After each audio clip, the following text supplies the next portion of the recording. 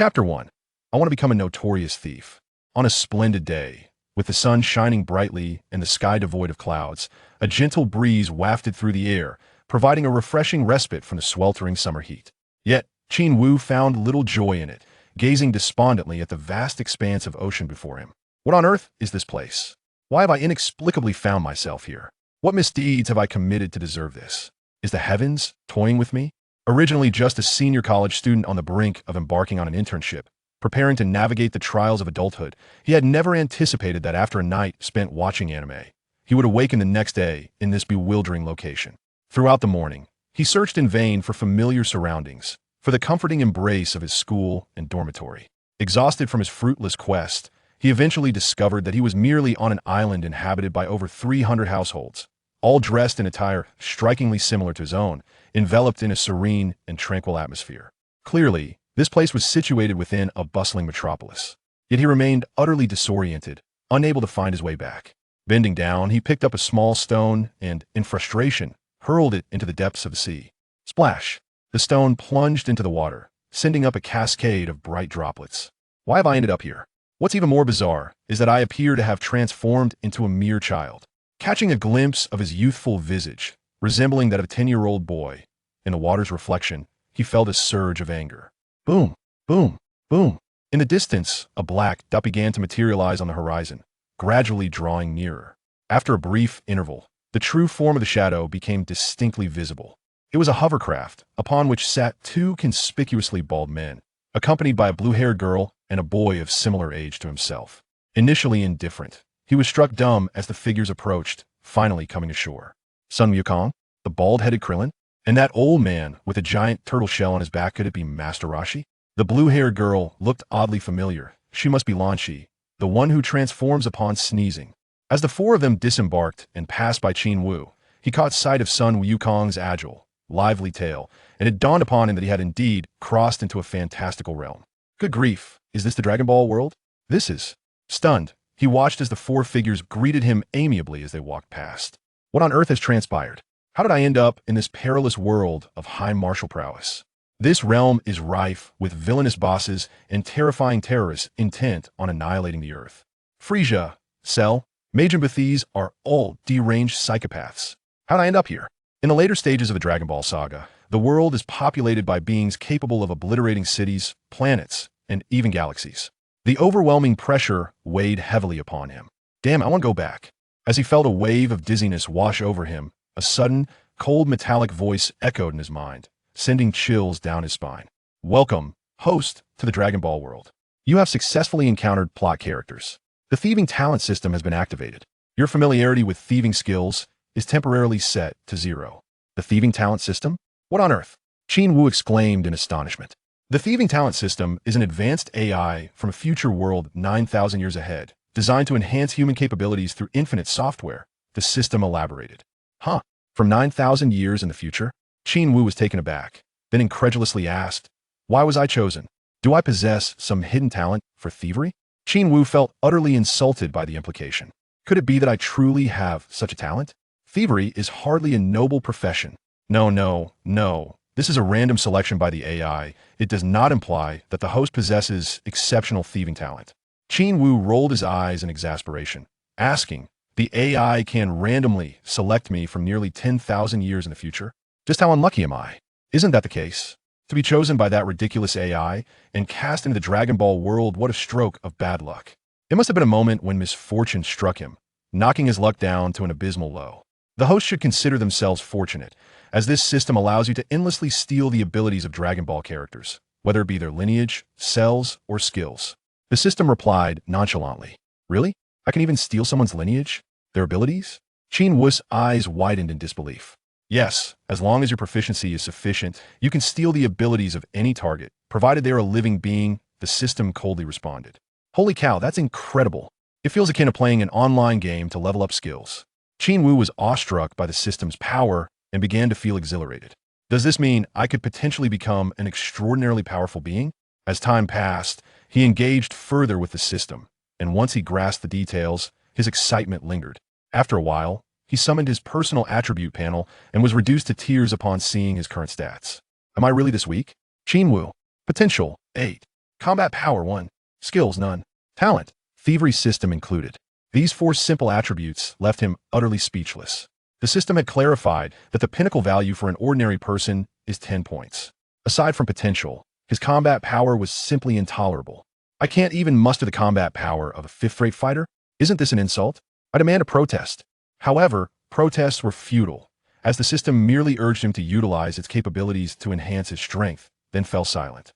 Through his exchanges with the system, he learned that this thieving talent required proficiency to trigger successful outcomes. He could attempt it 3 times a day, with unused attempts accumulating without diminishing. Most importantly, the success of thievery was contingent upon the disparity between his strength and that of the target. Against weaker foes, his chances of success were significantly higher. When facing an opponent of equal strength, the likelihood was halved. Conversely, if the target's power far exceeded his own, even the most extraordinary abilities would yield no success. At this moment, proficiency became paramount. According to the system, the higher the proficiency, the greater the success rate of thievery. Upon reaching ultimate proficiency, one could steal indiscriminately, even achieving a 100 success rate against formidable foes like Cell or Majin Buu. Yet, his current proficiency left him in a quandary. Thieving talent, 33. Initial proficiency, 010000. What the hell? Is this a trap?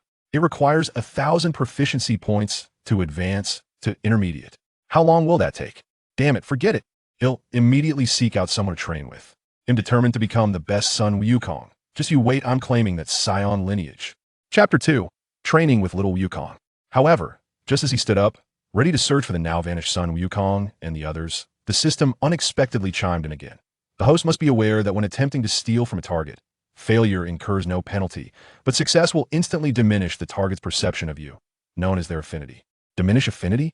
Qin Wu instinctively halted, perplexed. Yes, the essence of the thieving talent is to appropriate the abilities of others for oneself. When you succeed in thievery, it's akin to taking a piece of flesh from the target, adversely affecting your relationship. While this does not deprive them of their abilities, it does result in a loss, effectively causing them to bleed, so the host must proceed with caution.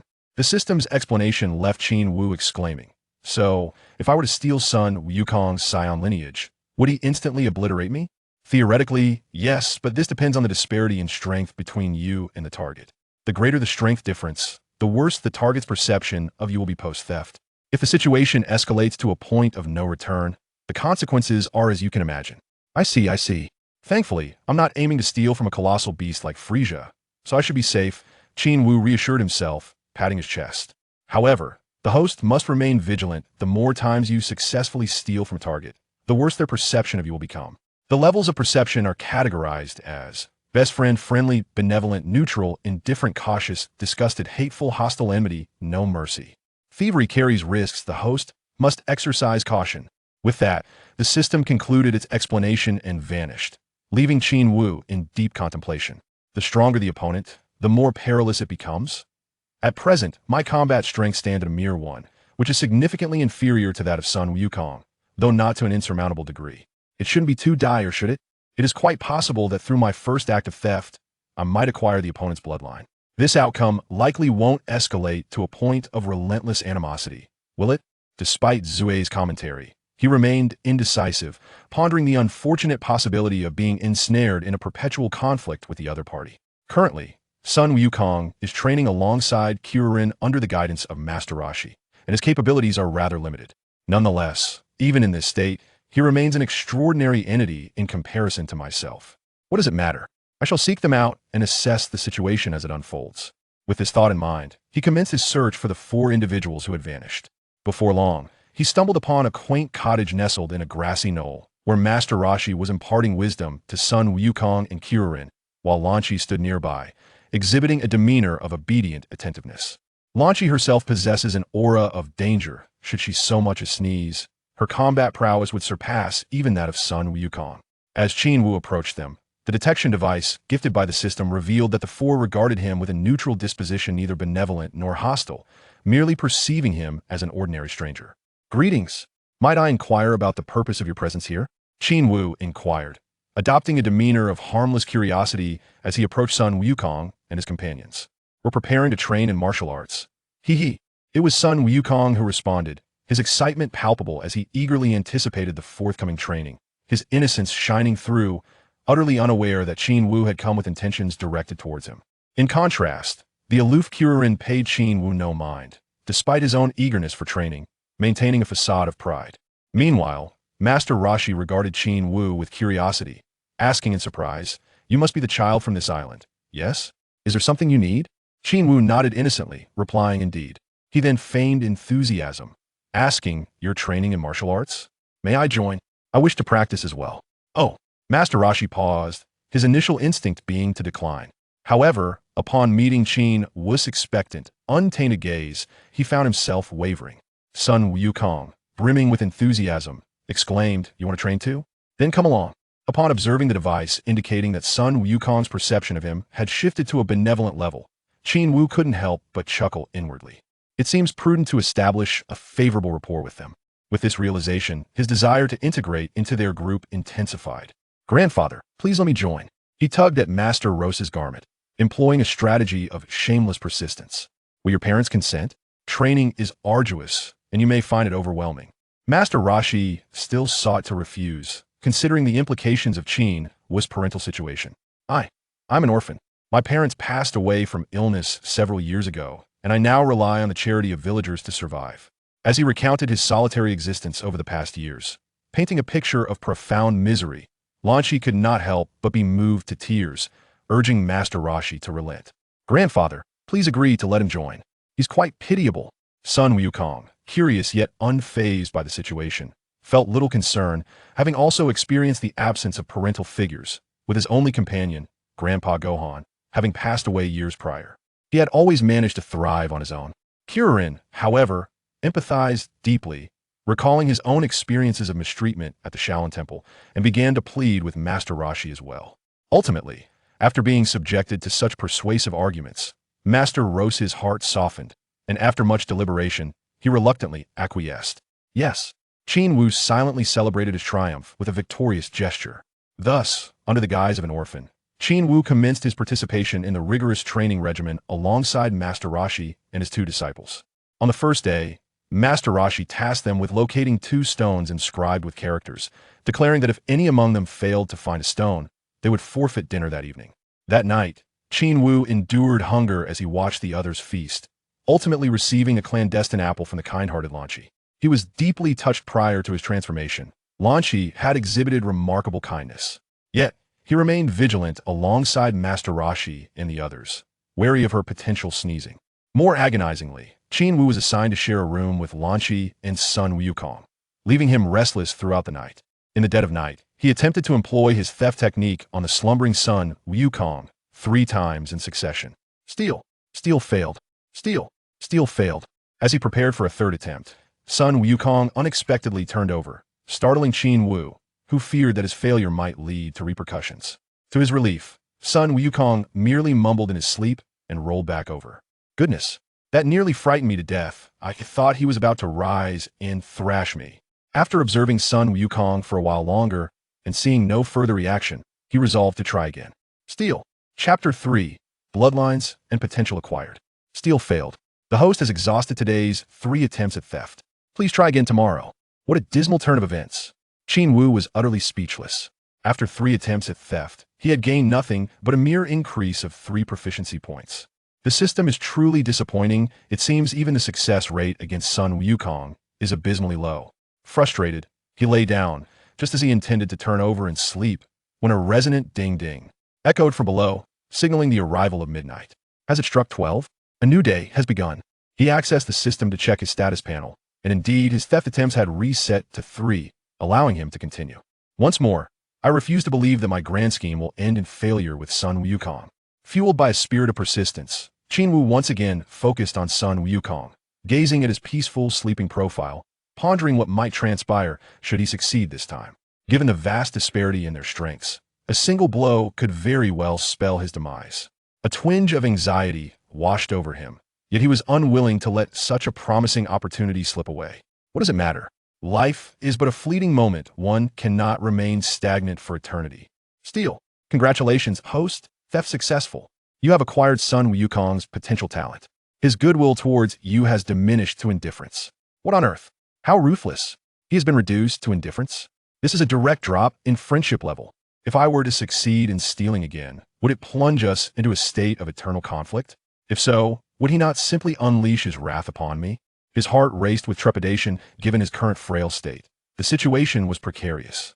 At that moment, the sleeping Lanchi rolled over, revealing her long, orange hair before sinking back into slumber.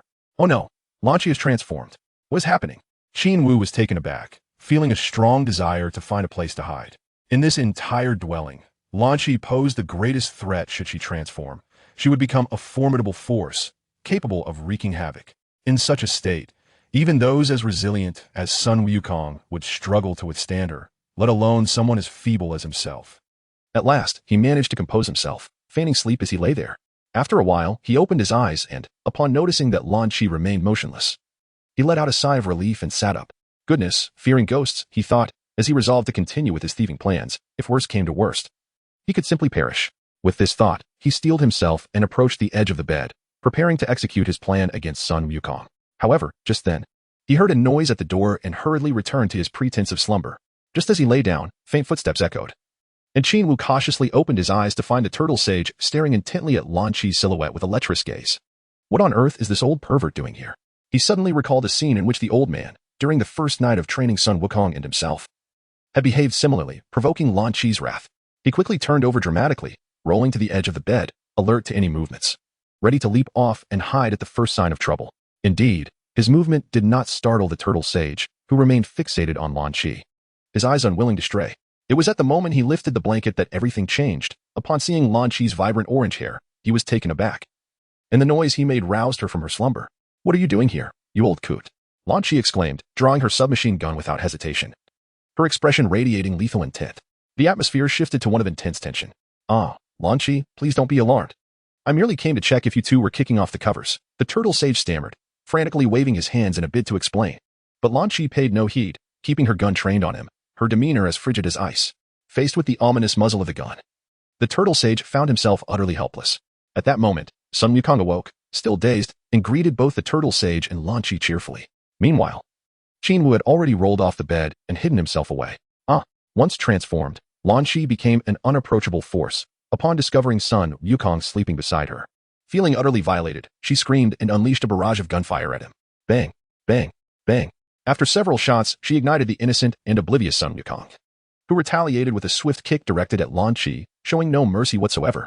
Seizing the opportunity, Qin Wu peered out from his hiding spot just as Sun Wukong leapt up, suddenly employing his thieving technique. Congratulations, host. Theft successful. Acquired Saiyan bloodline. Sun Wukong's favorability towards you has turned to hostility. Caution is advised. Upon hearing the system's notification of his successful theft, Qin Wu was momentarily stunned, realizing that his favorability had plummeted straight to hostility. Just as he contemplated hiding further to avoid Sun Wukong's wrath, he noticed that the latter seemed to lose all strength, collapsing onto the bed, as if his very essence had been drained, while Lanchi continued her relentless assault. Though the pain from her shots was intense, Sun Wukong found himself unable to muster the energy to fight back, allowing Lanchi to shoot at him without resistance. In that critical moment, the turtle sage suddenly struck Lanchi at the nape of her neck, knocking her unconscious and thereby rescuing Sun Wukong. As Lanchi slumped onto the bed, the turtle sage breathed a sigh of relief. Despite Sun Wukong's formidable defenses and the lack of serious injury, the effects of Qin Wu's thieving technique led to his eyelids drooping, gradually lulling him into a deep slumber. Qin Wu quietly stood upright, feigning a state of shock as he cast a glance at Master Roshi, who promptly raised his index finger to his lips, signaling for silence and urging him to return to slumber. Despite noticing that Sun Wukong appeared somewhat peculiar, he dismissed the thought, attributing it to the latter's overwhelming fatigue. As he managed to sleep so soundly even after being shot, he exited the room and closed the door behind him. Phew. With everything settled, Qin Wu exhaled in relief, reflecting that Sun Wukong's current disposition towards him had shifted to hostility. He abandoned the notion of continuing to sleep in their company and promptly left the room as well. As he descended to the ground floor, Master Roshi was astonished to find Qin Wu following him down and inquired with puzzlement, "Why don't you continue sleeping? We have training tomorrow, which will be arduous. You mustn't stay up too late." I fear Lanchi. Her demeanor earlier was quite terrifying, as she actually fired a gun. I no longer dare to sleep there. Qin Wu crafted a perfect excuse, feigning a worried expression. Well, that makes sense. You are not as resilient as Ku Lin and Wukong, so you should avoid her. Master Roshi nodded in understanding. His feelings for Qin Wu were not particularly affectionate. It was merely sympathy that compelled him to reluctantly accept the young man. Indeed, Qin Wu responded affirmatively, yet he chose not to return to the room with Master Roshi. Instead, he sought the comfort of the sofa in the living room to indulge in slumber. He chuckled to himself, for he had acquired the bloodline of the Saiyans. Along with the latent potential of Goku, what a stroke of fortune. With his hands cradling his head, Qin Wu basked in a sense of pride as he delved into the system, eager to inspect his attribute panel. Chapter 4. The frenzied burden of training at that moment. His attributes had undergone a remarkable transformation, presenting an astonishing upheaval. Qin Wu, potential, 100 combat power, 10 skills, none talent, theft, Saiyan bloodline. Theft technique, basic proficiency, 538100000.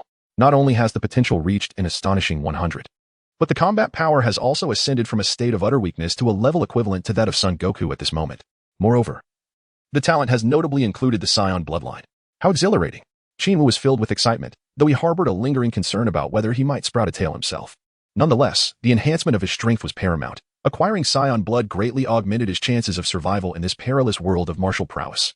One can only imagine the formidable foes faced by Sun Wukong in his adulthood. Beyond Raditz and Vegeta, there were Frieza, several androids, Cell, Majin Buu, and the myriad bosses from the GT saga, all possessing the ability to obliterate the Earth. Each of these fearsome adversaries surpassed the last in power and terror. And in such a crisis, how could Qin Wu resign himself to a life of mediocrity? As long as he remained in this world, he must cultivate strength. This strength was reliant upon the system and the diligence of his training. The greater his power, the more viable his existence would be. It is worth noting that after successfully pilfering from Sun Wukong twice, his proficiency had remarkably increased, yielding him over 500 points, which took him by surprise. Upon being awakened the following day, he found Sun Wukong glaring at him with a Rui stick in hand. "What is the matter?" he inquired, maintaining a facade of nonchalance. Though internally he mused that, as the system had predicted, Sun Wukong's demeanor had turned hostile. Wielding the Rui stick, Sun Wukong innocently declared, "I don't know why, but I really want to hit you." "Why is that? Have I offended you?" Qin Wu replied, his expression one of utter confusion and innocence. Sun Wukong, oblivious to the reason behind his feelings, scratched his head in contemplation, struggling to articulate his thoughts. "I don't know. I just feel like you're really annoying and I want to give you a whack." At that moment, Master Roshi approached, smiling as he said, "Don't treat your junior brother like that. You're all in this together." Sun Wukong pondered for a moment, but could not shake the peculiar animosity from his mind. He turned back, exclaiming in frustration, "Let us have a fight." "No, I can't possibly take you on." Qin Wu immediately shook his head in refusal. "It's a joke. Even though I've acquired your bloodline and potential, I just got it and haven't had the chance to digest it yet. Fighting you now would only result in a beating." Sun Wukong was in a frenzy, swinging the Rui stick, caught in a dilemma between fighting and refraining, which left him quite distressed. Suddenly, Master Roshi took an astonishing action, slapping Sun Wukong on the head with a forceful hand, his gaze behind his sunglasses glinting ominously. "It seems your energy levels are quite high. The upcoming special training will certainly be doubled for you." Indeed, Master Roshi kept his word. After breakfast, he assigned each of them a turtle shell to increase their weight training. This diverged somewhat from the original narrative, where the first day's training began with light loads to acclimatize to the terrain before escalating to weighted training. However, Qin Wu's inclusion had altered the storyline slightly. Yet, this was of little consequence. It would not affect the future development of events. Master Roshi showed no leniency towards Qin Wu, assigning him the same 20-kilogram turtle shell as Sun Wukong and Kuririn. Upon bearing the weight of the turtle shell, Qin Wu immediately felt an overwhelming heaviness enveloping his entire being, an arduous burden for one unacquainted with martial arts. Fortunately, endowed with Saiyan lineage, he was able to temporarily withstand this weight. Thus, their day of rigorous training commenced. Initially, they engaged in milk delivery, advancing by foot, during which Master Roshi deliberately instructed them to run around the trees lining the path to extend their route. After a few hours of this endeavor, they overheard Master Roshi speaking to passers-by about the World Martial Arts Tournament, sparking excitement among them, while Qin Wu silently deliberated on whether to participate. He felt little enthusiasm for this martial arts competition. Even the allure of a substantial prize of 500,000 was insufficient to captivate him. To him, this tournament seemed devoid of formidable opponents, offering no real benefit to his personal growth, merely serving as a stage for Master Roshi to display his prowess. Furthermore, he mused that a mere fraction of that prize money would be spent on food by Sun Wukong alone, rendering it not an extraordinary reward. Throughout their training, Sun Wukong and Kuririn expressed great anticipation for the tournament set to occur in 8 months, while Qin Wu remained reticent. Kuririn found his silence perplexing. Yet Sun Wukong had harbored animosity towards Qin Wu since the morning, refraining from conversation for fear that engaging would lead to conflict. Consequently, Qin Wu found himself isolated. Aside from Master Roshi's occasional care, Kuririn was engrossed in jovial exchanges with Sun Wukong, who shared his enthusiasm. After completing their milk delivery, their next task was plowing the fields with finger plows. Master Roshi, indifferent to their fatigue, imposed a time limit without further consideration. After several hills were plowed, The trio felt utterly exhausted. Following a lunch break, they endured yet another session of what was deemed cultural education for Qin Wu. These lessons proved far more arduous than the strenuous training. The material presented by Master Roshi was far too simplistic for a university student, leading him to believe that time would be better spent on training. Resolute in his decision, he excused himself from Master Roshi and set out alone for additional training. Bearing the turtle shell, Master Roshi, recognizing Qin Wu's independent spirit, understood little of the underlying dynamics. He perceived that Qin Wu might be avoiding provoking Sun Wukong into a confrontation by choosing to depart. However, he was oblivious to the fact that Qin Wu had simply deemed the lessons a waste of time. 2 months later, having acclimated to the 20-kilogram turtle shell without any discomfort, feeling as light as ever, Qin Wu was the first to approach Master Roshi with a request for increased weight. What? You adapted so quickly? Master Roshi inquired, astonished. Qin Wu nodded, his gaze resolutely fixed upon his opponent. Having acclimated to the 20-kilogram turtle shell, his combat prowess had reached a level of 21.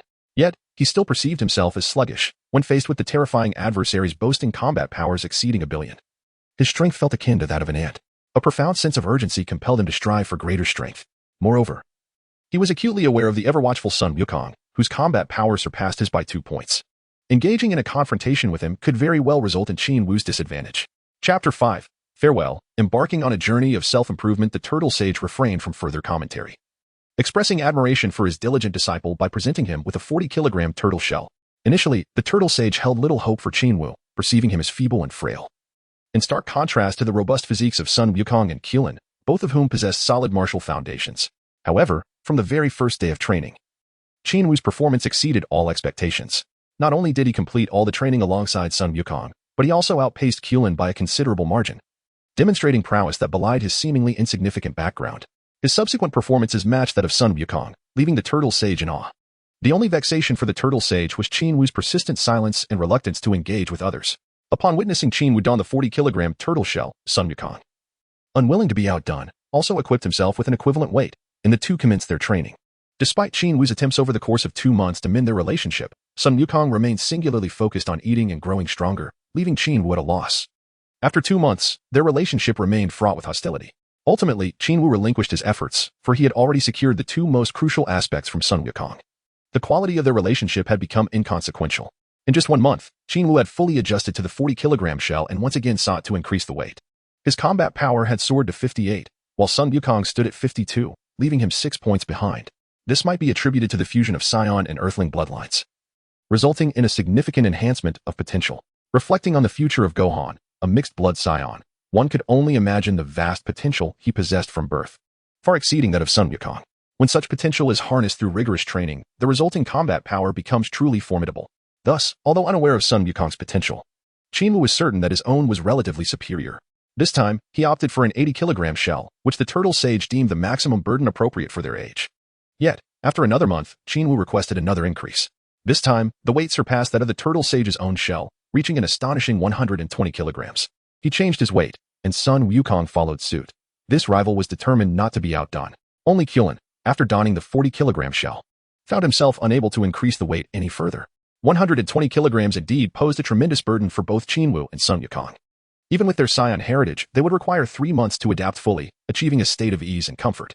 At this juncture, only a month remained until the Grand Martial Arts Tournament. Qin Wu was the first to step forward, lifting a weight of 150 kilograms, marking the final occasion at the Turtle Hermit's abode to don the turtle shell. Throughout this month, he and Sun Wukong had been somewhat liberated, as the Turtle Hermit was genuinely astounded by their astonishing rate of progress. Meanwhile, Kulin could only gaze up at them, silently continuing to bear the burden of the 80-kilogram turtle shell under the watchful eye of the Turtle Hermit. As the World Martial Arts Tournament drew nearer, their training intensified with fervor and diligence. When the final day arrived, with the exception of Qin Wu, everyone else had shed their cumbersome turtle shells, adorning themselves in comically oversized suits in eager anticipation of the tournament. On this day, Qin Wu's combat power reached 168, while Sun Wukong stood at 140, a close margin. Yet the gap began to widen.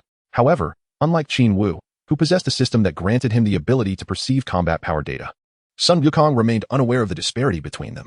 Prior to this, Qin Wu had already expressed his intention to abstain from participating in the current assembly. He planned to embark on a journey, cultivating his skills while exploring the world around him. Concurrently, he bid farewell to his companions, choosing to pursue his training in solitude. The decision left Kulin bewildered. He had not anticipated that the individual he had spent 8 months with would depart, especially to embark on such a solitary path. A profound sense of reluctance enveloped him, recalling the initial pride he had upon his arrival for training, which soon dissipated as he witnessed Qin Wu and Sun Wukong surpass him, leaving him disheartened. However, amidst this, he had gained the friendship of both, each pursuing their own respective paths. Despite Qin Wu's taciturn demeanor, largely due to Sun Wukong's influence, he was inherently amiable and did not perceive any difficulty in their interactions. Thus, the thought of his departure weighed heavily on Ku Lin's heart. As for Master Roshi, he found himself at a loss for words. From the moment he recognized Qin Wu's immense potential, he placed him on par with Sun Wukong, giving them both considerable attention. He had consistently observed Qin Wu's tireless efforts. Among the trio, Qin Wu was undoubtedly the most diligent. After undergoing his rigorous training, he often ventured out alone to practice, returning only in the deep of night, a routine that had remained unbroken until yesterday. Master Roshi could not fathom why Qin Wu was so relentless in his pursuit of improvement. It seemed almost reckless. Unbeknownst to him, Qin Wu harbored a profound sense of urgency, focusing not merely on the immediate competition at the so-called World Martial Arts Tournament, nor the meager prize of 500,000, but rather setting his sights beyond, towards the likes of Vegeta. Master Roshi could only marvel at such a gifted and driven young man. It was indeed a rarity. At this juncture, he recognized that Qin Wu's strength had surpassed his own. Therefore, the notion of Qin Wu embarking on his solitary training journey did not surprise him. Rather, it brought him a sense of comfort and affirmation. He realized that he had nothing left to impart to Qin Wu, who would now need to glean wisdom through his own experiences and gradually expand his understanding of the world, thus facilitating his growth. Qin Wu's decision to leave was indeed the right one.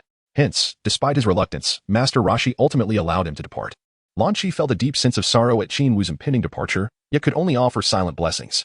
In contrast, Sun Wukong, having coexisted with Qin Wu for 8 months, no longer harbored the same animosity as before. However, he could not shake an inexplicable aversion towards him, feeling an unwelcome disdain that he could not quite articulate. As he contemplated Qin Wu's departure and his solitary ventures ahead, a twinge of reluctance lingered in his heart. Nevertheless, in his simplicity, he remained enthusiastic about the upcoming tournament, eager to encounter the formidable competitors therein. Unlike Qin Wu, he possessed no foreboding sense of danger regarding the future. His thoughts were solely consumed with the prospect of challenging various unknown adversaries. Before departing, Qin Wu requested the 150-kilogram turtle shell from Master Roshi, along with an additional 200-kilogram shell. He had hoped to acquire more, but alas, Master Roshi had none left. He stored the latter shell in a universal capsule. As he journeyed past the Great Sea Turtle, a close companion of Master Roshi, he silently invoked a spell, Steel Technique. Congratulations, host. You have acquired the longevity of the Great Sea Turtle, but you shall incur the wrath of your target. Chapter 6. A single punch to defeat the Guardian of the Sacred Land. A month later, Qin Wu arrived near the sacred Garinta, traversing a dense forest before reaching the towering pillar that pierced the heavens. Since leaving Master Roshi's abode, he had journeyed through jungles, crossed deserts, and spent several days and nights in the forest, navigating rocky hills to finally arrive at this destination.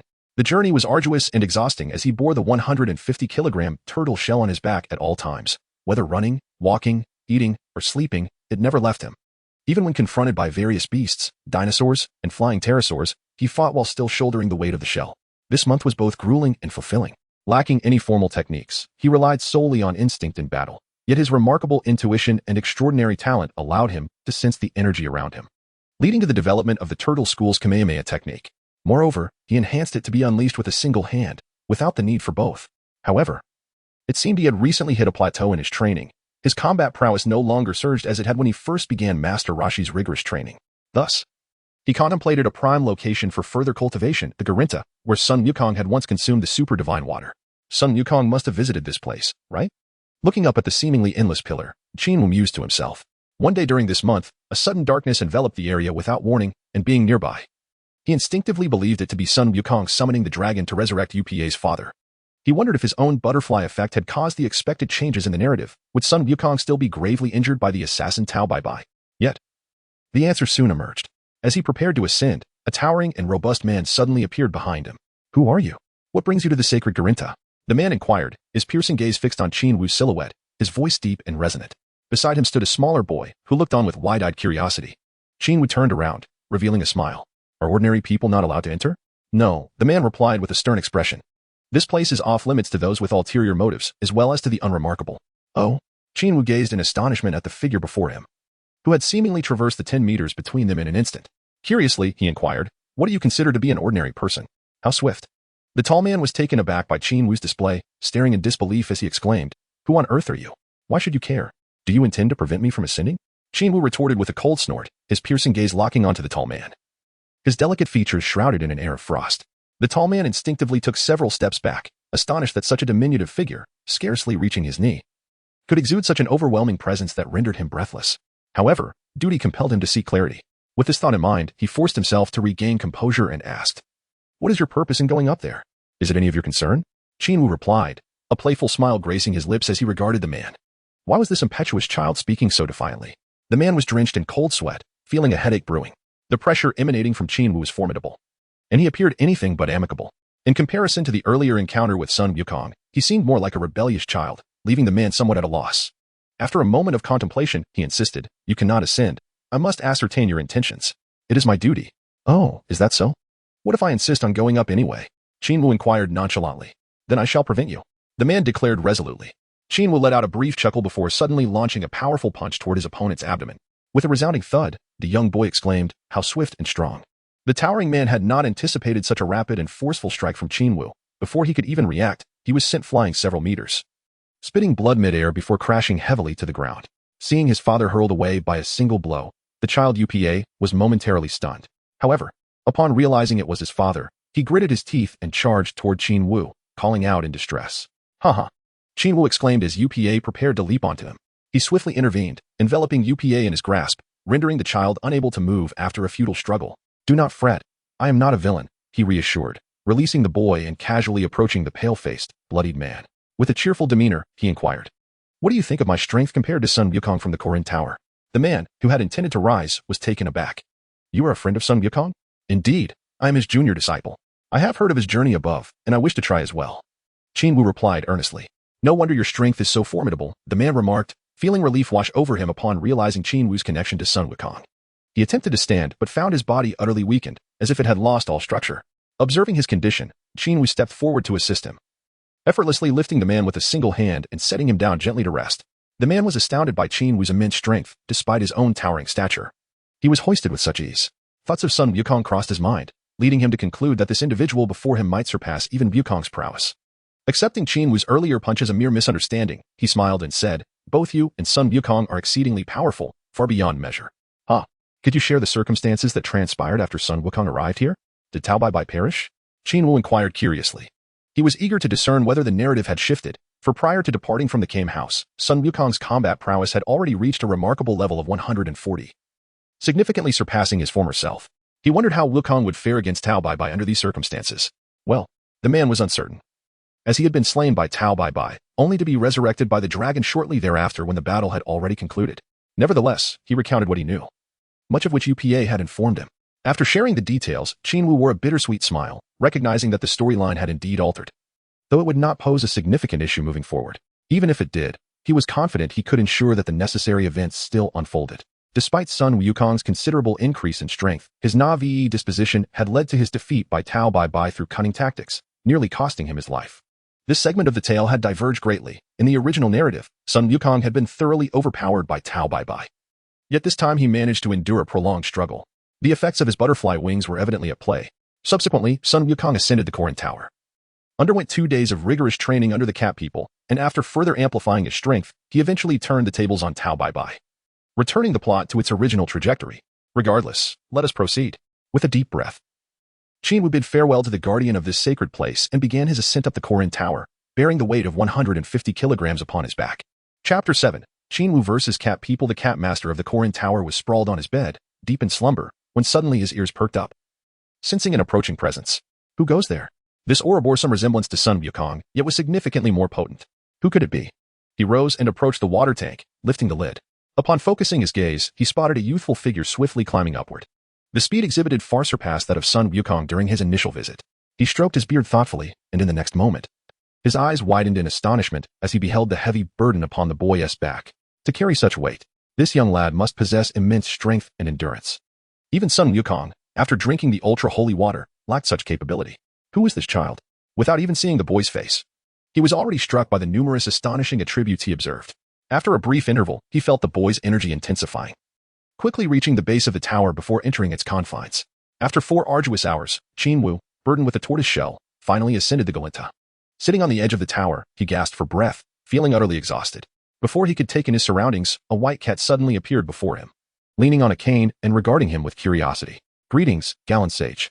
Qin Wu thought of the purpose of his journey, and politely greeted the feline, appearing quite courteous. Those unaware of his true nature might assume he was exceptionally well-mannered. Little did they know, he was secretly pondering. Indeed, the feline beings resemble those from anime, though they are far more authentic. Hello, are you also here to seek the sacred water? The cat inquired nonchalantly. In its experience, anyone who climbed to this place was invariably in search of the sacred water to enhance their strength, and it assumed the young man before it was no exception. However, to its surprise, Qin Wu shook his head and replied, "No, I specifically came here to cultivate." "To cultivate here? Why?" the gallant sage asked, astonished. Qin Wu gazed at the feline visage of his companion, furrowing his brow as he spoke. "I have recently encountered a bottleneck in my cultivation. It seems that no place in the lower realms is more suitable for my practice than here, hence my ascension." "Oh, what drives your relentless pursuit?" the immortal gallant inquired in astonishment. "With your prowess, you are undoubtedly among the elite, if not the foremost in the world. Would I divulge the subsequent narrative to you?" Qin Wu lowered his head, not wishing for the other party to perceive the expression of disdain upon his face, and said softly, "I merely wish to enhance my own strength. If my abilities do not advance even for a day, I find myself in discomfort." "You are far too impatient," the immortal Garen advised gently. "One must understand that excessive exertion leads to a breakdown. It is essential to balance work with rest. Only then will your progress accelerate." Qin Wu nodded thoughtfully and said earnestly, "Thus, I intend to cultivate here for a period of time." As he spoke, he removed the turtle shell from his back and casually tossed it aside. Thud! The shell landed with a resounding crash, startling the immortal Garen, who stared in bewilderment and asked, "Just how heavy is that?" 150 kilograms, Qin Wu replied nonchalantly. "Goodness, for someone of your stature to carry such weight. Are you not concerned about hindering your growth?" Garen inquired, astonished. "In comparison to growth, I fear far more the stagnation of my strength." Qin Wu produced a versatile capsule from his pocket and tossed it aside. With a resounding bang, a turtle shell, larger than 150 kilograms, materialized before Master Gallon. "How much does it weigh?" the latter inquired, pointing his cane at the shell, astonished. The sound it emitted was even louder than the previous shell, unmistakably indicating that it exceeded 150 kilograms, possibly reaching 200 kilograms. As if indifferent, Qin Wu replied, 200 kilograms. Master Gallon had already harbored such a suspicion. Yet he was taken aback once more upon hearing it confirmed. Did this fellow intend to train while bearing such a burden? How exhausting that must be. "Do you realize we are situated at an altitude of 200,000 meters, where the air is exceedingly thin?" Master Gallon asked sternly. "Indeed, if it weren't for this height, we wouldn't be so fatigued from our ascent," Qin Wu responded nonchalantly. "It is precisely because of this that it is the most suitable place for my cultivation." This young man was truly audacious. Even Sun Wukong would not dare to engage in such antics here. Master Gallon was utterly astonished. In all his years guarding the tower, he had never witnessed anyone so fervently devoted to cultivation. Not even during his own tedious 800-year existence had he attempted such a feat. He never anticipated receiving a profound lesson from this young rascal today. What a pity he lacked the Rui Jingu Bang, otherwise training at such heights would be even more advantageous. Possessing a talent as formidable as Sun Wukong's, yet displaying even greater diligence, this youth's future is boundless. As long as he is not a malevolent individual, what harm could there be in allowing him to cultivate here? However, he would not readily grant permission. With a smile, he regarded Qin Wu and said, "You may train here, but it depends on whether you possess the qualifications." "Qualifications?" Qin Wu chuckled, momentarily shedding the weight of the tortoise shell on his back. He rose effortlessly, stretching his limbs with eagerness, and declared, "Let us engage in combat." This fellow was indeed quite impatient. The enigmatic immortal Gallon revealed a cryptic smile, gesturing towards the 200-kilogram tortoise shell, and asserted, "Only after you bear that burden will I agree to spar with you." How cunning this feline creature was, it was tantamount to courting disaster. The air here was already thin, and even a short dash without added weight would leave one gasping for breath, how much more so with that shell upon him. Nevertheless, he did not decline. With a generous spirit, he hoisted the tortoise shell onto his back and charged towards the feline immortal. Despite the additional 50 kilograms, his movements remained as swift as lightning, allowing him to close the distance in an instant. His punches flew like the wind, imbued with formidable force, as his right hand surged forward, aimed at the feline. However, the feline had anticipated this well. The punch merely struck at its afterimage, while its true form had already materialized behind him.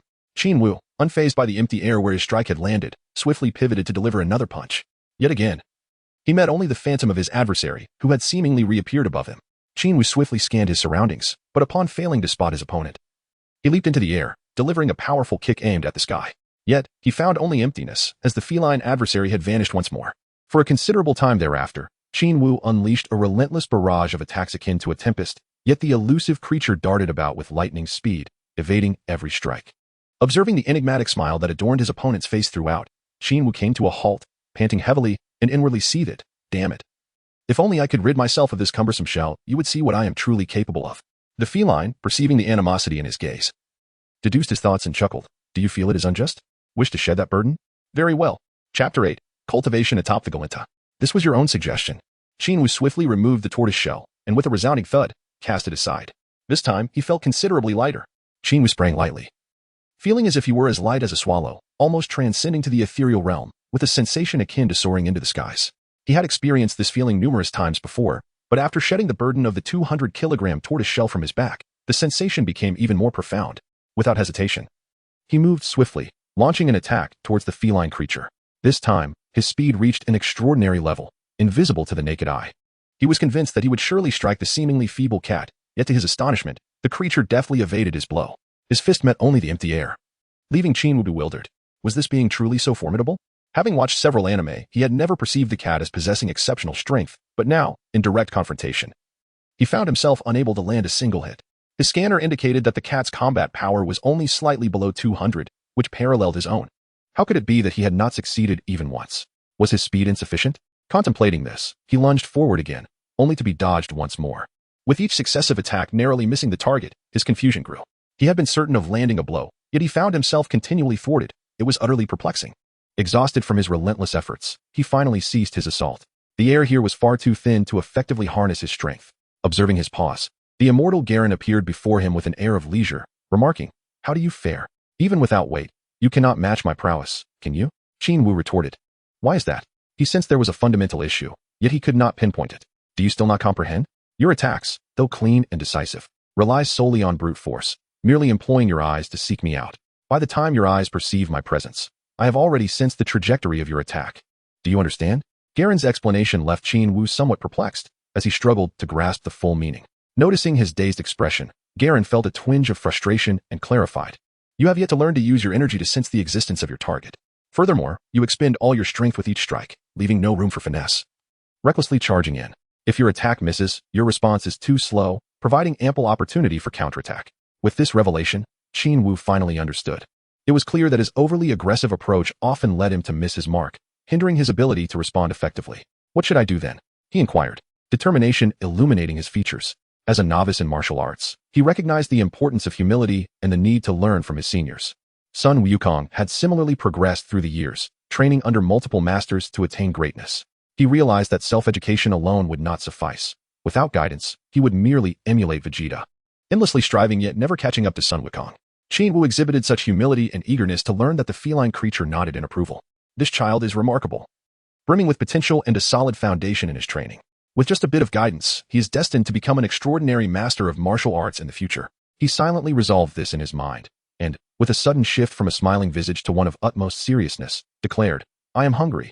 Let us dine first. How amusing. Upon witnessing the gravity of his expression, Qin Wu presumed he was about to impart some techniques of breath control. Little did he realize it was merely a matter of hunger, a desire for sustenance. Consequently, he observed the feline creature leisurely preparing grilled fish, accompanied by a bowl of soup and a serving of rice, relishing its own meal. And what of me? I too find myself famished. Qin Wu gently stroked his belly and lamented, Here you go. The feline being waved its paw nonchalantly, sending a small object swiftly hurtling towards Qin Wu. Upon catching it, he was taken aback. It was a tiny object resembling a bean. Is this the legendary celestial bean? It appeared rather unremarkable. According to legend, consuming a single bean could sustain one for 10 days. Without hesitation, he swallowed it whole, and in the next moment, his stomach swelled dramatically, followed by a hearty belch. How satisfying. Truly, the celestial bean's reputation is well-deserved. After the feline had its fill, it beckoned Qin Wu to ascend to the upper floor, where in this modest space, it instructed him to take a seat. Is this to teach me the ways of harnessing qi? Qin Wu was filled with anticipation.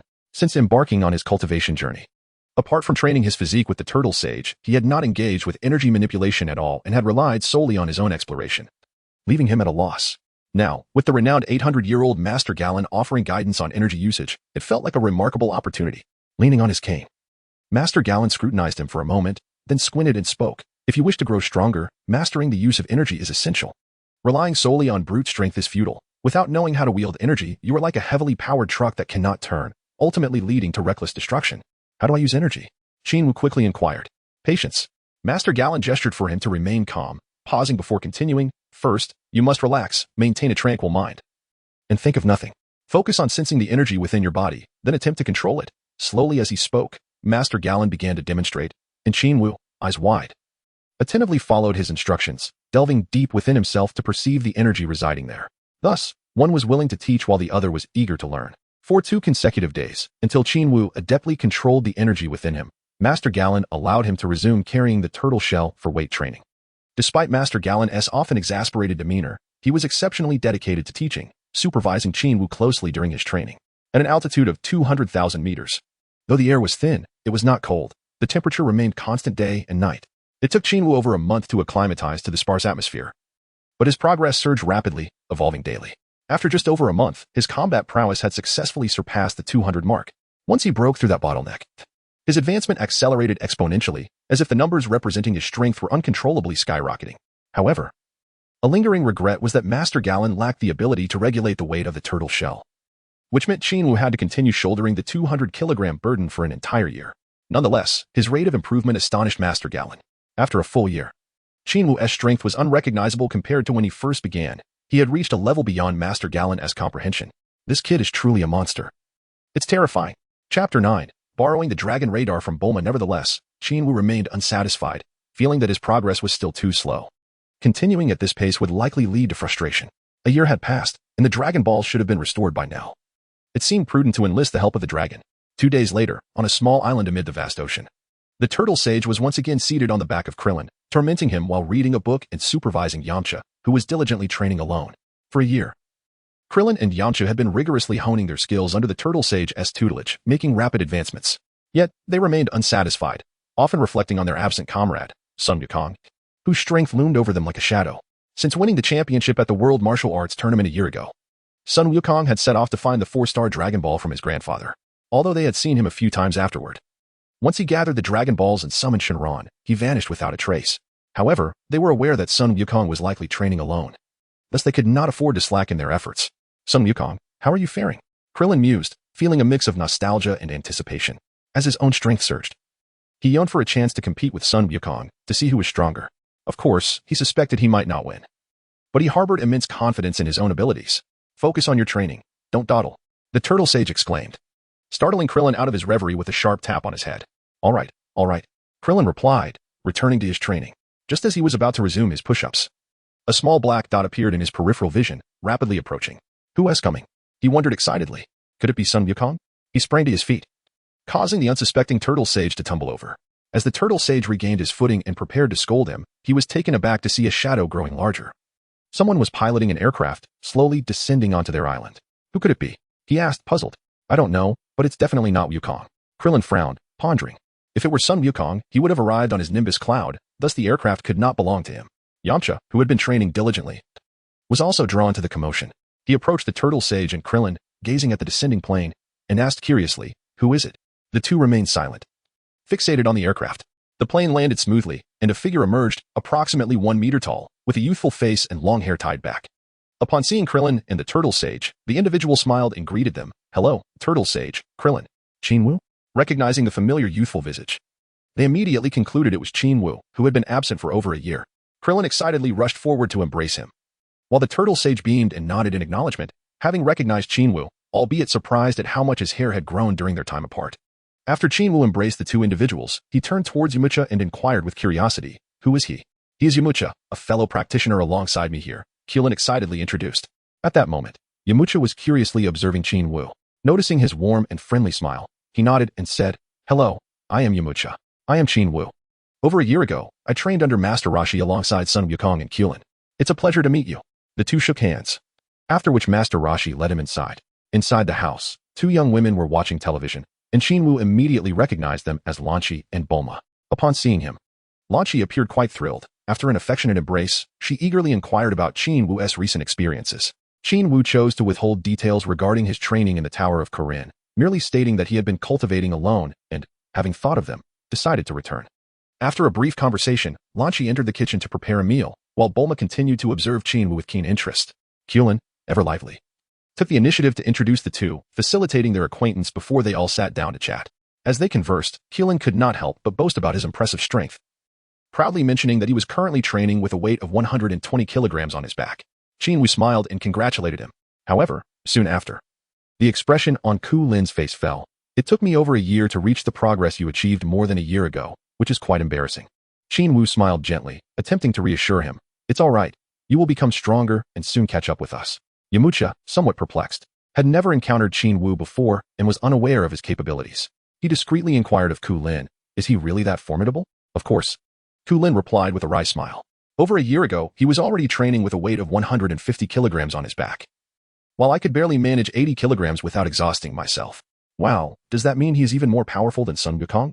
Yamcha asked in astonishment. He was aware that Sun Wukong had carried a 120-kilogram load before the tournament.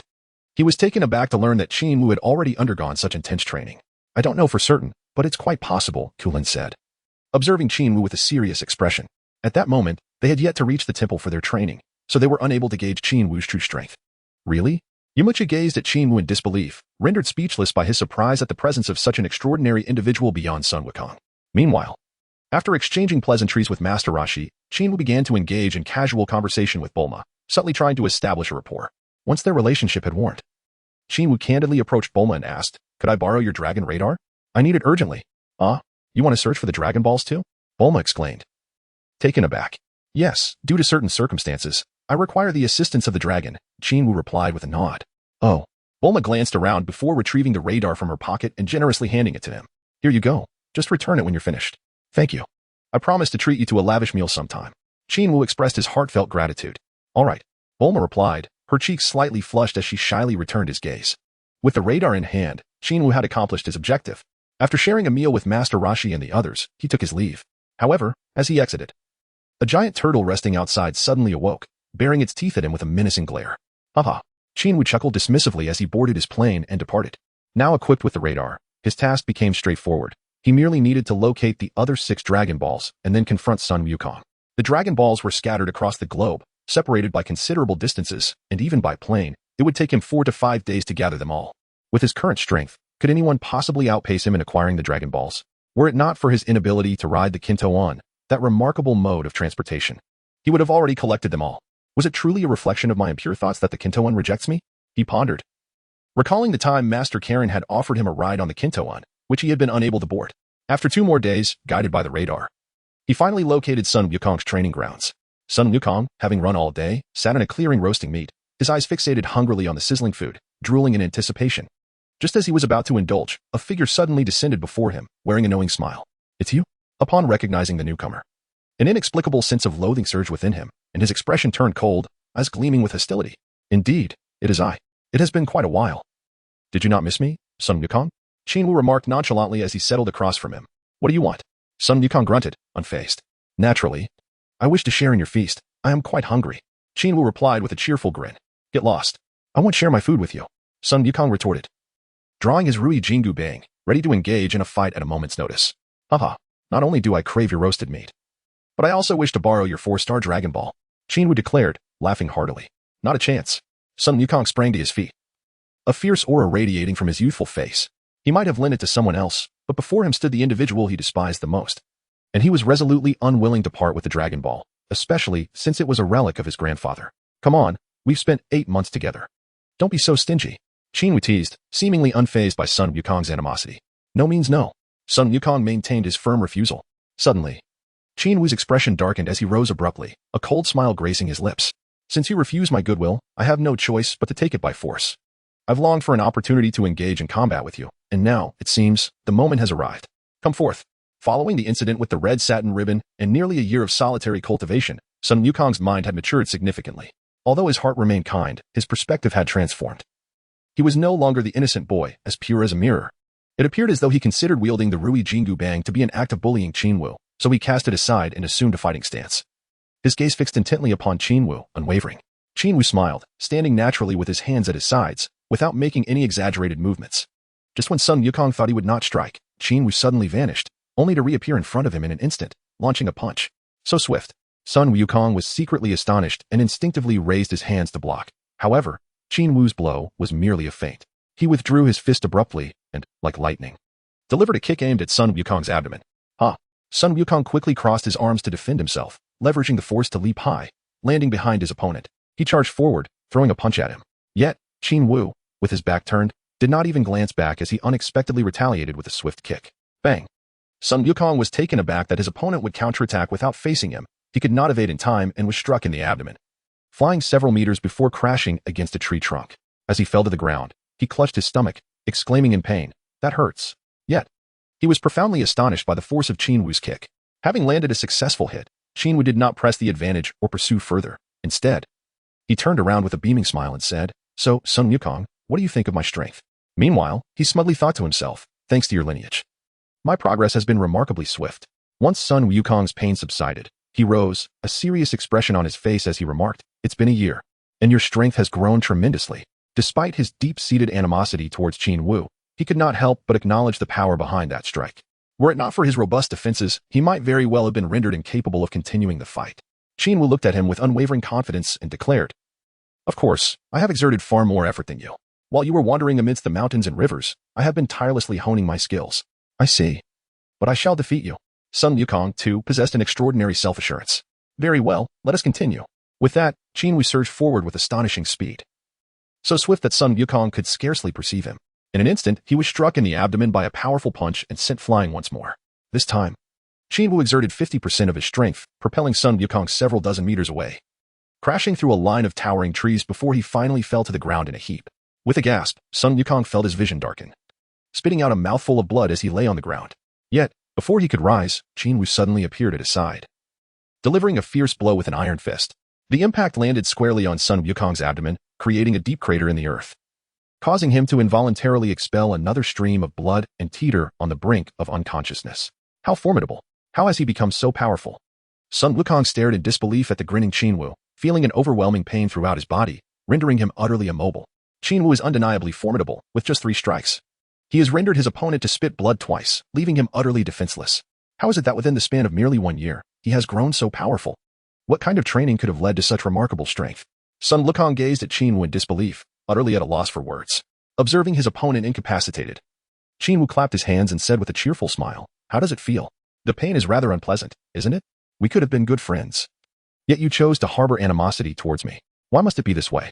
Indeed, had it not been for the vexing thieving system, the two might have forged a profound friendship. Alas, the system imposes a frustrating condition: successful theft diminishes affection. You are too powerful, I cannot compete. I concede. Sun Wukong sighed ruefully, suddenly widening his eyes with curiosity as he inquired, "May I know how you trained? How could you possibly have grown so strong in just a year?" Chapter 11. Dragon, Arise. Qin Wu merely smiled, retrieving a mystical bean from his pocket and placing it into Sun Wukong's mouth. With a cheerful demeanor, he remarked, "After consuming this, you should begin to comprehend." In but a fleeting second, the effects of the bean manifested, and Sun Wukong's injuries were wholly healed. He stood up, astonished, and gazed at Qin Wu, inquiring with surprise, "You too ventured to the Galen Tower?" "Indeed, I trained there for a year," Qin Wu replied nonchalantly. "Oh, I see. You actually went there for training. No wonder your strength is so formidable," Sun Wukong responded with a wry smile. Having once experienced the place himself, he recalled his own 2-day stay and the remarkable boost in power he gained after consuming the deceptively potent holy water. The revelation that Qin Wu had also undergone special training under the Galen Immortal illuminated the mystery behind his inexplicably immense strength. For reasons unknown, Sun Wukong suddenly felt a resonance with Qin Wu, his prior disdain beginning to dissipate. Qin Wu extended his hand towards Sun Wukong, gazing intently at him, and declared, "Hand over the Dragon Ball. I am in dire need of it." "What do you intend to do with it?" "This is a cherished relic of my grandfather." Sun Wukong replied, still inclined to refuse. "Do not worry. Once I have utilized it, I shall help you reclaim it. However, if you wish to enhance your strength more swiftly, I must possess it." Qin Wu's hand remained steadfastly outstretched. Seeing his unwavering resolve and earnest demeanor, Sun Wukong found himself engulfed in uncertainty. After a moment of contemplation, he recalled how, only moments ago, Qin Wu had the opportunity to seize it yet chose to spare him, a testament to his fundamentally good nature. After much deliberation, Sun Wukong ultimately unfastened the Dragon Ball from his belt and handed it over to Qin Wu. After receiving the Dragon Balls from Qin Wu and expressing his gratitude, he returned to the aircraft, retrieved the remaining 6 Dragon Balls, and unreservedly placed them on the ground, summoning the Eternal Dragon. "Arise, Eternal Dragon." With a resounding shout, Qin Wu invoked the 7 Dragon Balls before him, which began to shimmer with a golden radiance. Unbeknownst to him, the sky had turned ominously dark, shrouded in thick clouds. Suddenly, a thunderous roar erupted, as formidable bolts of lightning struck from the dense, black clouds, creating an atmosphere that felt eerily apocalyptic. In an instant, powerful golden currents surged forth from the 7 Dragon Balls, racing skyward. They ascended rapidly, growing thicker with each passing moment, ultimately coalescing into massive golden pillars of light.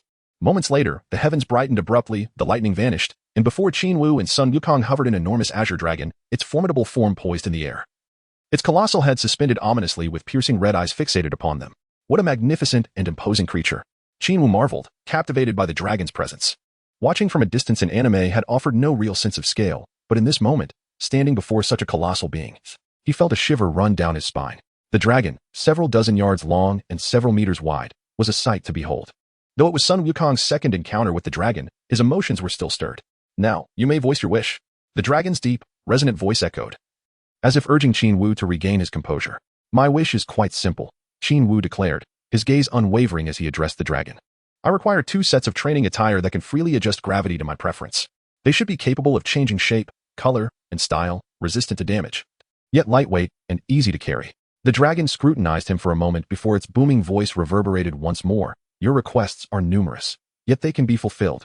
With that, a dark shadow suddenly plummeted from the sky, landing before Qin Wu with a resounding thud, sending dust swirling into the air.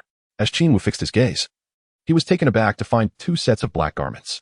Farewell, the divine dragon proclaimed before vanishing, leaving behind 7 shimmering dragon balls suspended in the air. The 4-star Dragon Ball?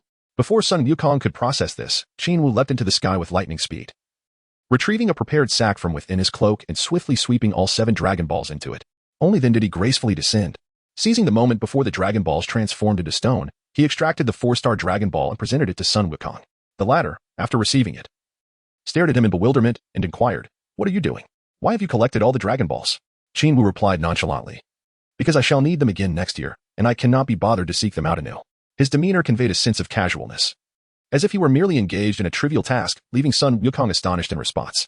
At that moment, the 6 Dragon Balls within the bag seemed eager to scatter, tugging at the bag as if attempting to break free, trembling incessantly. There is no way I shall allow you to escape. Qin Wu, with swift decisiveness, tightly embraced the burlap sack. In a short while, all the Dragon Balls ceased their struggles and fell into a profound silence. With the sack slung over his shoulder, Qin Wu bent down to pick up the 2 sets of training attire lying at his feet. He selected one and tossed it to Sun Wukong, smiling as he said, "Here is a set for you. Train diligently, for I await your challenge." Sun Wukong, however, remained motionless, lost in thought for quite some time. Disregarding the trivialities, Qin Wu waved goodbye to his companion, stating, "I must return the radar to Bulma." With that, he piloted his aircraft away from the site. En route to the Kame house, Qin Wu wore a contented smile. His quest for the Dragon Balls was driven by the desire to acquire a training suit that would allow him to freely adjust gravitational loads, enabling him to focus on his cultivation. With this suit, he could bypass the need to train in the realms of the Kaioshin and the divine temples, instead practicing gravity training anywhere he pleased. After all, having mastered the manipulation of ki, he pondered, where could he not train? Nonetheless, he acknowledged that for the time being, he still relied on the Korin Tower, which served as an exceptional training ground in the early stages of his development. Ultimately, due to the presence of Sun Wukong, he requested an additional suit as a form of compensation and assistance to his friend. He hoped that with the training suit, Wukong could progress more swiftly, avoiding the arduous trials depicted in the original narrative. He had even contemplated the content of his next wish. In the vast world of Dragon Balls, there were numerous advantages to exploit. As a true aficionado of the series, it would be shameful not to harness these opportunities for self-enhancement, which was not in his nature. Upon returning to the Kame house, Qin Wu returned the Dragon Radar to Bulma and obtained her home address for future assistance. Having completed these tasks, he bid farewell to everyone once more and set off on his journey back. To his surprise, upon returning to the Korin Tower, he found Sun Wukong already there, seemingly determined to train alongside him. How fortuitous, Qin Wu mused, to have a rival for both training and combat. Chapter 12. Arrival at the Divine Temple. A single punch sends Bobo flying. Within the Korin Tower, Qin Wu continued his rigorous training for another 6 months. Initially enduring 10 times his body weight, 250 kilograms, he gradually increased the resistance to 20 times. The brutal self-inflicted trials were immensely arduous, leaving even Sun Wukong, who was accustomed to intense training, in a state of shock. Not only did Qin Wu engage with this extraordinary gravitational force, but he also demanded that Wukong deliver a fatal blow when he was on the brink of collapse, only to consume a Senza bean and recover instantly, repeating the process. This perilous approach to training left Master Korin with wide eyes, fearing that a moment's inattention might lead to Qin Wu's untimely demise at the hands of Sun Wukong. Despite numerous warnings and even authoritative commands from Korin, Qin Wu remained undeterred, persisting in his relentless cycle. Of course, he did not push himself to the brink at all times. Every 2 days, he would allow himself a day of respite, descending to the lower realms for leisure. Stimulated by this relentless pursuit, Sun Wukong mirrored Qin Wu's intensity. Gradually, over the course of 6 months, not only did Qin Wu's prowess soar, but Sun Wukong's abilities also advanced significantly, surpassing their contemporaries in combat strength. One day, still unsatisfied with his progress, Qin Wu ascended to the pinnacle of the Korin Tower, gazing up at the boundless sky, and declared to Master Korin, "I wish to venture above." Master Korin was momentarily taken aback. How did this young man know of the divine temple's existence? I have never disclosed that information. However, seeing the earnestness in Qin Wu's gaze, Master Korin sighed and replied, "Very well, but you will need Sun Wukong's power pole, otherwise, you will not reach the temple." "Oh, then I shall inquire about it." Qin Wu swiftly descended from the pinnacle, borrowing the Rui Jingu Bang from Sun Wukong. Ascending once more, he inserted the staff into the small circular opening in the center and shouted, "Rui Bang, elongate." As if obeying his command, the staff dramatically lengthened, propelling him rapidly into the clouds. Observing Qin Wu's swiftly vanishing figure, Sun Wukong asked in astonishment, "Where is he going? Is he flying off the earth?" "No. He is heading to the temple atop Jialan Tower," replied the immortal Jialan, shaking his head. "A temple? What kind of place is that?" Sun Wukong inquired, intrigued. "That is the abode of the immortals, even more oppressive than here," Jialan Immortal replied with a smile, gazing into the endless sky. "Why would he ascend there?" "To continue his relentless cultivation." "I can only imagine how he has frightened the immortals," Jialan Immortal said with a cryptic smile.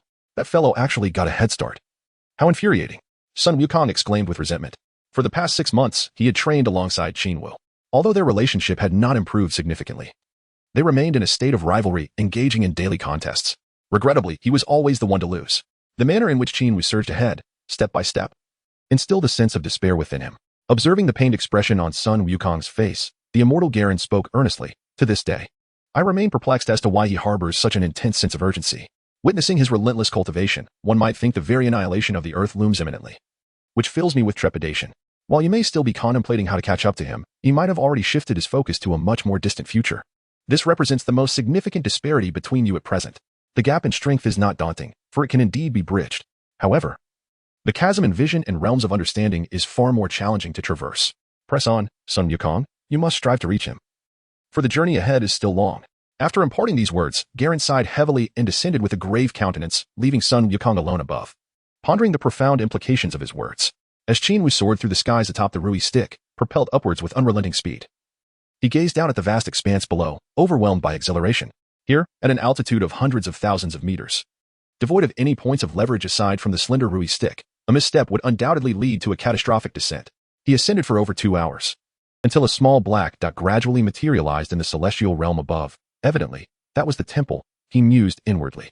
Moments later, the tip of the Rui stick penetrated the circular opening at the temple's lower end with a firm insertion. With a nimble flip, Qin Wu gracefully ascended. After a few minutes, he finally reached the temple's summit, where he stood transfixed upon a vast expanse that resembled a giant bowl. Is this truly the so-called temple? It appeared remarkably spacious. This plateau, with a diameter of several kilometers, was dominated by a structure reminiscent of ancient Roman architecture, while the remaining area was an open space, perfectly suitable for the elderly of Earth to engage in their square dancing. To his astonishment, this locale featured commendable greenery. He stepped forward, and shortly thereafter, a shadowy figure emerged from the building, approaching him with an expression devoid of any emotional fluctuation. "Ah, it's him," Qin Wu chuckled inwardly, maintaining a composed demeanor as he awaited the encounter. The figure, adorned with an Indian headdress, traversed the distance of several dozen meters in less than 10 seconds' impressive speed. Qin Wu thought, smiling amiably at his counterpart in silence. Upon reaching him, the figure, with eyes seemingly circled in white ink, regarded Qin Wu with astonishment and inquired, "Who are you? What brings you to the temple?" This routine inquiry, reminiscent of an NPC, struck Qin Wu as endearing. The Indian individual possessed a surprisingly magnetic voice. Nevertheless, Qin Wu responded politely, "Greetings, I am Qin Wu, here to practice." After a prolonged scrutiny, the individual finally spoke. "To practice at the temple? What a peculiar notion. Did the immortal Garen inform you of this?"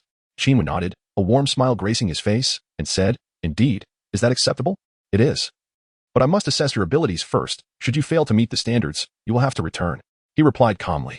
"No problem, bring it on." Qin Wu squinted, his entire demeanor transforming with an air of confidence, standing tall like a majestic mountain before his opponent. "All right, you may attack, if you can strike me. I shall consider it a success," he replied with a smile on his cherubic face. He had no belief that a mere earthling could land a hit on him, convinced that his opponent would retreat in defeat. Yet, in the next moment, he was sent flying across the distance, landing clumsily on the ground. How could this be possible? Rising to his feet, he looked in astonishment at the still-smiling Qin Wu, who appeared unfazed by the encounter. Chapter 13. Entering the Spirit Time Chamber. Just a fleeting motion from the opponent, and he hadn't even had the chance to react before being knocked away. What incredible speed! This individual was remarkably strong. It was terrifying. Such lightning-fast velocity, such overwhelming power. Was this truly the strength of a mere child of 11 or 12? "How did I fare in your test?" Qin Wu inquired. "Oh, you passed," came the reply. As he brushed off the dirt, a sense of calm enveloped him. He approached Qin Wu with sincerity, asking, "Since you were so formidable, even surpassing me, why do you seek to cultivate here? Is it permissible to train in the spirit time chamber of the heavenly gods?" Qin Wu asked with a hint of anticipation. His purpose for coming to the heavenly realm was indeed to access this spirit time chamber. Renowned for its remarkable ability to condense 1 year of training within its confines to the mere span of 1 day outside. Unfortunately, it seemed he could only enter for 2 days, equating to merely 2 years of training. While it was a bit lacking, it was sufficient for his current level of strength. However, he harbored concerns about whether they would grant him access upon his uninvited arrival. "How did you know of the spirit time chamber's existence?" came the curious inquiry. "Because the immortal Garen told me," Qin Wu confessed without hesitation, revealing the source of his knowledge. "I see, but to enter, you must have the consent of the heavenly gods," the other insisted solemnly.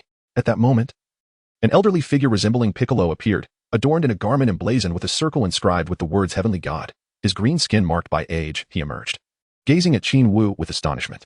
"Young one, you even know of the time chamber." Qin Wu turned his gaze curiously towards the other individual and found him to be precisely as he had imagined. With a smile, he nodded, affirming, "Indeed. I have been cultivating in the Garen Tower for over a year. He has shared everything with me."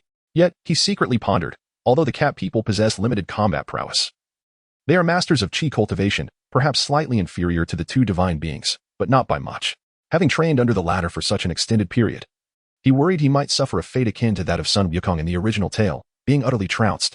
Merely being outmatched by this Indian adversary would not suffice. He must expedite his own enhancement.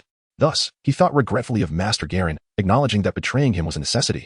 The divine being observed Qin Wu quietly, a serene expression gracing his features as he nodded. "Your innate talent and cultivation are commendable. I can concede to that. However, the hyperbolic time chamber has its temporal constraints, and it is not so easily endured. Do you still wish to enter?" "Yes, I do," Qin Wu replied earnestly, his enthusiasm palpable. The gravity within the chamber is tenfold that of the mortal realm, and merely stepping inside presents a formidable challenge, especially for a growing child like him. Nevertheless, he was unperturbed, ever unsatisfied with his current strength. "Very well, you may enter, but should you find it unbearable, you must exit immediately. For failure to do so could inflict severe mental harm," the divine being stated gravely. "Not an issue," Qin Wu confidently approached. After all, he had endured over a year of solitary training in the Garen Tower. How could he fear the hyperbolic time chamber? He had brought an ample supply of senza beans specifically for the purpose of cultivation. However, after spending merely a day inside, he grasped the chamber's true terror. The expanse within was limitless, containing only the essentials, food, water, and basic living amenities, devoid of companionship, conversation, or even scenery to admire, only an overwhelming silence and an abyss of nothingness. In such an environment, training became an arduous and monotonous endeavor. A moment's lapse could lead to negative thoughts and a descent into darkness.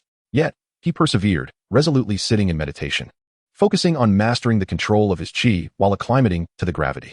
In the initial 3 months, he trained under 10 times the gravity, augmenting it further with an additional 5 times the weight of his training gear. Once he adapted to this, he transitioned to the full tenfold, with the chamber's gravity compounded. He bore an astonishing 100 times the weight, a feat that would surely overwhelm most. Remarkably, it took nearly 9 months for him to fully acclimate to this immense gravity. In the final week, rather than increasing the weight or continuing his chi training, he instead dedicated himself to relaxation, doing nothing at all. When he finally emerged from the hyperbolic time chamber, he had transformed. He exuded a serene stillness, devoid of desire or ambition. Were it not for the palpable vitality coursing through him, one might mistake him for an inanimate object. This state left both the divine being and the other individual in profound awe. The boy had achieved an extraordinary level of mastery, truly remarkable. They suddenly felt the weight of their own age as he stood there, smiling and motionless, yet emanating an intangible pressure that was nearly suffocating. Despite having ascended to divinity, the divine being, no longer the combat-ready Namekian, was nonetheless profoundly affected by Qin Wu's presence. It was as if Qin Wu had become a towering mountain, imposing and daunting, instilling a sense of reverence that deterred any thought of ascent. As Qin Wu observed the two of them staring at him like wooden statues, he smiled and said, "Thank you both. I shall return next month." The celestial beings nodded in a state of stupor. "Well then, farewell." Qin Wu waved his hand and then leaped gracefully from the edge of the temple, soaring downwards like a swift swallow. Over the course of more than a year, he had not only acclimatized to the 100-fold gravity, but had also refined his control over chi to an exquisite level, achieving a profound mastery. Consequently, the art of aerial movement came to him naturally. Meanwhile, within the Galen Tower, Sun Wukong, burdened by tenfold weight, had been training alone for an entire morning and was now panting heavily, unable to rise from the ground. The feline creature before him watched with concern and advised, "Do not exhaust yourself with relentless training. Such tension is detrimental to your growth and strength. No, I must continue to train. I must catch up to that fellow. Sun Wukong declared with unwavering determination. He might be engaged in some astonishing training up there right now. If I slack off for even a day, I lose a day in my pursuit. Haha. Even if he is training here, he is not as tense as you are. He surely finds time to relax, Galen. The sage chuckled softly. He intended to say more, but suddenly sensed a potent energy rapidly approaching from above, aimed directly at their location in the Galen Tower. Has this young man grown so powerful in just a day? He thought in astonishment as he gazed upward. Sun Wukong, too, sensed it, lifting his head in sheer shock. Chapter 14. Want to leave? Leave behind your life savings first. Without any forewarning, Qin Wu suddenly appeared before them. It had been a year since they last met, and he found himself somewhat nostalgic for these two fellows. Good morning, gentlemen. He greeted cheerfully. Oh, hello? Master Karen responded, momentarily taken aback. His eyes fixed on Qin Wu without blinking. The lad's appearance had not changed, yet his aura had become remarkably potent. What kind of training had he undergone? What was the source of that formidable energy within him? Sun Wukong's eyes widened in astonishment as he stared intently at Qin Wu, his heart brimming with shock. Since arriving at Karen Tower for training, his sensitivity to energy had grown exponentially. At this moment, he could distinctly perceive the profound force concealed beneath Qin Wu's calm demeanor. How could it be that in just one day, his rival had grown so immensely powerful? What was his secret? Sun Wukong was utterly astonished by the transformative change in Qin Wu. Initially, he had believed that with additional effort on his part after entering the temple, he might be able to catch up. However, to his dismay, in merely a day, Qin Wu had re-emerged with strength that surpassed his own by several fold, resembling an unfathomable chasm that lay between them. How had he achieved such a feat? Sun Wukong longed to seize Qin Wu and inquire about his methods. Yet the lingering resentment he harbored restrained his impulsive thoughts. Qin Wu, however, did not utter many words. He merely smiled at the immortal Garen and said, I wish to descend to the lower realms for a time, perhaps to trim my hair, and I shall return in due course. As he spoke, he flicked his long hair, tied at the back of his head, and addressed Sun Wukong. You might consider ascending as well. There are numerous treasures awaiting you up there. Upon finishing his words, he slowly ascended into the air and, with a swift whoosh, departed. It was only after his figure vanished that Sun Wukong turned back in bewilderment, gazing at the astonished Garen, and inquired, did he just suggest that I should go to the divine temple to cultivate? What could possibly empower him so significantly in just a day? Garen shook his head. I am unaware. I have never ventured there myself. What? It appears I too must ascend to cultivate and discover his methods. I cannot allow him to distance himself from me, Sun Wukong declared, clenching his fist in frustration. Thus, within minutes, he found himself atop the Garen Tower, firmly gripping his Rui Jingu Bang, and shouted, Rui Jingu Bang, extend. He then surged upward with the same urgency as Qin Wu had the previous day. On this occasion, like Qin Wu, he bypassed the token of Garen and was summoned directly by the celestial beings. Since Qin Wu's inexplicable ascent, the deities had been closely monitoring the situation at Garen Tower and were well aware of Sun Wukong's return to the divine temple. Regrettably, after half a year of rigorous training within the time chamber, Sun Wukong could no longer endure the oppressive atmosphere and bolted out. Upon his exit, the deities informed him that Qin Wu had remained inside for a full year, leaving him astounded. Is he some sort of monster, capable of enduring a year in such a place? In truth, compared to the original narrative, he had indeed made remarkable progress by staying a few additional months. It was precisely this realization that illuminated the vast chasm between his abilities and those of Qin Wu. On a subsequent morning, the renowned metropolis of West Capital commenced another bustling day. In this fantastical world of Dragon Ball, brimming with advanced technology, it was Qin Wu's inaugural visit to such a grand city. Having trimmed his wild mane, he now strolled confidently down the street. Invigorated and adorned in a light blue casual outfit, his naturally handsome visage exuding a refreshing charm. Where is Bulma's residence? He retrieved a note containing the address Bulma had left him 6 months prior. Lujalu, 20, Shifeng Street? Where might that be? Just as he contemplated asking someone for directions, a small vehicle careened towards him, with an individual leaning out from the passenger seat, brandishing a submachine gun and ruthlessly firing at the pursuing vehicles behind them. Criminals in the front, surrender immediately, do not harm the innocent. The police vehicles blared warnings while retaliating with handguns. Unfortunately, the assailant's vehicle was heavily armed and unyielding, rendering their efforts futile. In a moment of unintended consequence, an officer's shot struck the rear tire of the criminal vehicle, causing it to spin wildly out of control, barreling directly toward Qin Wu. Run! We're doomed! Run! The others screamed, wishing for more legs to escape, frantically fleeing. As the out-of-control vehicle drew nearer, the pursuing officers muttered in dismay, urgently warning Qin Wu to flee. Yet, he remained motionless, his expression calm and composed, devoid of any hint of panic.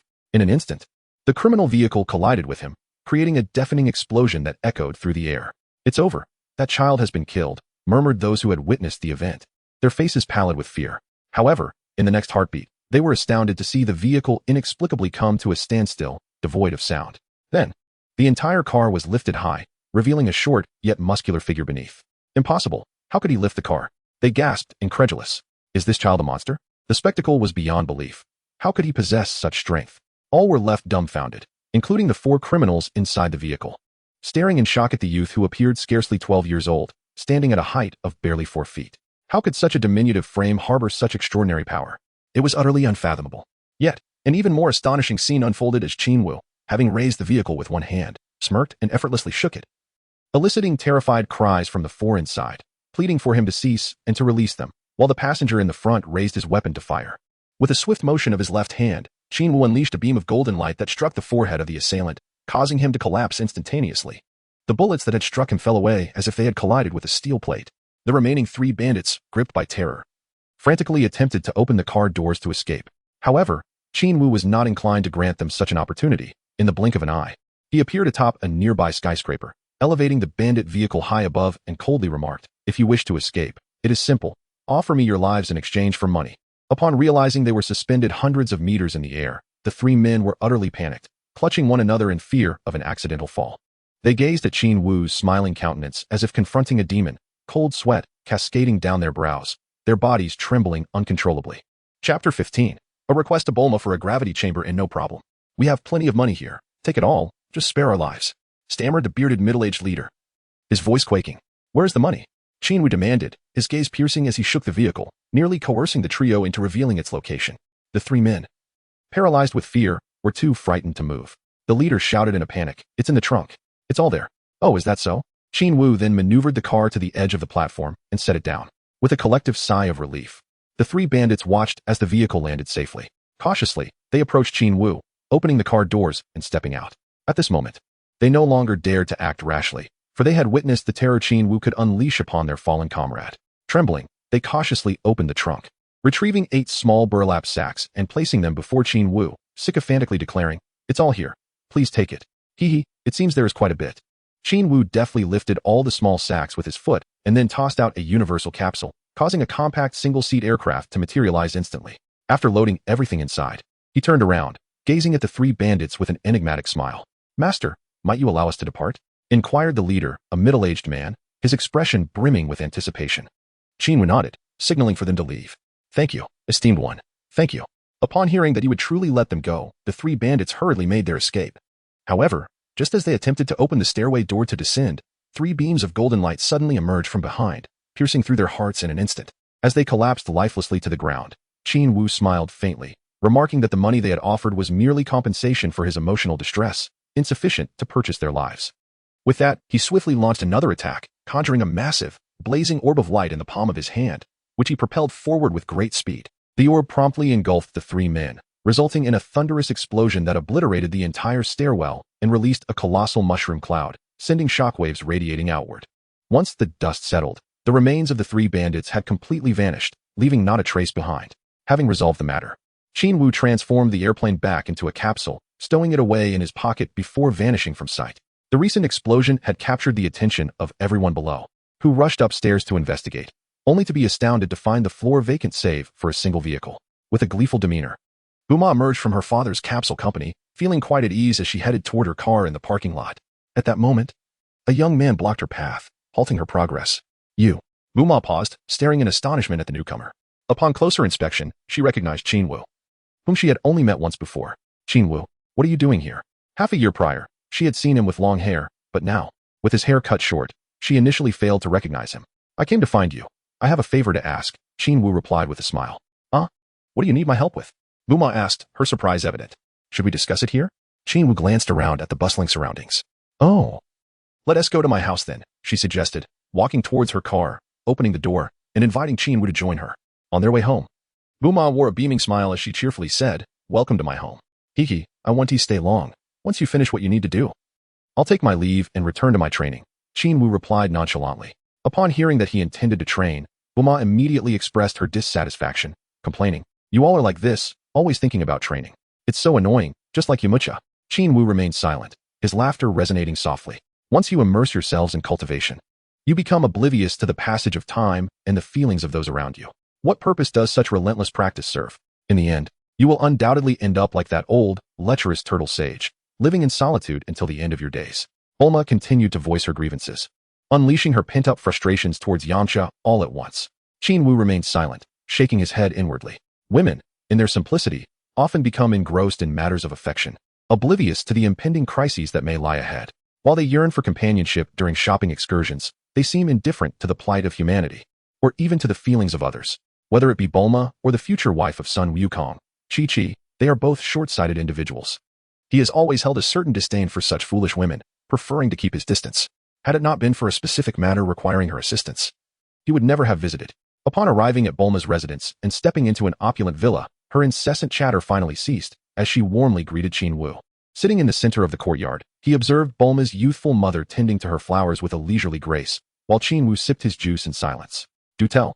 What is it that you need my help with?" Bulma inquired curiously as she settled down. "Well," Qin Wu pondered for a moment before replying, "I require your assistance in constructing a gravity chamber, starting with 100 times the normal gravity, with no upper limit, and it should be portable in capsule form." Initially, he had intended to utilize the Dragon Balls for this wish, yet he had already formulated the subsequent wish and could not afford to wait too long. "A gravity chamber, you say? That will take quite some time." Bulma mused, nodding slowly. "That's acceptable. If it can be completed within a year, that would be ideal." "I am rather pressed for time," Qin Wu replied with a smile, continuing, "Additionally, it would be best if it could be configured as a time chamber." "A time chamber? What exactly does that entail?" Bulma asked, astonished, having never heard of such a concept before. "It is a space where time flows differently. One could train for a year inside while only a day passes outside. Is that feasible?" Qin Wu gazed intently at her, posing the question earnestly. "Well, you want me to create such a chamber? That is quite a tall order. I am no deity. How could I possibly accomplish that?" Bulma exclaimed, taken aback, completely unprepared for the notion of a time-altering construct, which was utterly daunting. "I have faith in your abilities," Qin Wu said with a gentle smile, exuding confidence. He knew that in the near future, Bulma, despite being an ordinary person, would indeed manage to create a mental time chamber. Bulma furrowed her brow, deep in thought, yet remained silent for an extended period. In her estimation, while a gravity chamber could be fashioned at any time, incorporating a temporal differential would be exceedingly challenging, a feat requiring divine intervention. Such an endeavor would necessitate extensive research, far beyond what she believed was possible. How could it be done? When Qin Wu noticed her expression of difficulty, he chuckled lightly and nonchalantly remarked, "If it proves too challenging, let us first construct a gravity chamber, and I shall entrust the rest to Shenlong." Bulma nodded in agreement and replied earnestly, "Allow me to assist you in crafting the gravity chamber. As for the time room, we shall address it once we have a clearer understanding." Chapter 16. The regenerative abilities of the thieving gecko. "Very well. I shall await your progress." Qin Wu smiled, rising to take his leave. "Wait a moment. I can have the gravity chamber ready for you in no time. You are welcome to stay here." Bulma promptly called after him. "No need. I shall find a hotel outside. I do not wish to impose on you." After Qin Wu finished speaking, he elegantly waved his hand and departed. That night, he took a refreshing shower and leaned against the balcony, basking in the gentle breeze. Having spent over 2 years in the Dragon Ball world, he had transformed from a 10-year-old child into a skilled individual of 12 or 13. Reflecting on the arduous journey, he was astounded by his own progress. In his previous life, he was merely a university student, neither particularly diligent nor excessively lazy. However, upon his transition to the Dragon Ball realm, driven by a profound sense of urgency, he found himself achieving remarkable feats, leaving him in awe of his own capabilities. His thieving proficiency had remained unchanged since leaving the Turtle Hermit's abode. For over a year, he had devoted himself entirely to training without any inclination to further hone his skills, nor did he have specific targets to pursue. His thieving skill level stood at an impressive 666-10000. The initial 666 in proficiency was quite remarkable. After successfully stealing the longevity ability from a giant sea turtle, his skill level increased by several points. Each successful attempt brought considerable rewards, which filled him with satisfaction. Nevertheless, since that incident, his instances of thievery had never diminished. Excluding the 6 attempts made over 2 days, he had amassed over 2,000 attempts in just over 2 years, a staggering number that left him astonished. With such a significant number of attempts, even the slightest chance of success should yield results, he thought. Yet, the individuals he encountered were either inconvenient to target or disdainful of such endeavors. Among those with commendable abilities were the God of Destruction, King Kai, and the formidable Launch, who transformed into a fierce warrior upon changing forms. The first 2 were somewhat manageable, having shared moments in the past, making it difficult to act. Should he succeed in thievery, he would lose access to the Korin Tower and the Sacred Temple, rendering the effort futile. The powers possessed by the God of Destruction were incredibly tempting, Yet even if he successfully stole them, he lacked the energy to utilize such abilities. However, the future version of Piccolo intrigued him. The creature's cells or lineage could be worth acquiring, especially since it possessed the ability to lay eggs and nurture its underlings. A power reminiscent of the formidable cell. The challenge lay in the success rate, requiring a proficiency of 10,000, which granted only a 1% chance of success even against equally matched opponents. His previous success against Goku was likely a result of the latter's attention being diverted towards launch. Regardless, he needed to find a target swiftly to enhance his proficiency, otherwise, his exceptional skill would go to waste. Returning to his room, he clasped his hands behind his head and gazed at the ceiling. Upon the white expanse, a few insects clung, while a gecko cautiously approached them. As it neared the insects, its tongue flicked out, swiftly capturing one. "Gecko, oh gecko," he mused. And an idea sparked in his mind as he immediately employed his cunning thieving technique. Thieving skill. Thieving failed. Thieving skill. Thieving failed. After 6 consecutive attempts, the system coldly extinguished his enthusiasm for the gecko. How frustrating. Was the success rate for even this little creature so dismally low? As a diligent scholar, he understood that geckos possessed the remarkable ability to regenerate their tails. If he could steal that ability, it would be a significant boon. With that thought, he sat up, casting a resentful glare at the creature. "Come here, little one." Thieving skill. Thieving failed. Thieving skill. Thieving failed. Cursing under his breath, he attempted 5 more times, but still met with failure, his frustration mounting. "Host, do not underestimate this tiny life. You could easily crush it with a single finger. Yet the ability you seek is formidable," the system replied coldly. "Then why is the Saiyan lineage also formidable? I managed to acquire it after just a few attempts." Qin Wu questioned, perplexed. "Because Saiyans exhibit heightened cellular activity and vitality during the full moon, making their bloodline easier to obtain. You were simply fortunate," the system explained. "Seriously? I don't recall that night being a full moon," he retorted, momentarily stunned by the system's reasoning. His mind then drifted to the giant sea turtle, which he had successfully thieved from in one attempt. "What about Master Roshi's turtle? I managed that in one go," Qin Wu inquired, puzzled. "Host, that creature was in its twilight years. Your one-time success was due to its advanced age. This little gecko is still in its prime. Nevertheless, do your best." "Must I really find an elderly gecko?" Qin Wu lamented, weary of the system's repetitive rhetoric. "Enough pondering. I will capture you. You pesky gecko," he declared resolutely. Thieving skill. Thieving failed. Thieving skill. Thieving failed. After approximately 20 attempts, all resulting in failure, Qin Wu was infuriated, his gaze burning with intensity at the gecko, which had now feasted on 3 small insects, seemingly content and leisurely departing. "You cannot escape." Qin Wu had become obsessed. Rising to his feet, he kept his gaze fixed on the gecko, fervently employing his thieving technique. After a continuous barrage of incantations, he finally heard a satisfying chime. Ding. The system confirmed success. "Congratulations, host. Theft accomplished. You have acquired the target's regenerative abilities. The target perceives you with hatred. Fine, let it be hatred. The ability is mine now, and the world is at my fingertips." Upon realizing the gecko harbored animosity towards him, Qin Wu cruelly extended his finger, mercifully delivering its demise. Once he possessed the ability, a peculiar sensation surged through his body, filling him with unexpected delight. When he had once stolen the bloodline of Sun Wukong, he had experienced an exhilarating rush of power. Now, although that particular aura was absent, he was enveloped by an indescribable feeling. However, upon witnessing the expenditure of a full 60 attempts at thievery, he was left in despair. For such a trivial creature to consume so many attempts? Just how treacherous is this system? Suddenly, he found the idea of attempting to steal abilities from higher-level entities laughable. If something so small proved so challenging, how could he even consider aiming higher? Yet, curiosity about how the gecko's regenerative capability compared to Piccolo's nagged at him, prompting him to inquire with the system. Regrettably, the system's shameless response left him wishing he could extract it to punish it. "Host, try to steal Piccolo's ability, and you shall discern the difference." Comparisons cannot be made at this time. Chapter 17. A high evaluation from the celestial beings for Qin Wu, though Bulma had assured him that the gravity chamber would be ready in a short while. Qin Wu found himself waiting over a month, wandering through the grand city of West Capital, immersing himself in the local culture of the Dragon Ball universe. Unlike the towering skyscrapers and steel jungles of his previous world, West Capital was not marked by the same verticality. Its population was smaller than that of the capital city he once knew, yet its expanse was far greater. Residents of West Capital were somewhat dispersed, with well-developed roads and hardly any traffic congestion. Nevertheless, Qin Wu paid little heed to this, regardless of how advanced technology was or how joyful the populace appeared. The looming threat of destruction was ever present. The world of Dragon Ball was perilous, and by the time of GT, Earth had undergone countless reconstructions. After nearly 2 months, he finally received word from Bulma that the gravity chamber was complete. It resembled a spherical room akin to a Saiyan spaceship, albeit only in appearance. as Bulma had no access to any spaceship data or blueprints, rendering her unable to construct one. Thus, the gravity chamber had merely taken the form of a circular aircraft equipped with thrusters. Inside, the space was quite ample, approximately 50 square meters and 5 to 6 meters high, designed in a circular layout to allow Qin Wu the freedom to train at will. As long as he refrained from exerting full force, the structure would remain intact. Bulma, skeptical of Qin Wu's claims regarding limitless gravity settings, had capped the design at a maximum of 10,000 times Earth's gravity. Yet, even that amount would suffice for Qin Wu's training for several years. Although it was merely a gravity aircraft, Bulma had invested considerable human resources, material, and financial capital into its creation, with a staggering cost of 100 million. In the Dragon Ball universe, currency had depreciated significantly. 1 million could scarcely secure a single apartment in West Capital, and a simple meal of 3 dishes and soup would cost over 1,000.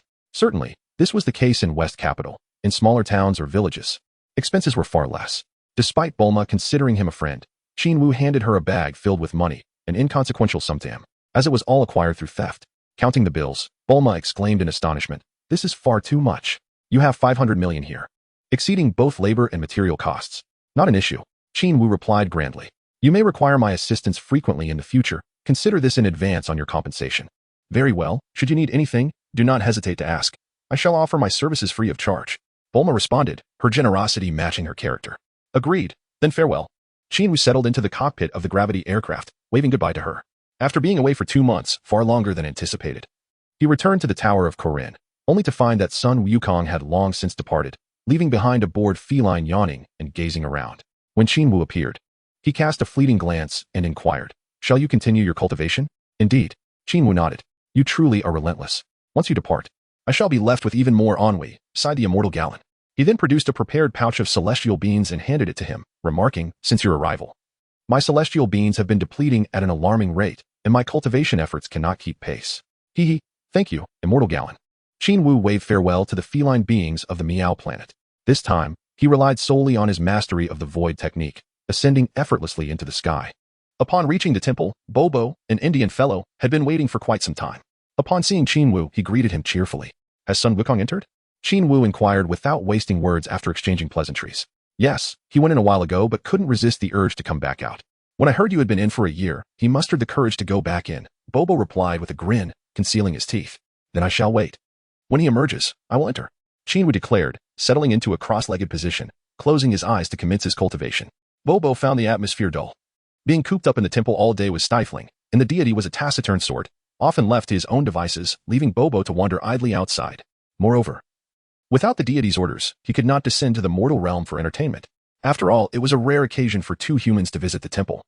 Yet they both seemed to be fervent cultivators, showing no inclination to engage him in conversation. Bobo felt a deep sense of melancholy. At that moment, the deity unexpectedly emerged, his gaze fixed intently on Qin Wu. Approaching Bobo, he expressed his admiration, saying, "This child is truly remarkable. With such formidable strength, he remains unsatisfied. What could drive him to such lengths?" Bobo was at a loss. "I do not know," he replied, shaking his head. The deity, seemingly disregarding Bobo's confusion, continued with a sigh, "Both Sun Wukong and he possess boundless potential. I have found my successors." "Are you quite certain?" "Sun Wukong is one thing, but we are yet to understand Qin Wu's character," Bobo exclaimed in astonishment. "Foolish one, I have probed into their pasts. Sun Wukong is pure of heart, loves a challenge, yet is fundamentally kind." The deity gazed skyward and added, "With his current prowess, he has surpassed us. He is wholly qualified. This child is equally commendable. Though I am unaware of his origins, his approach to tasks is prompt and decisive, unencumbered by convention, and he harbors no malice." The deity expressed his approval for both young men. Bobo was taken aback by the deity's high regard for Qin Wu. He stared at Qin Wu, who was immersed in his cultivation, and murmured, "It is rare for you to hold someone in such esteem, my lord." The deity shook his head, disputing Bobo's assertion.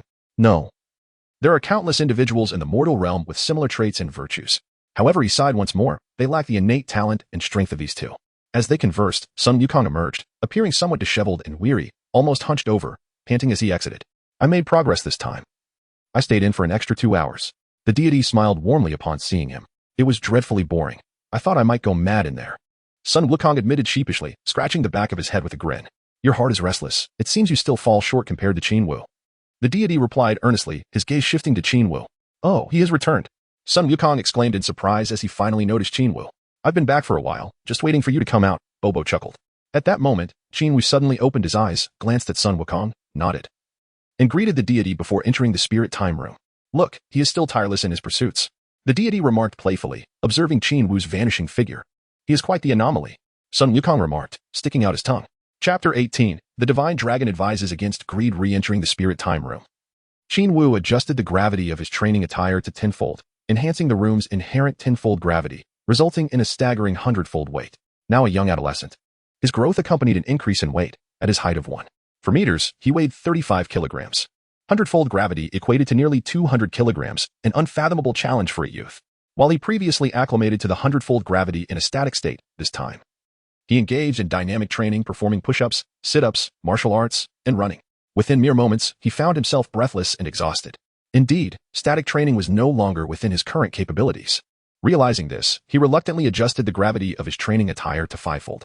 This 50-fold gravity proved slightly more manageable, allowing him an additional 2 hours of training. Yet still falling short of his aspirations. Defeated, he reduced it to 3-fold and began anew. By the end of the first month, he adapted quickly to the 3-fold setting. In the second month, he returned to 5-fold, taking 3 months to master it, achieving a state of effortless ease. Only when he no longer felt the burden of gravity did he revert to 10-fold, culminating in a total of 100-fold gravity.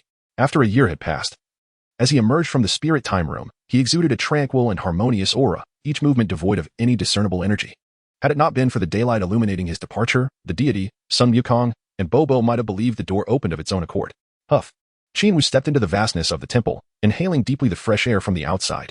As he filled his lungs and exhaled, an overwhelming and formidable energy concealed within him surged forth, manifesting as 2 powerful streams that erupted from his nostrils, accompanied by a series of startling explosions.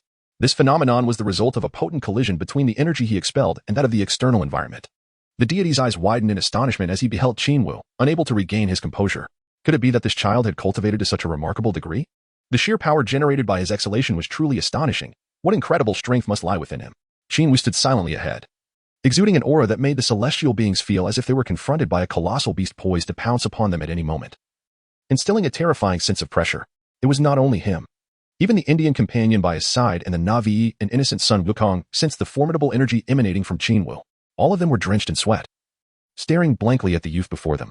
However, when Qin Wu retracted his imposing presence and adopted the guise of an ordinary person, they finally breathed a sigh of relief. Qin Wu approached the celestial deity with a relaxed and natural demeanor, bowing deeply and expressing heartfelt gratitude. I sincerely appreciate the convenience you have provided, allowing me to cultivate within the spiritual time chamber. Thank you. Do not mention it, my child. The deity replied kindly, smiling warmly, as he contemplated a thought brewing within. He intended to inquire if Qin Wu harbored any particular intentions. However, Qin Wu had already turned towards Bobo, smiling as he said, "Thank you, Mr. Bobo, for your hospitality during this time. There's no need for such formality. It is my duty," Bobo responded with a broad smile, although beads of sweat, remnants of his earlier intimidation by Qin Wu's presence, still lingered on his brow. Then, Qin Wu faced the astonished Sun Wukong, speaking earnestly. "Sun Wukong, shall we meet again in a few months? Where are you going?" Sun Wukong asked, taken aback by the notion that this individual might be departing so soon. "Of course. I'm going down to have some fun.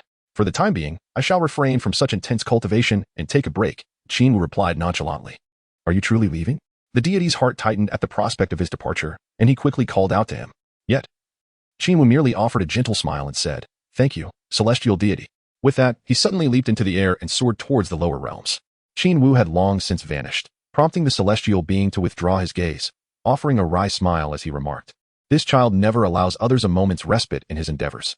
Celestial being, why can't I sense the energy emanating from him?" Bobo inquired, puzzled. The celestial being's expression shifted to one of gravity as he replied, "His prowess and realm have transcended us by a considerable margin." "Wow, has he truly become that formidable?" exclaimed Sun Wukong, his astonishment palpable, and a fervent desire to cultivate and catch up to Qin Wu ignited within him. "Wukong, should you manage to cultivate your mind as he has, there exists a chance for you to surpass him," the celestial being remarked, casting a knowing glance at Sun Wukong while shaking his head. "Alas, your temperament makes this endeavor exceedingly difficult." Sun Wukong hesitated momentarily. Yet suddenly a resolute expression graced his face as he turned to the celestial being and earnestly declared, "Celestial being, I have made my decision. I shall remain here to cultivate and strive to surpass him." "Are you certain?" the celestial being inquired with a smile. "Absolutely," Sun Wukong affirmed with a determined nod. "Very well, although your strength has already eclipsed mine, as long as you can settle your mind and focus on your cultivation here, surpassing him is not beyond the realm of possibility," the celestial being said, regarding Sun Wukong with admiration. "Indeed," Sun Wukong nodded emphatically, his eyes alight with anticipation. Half a year later, After traversing the realms and experiencing the diverse cultures of the Dragon Ball world, Qin Wu returned to the Divine Hall. After bestowing a Dragon Ball upon Sun Wukong, he vanished once more. This time, he summoned the dragon to request the magical beans. Since his and Sun Wukong's arrival, the stockpile of beans had diminished alarmingly, reaching a point of depletion. Thus, he sought alternative means. This notion had first occurred to him during his initial summoning of the dragon. Unfortunately, the dragon could grant but a single wish. As the dragon revealed its immense form once more, Qin Wu hesitated briefly before eagerly asking, "Dragon, I have a wish. I hope you may grant me 3 wishes instead." He intended to cleverly manipulate the situation. The dragon, momentarily perplexed, finally responded, "Human, your greed knows no bounds. This is impossible." "How stingy." Qin Wu, filled with dissatisfaction, muttered under his breath before extending his hands in a gesture of supplication. "O divine dragon, grant me a pouch filled with an inexhaustible supply of celestial beans." The dragon's eyes widened in astonishment, and with a huff of indignation, it retorted, "You little rascal, your greed is truly unsurpassed. This wish is beyond my capabilities. I regret to inform you. Please specify a precise quantity." Qin Wu, taken aback, exclaimed, "Aren't you the omnipotent dragon? If you cannot fulfill this, what purpose do you serve?" Qin Wu was in a foul mood, contemplating the appropriate quantity of celestial beans he desired. After much deliberation, he suddenly raised his hand and exclaimed, "Please provide me with a capsule filled with 100,000 celestial beans." Chapter 19. The peculiar function of stealing dumplings. 100,000 celestial beans? Is that not akin to infinity? The divine dragon could no longer contain its disdain, its eyes suddenly flashing with a crimson light. Before Qin Wu, a universal capsule promptly descended. "Farewell, avaricious human." Having completed its task, the divine dragon vanished in an instant, fearful of the implications of its earlier remark regarding human greed. Qin Wu suddenly soared into the sky, reclaiming all the Dragon Balls that sought to journey across the world. With a cold snort, he declared, "In this lifetime, you shall remain with me. When the time comes, I will show you what true greed entails." Departing from the Korin Tower, Qin Wu meandered for a week, replenishing his energy. With merely a week remaining until the Grand Martial Arts Tournament, he engaged in no training beyond his daily running regimen. Having resolved to rest adequately, he truly embraced relaxation. It was only on the eve of the tournament that he arrived at the host city, a rather remote island town. As anticipation for the event mounted, the once tranquil little town suddenly buzzed with excitement, with most conversations revolving around the forthcoming tournament. As Qin Wu entered a restaurant, intending to satisfy his hunger and find a place to rest, he caught sight of 3 silhouettes in a corner that elicited a sinister smile at the corners of his mouth. In that windowed alcove sat the contestants of the tournament, the 3-eyed Tianjin fan, accompanied by Dumpling and Crane Hermit. Qin Wu approached the adjacent table, ordered a few dishes from the waiter, and began to observe them, particularly focusing on the Dumpling seated next to Tianjin fan. This young man possessed remarkable abilities, and Qin Wu's intent was to harness the Dumpling's potential. Tianjin fan and the Dumpling, unaware of the ill intentions lurking behind them, were engrossed in a conversation with the Crane Hermit about the upcoming tournament, exuding a demeanor of arrogance and overflowing confidence. "Master, even if that old turtle personally participates, I am certain I can secure the championship," Tianjin fan boldly asserted, evidently referencing Sun Wukong and his companions. The Crane Hermit's eyes glinted with a trace of malice. His expression turned cold as he replied with a venomous tone, "That old turtle allowed his disciple to shine in the last tournament. This time, they shall see." "Surely, the tournament prohibits killing?" Tianjin fan's gaze was icy, recalling the discussions he had overheard along the way regarding Sun Wukong and Kulun, the dark horses of the previous competition, which left him feeling quite displeased.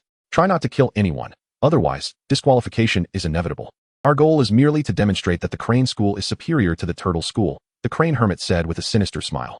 Tianjin fan immediately donned a regretful expression, remarking, "What a pity, they are fortunate this time." At that moment, the Dumpling could no longer contain his curiosity and interjected, "Master, do you think our Shirshu will come?" The Crane Hermit shot him a glare, irritation evident in his voice as he retorted, "Why would someone like him attend such a trivial tournament? If it weren't for my desire to teach that old turtle a lesson, I would not allow you to participate either." "Oh." The Dumpling, slightly intimidated by his master's piercing gaze, stuck out his tongue and responded apologetically. Behind them, Qin Wu revealed a peculiar smile. "Likewise, were it not for the presence of Dumpling among you, I would not deign to participate in such a tedious assembly." As he contemplated this, his gaze towards Dumpling grew sharp and cold. "Theft technique. Theft failed. Theft technique. Theft failed." Just as Qin Wu relentlessly employed his thieving skills on Dumpling, the latter seemed to possess a form of telepathy, glancing back at Qin Wu. "What is it, Dumpling?" Tianjin fan inquired, observing the puzzled expression on his companion's face. "That person keeps staring at me. It's quite strange," Dumpling remarked, regarding Qin Wu with suspicion. A look of confusion etched on his features. He was unaware of when he had come to know the other. Yet the intensity of Qin Wu's gaze felt as though he were gazing upon a priceless treasure, his eyes wide with astonishment. Tianjin Fan stood up, his eyes now cold and piercing. Shall I drive him away? Dumpling, who had initially felt indifferent, found himself inexplicably filled with a strong sense of wariness towards that individual at that moment. Congratulations, host, you have acquired the ability of Iron Head skill. The target's regard for you is one of caution. In Qin Wu's mind, after he had consecutively cast the theft spell dozens of times on his target, a notification finally echoed, indicating a successful theft. However, he frowned in dissatisfaction. What a joke, he thought. It turned out to be Iron Head skill. The system is truly frustrating. After expending numerous attempts, he had acquired a rather useless ability, leaving him somewhat speechless. Nevertheless, he resolved to continue. Determined to steal a unique ability. Steal. Congratulations, host, you have acquired the ability of telepathy. The target's affection towards you is animosity. What the hell? Could it be any worse? What use is this ability? I have no desire to communicate with others' minds. He was infuriated and was about to continue casting the theft spell when he noticed Tianjin Fan approaching him with a hostile demeanor. Tianjin Fan approached, exuding an air of dominance, and asked arrogantly, Kid, are you going to walk away on your own, or shall I force you? I hope you come and force me. Qin Wu chuckled, as if witnessing something bizarre, his face adorned with a peculiar expression. Where did this guy get such confidence to chase me away? He remained oblivious to the fact that as he meticulously controlled the energy within him, the formidable power concealed within him was remarkably calm, leading outsiders to perceive him as an ordinary person. Tianjin Fan felt similarly. He could not sense any martial aura emanating from Qin Wu. The speed at which Qin Wu struck was so astonishing that it eluded the naked eye. With his right hand, he extended 2 fingers, effortlessly pinching Tianjin Fan's hand as if holding a cigar, rendering all of Tianjin Fan's desperate attempts to withdraw futile. Impossible. Tianjin Fan exerted all his strength to pull away, yet there was no movement. The 2 fingers of his opponent felt as unyielding as iron pincers. Shocked, he raised his foot and unleashed a thunderous kick towards Qin Wu, the force behind it fierce enough to seem as though he intended to sever Qin Wu's head. Aha! Qin Wu secretly scoffed, releasing the grip on his opponent's hand. What his adversary deemed an inevitable strike appeared to him as sluggish enough to induce drowsiness, and the force behind it felt feeble, leaving him utterly unmotivated. Begone!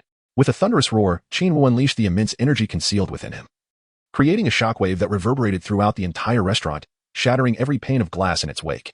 The unfortunate Tianjin Fan was the first to bear the brunt of this force, since staggering backward with each syllable of roll, ultimately toppling over. Simultaneously, the dumplings and the crane immortal were similarly affected, as Qin Wu's overwhelming aura bore down upon them, forcing them to retreat several paces, crashing against the walls in utter disarray. Who is he? Who could possibly be this 12 or 13-year-old boy, seemingly harmless, yet capable of repelling them all with but a single roar, rendering Tianjin Fan's attack futile? They gazed at Qin Wu in disbelief, their expressions etched with sheer terror. Especially Tianjin Fan, who lay amidst the shards of glass, feeling the tumult within his own veins, unable to suppress the urge to spew blood, his complexion ashen. Qin Wu approached them and coldly remarked, from the tone of your recent conversation, it seems you intend to target Sun Wukong? Do you hold Master Rashi in such contempt? I regret to inform you that I too am one of his disciples. With that, he suddenly pointed into the air, and a brilliant white energy orb shot forth, striking Crane Hermit squarely in the mouth, instantly knocking out all his teeth. Blood gushed forth as the latter clutched his mouth in agony, letting out a pained cry. Aren't you the most despicable? Qin Wu sneered, casting a cold glance at him before turning to face Tien, who had yet to rise. Relying on a modicum of strength, do you think you can take lives at will? Once more, he pointed into the air, aiming at Tien. A bullet-like sphere of energy was propelled forward, striking Tien in the abdomen and sending him several meters away, crashing out of the restaurant and landing on the sidewalk. The actions of Qin Wu exuded an overwhelming aura, an oppressive presence so palpable that it enveloped Tianjin Fan and his companions, rendering them immobile. This was the very reason they refrained from evading his assault. As he turned to face Dumpling, the latter was consumed by sheer panic, his eyes reflecting an immense terror. Had it not been for the pride within him, he might have knelt down and begged for mercy. Do you still wish to kill me? Qin Wu exclaimed, delivering a swift kick that sent Dumpling flying, resembling a drenched dog being tossed aside. He then sneered, what a foolish crane sage and his band of misfits. His series of actions left the few diners utterly astonished. A mere youth possessed such formidable strength, effortlessly subduing 3 opponents who could offer no resistance. It was truly unfathomable. This child is indeed a monster, they whispered amongst themselves. To torment an adult in such a manner is terrifying. Was he also a participant in the Grand Martial Arts tournament? How intriguing. This was no ordinary child, he was a veritable beast. Under the weight of his onslaught, the trio stood powerless to counter. It was beyond belief. How had he achieved such prowess? The onlookers exchanged glances, their eyes brimming with disbelief, all wearing expressions of astonishment. At merely 13 years of age, standing at approximately 1.5 meters tall, Qin Wu astonishingly subdued a formidable opponent, Tianjin Fan, who towers at nearly 1.8 meters. Such a striking contrast evokes a profound sense of awe. Qin Wu stepped out leisurely, gazing indifferently at the trio he had just defeated. Tianjin Fan wiped the blood from the corner of his mouth and glared at Qin Wu, demanding, "Who on earth are you?" "I am one of the disciples of the Turtle Sage, whom you also scornfully underestimate, Qin Wu," he retorted. "You seek revenge?" Qin Wu let out a cold laugh, stroking his chin thoughtfully. "Initially, I had no intention of killing you, for in my eyes, you are but insignificant beings with a combat power of 5.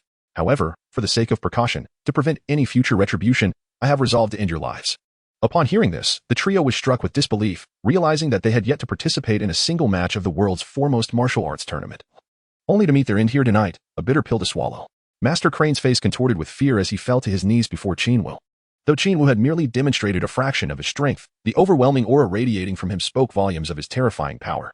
Aware of his own inadequacy in the face of Qin Wu, Master Crane could only beg for mercy. "I am truly sorry for our ignorance in confronting you. Please grant us a chance at survival." Yet Tianjin Fan, witnessing his master humbling himself in front of others, felt an inexplicable wave of disgust. Furrowing his brow, he uncomfortably questioned, "Master, why must we stoop to this? Let him kill us if it comes to that. Get lost. I have no disciple like you." Master Crane snapped, taken aback by Tianjin Fan's willingness to sacrifice their dignity for a futile cause. "Master, you?" Tianjin Fan gasped in astonishment. Qin Wu found it somewhat amusing that the Crane Immortal displayed the same disposition as his junior disciple, Tao Bai, readily resorting to kneeling and pleading for mercy when faced with adversity. However, his junior disciple had cleverly feigned submission to distract Sun Wukong, intending to launch a surprise attack. Yet, could it be that the Crane Immortal possessed a similar cunning? Qin Wu gazed at his opponent with a trace of curiosity, his eyes flickering with intrigue. Suddenly, he pointed at Crane Hermit's chest, instantly piercing his heart and silencing him forever as he collapsed lifelessly to the ground. "Damn it," Qin Wu muttered coldly. "Whether you were serious or not, I couldn't let you live. I despise spineless cowards the most." Seeing his master truly slain, despite his desperate pleas for mercy, Tian Shinhan's face darkened with sorrow. He had no intention of begging for his own life, nor would he ever stoop to such humiliation. Yet, as he glanced at his trembling companion, Kaiatsu, whose face had turned deathly pale with terror, a bitter taste filled his heart. Qin Wu, indifferent to the circumstances, coldly regarded his opponent and scoffed, "Having gained some strength, you now think yourself above others, do you?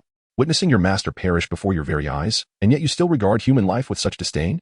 Chapter 21. The World's Premier Martial Arts Tournament. Why waste words? If you wish to kill, then do so, Tianjin Fan declared, adopting a stance that radiated a willingness to face death. To be honest, your Crane School seems to be fated to cross paths with us.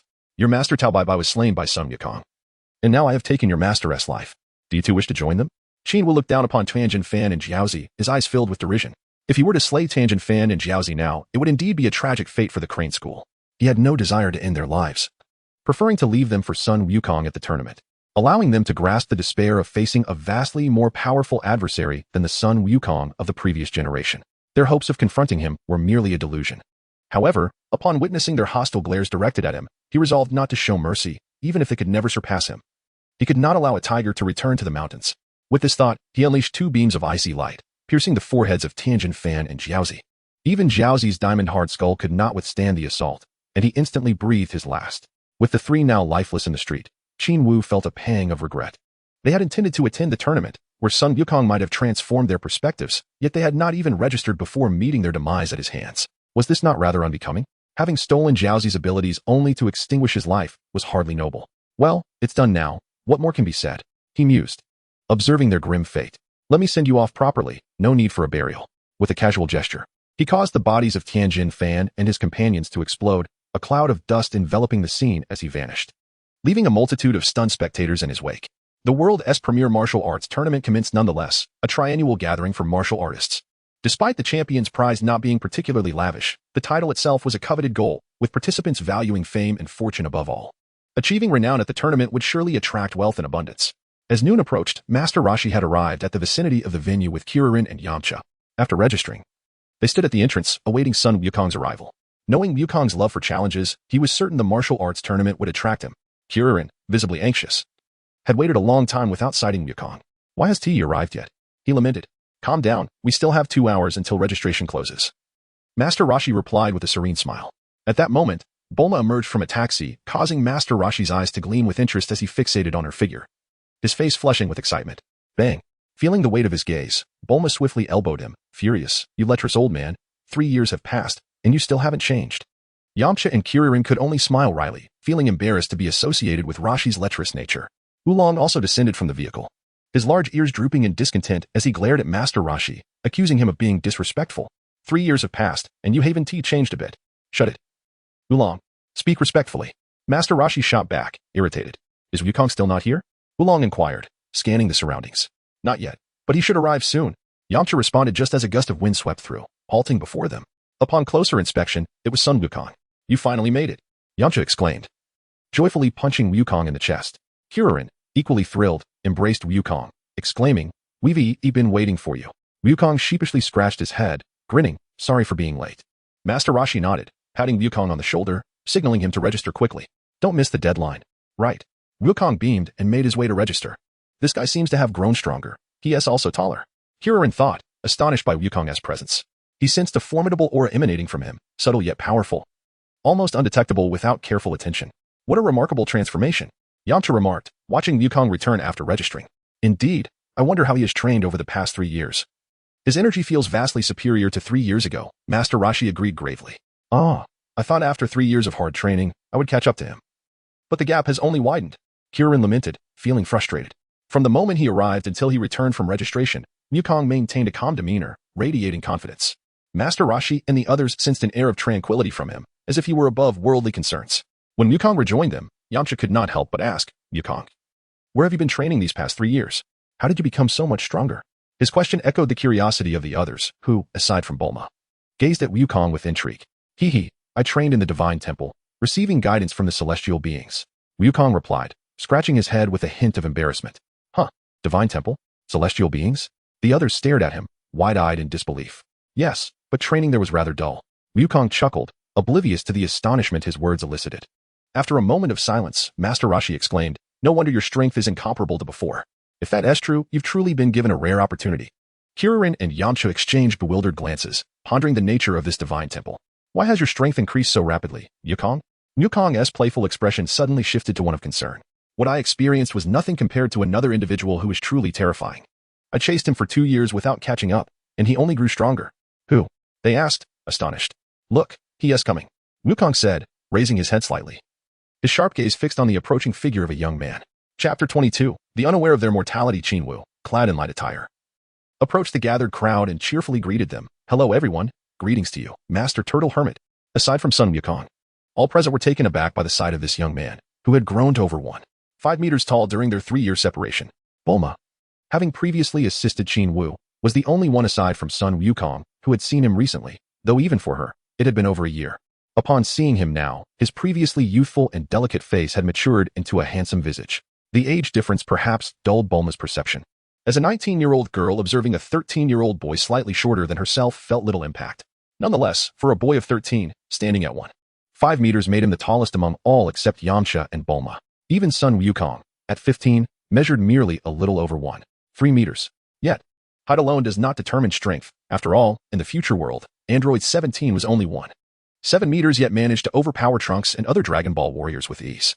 At some point, Lan Chi, perpetually in her transformed state, acknowledged Qin Wu with a powerful nod as a form of greeting. After exchanging pleasantries with everyone, Qin Wu inquired, have you all registered? Yes, are you participating this time? Qilin asked, intrigued. In the previous tournament, Qin Wu had expressed disdain for the World Martial Arts Tournament and did not compete. So his sudden appearance at the venue suggested he intended to participate this time. I'll go register now. Qin Wu waved farewell and entered the registration area. He's joining too? Splendid. Finally, I can settle the score with him, Sun Wukong exclaimed, his eyes lighting up with excitement at the prospect of competing against Qin Wu.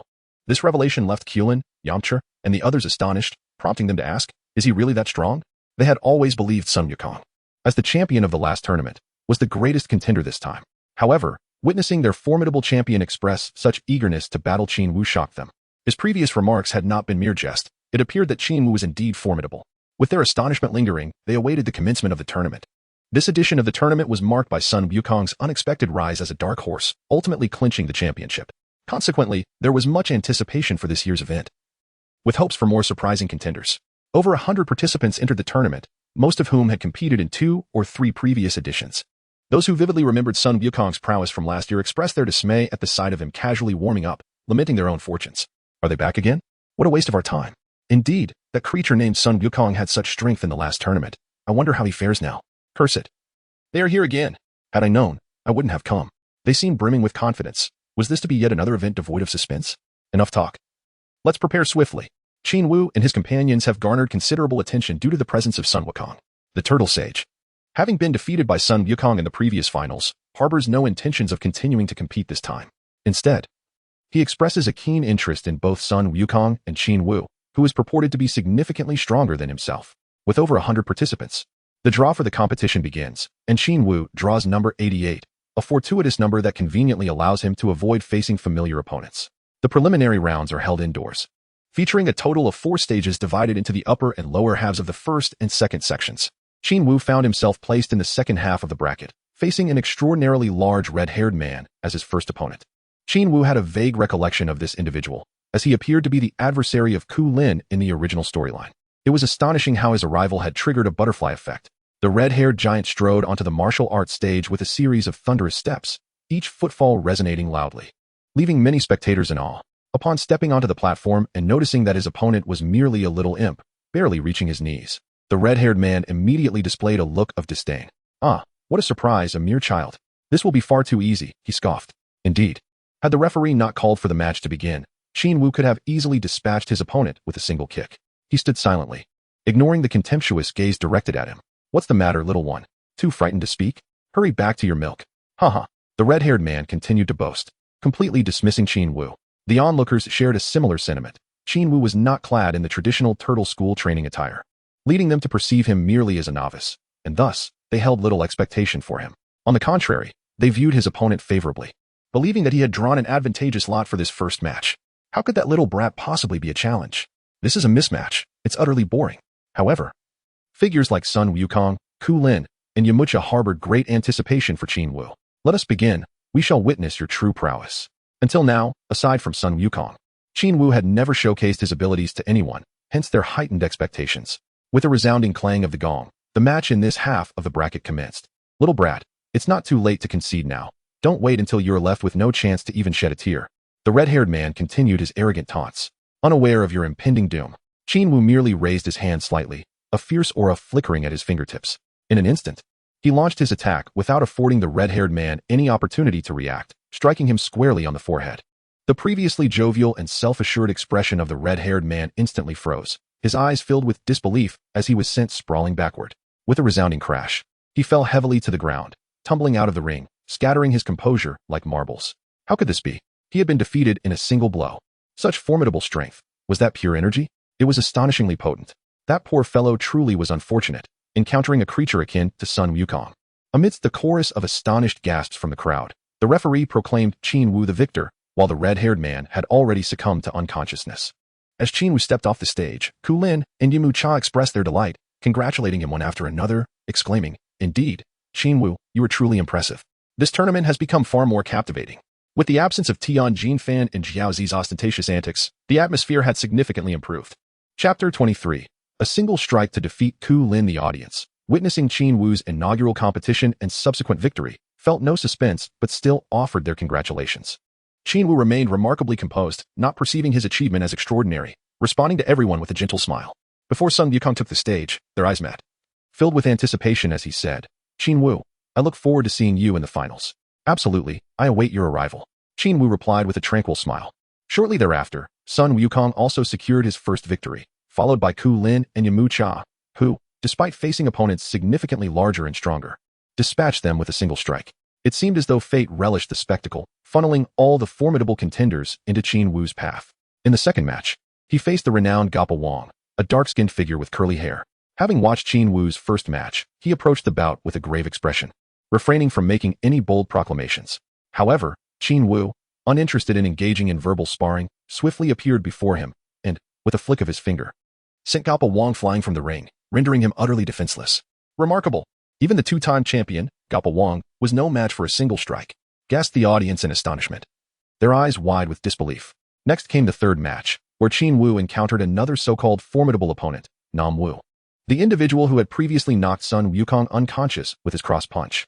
Having acquired a universal capsule from Master Roshi that resolved the village's drought issue, he sought to reclaim his honor this time around. Unfortunately for him, fortune did not favor him against the might of Qin Wu. With a resounding thud, regardless of his opponent's prowess, Qin Wu dispatched him with a single blow, never needing a second. In the fourth match, Qin Wu faced a werewolf, a martial artist who transformed into a wolf on nights of the full moon. By this point, no one dared to issue threats in Qin Wu's presence. And as the match commenced, the werewolf succumbed to the inevitable fate of being defeated in one strike. Thus, Qin Wu surged forth, effortlessly reaching the quarterfinals, where he was set to confront Ku Lin.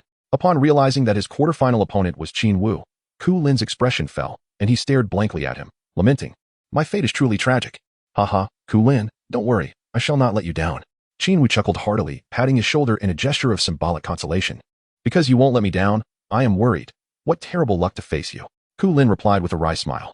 "You wouldn't fare much better against Sun Wukong. So don't overthink it," Qin Wu reassured him with a cheerful demeanor. "You two are monsters. I have lost all confidence, utterly shattered by your prowess." Ku Lin murmured, looking dejectedly at the ground. "Is it my fault then?" Qin Wu rolled his eyes, choosing not to offer further consolation. The disparity in their strengths rendered any attempts at comfort mere self-deception. After Yamcha triumphed in the final preliminary match, he approached with exuberance, only to be met with the sight of Qilin pitted against Qin Wu on the brackets, which sent him into fits of laughter, relishing Qilin's misfortune. However, before he could fully indulge in his mirth, his own opponent for the quarterfinals was revealed, none other than Sun Wukong. As he observed the latter extend a finger in a gesture of victory, Yamcha felt as though the heavens were collapsing around him. Now it was Qilin's turn to return the mockery. He pointed at Yamcha, laughing to the point of tears, exclaiming, "This is called retribution. Just moments ago, you were laughing so heartily, and now you find no joy, do you?" Yamcha wore a despondent expression, casting a look of lament towards Sun Wukong, who, however, remained fixated solely on Qin Wu. Qin Wu's gaze met his, yet the anticipated spark failed to ignite, prompting Qin Wu to deliberately avert his eyes. "Sun Wukong, your current combat prowess of 5,200 is indeed sufficient to reign supreme on Earth. However, it is unfortunate that in the finals, you must contend with someone whose strength surpasses yours by a factor of 10. This championship shall be mine." Qin Wu had always observed Sun Wukong's continuous growth in combat strength. Perhaps it was due to the nature of their personalities, as the disparity in their abilities widened. Especially in the absence of imminent danger, Sun Wukong appeared to be half-heartedly playing while training, exhibiting a lack of focus. In contrast, Qin Wu devoted himself wholeheartedly to rigorous practice, never allowing himself a moment's respite. Were it not for considerations regarding his youth and the limitations of his physical endurance, he would likely train incessantly, unbothered by the prospect of physical harm. Should injury arise, consuming a magical bean would suffice for recovery, and if that failed, he could always implore the dragon for assistance. At this moment, Qin Wu possessed a combat power of 55,000, which, even without further training over the span of 9 years, would suffice.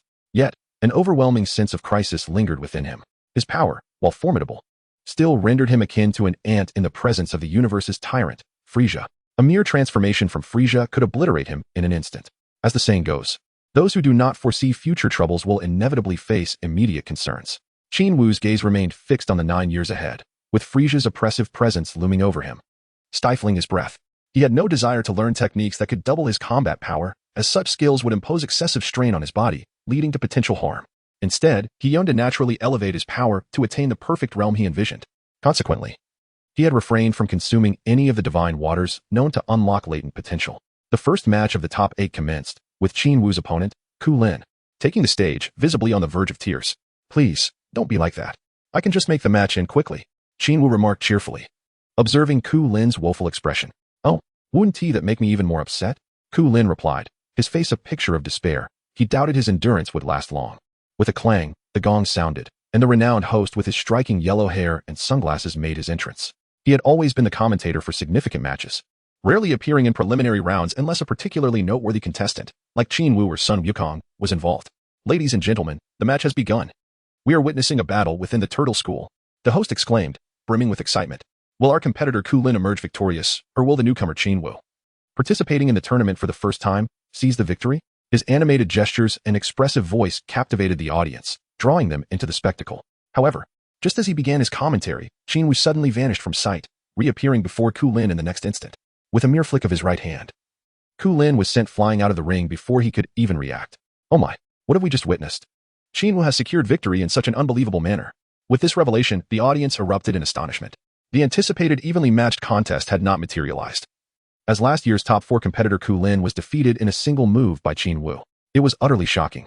Many wondered when the standards of the World Martial Arts Tournament had escalated to such heights.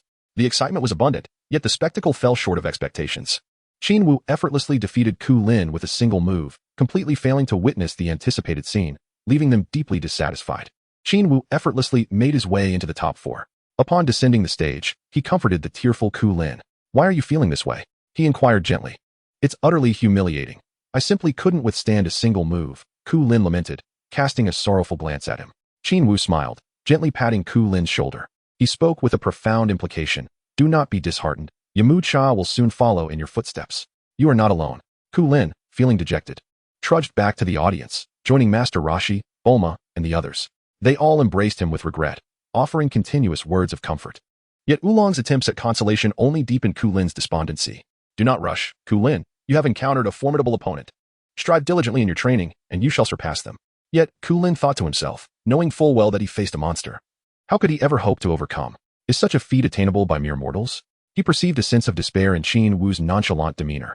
He had barely managed to make a move before being sent flying by a single blow, with even the shadow of his opponent eluding him, let alone mounting a counterattack. The chasm between his strength and Qin Wu's felt insurmountable, akin to a vast abyss. Do not lose heart. They too have toiled for 3 years to attain such power. You can achieve it as well, Ku Lin, Master Roshi earnestly encouraged. Yet, deep within, he harbored a different sentiment. "Ku Lin, you might as well resign yourself to the truth. I fear you may never catch up." Setting aside Sun Wukong, Qin Wu was nothing short of a training fanatic. A veritable machine of discipline, as evidenced during the 8 months of his intense training. As they consoled Ku Lin's wounded spirit, the match between Sun Wukong and Yamcha commenced. From the attire of Sun Wukong, Qin Wu discerned that the latter had not removed his gravity suit, having worn it throughout the competition. Even when faced with his formidable opponent, Yamcha, he remained remarkably composed. Yamcha, despite sensing the pressure emanating from Wukong, defiantly proclaimed, "Sun Wukong. Over the past 3 years, I have received guidance from Master Roshi and have undergone rigorous training. Although I see no hope of victory, I shall do my utmost to impede your progress and will not allow you to advance too easily." "Very well, Yamcha. Show me the fruits of your labor over these 3 years." Wukong assumed an offensive stance, awaiting his opponent's readiness. Yamcha, adopting the wolf fist stance, furrowed his brow and let out a fierce roar as he lunged forward. However, his wolf fang fist struck only air, for Wukong had already vanished from his original position.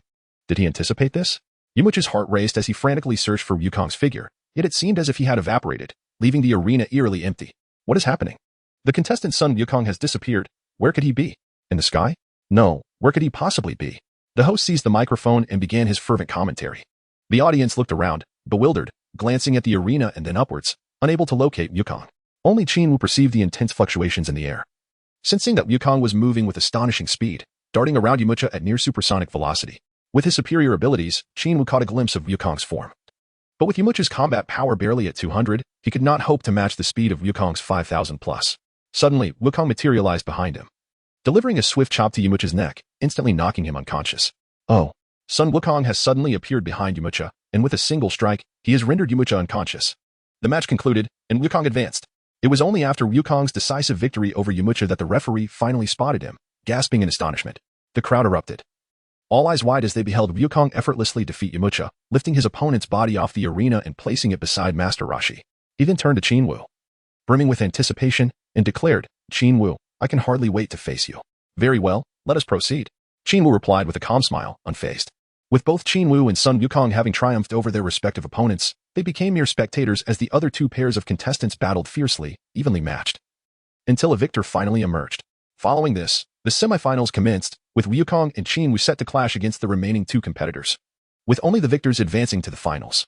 As the competition intensified, the anticipation among the audience grew, and whoever emerged victorious would surely elicit thunderous applause from the crowd.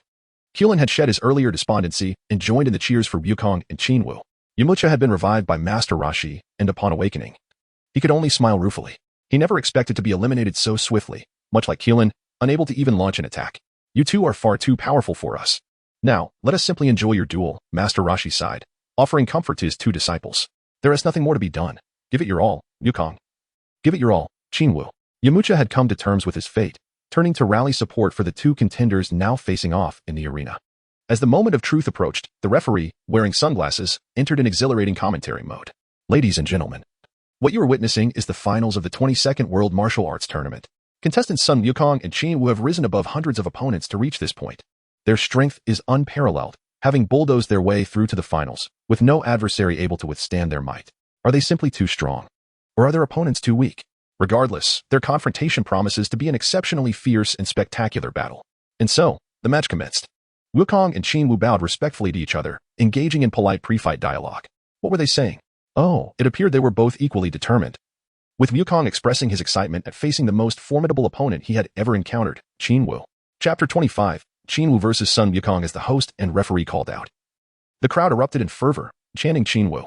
Qin Wu. In their eyes, Wukong was the previous champion, lacking novelty, whereas this year's dark horse, Qin Wu, had surged into the finals with overwhelming strength, presenting a dramatic narrative against Wukong. They perceived Qin Wu as the underdog, eager for him to topple the reigning champion, igniting their passions and excitement. The roar of the crowd was deafening, nearly shaking the very foundations of the venue. Yamcha, Keelan, and Master Roshi looked on in astonishment, while the transformed queen, Lan Shi, was swept up in the fervor, shooting into the air in exhilaration, as if only through such expressions could one truly feel alive. Finally, the match began. In a show of seriousness, Wukong removed the gravity suit he had been donning. What is Sun Wukong doing? Has he become too warm in the arena? Indeed, with the May weather becoming quite sultry and after such an extended competition, it was only sensible for him to shed his attire. What? Did I just see that? His outfit created a crater on the ground. Is it really that heavy? The host's eyes widened as he witnessed the gravity suit Wukong had casually discarded, creating a pit in the ground nearly a foot deep. He was incredulous as he approached the suit, attempting to lift it, yet found himself struggling with the weight, his face reddening as he exerted every ounce of strength just to barely raise it. This is astonishing. Sun Wukong has been competing in this suit weighing over 100 pounds. Is he some kind of monster? How does he manage it? The audience gasped once more, their astonishment palpable. If not for the arena walls, many would have rushed to test the weight of the suit themselves. Keelan stared in disbelief at Wukong, muttering, he has been wearing that heavy suit all along? Incredible! To wear such a garment and still perform so effortlessly, I see now why I was defeated. Yamcha offered a rueful smile. Master Roshi nodded, his eyes sparkling with insight, remarking, it seems Wukong has indeed trained exceptionally hard. He is undoubtedly far stronger than the both of you. Wukong had a penchant for the unexpected, and it was utterly remarkable. Bulma nodded in agreement. On the arena, Qin Wu fixed his gaze upon Wukong, admiring his favorite character from the Dragon Ball universe. With a smile, he said, did you forget to adjust the gravity? Ah, yes. In my excitement to face you again, I completely forgot to make the adjustment. Hiki. Sun Wukong scratched the back of his head, responding with a hint of embarrassment. Well, with a gravity suit weighing over 100 pounds, combined with gravitational forces, that amounts to 12 times the gravity. Your strength has indeed advanced, Qin Wu remarked earnestly. Yet, it still pales in comparison to your prowess. Just look at what you're wearing, never having removed it, and I still feel that your speed and strength far surpass mine.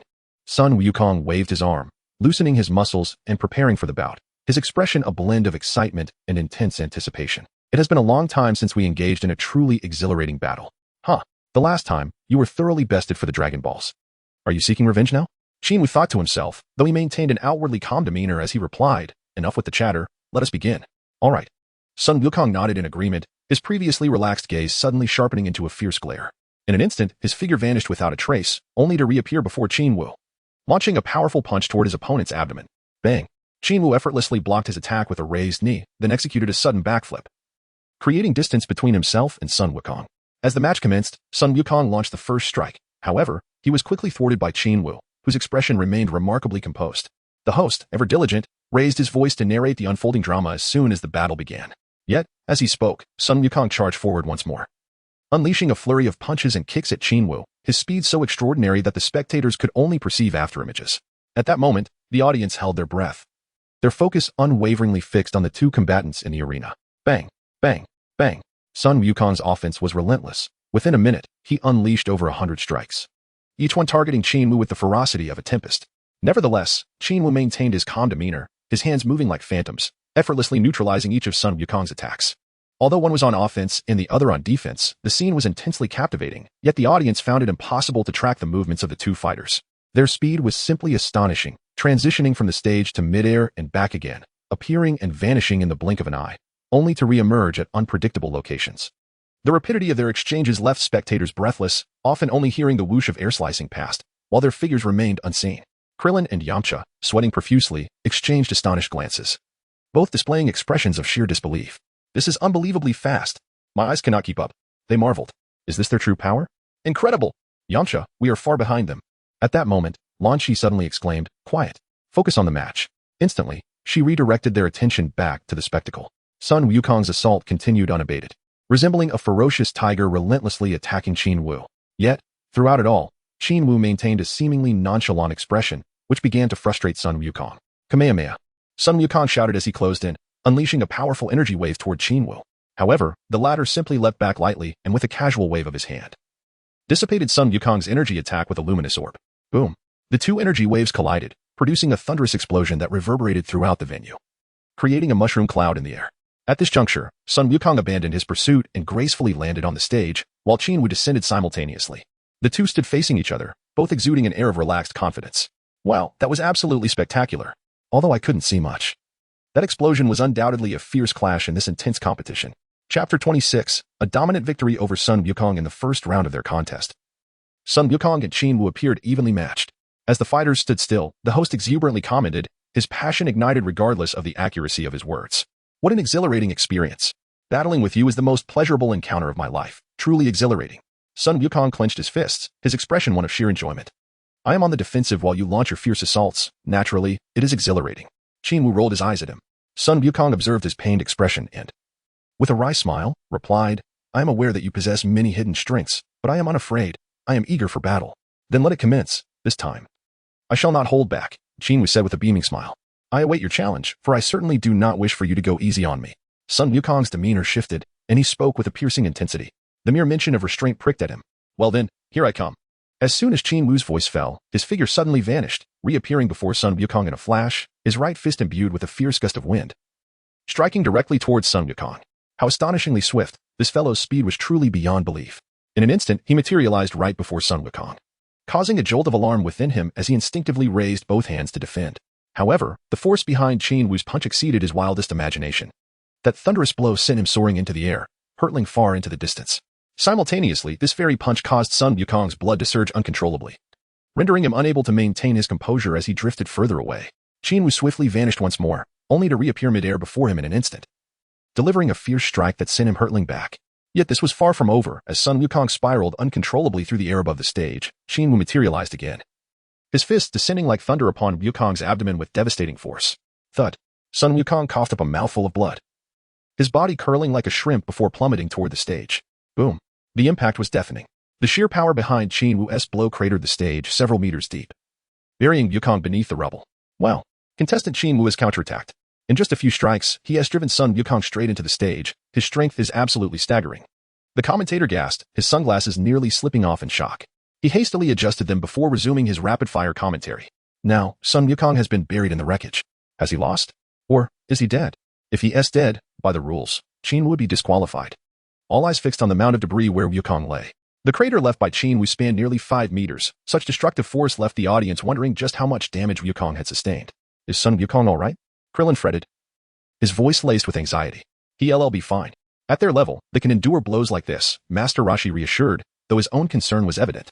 Both fighters were his beloved disciples. He wished neither harm. Russell. Then, Sun Wukong emerged, his face alight with exhilaration. Wiping blood from his lips, he assumed a battle stance, grinning fiercely. Yes, just like that. Hold nothing back. Otherwise, it's no fun. A true warrior at heart, whether facing friend or foe, battle alone could ignite his passion. Sun Wukong has risen, and by the looks of it, he is unharmed. The commentator's sunglasses gleamed with excitement. An ordinary person would have been obliterated by Qin Wu's attack, yet Sun Wukong stands unscathed. The match is thrilling, but we can barely see it. Their speed transcends human limits, our eyes can't keep up. Next time, the organizers should install high-speed cameras so we can review the action properly. Oh ho. Sun Wukong looks positively exhilarated. That last strike didn't phase him at all. Wait, Qin Wu has vanished again. He has gone. How can they do this to us mere mortals? At this speed, how are we supposed to savor the fight? No sooner had he spoken than Qin Wu reappeared before his opponent. Sun Wukong's exhilarated expression froze mid-grin as another punch sent him flying. Boom. Qin Wu then unleashed a torrent of energy blasts from his palms, each compact sphere of power striking Sun Wukong with relentless precision. The latter was sent reeling through the air, battered by the ceaseless barrage of explosive force. Boom. Boom. Boom. Detonation after detonation erupted violently upon Sun Wukong's body, each impact sending searing pain through his muscular frame. His mind reeled, his internal energy in disarray, blood spilling from his lips as he endured the merciless assault.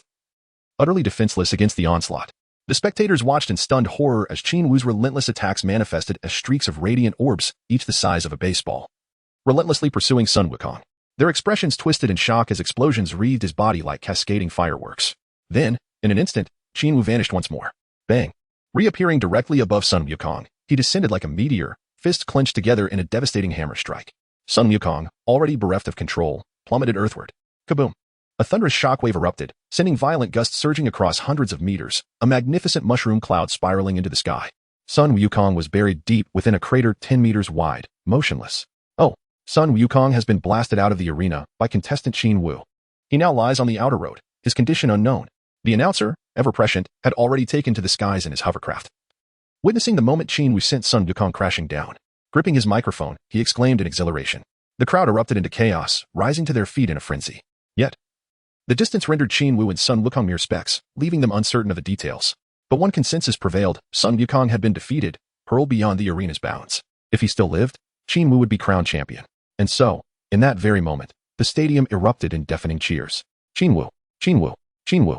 Chapter 27, Crisis. The Demon Clan emerges. The fervent chants surge rhythmically, threatening to shatter the heavens. Did Qin Wu really win? I never expected him to be this strong. Krillin murmured, his gaze fixed on Qin Wu, who hovered serenely in the air. He won. Sun Wukong was knocked out of the arena. I hope he's all right. Yamcha fretted, fearing Qin Wu might have dealt a fatal blow. Should we go check on him? Bulma suggested anxiously. Let's move. I'll clear the way. Launch, her eyes flashing, raised her machine gun once more, spraying bullets into the densely packed crowd. The spectators scattered in terror, creating a path. Her brutish efficiency earned exasperated glances from Bulma and the others, but it served its purpose. No need to fight through the throng. As they departed, the crowd followed suit, thousands flooding the streets toward the site of the battle. Is he okay? They gathered around the crater beneath a traffic light, peering inside. Sun Wukong was nowhere in sight, buried deep beneath the rubble. Wukong, Wukong. Krillin and Yamcha frantically dug through the debris. Meanwhile, Qin Wu descended from the sky, his expression calm. He harbored no concern. Sun Wukong's resilience was legendary, forged through decades of battle. Sure enough, as the stones were cleared, Sun Wukong suddenly sprang up, disheveled and covered in grime. His pants were torn, barely concealing his dignity, his body marred with scratches and bleeding wounds. His first act upon rising was to face Qin Wu with sincerity. I lost. You're truly strong. I couldn't defeat you. The earlier strike had rendered him unconscious, and now his body ached, drained of strength. You're strong too. I just got lucky. Qin Wu replied with a faint smile. Qin Wu tossed a celestial beam to him, his expression perpetually cheerful, exuding an air of warmth and approachability. He did not project an aura of superiority after claiming the championship. Rather, he embodied the essence of the friendly neighbor, evoking no feelings of disdain. Today, as we faced off in combat, I finally grasped the extent of our disparity. Yet, I shall not concede defeat. I am determined to surpass you. Although Sun Wukong lost the match, the outcome did not dampen his spirits, and he continued to speak with unabated joy. Well, I shall await your arrival. Qin Wu could not articulate much in response, merely offering a look that conveyed his anticipation. Sun Wukong gazed intently at him, and, upon noticing that he still donned the same training attire, was taken aback and inquired, "What is your current burden?" "A hundredfold." Qin Wu spoke with an air of tranquility and nonchalance, yet his words caused Sun Wukong's eyes to widen in astonishment as he exclaimed, "Incredible, truly remarkable. To have battled me while under a hundredfold burden and still emerge victorious leaves me utterly convinced." As he spoke, he swallowed the celestial beam Qin Wu had offered, and his once pallid and fatigued visage instantly radiated vitality. The sight of one who appeared grievously injured reviving so abruptly after consuming a seemingly innocuous bean left Krillin and Yamcha in a state of bewilderment. What on earth is this? How fascinating. Krillin inquired, "Wukong, what is this?" Sun Wukong glanced around, chuckling softly without immediately replying. Just then, the host proclaimed Qin Wu the champion of the grand tournament, inciting a wave of applause from the audience, even from Sun Wukong, who joined in the accolades. Thus, the Grand Martial Arts Tournament concluded with Qin Wu claiming the championship title. However, upon receiving the prize money of 500,000, Qin Wu's expression soured slightly, revealing his displeasure. Nevertheless, he chose to treat his famished companions to a meal. On their way to the restaurant, Sun Wukong recalled the Rui Jingu Bang he had left behind at the venue and contemplated returning for it, but Krillin eagerly offered to assist. Observing Krillin's retreating figure, Qin Wu discreetly pulled Sun Wukong aside, and they vanished in an instant. Krillin arrived at the contestants' lounge, scanning the area until his eyes brightened upon spotting Sun Wukong's belongings, prompting him to rush forward. Meanwhile, the host returned to the venue and, upon entering the room, intended to greet Krillin but was taken aback to discover a peculiar green creature hanging upside down from a beam, its gaze fixed menacingly on Krillin. It bore a pair of fleshy wings, an air of defiance, and an aura of malevolence in its eyes. "Greetings, our tournament has concluded, and you have arrived too late," the host remarked, assuming the creature was there to watch the competition. "Huh, I have no interest in your pathetic tournament. Where's the list of contestants?" The creature leaped down, advancing threateningly toward the host. It quickly spotted a stack of documents in the host's hand and seized them with astonishing speed, leaving the host no chance to react. "Hey, you can't take that. It's our record," the host exclaimed, growing frantic as he attempted to reclaim the documents, but the creature glared fiercely, seizing the host by the neck and flinging him aside. Thud! The host crashed to the floor, rendered unconscious. Witnessing this, Krillin was incensed. He had not anticipated an intruder who would not only steal the list of contestants, but also harm an innocent host. He leaped forward, demanding, "Who are you? Why are you doing this?" "Humph. You'd better get lost, or I will kill you too." The creature's large eyes glimmered with a chilling intensity. Krillin, provoked by the creature's unreasonable demeanor, launched an attack. However, the creature's strength was unexpectedly formidable, effortlessly deflecting Krillin's assault while sneering. "It seems you are also a contestant in this tournament. How fortuitous." With that, its right hand suddenly glimmered ominously as a powerful aura rapidly coalesced. What is this fiend planning? Sensing the malevolence directed at him and the overwhelming energy surging forth, Krillin braced himself for an imminent confrontation. Just as the creature prepared to strike Krillin down, a streak of golden light flashed without warning, piercing through the creature. Thud! The creature's expression morphed into one of disbelief as it collapsed. In its final moments, it beheld two youths approaching leisurely. And then there was nothing more. Chapter 28. The enraged old Piccolo. Krillin stood in shock, gazing at the approaching Qin Wu and Sun Wukong, and inquired with astonishment, "How did you both arrive here?" Qin Wu's gaze remained fixed upon the corpse of the strange figure. Suddenly, a golden light erupted from his fingertips, instantly detonating the body with a resounding boom, reducing it to ashes. After executing this act, he revealed a subtle smile and remarked, "Sensing your peril, I hurried over." Sun Wukong approached Krillin, scrutinizing him with concern. "Are you all right, Krillin?" he inquired. "Not a problem," Krillin replied, brushing off the dust from his clothes nonchalantly. "He can't do anything to me. If you hadn't arrived, I would have handled him myself." No, Sun Wukong countered. "You have yet to comprehend his true strength. I sense that his aura surpasses yours. You could very well find yourself in grave danger." Qin Wu shook his head, recalling that in the original narrative, Klin had met his demise at the hands of that repugnant creature. Had it not been for Klin's insistence on returning to assist Wukong in retrieving an item, he might have momentarily forgotten the perilous situation. Fortunately, he remembered just in time. Otherwise, Klin would have faced a tragic fate. Wukong nodded in agreement with Qin Wu's account, perplexed as he inquired, "Who is this individual? Why does he seek to attack Klin?" "He aimed to seize the participant list for the tournament, but I intervened. Thankfully, you arrived just in time." Klin expressed with gratitude towards Qin Wu. "If what you say is true, and he possesses greater strength than I, then we are indeed in grave danger." "Thank you, Qin Wu. Do not mention it. We are partners." Qin Wu replied with a sincere smile. Partners? Wukong pondered this notion, suddenly recalling the myriad moments they had shared over the past 3 years. Yet, he also became acutely aware of the inexplicable aversion he felt towards Qin Wu, harboring a lingering animosity and disdain. What could be the cause of such feelings? Why did he experience this disquiet? He found himself at a loss. Yet upon hearing Qin Wu's words today, he was struck by a sudden disdain for his own emotions. Qin Wu had not committed any wrongdoing against himself. Yet he found himself repeatedly displeased with the other. They could have been good friends, so why must he insist on straining their relationship? As he pondered this, Sun Wukong's subconscious grievances towards Qin Wu began to dissipate. He reassessed the other end, reflecting on his own past, felt an inexplicable sense of loathing vanish as he looked directly at Qin Wu once more. "Thank you, Qin Wu. Thank you for saving Klin and for your continued tolerance of my misguided animosity towards you." Sun Wukong gazed at Qin Wu, his words imbued with deep remorse. "It's nothing. We are all companions," Qin Wu replied, embracing him sincerely. A companion is someone who aids and supports one another on the journey of life. In truth, he felt an inner satisfaction, for at that moment, the system suddenly chimed with a notification, indicating that his relationship with Sun Wukong had warmed, shifting from animosity to goodwill. Although he could not fathom the reason for this sudden change, he felt a surge of happiness. For over 3 years, ever since he had stealthily appropriated Sun Wukong's lineage, the latter had harbored a profound animosity towards him, and he had been unable to ease the tension. The system's settings had indeed been quite troublesome, causing him considerable distress. Now, however, for reasons unknown, Sun Wukong had taken the initiative to mend their relationship. What more could he say?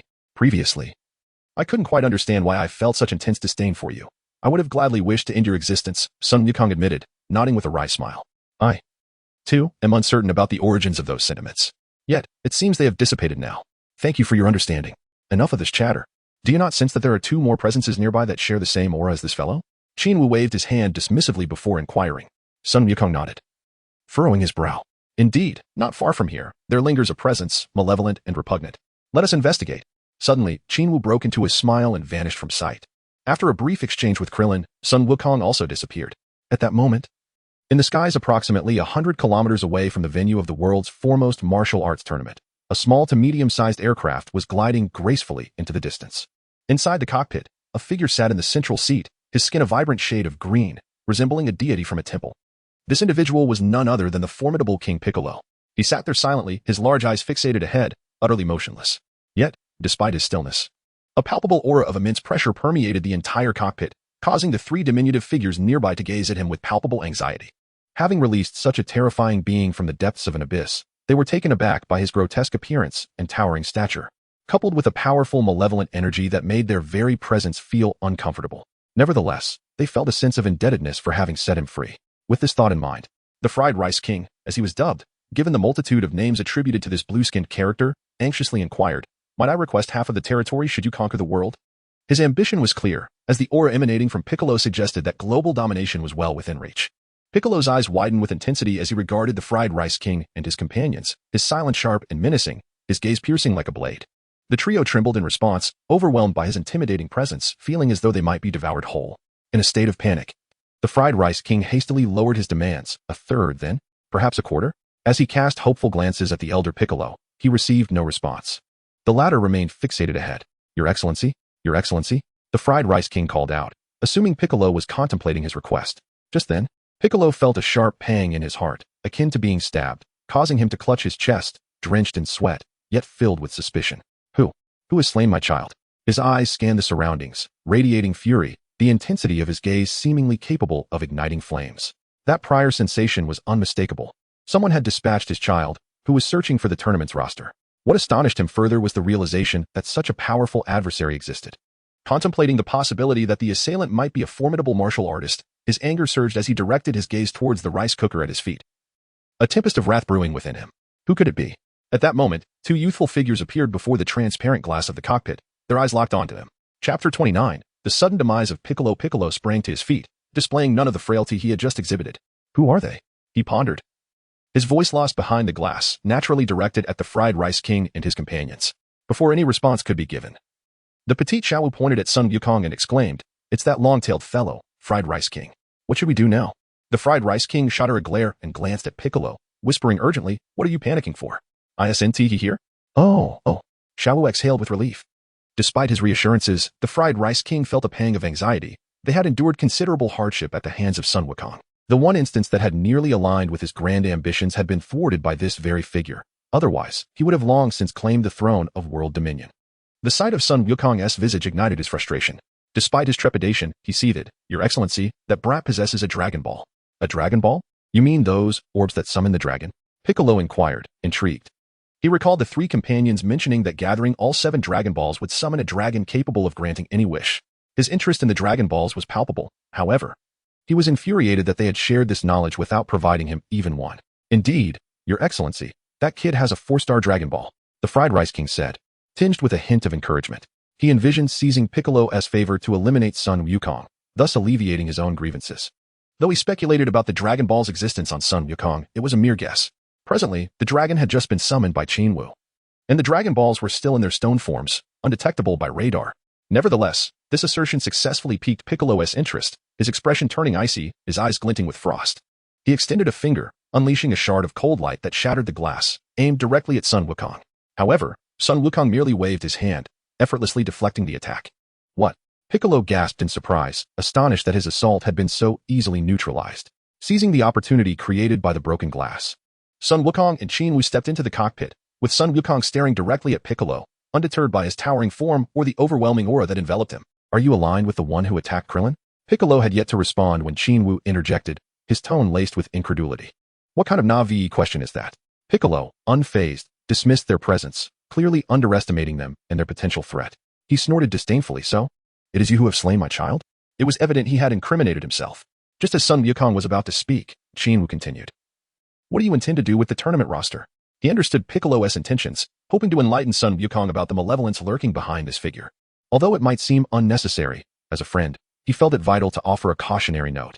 Even though Sun Wukong possessed a remarkably forgiving nature, sparing even the likes of the fearsome Frieza, and even Vegeta, who had taken his friend's life, it was clear that his heart was pure.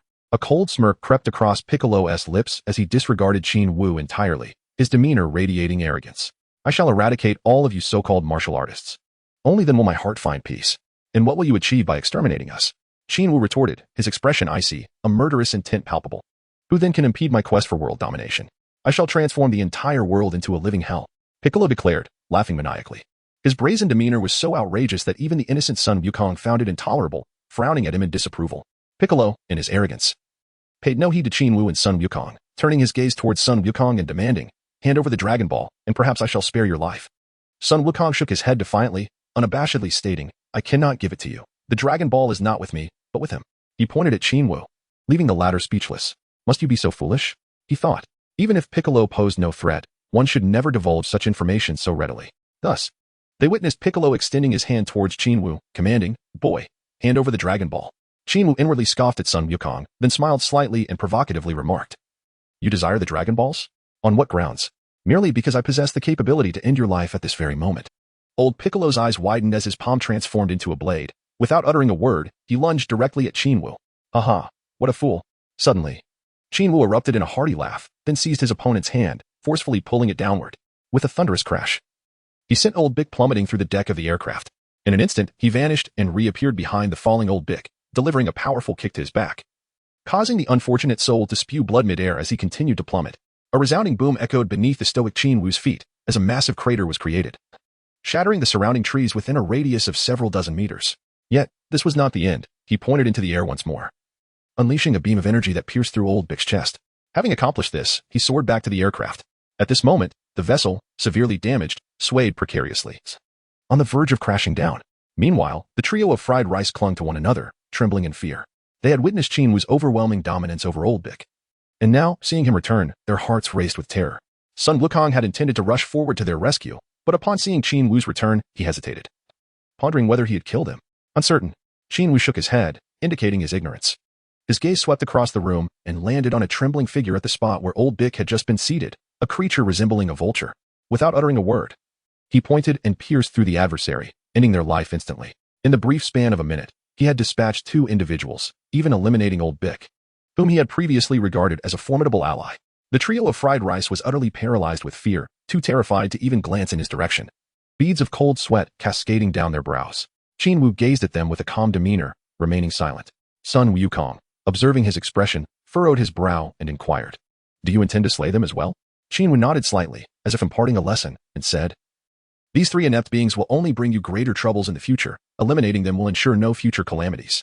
With that, he did not allow Sun Wukong a chance to retort and decisively struck. Chapter 30, The Regenerative Cells of the Newborn Bick in Midair.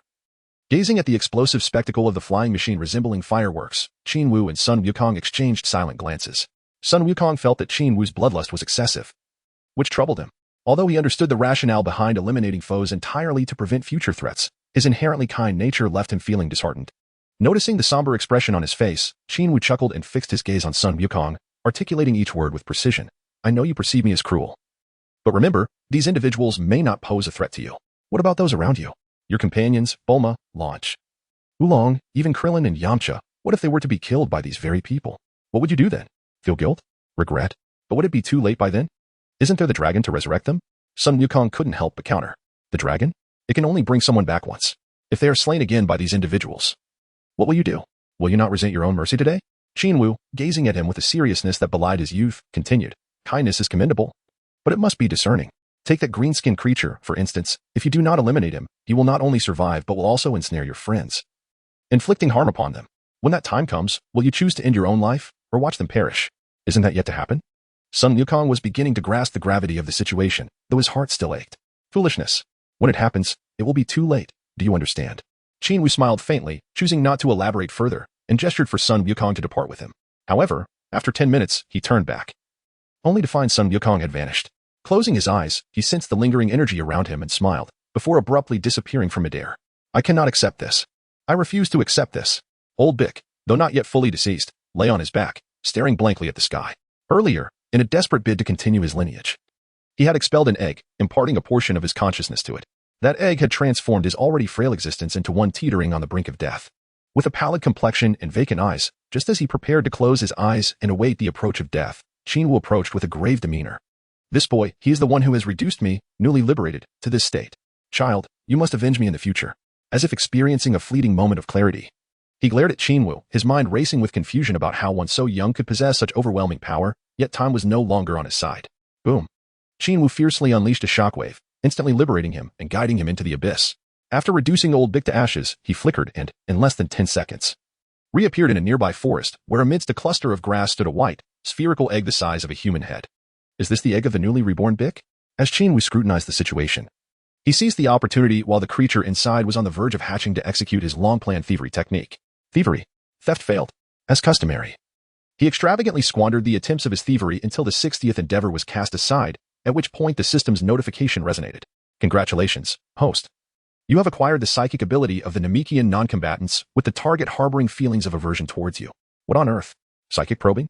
This seems to be a unique skill reserved for celestial beings among non-combatants, does it not? Why would a combat genius like Piccolo possess such an ability? Could it be due to the fact that his true essence is that of a celestial being? Unable to comprehend, he decided to abandon the thought, lest he provoke the newly hatched Piccolo. Theft failed. Theft failed. This time, Qin Wu frantically executed the thievery technique countless times, only to be met with the frigid reminder of failure, which incited a flicker of frustration within him. After a consecutive series of attempts, he finally heard the system's notification. Yet its content left him speechless. Congratulations, host, you have acquired the language of the Namekians, with the target's feelings towards you being one of hatred. Good grief. I even managed to steal a language? This thievery technique is remarkably formidable. The system, you are invincible. Qin Wu sighed inwardly and continued to employ his thieving technique. Ultimately, perseverance bore fruit. After countless attempts, the system finally revealed the coveted item. Congratulations, host, you have acquired the regeneration cells of the Namekians. The target's affinity towards you is one of animosity. TSK. With such enmity, the next step would be a relentless conflict. Is the system granting Piccolo a sliver of hope? Nevertheless, considering Piccolo's future, he is not destined to follow in his father's footsteps, fully immersed in instilling terror upon the world. Rather, he may evolve into a benevolent being, relinquishing thoughts of outright annihilation. This character is a pivotal figure in the Dragon Ball universe, significantly contributing to the protection of Earth in later stages. Farewell. Though the time of our next encounter remains uncertain, I am grateful for your cells. He whispered with a smile, then with a resounding boom, he shot away. As he soared back to reunite with Goku and the others, Qin Wu engaged in a delightful discourse with the system. How does the regeneration capability of these Namekian cells compare to that of a gecko? It is indeed on an entirely superior level. No way. Why is that? Do they not share the same regenerative properties? The gecko's ability merely allows for tail regeneration. The newly formed tail cannot replicate the original's naturalness, rendering its effectiveness rather meager. In contrast, the Namekian regeneration cells are fundamentally different. Despite sharing a similar effect, their efficacy remains intact, allowing for countless instances of regeneration. Upon hearing this, Qin Wu couldn't help but click his tongue in astonishment. He had not anticipated that Bic possessed such remarkable abilities. It seemed that he need not worry about sustaining injuries in the future. When he returned to the gathering of Sun Wukong and the others, they had already commenced their revelry, indulging in food and drink. As he rejoined them, everyone greeted him warmly. But it was Lan Chi's gaze that held a particularly fierce intensity. Where have you been? Sun Wukong inquired, his mouth full of meat, his words somewhat garbled. I was in the restroom, Qin Wu replied nonchalantly. Hurry and eat. You're treating us this meal. If the host goes hungry, we shall feel quite embarrassed. It was Bulma who spoke, her curious eyes fixed on him.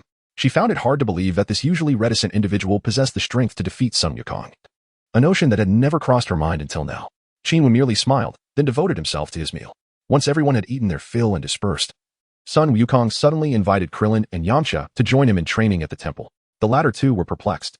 Yet the thought that Wukong's strength had surged to a level beyond their reach filled them with an unspoken excitement, prompting them to agree without question. Chapter 31. My journey among the stars. It turned out that after old Piccolo emerged and was vanquished by Qin Wu, the apprehensive deities had secretly initiated a telepathic communication with Sun Wukong, deeming it essential for his companions to partake in his specialized training at the temple. For the ever-helpful Wukong, it was a swift acquiescence, as bolstering the strength of his allies was undoubtedly a commendable endeavor. That evening, Qin Wu finally shared a room with Sun Wukong, albeit sleeping on separate beds. After a refreshing wash-up, Qin Wu reclined against his pillow, gazing at the ceiling, suddenly struck by a sense of lack of challenge. With a daunting 9 years remaining until the plot involving Frieza unfolded, and even the formidable Vegeta would not appear until a year after Raditz, he found himself at a crossroads. Until now, he had relentlessly aimed to seize Piccolo's abilities during this tournament, unwavering in his pursuit of growth. Yet, having accomplished this, he felt an unsettling void. Though Frieza was undeniably powerful, his emergence was still far off, and the pressure was not immediate. He pondered the risk of complacency in his training. Should he succumb to laziness? Would he once again trouble Sun Wukong? Would he revert to the original storyline? Such a fate was one he wished to avoid. A man ought to strive for purpose and refrain from idleness. Regardless of the world in which one exists, one must live with fervor. Qin Wu. His name seems destined to embody the spirit of diligent martial training in the realm of Dragon Ball. It resonates profoundly. It is time to seek out some endeavors. While he pondered how to set himself a short-term goal for his cultivation, Sun Wukong emerged, having finished his bath. Noticing Qin Wu perched with his legs crossed, gazing vacantly at the ceiling, he curiously inquired, "Qin Wu, what occupies your thoughts?" "I am contemplating the future," Qin Wu instinctively replied. "The future? What is there to ponder?" Sun Wukong asked dismissively. "You are too naive. Without foresight, one is bound to face immediate troubles. We cannot wait for formidable foes to appear before we realize the necessity of diligent training. We must prepare for the storms before they arrive." Qin Wu chuckled softly, responding with a hint of resignation. Indeed, Sun Wukong remained blissfully unaware. Were it not for the formidable adversaries slumbering in the shadows, he would possess no sense of urgency. As expected, Sun Wukong responded nonchalantly, "Is there truly anyone more formidable than you? My current goal is to surpass you. My thoughts are solely focused on defeating you." Upon hearing these words, Qin Wu suddenly envisioned the future Vegeta. After suffering defeat at the hands of Son Goku, Vegeta became utterly obsessed, dedicating himself to relentless training in a futile attempt to surpass Goku. His overwhelming pride transformed his training into mere mechanical repetition, and despite his strenuous efforts, he could never quite reach Goku. Even when he occasionally surpassed Goku momentarily, he would soon be overtaken and left further behind. Goku had become a source of torment for him.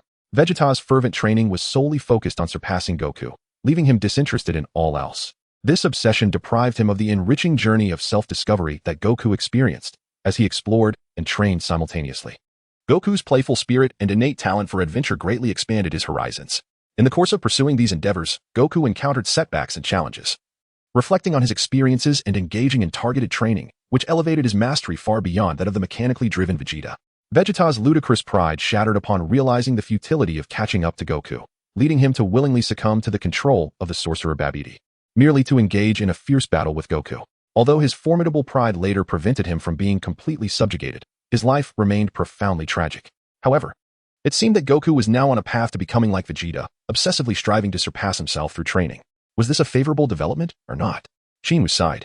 Initially, while setting a target for oneself is undoubtedly useful, it may not bode well for the future.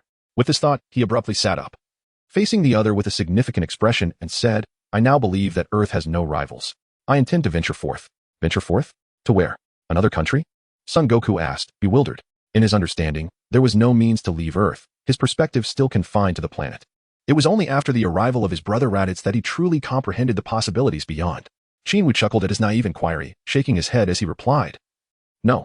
He gestured toward the resplendent night sky filled with stars, declaring, "It is that vast sea of stars. I yearn to leave Earth and explore the cosmos." Sun Wukong was utterly astonished, unable to fathom that Qin Wu harbored such an absurd notion. Can one truly leave Earth? His mind struggled to comprehend. Observing the bewildered expression on his face, Qin Wu earnestly continued, "Indeed, I believe my horizons can no longer be confined to this planet. I must venture forth to witness the broader universe. There may be more formidable adversaries awaiting me. I relish a challenge. I thrive on challenge. The expanse beyond is boundless." In a sudden moment of enlightenment, Sun Wukong felt a spark of inspiration and enthusiastically exclaimed, "Take me with you. I wish to explore the outside world as well." However, Qin Wu shook his head, firmly declining. "No, you must seek your own realm. If you continually remain by my side, you will never surpass me." "Ah, I see your point." Though slightly disappointed, Sun Wukong ultimately acknowledged Qin Wu's perspective. "Then what should I do?" Qin Wu smiled, his gaze fixed upon Sun Wukong, his expression once again imbued with an ineffable significance. "You may inquire of the celestial deities. They should possess knowledge of where you truly belong." "Very well." Sun Wukong ultimately resigned himself to the reality of not being able to accompany him. After a moment of despondency, he inquired, "When do you intend to depart?" Qin Wu raised his head, stroking his chin as he pondered for a moment before saying, "I need to find an opportune time and suitable mode of transportation." Sun Wukong nodded, feeling a twinge of melancholy in his heart. The thought of parting ways with someone who had been his rival for several years and had become his benchmark for surpassing goals stirred a profound sadness within him. He was uncertain when they would meet again, or if they would ever reunite, leaving him feeling despondent. His thoughts, once simple and carefree, were now clouded by a sense of loss, marking the second time he had felt such sorrow since the passing of his grandfather, Sun Wufan. Seeing the lackluster spirit of his companion, Qin Wu chuckled and remarked, "What are you so down about? I am not leaving forever, in less than a decade. I shall return. By then, I hope to see a formidable you, one who has surpassed me. So, give it your all." The notion of a return brightened Sun Wukong's mood, and with eager anticipation, he replied, "All right, let us both strive hard. I will surely astonish you when the time comes." "Yes, let us work hard." Chapter 32, The Incredibly Powerful Qin Wu. 2 days later, at the temple square. Boom, boom, boom. The deafening sounds reverberated throughout the temple, as violent gusts of wind swirled around, creating a massive vortex akin to a tornado. erupting with a thunderous roar. Qin Wu, enough. Do not push any further. The temple is on the brink of explosion. The deity's face was etched with terror as the elements in the air raged about, preventing him from opening his eyes.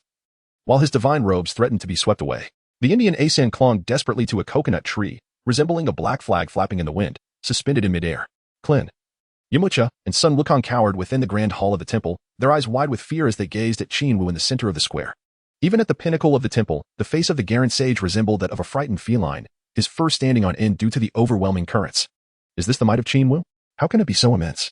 As all eyes converged on him, Qin Wu clenched his fists, veins bulging with intensity, and let out a mighty roar. Unbeknownst to him, a thick aura had enveloped his body, and as he fervently channeled his energy, it surged and boiled.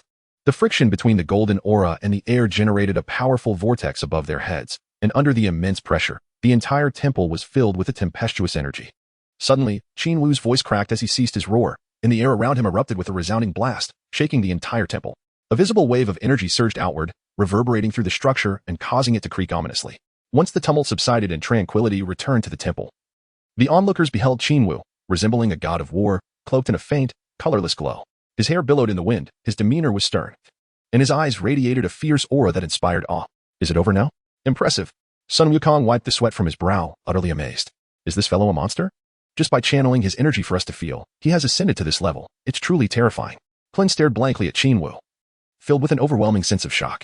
Yamcha was rendered speechless, yet he sensed that a mere strike from Qin Wu could obliterate him without a trace.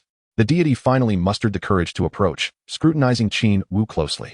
He opened his mouth to speak, but was at a loss for words, merely clicking his tongue in astonishment. Incredible. I had no idea you had cultivated to this extent. You have truly astounded me. Bobo descended from the coconut tree, walking while continuously glancing at Qin Wu, his eyes wide as saucers. Deity, can you gauge the destructive potential of his energy? Cough, cough. The deity hesitated, unable to provide an estimate, covering his embarrassment with a cough. It could easily demolish half the temple. Really? But the temple is constructed from meteorites by ancient powerful beings. It is not comparable to ordinary stones. Is he truly that formidable? Bobo was in shock. Perhaps, but you should ask him directly. The deity shook his head, managing a wry smile. At that moment, Qin Wu turned around, the potent energy still coalescing around him. With a nonchalant smile, he declared, I can obliterate the entire temple in an instant. Gasp. Everyone was left dumbfounded. To claim he could annihilate the temple was an indication of tremendous destructive power. Yet, they could not dismiss his words as mere bravado. The aura emanating from him made it evident that he spoke the truth. Qin Wu smiled confidently, his gaze sweeping across the room, landing on each individual as he inquired, How is it? Have you all felt it? We have. Please, you may cease. The deity promptly replied, fearing that Qin Wu might escalate the atmosphere further, rendering the entire temple unattainable. The others nodded vigorously, their eyes never straying from his presence. Qin Wu repressed his aura, instantly transforming into an ordinary individual, devoid of any extraordinary presence. Sun Wukong, accompanied by Krillin and Yamcha, approached him. Krillin exclaimed, Qin Wu, you are truly remarkable. You have left us far behind. Qin Wu replied nonchalantly, It's all right. With diligent training alongside the celestial beings, you too shall become formidable. Formidable? Even then, we cannot hope to catch up to a monster like you.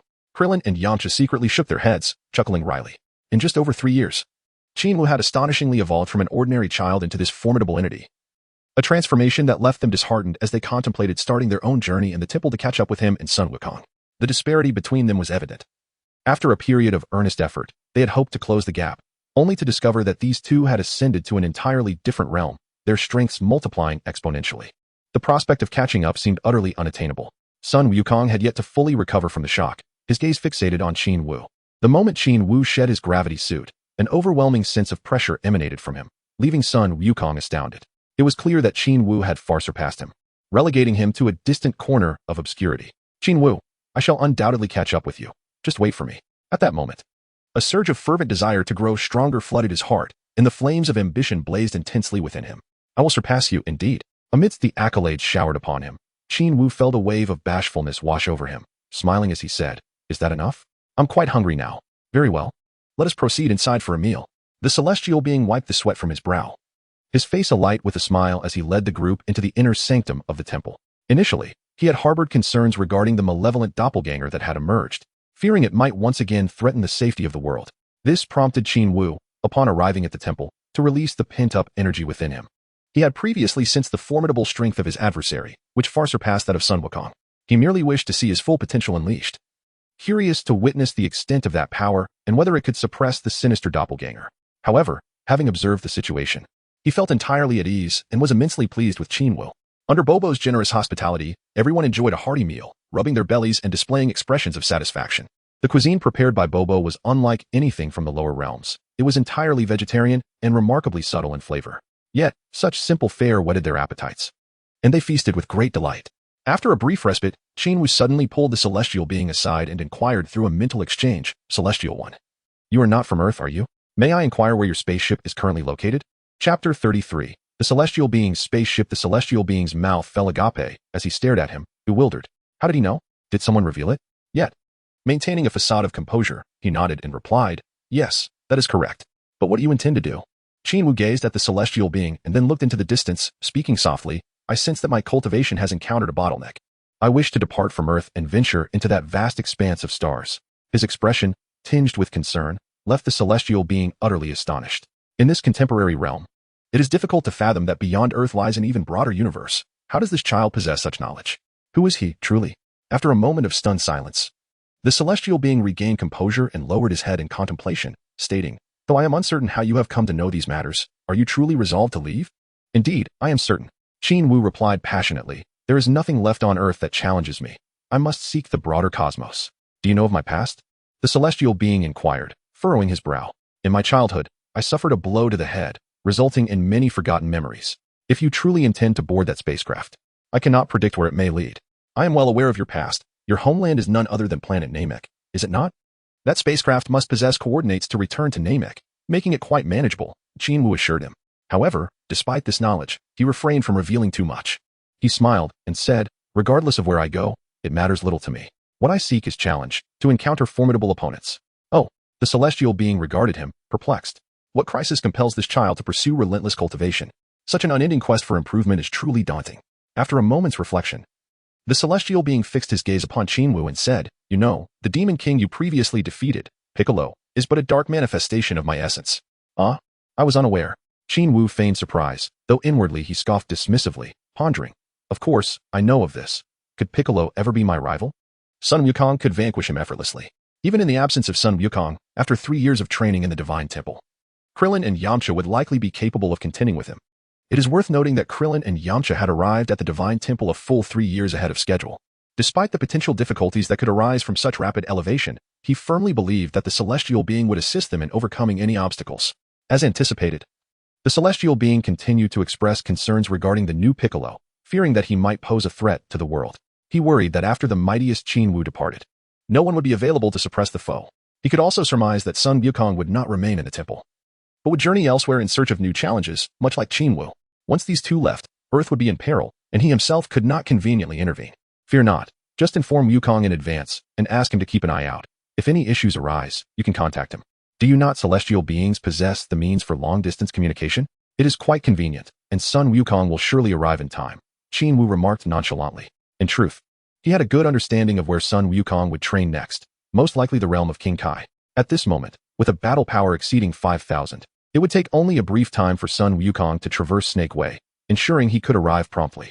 The celestial being was at a loss for words, quietly observing Qin Wu with a bittersweet smile, and after a considerable pause, he finally inquired, "When do you anticipate returning from your journey?" Qin Wu sighed and remarked, "At present, I am uncertain. It could be 5 years or perhaps 10. The celestial being smiled wryly and inquired, "Are you truly willing to depart?" "There is nothing I hold dear. My sole focus is on cultivation, and I care little for anything else," Qin Wu replied nonchalantly. "Oh," the celestial nodded, then gazed skyward, letting out a deep sigh. Observing the resolute determination in the young man, he pondered, "Who will assume my position?" After a moment of inner turmoil, the celestial continued, "I am unsure if that spacecraft is still operational. Let us have take you to see." Suddenly recalling something, he turned to Qin Wu and asked, "Do you understand our language? The settings on the spacecraft are inscribed in our unique tongue, incomprehensible to the average person. That is not a concern. I can simply ask Bulma to make some modifications," Qin Wu replied, pausing before inquiring, "You know Bulma, right? She is a girl with an extraordinary talent for machinery." The celestial reflected for a moment and nodded thoughtfully. Subsequently, Qin Wu engaged in conversation with Sun Wukong, Krillin, and others for quite some time before departing with. Prior to their journey, was already aware of the location of the Celestial's childhood spacecraft, and, riding on a flying carpet, guided Qin Wu toward their destination. However, Qin Wu was astonished to discover that the destination lay nearly on the opposite side of the Earth. Had it not been for the flying carpet, he would have expended significant energy using his flight technique to reach it. The destination was a desolate expanse, barren of forests and devoid of vegetation. The journey was met with fierce winds that nearly blinded him. Fortunately, Qin Wu's formidable strength allowed him to summon a protective barrier, dispelling the obstruction. As the sky darkened slightly, he finally beheld a large, shadowy aircraft nestled in a depression. It was angular, supported by 4 upright legs. The vessel was not particularly large, appearing to accommodate a dozen or 20 individuals.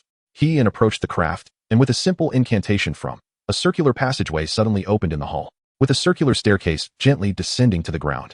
The two ascended in silence, merging seamlessly with the vessel. Upon entering, Qin Wu surveyed the interior, finding the layout and arrangements akin to his expectations. Yet, the most significant difference was the immersive experience, which felt remarkably distinct. Having spent considerable time with the Celestial and his servant, had also grasped the language of the Machic star, and promptly issued commands for the spacecraft to ascend slowly before hurtling towards Bulma's residence at an astonishing speed. In truth, Qin Wu did not require Bulma's modifications, as he had already learned the Machic language from Piccolo during his youth. Were it not for the need for discretion, he would not have sought Bulma's assistance. Upon arriving at Bulma's courtyard in West City, she happened to be home, staring in astonishment at the massive object descending from the sky.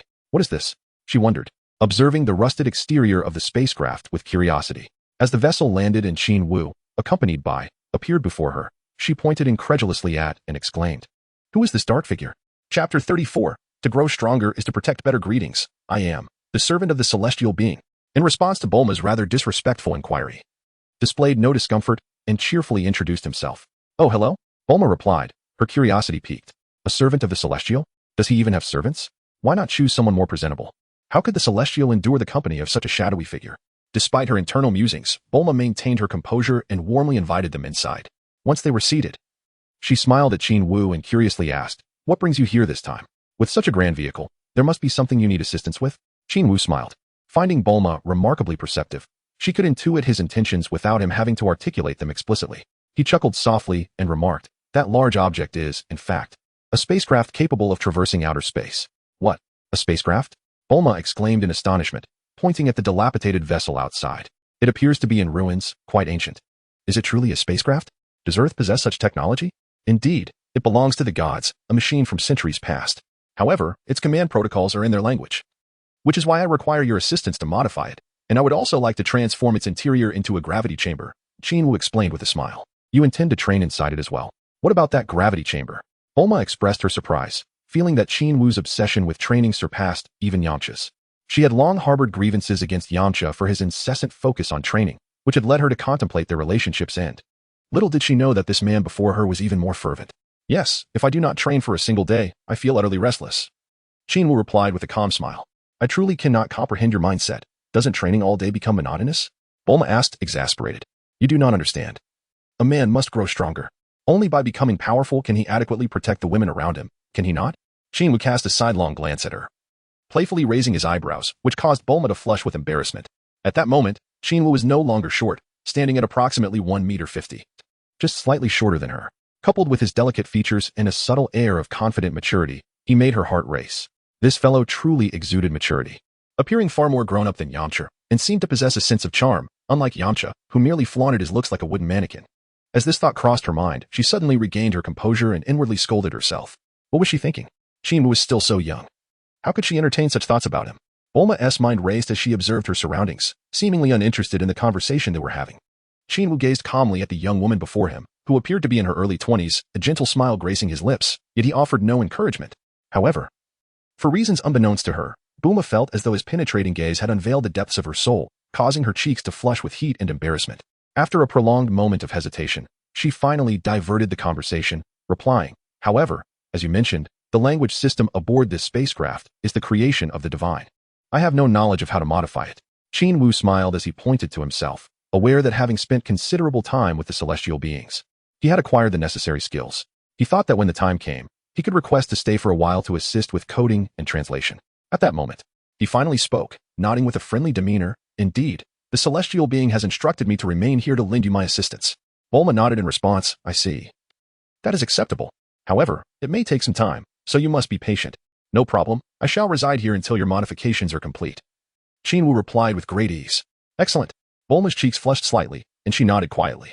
Thus, Qin was settled in, diligently helping Bulma with language translation each day before returning to the temple, only to come back the following day. However, even while waiting, he continued with his rigorous training. Rising earlier than Bulma, he would go out for weighted runs, covering over 100 kilometers, nearly circling the entire western city before returning for a meal. Following that, he would engage in various exercises in the gravity chamber. By nightfall, he would enter a meditative state to cultivate his energy. Bulma was exceptionally warm towards him, often preparing meals upon his return, creating an atmosphere akin to that of a young couple. One evening after finishing his bath, Qin Wu emerged from the courtyard clad only in a thin shirt, taking a seat in the center of the garden as he gazed up at the sky. Soon, he would depart from Earth and ascend to the heavens. He hoped they would wait for him. He murmured softly, a blend of reluctance and anticipation dancing upon his features. Yet predominantly, he felt exhilaration. After spending over 3 years in the Dragon Ball world, he was finally on the verge of leaving Earth to behold the vistas beyond the stars and to encounter formidable beings from various cosmic races. Just the thought sent a thrill coursing through him. At some point, Bulma also emerged, having completed her own grooming. Engrossed in the modifications of the spaceship, she had been tirelessly immersed in her work, often with her father lending a hand, albeit mostly as an observer, captivated by the novelty of the spacecraft. Thus, she had been laboring largely alone. Fortunately, her remarkable intellect allowed her to grasp mechanical concepts with ease. This evening, seeking a rare moment of fresh air and the beauty of the night, she was surprised to find someone already seated in front of her. Lost in contemplation as he stared skyward. What could he be pondering? Bulma mused, brushing her damp hair aside as she curiously regarded Qin Wu. Oh. Just reflecting on my impending departure from Earth, Qin Wu sighed, his tone laced with a hint of melancholy. Bulma took a seat across from him, her brow furrowed in thought. Are you truly willing to leave behind Goku and the others? What is there to miss? I simply yearn for greater challenges to hone my abilities, allowing me to better protect those around me, Qin Wu replied with a subtle smile, exuding confidence yet tinged with a trace of sorrow. Once again, it's about protecting others? Have you ever considered your own desires? Bulma suddenly found Qin Wu quite admirable. A man striving to grow stronger for the sake of those he loves was undeniably attractive. She felt a warmth rise to her cheeks. How is it that he seems so much better than Yamcha? That guy trains merely to show off, doesn't he? She pondered. However, when her eyes inadvertently fell upon Qin Wu's shirt, which seemed barely able to contain his impressive physique, her cheeks flushed even deeper. Why do I keep thinking such strange thoughts? She inwardly chastised herself. When she finally regained her composure and was about to speak, she caught Qin Wu's gaze, a playful smile dancing on his lips. Oh. Bulma's face turned crimson as she feigned annoyance. What are you staring at, you little brat? Nothing much. Just noticing how often you seem lost in thought, Qin Wu replied, a gentle smile gracing his features. What business is it of yours? Bulma retorted, but soon sighed and shook her head. I truly cannot fathom how you training fanatics think. You could easily train at home or in the city. Why do you insist on running all over the place? And you, planning to leave Earth for that outer space. Are you all mad? Haha. What challenge can one find in the city? We seek formidable opponents to uncover our own shortcomings, which is something you cannot achieve at home, Qin Wu replied, his eyes narrowing in contentment. Just look at Goku. He never stays put. He is always off chasing excitement and broadening his horizons. That's the secret to his strength. And what about you? Are you not also restless? Bulma countered with an eye roll, exasperated. Why compare me to that monkey? She thought bitterly. Have you ever seen a monkey settle down? As for me, Qin Wu leaned back comfortably, speaking in a relaxed tone, I shall not settle until I am sufficiently powerful. Humph. Bulma raised her chin defiantly, her demeanor proud. After exchanging a few more words, their conversation concluded as Bulma succumbed to fatigue and retreated indoors to rest. Qin Wu, with a slight smile and narrowed eyes, watched the other person depart before letting out a deep sigh, shaking his head in resignation. Bulma was charming in many ways, yet she seemed overly sentimental about familial bonds. While this was not necessarily a flaw, it felt ill-suited for his current state of mind. He then turned his gaze back to the night sky, where the myriad of stars twinkled, casting their gentle glow upon his heart. The night was indeed beautiful, yet he found himself devoid of the desire to appreciate it. Pulling his gaze away, he focused on the spaceship ahead, silently reflecting on the imminent departure from Earth that lay just around the corner. The following day, upon waking, he encountered Bulma's mother humming a tune amidst the flowers. This woman appeared remarkably youthful, starkly contrasting with her elderly husband. As she tended to her plants, a smile graced her lips, and she seemed to relish life to the fullest. Upon seeing Qin Wu, she greeted him with warmth, exchanging cheerful banter before returning to her gardening. As Qin Wu stepped out, preparing for his run, he encountered the elderly Bulma, who was also on the verge of departing.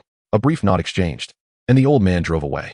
Not one to indulge in idle chatter, he only inquired about matters of personal interest, exhibiting the quintessential traits of a scientist absorbed in his pursuits. As Qin Wu jogged along the streets, he meticulously scrutinized every corner, observing each passerby adorned with smiles.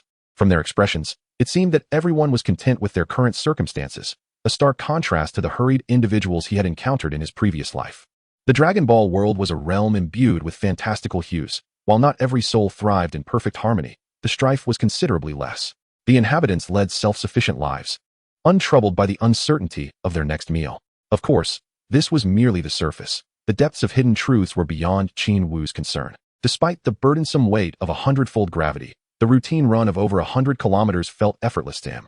Meanwhile, in the temple, Krillin and Yamcha had commenced their training under the divine guidance of the god. Sun Wukong, languidly yawning, awaited the conclusion of their tutelage, eager to pose a few inquiries. At last, the god approached him with an air of casualness and inquired, "Wukong, what brings you to me?" Rising to his feet, Sun Wukong's eyes sparkled with anticipation as he replied, "God, I wish to ascend to a higher stage of training to broaden my horizons. Do you know of such a place?" "Ah, here it comes again." The god, taken aback by the swiftness of the request, silently pondered the implications. How soon had this come to pass? What of the newly reborn Piccolo? Would they truly have to summon Sun Wukong back as the boy suggested? "Very well," the god said, fixing a serious gaze upon Sun Wukong. "Are you truly resolute in your desire to go?" "Indeed," Sun Wukong affirmed with a firm nod, determined not to lag behind his departing companion. "Then come with me," the god replied, furrowing his brow as he led Sun Wukong away. Several hours later, they found themselves before the imposing figure of King Yama, who towered even larger than the Bull Demon King.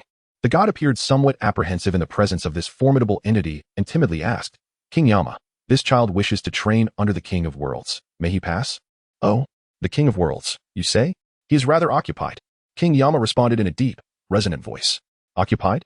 If Qin Wu were here, he would surely reprimand him." The god mused. Was the king merely napping?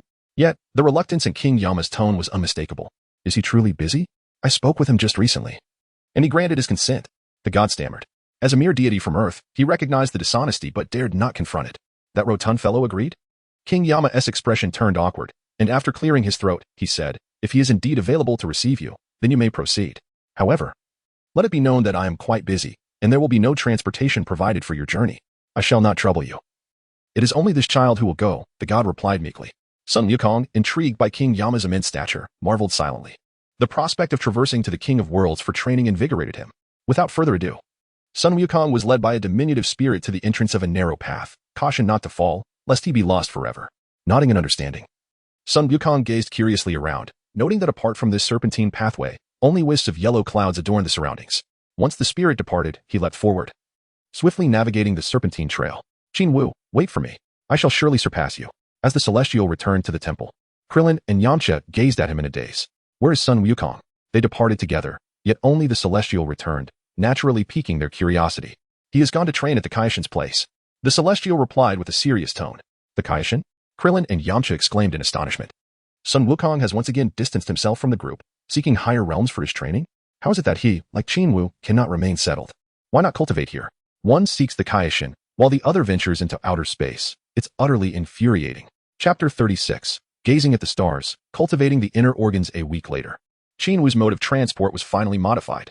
At Bulma's residence, Krillin and Yamcha made a special trip from the temple to bid farewell. Pigsy, Oolong, and his kindergarten friend Upa, along with Master Roshi and others, gathered. After sharing a meal, they reluctantly watched Qin Wu board the spaceship. "Take care, Qin Wu. Remember to return." Despite not sharing a profound bond with Qin Wu, the group still sent him off with heartfelt wishes. "Farewell, everyone. Until we meet again."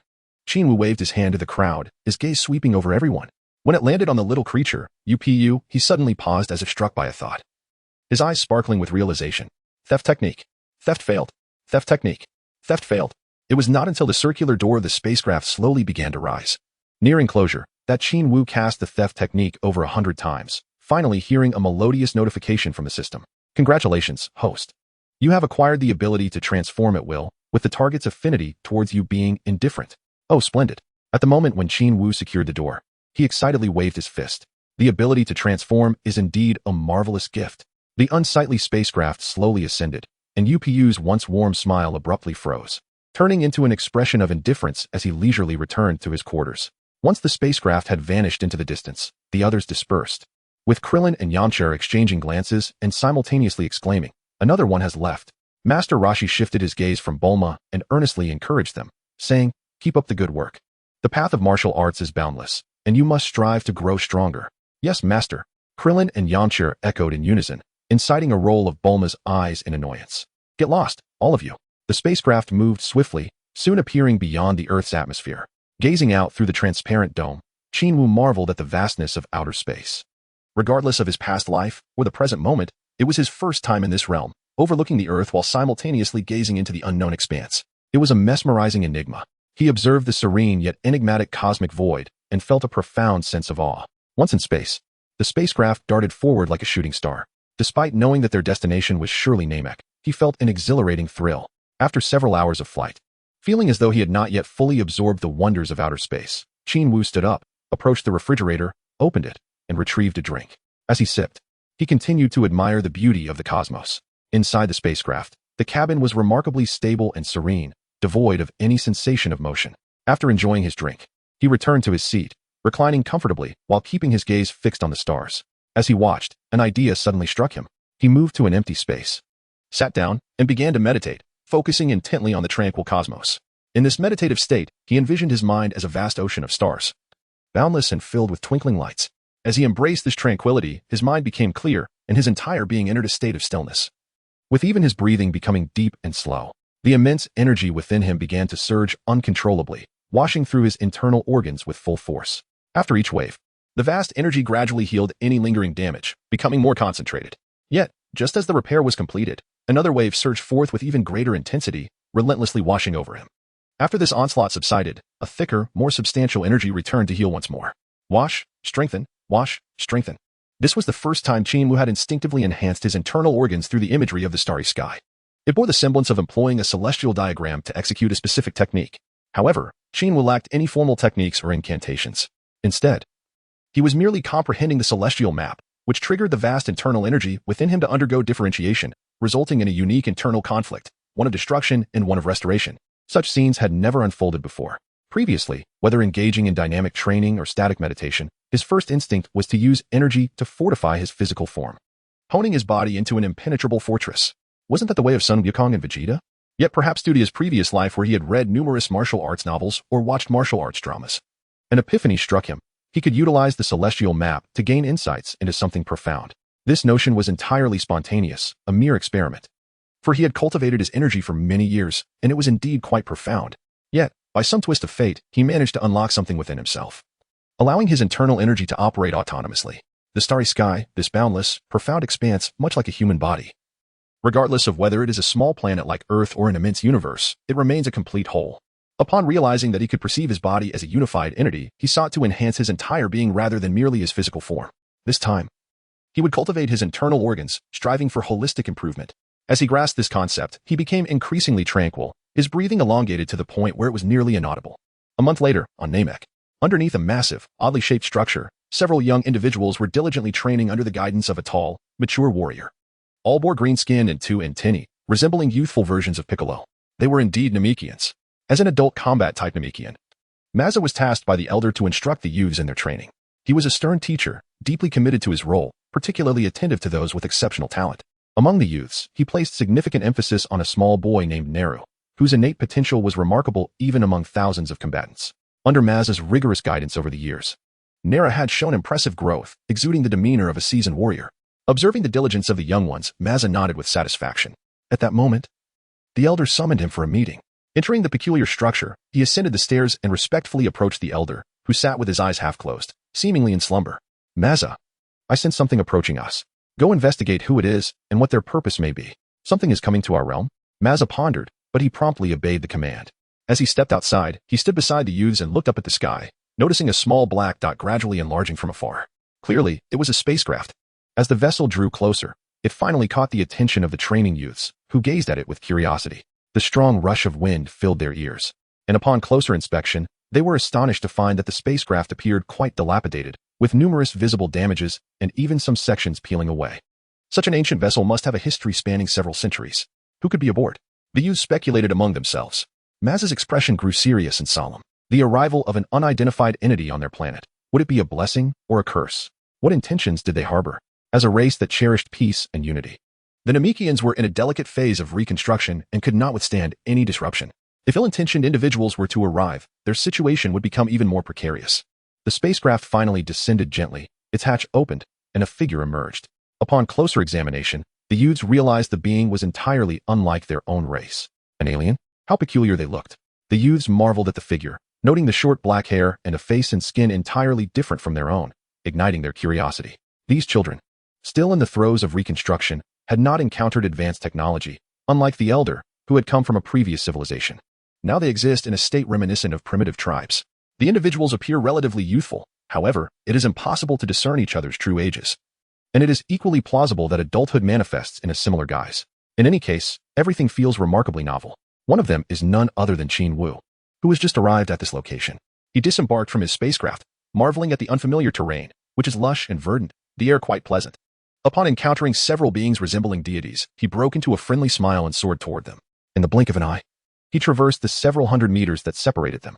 Observing the group of similarly aged youths, along with an adult Namekian, Qin Wu cordially inquired, "Greetings. Are you all inhabitants of this planet?" Although it may have been a redundant question, he felt it essential to convey his goodwill. The youths nodded in confusion. Having lived here all their lives, they were indeed the residents of this land. "Who are you?" asked Maza, the teacher of the group, with a hint of caution in his voice directed toward Qin Wu. With a smile, Qin Wu gazed at Maja and gently remarked, "I hail from a distant planet, one that we refer to as Earth." "Earthling? I've never heard of it." The youths became even more intrigued, scrutinizing the individual before them who claimed to be from Earth. "Earthling, what brings you to this planet?" Maja maintained his vigilance.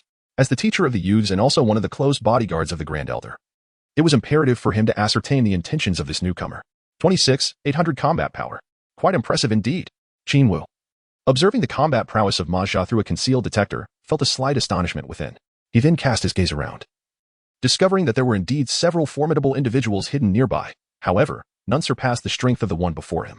Naturally, none could rival his own impressive combat power of 65,000, attained after a month of meditation and training. Should a confrontation arise, it was likely that the surrounding individuals would band together against him, yet he remained confident in his ability to overpower them entirely. Nevertheless, his purpose for this journey was not to instigate conflict or provoke battle. Qin Wu smiled gently, refraining from providing a direct response to his interlocutor. Instead, he inquired, "Might I have the privilege of meeting your esteemed elder? What is your intention?"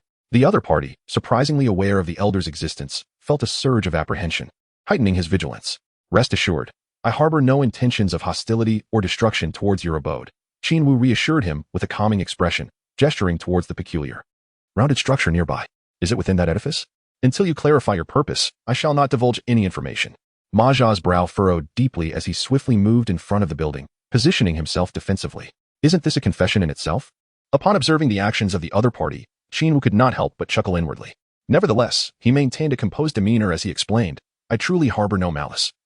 I merely seek the assistance of your elders. What do you need the Grand Elder's help for? Just tell me." Maza remained vigilant, his gaze fixed intently on Qin Wu, his entire being taut with tension. He sensed the overwhelming aura emanating from Qin Wu, far surpassing his own. And although the latter concealed it adeptly, as a member of the Grand Elder's personal guard, he could gauge the true strength of his opponent through the palpable energy. No, it would be futile for me to tell you. It is imperative that the Grand Elder personally consents, Qin Wu replied with a smile, shaking his head. Throughout the encounter, he had not taken a single step forward, signifying his goodwill. He had no intention of resorting to violence against these amiable Namekians. He was not like Frieza, who would stop at nothing for personal gain. As Maza was about to say something further, a figure emerged from the dwelling, wearing a warm and friendly smile as he addressed Qin Wu. "Please, come inside, Earthling. We sense no hostility from you. The Grand Elder has permitted your entry." "Thank you."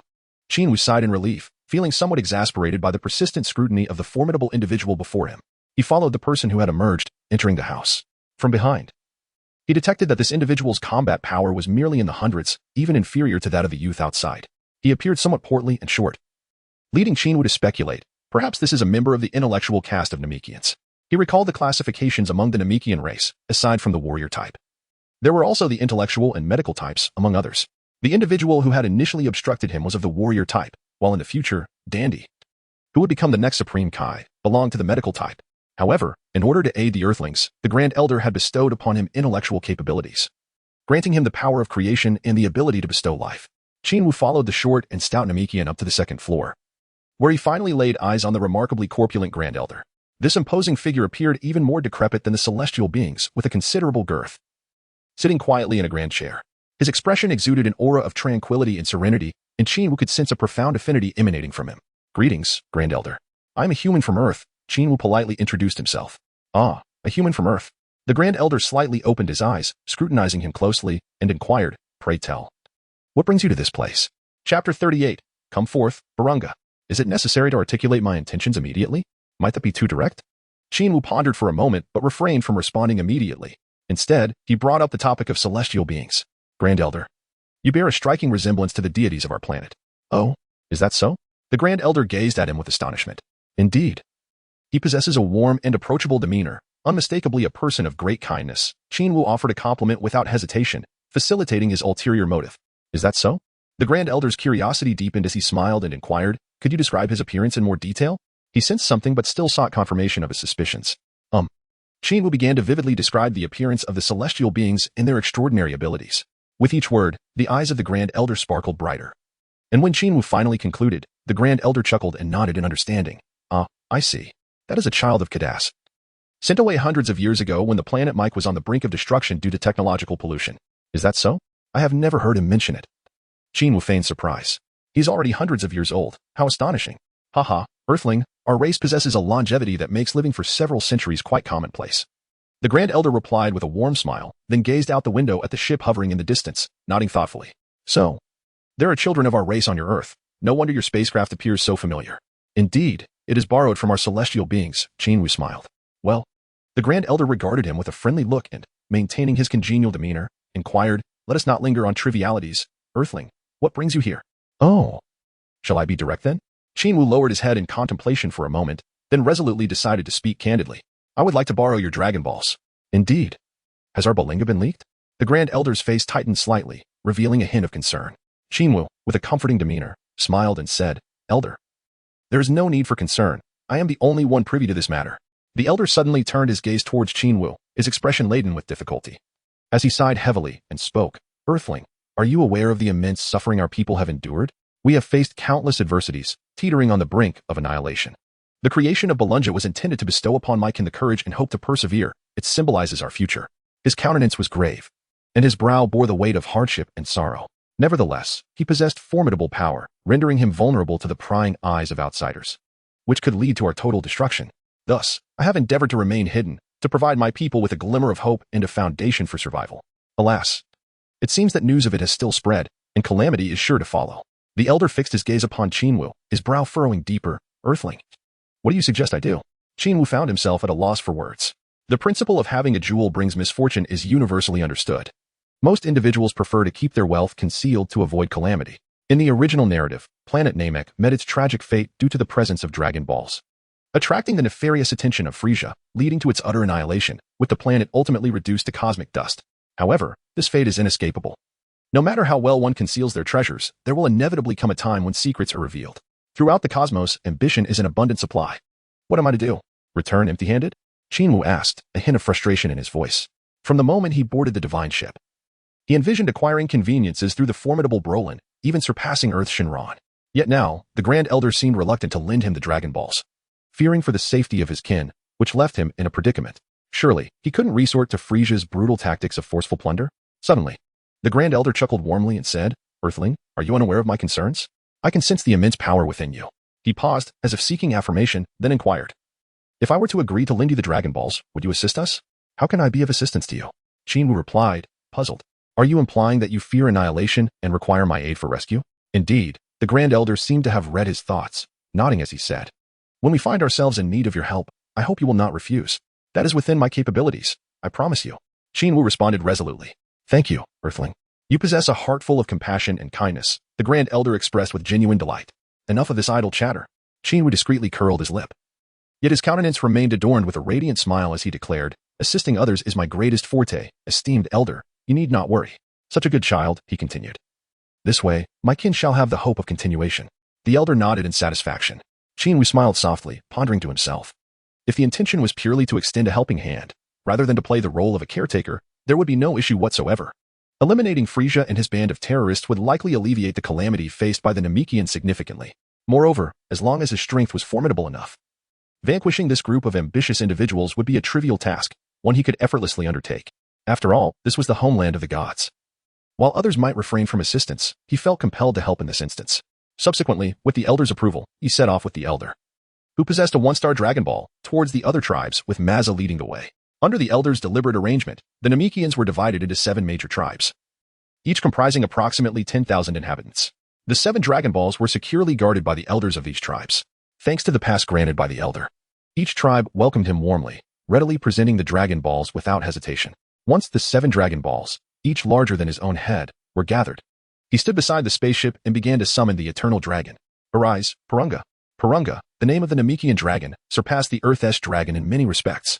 Although there were limitations on the number of people it could resurrect, this was a necessary measure to prevent wish-granting fraud. Furthermore, it possessed the ability to resurrect individuals repeatedly. And most importantly, it could grant 3 wishes, which was a remarkable advantage over its Earth counterpart. As he called out, the 7 Dragon Balls suddenly radiated an immense light. Soaring skyward, a magnificent golden lightning bolt shot up into the heavens. A dense layer of dark clouds enveloped Namek, with streaks of lightning piercing through, striking down towards the ground. Before long, a long, robust, frog-like entity emerged. State your 3 wishes, Earthling. Chapter 39. Departing from Namek, describing it merely as a gigantic frog would be inaccurate, for it possessed a lengthy dragon-like tail and bore 4 sharp-looking horns on its back. Its great mouth resembled that of a crocodile, with a pale underside and a green back, mirroring the hue of the Namekian skin. It appeared far more majestic and colossal than the Dragon of Earth. Although it lacked the imposing aura of Earth's dragon, it still embodied the presence of a magnificent beast. 3 wishes, you say? Let me contemplate for a moment. In truth, he had already formulated his wishes and merely wished to ascertain if there were any discrepancies. Speak your wishes, Earthling. I can fulfill any desire, but only 3, Purunga urged, sensing his hesitation. Any wish can be granted, then? Very well. Let us begin with this one. Once Qin Wu had made up his mind, he retrieved the versatile capsule from the gravity chamber and tossed it onto the ground, revealing the form of the gravity room. He called out to Bolinga, Bolinga, I possess a cultivation gravity chamber, and I intend to transform it into a mental time room where the flow of time differs between the interior and exterior. One could remain inside for a year while only a day passes outside. Moreover, there would be no limitations on the number of entries. The mental time room is something that the Earth-esque dragon cannot achieve, as it is a capability exclusive to the celestial beings, beyond the dragon's authority to realize. However, it seems that Bolinga might be able to accomplish this. Bolinga's crimson eyes shone brightly, seemingly in contemplation. After a while, the radiance faded, and his gaze returned to its original state. Simultaneously, he appeared to have perspired considerably, shaking his head as he spoke. The mental time room can indeed be realized, but the entries cannot be limitless. One can only enter once every 3 months. During the intervening time, it will revert to its normal state. Oh dear. You do not even blink, do you? Upon hearing this, Qin Wu felt a twinge of disdain. However, he soon reconsidered, acknowledging that it was acceptable, after all. The mental time house within the temple could only be accessed twice in a lifetime. In comparison, his situation was rather impressive. Very well, let it be so. I entrust this to you, Purunga, Qin Wu said with a hint of despondency. He nodded, and Purunga's eyes glimmered with a vibrant glow, only to return to their normal state the next moment. All right, state your next wish. For the next wish, Qin Wu pondered once more, then raised his voice, declaring, I desire the ability to comprehend all languages of the universe. Since he had resolved to traverse the cosmos, mastering languages was undoubtedly of paramount importance. It was a universal key. All right, state your next wish. With each wish granted, Purunga promptly urged for the next one without any unnecessary delay. When it came to the final wish, Qin Wu suddenly turned to the curious Namekians, waving goodbye. Farewell, everyone. May fate allow us to meet again. The onlookers grasped the significance of his words and responded in kind, wishing him good fortune on his journey. Among them was Maza, who had spent the afternoon with Qin Wu, waving with increasing fervor, as if eager for him to vanish at once. This fellow, when we meet again, I shall undoubtedly deliver a sound thrashing. Qin Wu was rendered speechless. Thus, right before the eyes of the crowd, he made a wish and suddenly vanished. At the moment of his disappearance, Borna quickly transformed into 7 round stones, returning to the hands of their respective tribal elders. Once everything settled, Maza began to disperse the crowd. Leave, leave. After the spectators were sent away, he glanced at the spaceship that Qin Wu had arrived in, with a complex expression, before turning back to the Grand Elder. He has left? The Grand Elder squinted at the now bright sky outside and inquired. Maza nodded. Yes, Grand Elder. After speaking, he hesitated for a moment, contemplating deeply, which caught the Grand Elder's attention. The latter, perplexed, asked, Maza, is there something on your mind?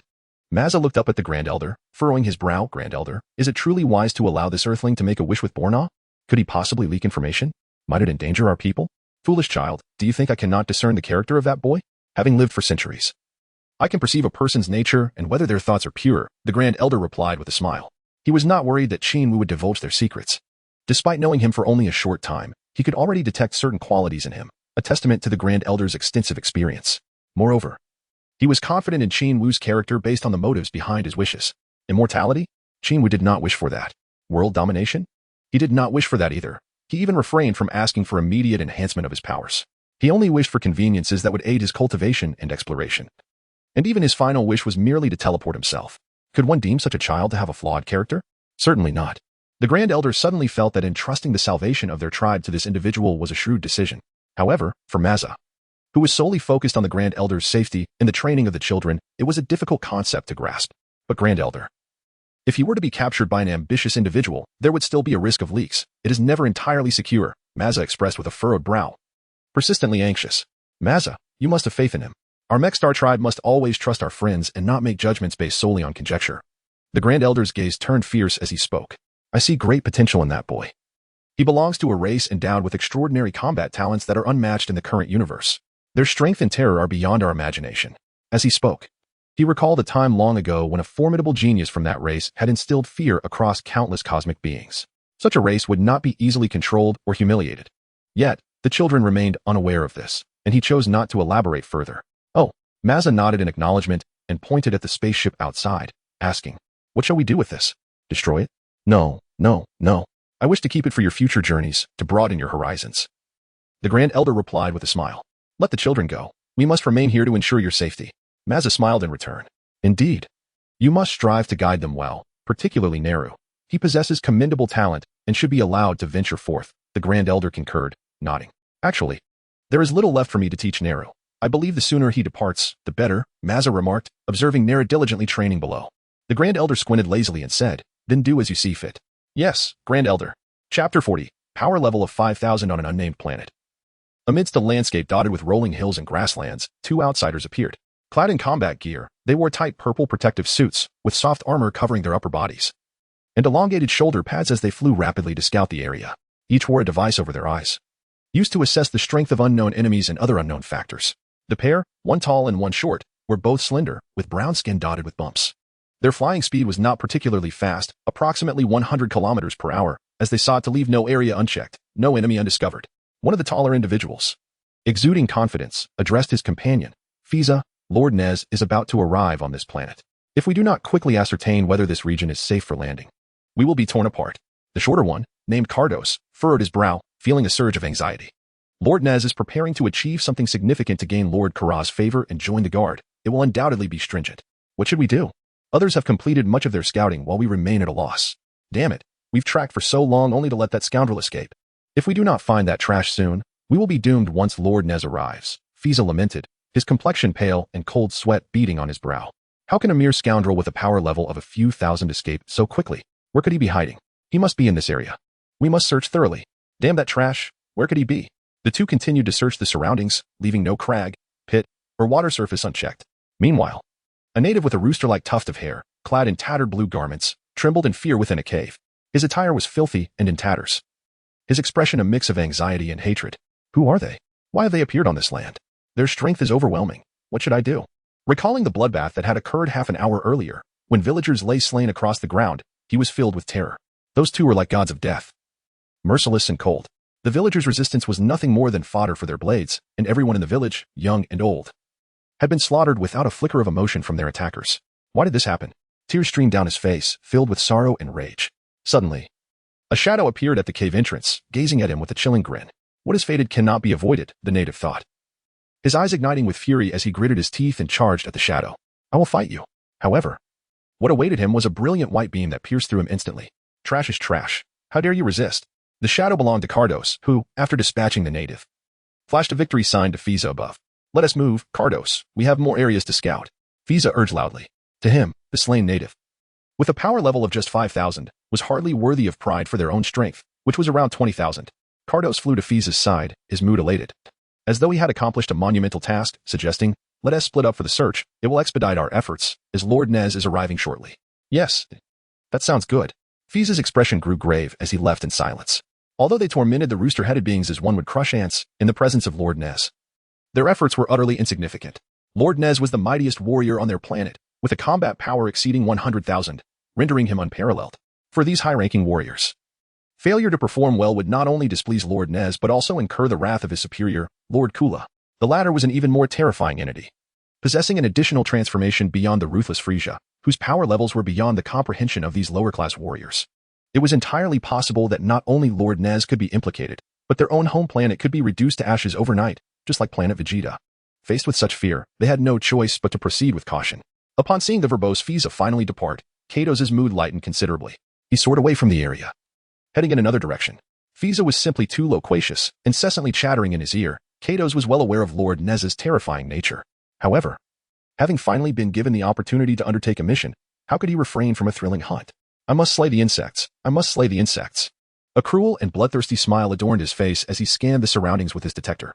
Suddenly, the device emitted a series of beeping sounds, indicating a faint power level approximately 1 kilometer ahead. Ah, haha. An insect? I have come to attend to you. Kato's laughed maniacally and shot forward. The distance of 1 kilometer vanished in an instant, and he hovered in the air, scanning the area.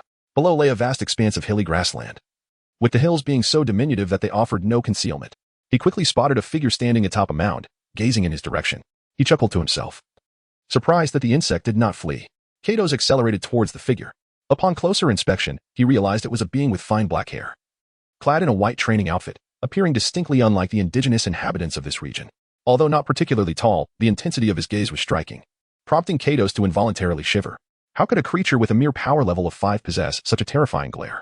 Kato's pondered in confusion, yet dismissed it, for the readings on his detector clearly indicated the insignificance of his opponent. Insects, do you wish to kneel and beg for mercy? Perhaps I might spare you, he inquired with a mocking smile. However, the next instant, his smile froze as the figure vanished and suddenly appeared before him, seizing his head with one hand. What? This is impossible. How can someone with such a low combat power move so swiftly? Kato's expression contorted in disbelief, his eyes wide with shock. The being's speed was beyond his perception, immobilizing him in an instant. Who are you? The figure questioned, exuding a menacing aura, the strength in his grip astonishingly overwhelming, rendering Kato's unable to break free. Release me, you foul insect, he shouted, gathering a powerful energy wave aimed at the figure. With a dull thud, the being merely waved his hand, dissipating Kato's attack effortlessly. Impossible, this cannot be. Kato's mind raced, cold sweat trickling down his brow. How could a creature with a combat power of merely 5 neutralize his attack? It must be an illusion. Desperately, he summoned his energy, launching a barrage of attacks at the being. Yet, the figure effortlessly countered each strike with a single hand, moving with an impossibly rapid speed that Kato's could not even begin to track. If you won't tell me, then I'll find out myself, the being sneered, intensifying his grip on Kato's head. Mental probing. Kato's continued to bombard the figure, unaware that his past unfolded before the being like a series of fleeting film clips. Moments later, the figure's fingers tightened, and Kato's head exploded like popcorn, leaving him lifeless, his headless body plummeting to the ground. The being then unleashed a shockwave at the corpse, causing it to erupt violently, scattering flesh and bone across the landscape, rendering it unrecognizable. 100 kilometers away, Frieza was tilting his head in curiosity when his detector emitted frantic beeping. What happened? Kato's data has vanished? Confounded, he sensed something amiss and swiftly flew towards the source. 10 minutes later, he arrived at the area where Kato's had previously been, only to find a strange figure staring coldly at him. His comrade was nowhere to be seen. Surveying the surroundings and glancing at the ground, Frieza's eyes widened in shock upon discovering a pool of blood and scattered chunks of flesh. Who could have killed Kato's? Could it be this being? He found it hard to believe that a creature with a mere combat power of 5 could eliminate someone as formidable as Kato's, who boasted over 20,000.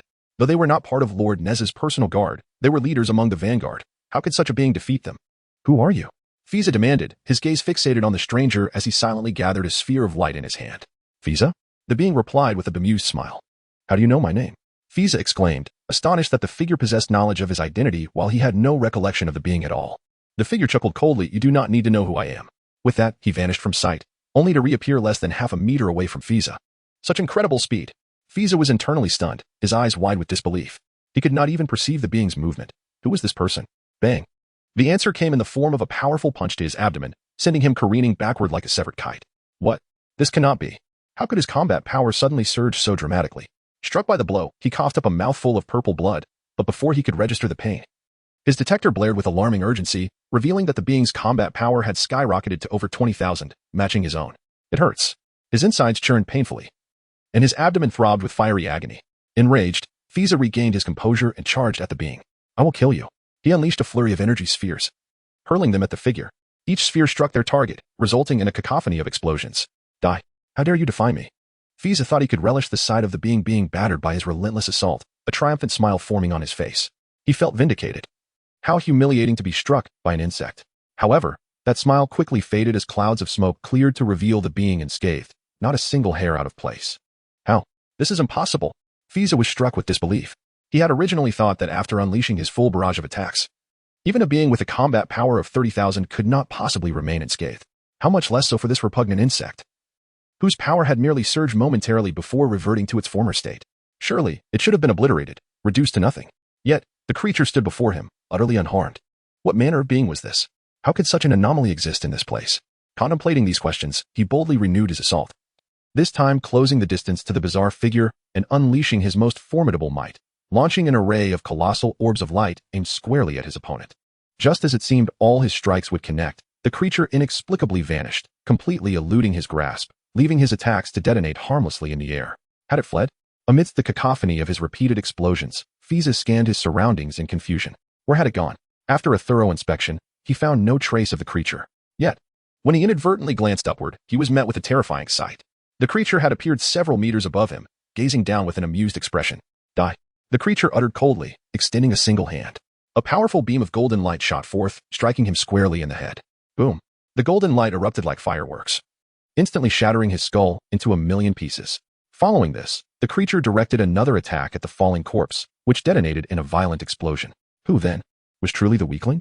The creature snorted disdainfully, revealing a chilling smile. This entity was none other than Qin Wu, who had been transported here by Barunga.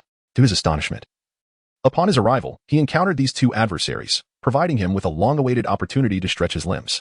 However, he had not anticipated that his wish to be sent to an area controlled by the Frieza family would result in his arrival in this particular location. Kura, the one reputed to have the ability to transform for a fourth time and possess even greater combat strength, Frieza's brother? He was taken aback to find himself in such proximity. At this moment, his mere tens of thousands of combat power seemed laughably inadequate before his opponent's, easily crushable. To compound his anxiety, Nez, a member of Kura's mecha squad, was still a week away from reaching this planet. Nez, as he had gleaned from the two combatants he had just dispatched, was a formidable individual with a power exceeding 100,000. This was a troubling predicament. And Qin Wu felt a throbbing headache. Chapter 42. I only want to kill you several hundred kilometers away. In an indigenous village, hundreds of natives were herded together, trembling in fear and trepidation. Before them stood several brown-skinned individuals clad in protective gear, who regarded them with cold indifference. Hurry up, form a line. One of the figures barked at the natives. At this command, the frightened villagers complied, hastily lining up. Above them, several meters in the air, stood two figures. Distinct from the brown-skinned individuals, they possessed pale blue skin, dark hair, and were equipped with scanners. The two observed their subordinates below with scornful expressions, a hint of derision curling at the corners of their mouths. Low-level fighters are indeed low-level. They can't even manage this simple task. One of the figures, shorter and stockier, turned to glance back, his expression shifting to one of surprise. Crow, those two trash have vanished without a trace. What on earth happened? Were they not the strongest duo on their planet, second only to Lord Naz? The tall figure named Crow inquired, his tone dripping with disdain. Who knows? There's no sign of any combat power sufficient to eliminate them. How strange, could they be hiding? The stocky figure, Kias, pondered aloud. Kias, do not concern yourself with them. They are merely 2,000 in combat power, Crow scoffed, dismissing the idea that their fellow raiders posed any threat. If it weren't for their connection to Lord Naz, I would have eliminated them long ago, Kias replied, nodding in agreement. Indeed, Crow mused, continuing his derisive laughter. What right does such a grotesque and repulsive race have to contend with us? If it weren't for Lord Dre's squad being at full capacity, I would never lower myself to associate with such an ugly species. Kias chuckled, boasting, yes, I believe Lord Dre is more favored by Lord Kura, holding a status just below that of Lord Shaviza. If we could serve under Lord Dre, I wouldn't even spare these wretches a glance. Crow remained non-committal. As he looked down, he noticed that his subordinates had yet to manage the simple task of arranging the natives. Anger flared within him, and he descended with fury. Are you all garbage? Can't you handle this simple task? Crow shouted, kicking one of his subordinates, sending him sprawling. He glared at the others, berating them mercilessly. How long will it take you to get these insects in line? Do you need to wait for Lord Nez to arrive and inspect you? He vented his frustrations on his underlings, kicking them one by one. The natives, witnessing this brutal display, turned pale with fear. Filthy insects.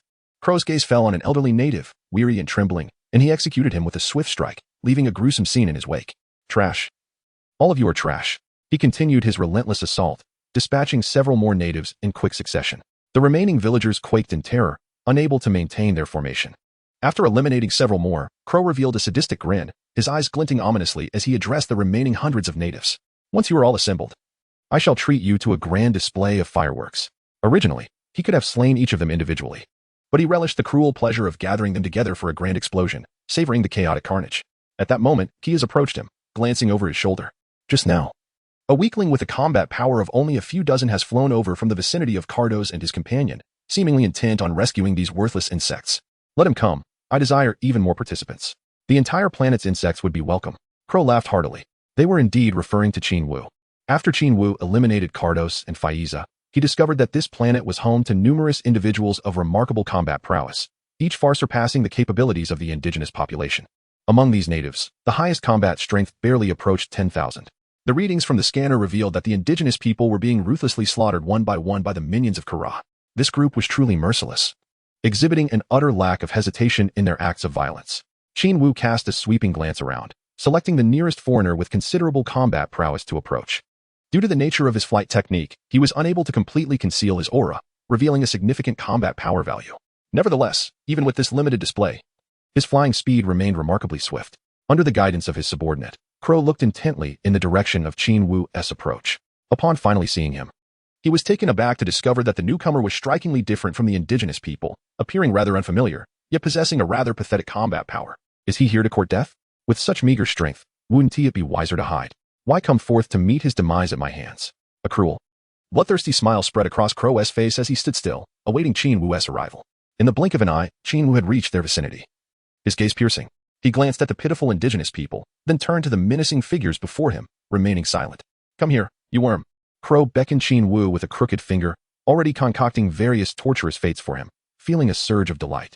All right, Qin Wu obediently complied, stepping forward until he stood before Crow. With a leisurely demeanor, Crow turned to the hundreds of indigenous people. Are you hoping to save them? He had further remarks ready, intending to impose various distressing conditions upon Qin Wu, regardless of whether he complied or not. He would not hesitate to strike him down. To manifest his superiority and sadistic tendencies, he relished in tormenting his opponents to the brink of despair before delivering the final blow. However, unexpectedly, Qin Wu shook his head and firmly rejected. I have no desire to. What? Crow's eyes widened in astonishment, incredulously asking, why? Because Qin Wu's eyelids lifted, his expression suddenly shifting, exuding a menacing aura as he declared, I only wish to annihilate you. With that, he abruptly vanished and, with a resounding thud, delivered a punch that sent Crow flying. What? Everyone's eyes widened, stunned into silence. A person with a combat power in the dozens had managed to launch the formidable Crow into the air. Particularly, Crow's subordinate, Kia's, wore an expression of sheer disbelief.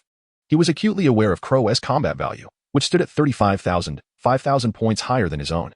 Yet, with this mere 5,000 points, he had become Crow's subordinate without complaint. But this worm? With his paltry combat power, daring to strike and sending his opponent flying, such courage and capability were truly remarkable. Crow's men were left dumbfounded, as were the hundreds of indigenous people, all staring at Qin Wu with expressions of bewilderment, as though he were a monster. Very well. You dare to strike me. Prepare to meet your end. After being sent tumbling several meters away, Crow regained his balance mid-air. Wiping the blood from the corner of his mouth, his eyes blazed with fury as he roared, charging towards Qin Wu. However, just as he had covered half the distance, Qin Wu struck again, appearing before him in an instant and delivering a powerful blow. Bang! With a resounding impact, Qin Wu's formidable fist connected squarely with Crow's head, sending him crashing to the ground, creating a massive pit several meters deep. At this moment, shock transformed into sheer horror, as disbelief washed over every face, their eyes nearly popping out of their sockets. If the first incident could be attributed to chance, this second instance was undoubtedly a display of overwhelming strength. Who is this individual, possessing such terrifying power? It was utterly astonishing. Just look at Crow, who had once been so arrogant. Now he lay buried in the earth, unable to rise. He had abandoned any thoughts of intervening. It would be foolish to challenge someone who had obliterated Crow.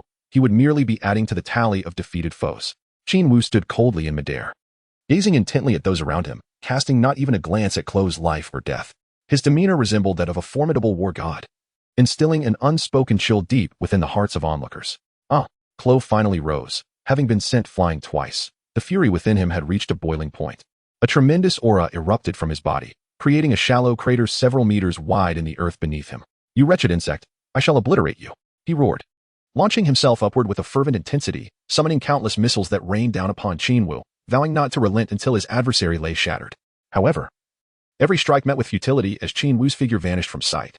The missiles detonated in a colossal explosion, generating a powerful shockwave that reverberated across a 10-mile radius. Those nearby were battered by the force, their eyes squinting against the onslaught, clothes rustling violently, and many of the indigenous people were unable to maintain their footings, being swept backward by the fierce gusts. Bang! Another resounding impact echoed as Qin Wu suddenly materialized before Crow, delivering a fierce punch that sent him hurtling away once more. Seizing the advantage, Qin Wu closed the distance, and in an instant, his right hand had coalesced into a dazzling orb of radiant white light, which he hurled towards Klo's abdomen. Boom! Klo was sent crashing diagonally into the distant woods, uprooting countless trees in his wake. Qin Wu struck once more with ferocity, his palm transforming into a blade that pierced directly into Crow's mouth, penetrating deeply. Crow, who had already been rendered dazed and disoriented, stared blankly at Qin Wu, his eyes filled with despair. How could I be slain by a mere reptile? Is this how my life ends? I refuse to accept this. With a silent scream of defiance, he succumbed to his fate. Having dispatched this foe, Qin Wu nonchalantly withdrew his hand, then disdainfully flicked away the blood that marred his skin. It was utterly revolting. He then strolled back to stand before Kia's, regarding him with an indifferent gaze. Please, spare me. Don't kill me. Kia's pleaded, his face etched with terror as he stumbled backward in fear. Qin Wu let out a soft laugh. Casting a glance over the other subordinates of Kluo, all of whom wore expressions of sheer terror, instinctively retreating. To them, his demeanor, so nonchalant and carefree, appeared as that of a deity of death. And this very deity had, with astonishing ease, dispatched their highest combatant with but a few deft moves. It was utterly terrifying. This man was indeed a figure of dread. Only Kias comprehended the true nature of the situation, which is precisely why he was the most apprehensive. During the clash between Qin Wu and Kluo, he had discerned that Qin Wu's combat prowess could surge dramatically, reaching levels that instilled fear within him. Particularly during the final blow that sent Kluo flying, he witnessed the opponent's combat power suddenly escalate to an astounding 50,000. 50,000. Such a figure represented the pinnacle of combat strength on this planet, leaving him in a state of profound trepidation and unease. As Qin Wu gazed at them, and with no one daring to provoke him any further, he shook his head and casually waved his hand. A few missiles launched forth, instantly annihilating all of Kluo's subordinates, who did not even have the chance to utter a cry. He spared only the short, stout fellow, Clias. At that moment, all the indigenous people suddenly became exceedingly agitated, embracing one another with exuberance. How wonderful! They have all been slain. We are saved, they exclaimed. Truly marvelous. Someone has come to our rescue. He is incredibly powerful. Having vanquished the terrifying Kluo the Demon King, we shall no longer suffer harm. Whether intentional or not, the glances they cast towards Qin Wu were filled with admiration, their faces awash with gratitude. Many were moved to tears, silently uttering prayers to their deity. Qin Wu, however, paid them no heed. He advanced step by step towards Kias, exuding an intimidating chill, and demanded, "Speak, how many of you have come?" For he could sense the essence of all beings on this planet, distinguishing between the malevolent and the benevolent. Yet, not all natives were necessarily virtuous. Some may have surrendered, becoming instruments of the nefarious faction. Thus, even with the detection device bestowed by the system, categorization was elusive.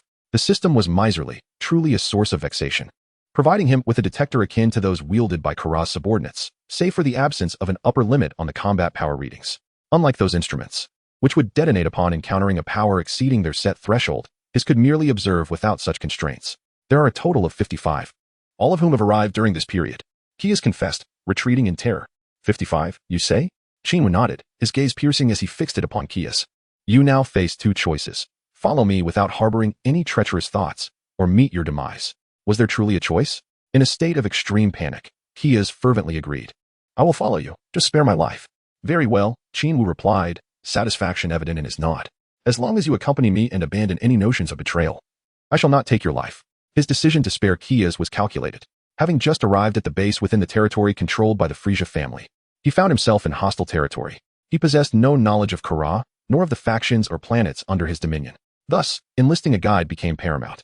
As Qin Wu pondered this, a group of several hundred natives approached him, their expressions filled with trepidation and excitement as they bowed in gratitude.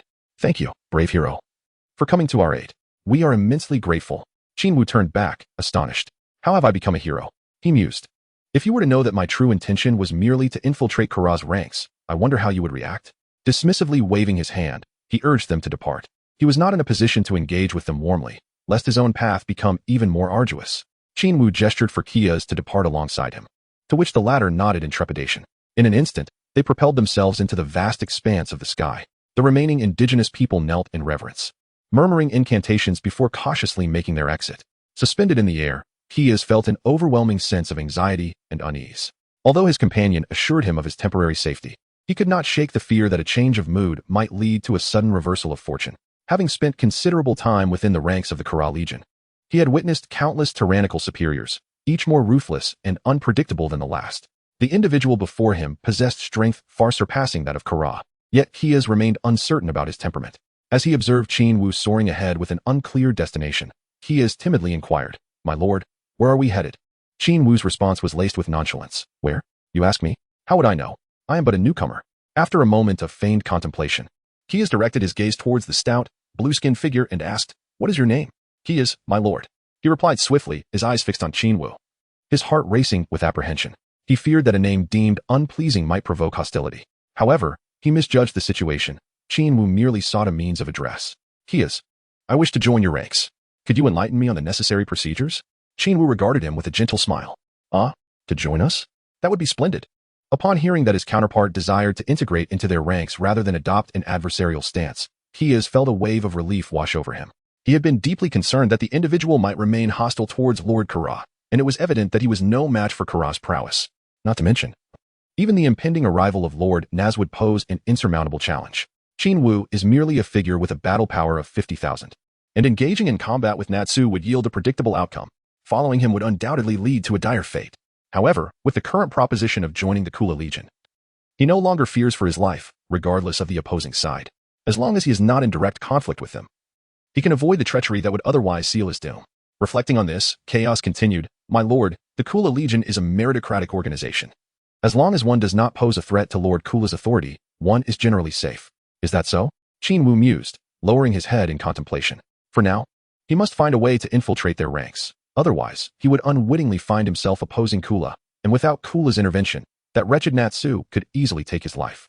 Thus, blending in is his only means of survival. Naturally, even if he conceals his presence, it remains challenging for others to detect him. Yet, what if Kula were to descend into madness and obliterate this planet? Where could he possibly hide? Moreover, infiltrating the opposing faction does not contradict his purpose for being here. It is under immense pressure that he can transcend his current limitations. Despite his rigorous training under extreme gravitational conditions, his strength has grown marginally. Without acquiring the so-called King Esphus technique, how could he contend with others? Even a foe with a battle power exceeding 70,000 could easily vanquish him. Let alone someone like Natsu, whose power surpasses 100,000.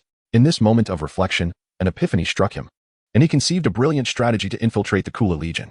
A smile crept across his face as his form suddenly transformed, taking on the appearance of Kuro before chaos. With similar dark hair and a chiseled visage, he bore an uncanny resemblance to the original Kuro, with no discernible differences in skin tone or attire. My lord, you.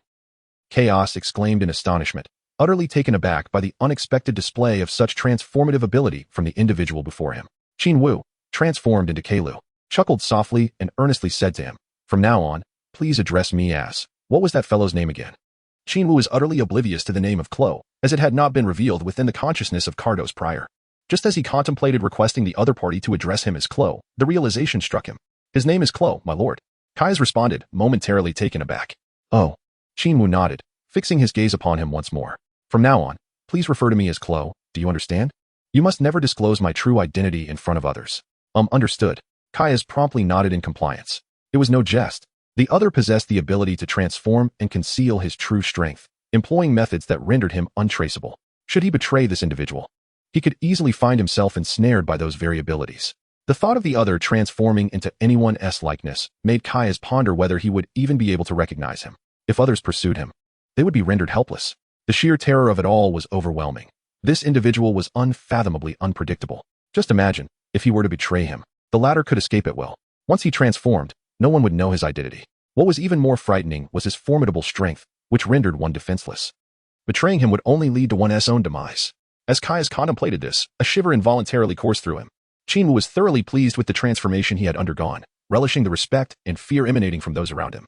The shape-shifting ability he had pilfered from Yu was far superior to that of Wulong, as it could be maintained indefinitely, as long as he wished it to last. He inquired, Now, could you enlighten me on what I should be wary of? What is Crow's identity? Who are the adversaries I should be concerned about? Which individuals possess formidable strength? Chapter 45. A time for rest, yet confrontation awaits that night, having learned from Kias that this planet was named Bracta. Qin Wu embarked on his inaugural night of slumber on an alien world. Initially, Kias had arranged for him to occupy the room that once belonged to Crow. However, Qin Wu was loath to accept such an arrangement, having dispatched Crow with relative ease. It would be absurd to sleep in the very chamber of one he had vanquished. Instead, he opted for a simpler room, devoid of the opulence of Crow's quarters. Yet, Qin Wu, ever adaptable, found no fault in his choice. Throughout the night, he engaged in discussions with Kias to better understand the intricacies of Kula. As a member of the Frieza family and brother to Frieza himself, Kula's prowess was remarkable, particularly when considering the vastness of the territories he commanded, which far exceeded that of his sibling. while Frieza boasted dominion over more than 100 planets. Kula had already subjugated over 150, transforming half of them into realms of despair. Kula commanded 5 elite generals, each seemingly possessing battle powers exceeding 100,000, a daunting prospect for Qin Wu at this juncture. This was not all. He also possessed a special operations team akin to Frieza's, known as the Kula Mecha Battalion. Notably, Kula appeared to exhibit greater intelligence than Frieza, opting for a select few members whose strength surpassed that of Frieza's Jinyu force, with each member boasting battle powers in the tens of thousands.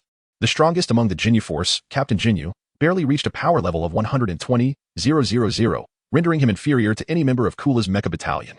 From Kia's discourse, Qin Wu learned that one member of this elite brigade had met his demise at Kula's own hands due to incompetence, and preparations were underway to recruit the strongest and most astute warrior from within the ranks.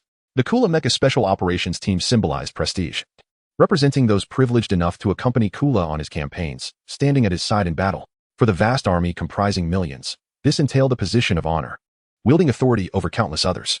Many vied fiercely for such a position, leading to fierce competition and bloodshed.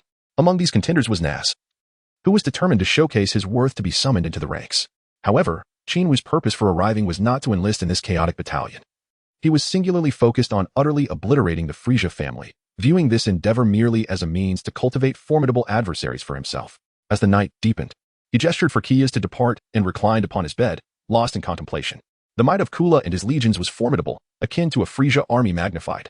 In the face of such colossal power, he felt like a mere ant, unable to stir the waters of fate, to elevate his strength swiftly. He realized he must diligently cultivate his abilities in the shadow of such a formidable foe. The following day, observing Qin Wu's invigorated demeanor, Kias refrained from imposing any tasks upon him, though he gazed at him with a hint of apprehension. Yet, Qin Wu appeared in high spirits, smiling warmly at Kias, which assuaged the latter's unease. Qin Wu initially intended to indulge in breakfast. However, upon observing a heap of incomprehensible, murky dishes on the table, his appetite swiftly dissipated. Noticing his furrowed brow, the enthusiastically eating Kias timidly inquired, "Lord Crow, are you not eating? Is this even edible?" Qin Wu coldly gestured towards the glue-like, sticky substance and questioned further. "Ah, this is how we usually eat," Kias replied, a hint of concern in his voice. "What do you prefer? I can fetch it immediately." Noticing Kias's displeasure, Qin Wu decided, "Never mind, I shall find something myself. By the way, are there any animals or beasts on this planet?" Just as he was about to step outside, he turned back to ask. He was apprehensive that this planet might differ significantly from Earth, hence his inquiry. "Indeed, there are, Lord Crow," Kias responded earnestly with a nod. "Then I shall take my leave." In a swift motion, Qin Wu vanished from sight. Kairos, taken aback by his abrupt departure, found himself momentarily stunned. This individual was remarkably decisive in his actions, seemingly disinclined to delegate tasks, preferring to take matters into his own hands. A stark contrast to the superiors he had encountered previously. An hour later, after a hearty meal, Qin Wu returned to closed spacecraft, only to find several uninvited guests within. There were 5 individuals in total, 1 clad in black and 4 in white, each equipped with a detector, their expressions replete with disdain as they gazed at Kairos, who lay on the ground, clutching his abdomen. The leader of the group was a formidable figure, his skin a deep ebony contrasted by a shock of white hair. Towering at approximately 2 meters and 45 centimeters, he stood upon Kairos, exuding an air of defiance, a subtle smirk playing upon his lips, while applying pressure that elicited beads of sweat from Kairos, who was too pained to resist. "Kairos, why did your team allow those indigenous reptiles to escape? Are you not aware that Lord Ness has commanded us to eliminate all threats posed by these creatures and deliver the planet to Lord Kara?" "Why yes, my apologies, Lord Pandru. Yesterday, Klo suddenly fell ill, rendering him unable to complete the task immediately. I beg for your understanding."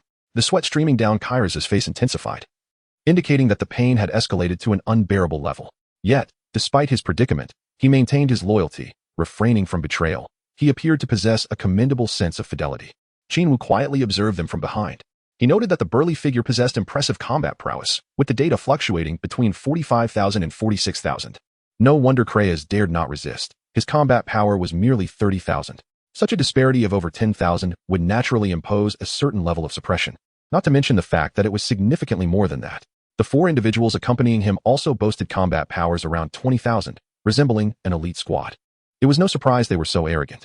Upon hearing Kreyas' explanation, the man named Pandru not only refused to relent, but intensified his grip. With a sinister expression, he wore a mocking smile and inquired, "Where is Klo? Surely he hasn't succumbed to a stomachache?" Klo had gone out and had yet to return. Kreyas gritted his teeth and replied with great difficulty. Trapped beneath his adversary's foot, he found himself unable to struggle, even to shift into a more comfortable position. It felt as though he might explode from the pressure. "Is that so? Then I shall kill you first," and see how he reacts upon his return. Pandru pressed down harder, causing Krayas to cry out in pain. His mouth agape, unable to articulate a word as despair and helplessness flickered in his eyes. The four companions brought by Pandru did not plead for mercy. Instead, they laughed with cruel delight. Suddenly, a cold gleam shot toward Pandru, accompanied by a fierce rush of wind, striking with terrifying force. Caught off guard, Pandru was hit in the foot and immediately clutched it in pain, jumping up and shouting. Who? Chapter 46. The price of insult is death. Who indeed? It is I. Qin Wu stepped inside, casting a cold gaze upon him. The four subordinates of Pandru made way simultaneously, though their expressions remained unfriendly. Qin Wu approached Pandru, sneering, "Did my consent precede your actions against my people?" Pandru erupted into raucous laughter, as if he had just heard the most amusing joke. "Your approval? With you? A defeated foe." A defeated foe? Qin Wu had heard from Kias that Crow had numerous adversaries, and the individual before him, named Pandru, was one of them. They had once engaged in a fierce confrontation over the coveted spots in an elite squad, but Pandru had emerged victorious due to his superior strength. However, in the end, neither was selected, and both were relegated to various teams as vanguard leaders. The animosity between them remained, though it was primarily Pandru who harbored resentment, while Crow chose to endure in silence. Yet, Qin Wu was not Crow. He surpassed Pandru not only in strength but also in temperament. Qin Wu would not stand idly by and allow himself to be humiliated. "Care to test your luck?" he inquired with a faint smile directed at his opponent. "Wow, you think your pathetic combat prowess can challenge me again?" Pandru exclaimed, astonished, before adopting a dismissive expression. "If you seek your demise, do not blame me." "Blame you?" "Not at all." Qin Wu chuckled, suddenly launching into action. His speed was akin to lightning as he appeared before Pandru, delivering a powerful punch. Bang!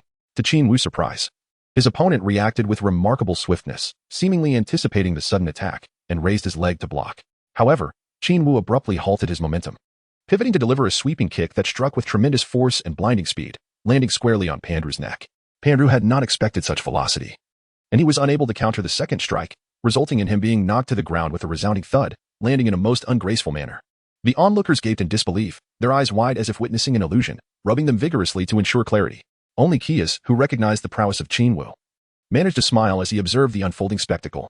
After Qin Wu sent his opponent flying with a single strike, he refrained from launching further attacks, instead standing with his hands behind his back, arrogantly inquiring, "How does it feel?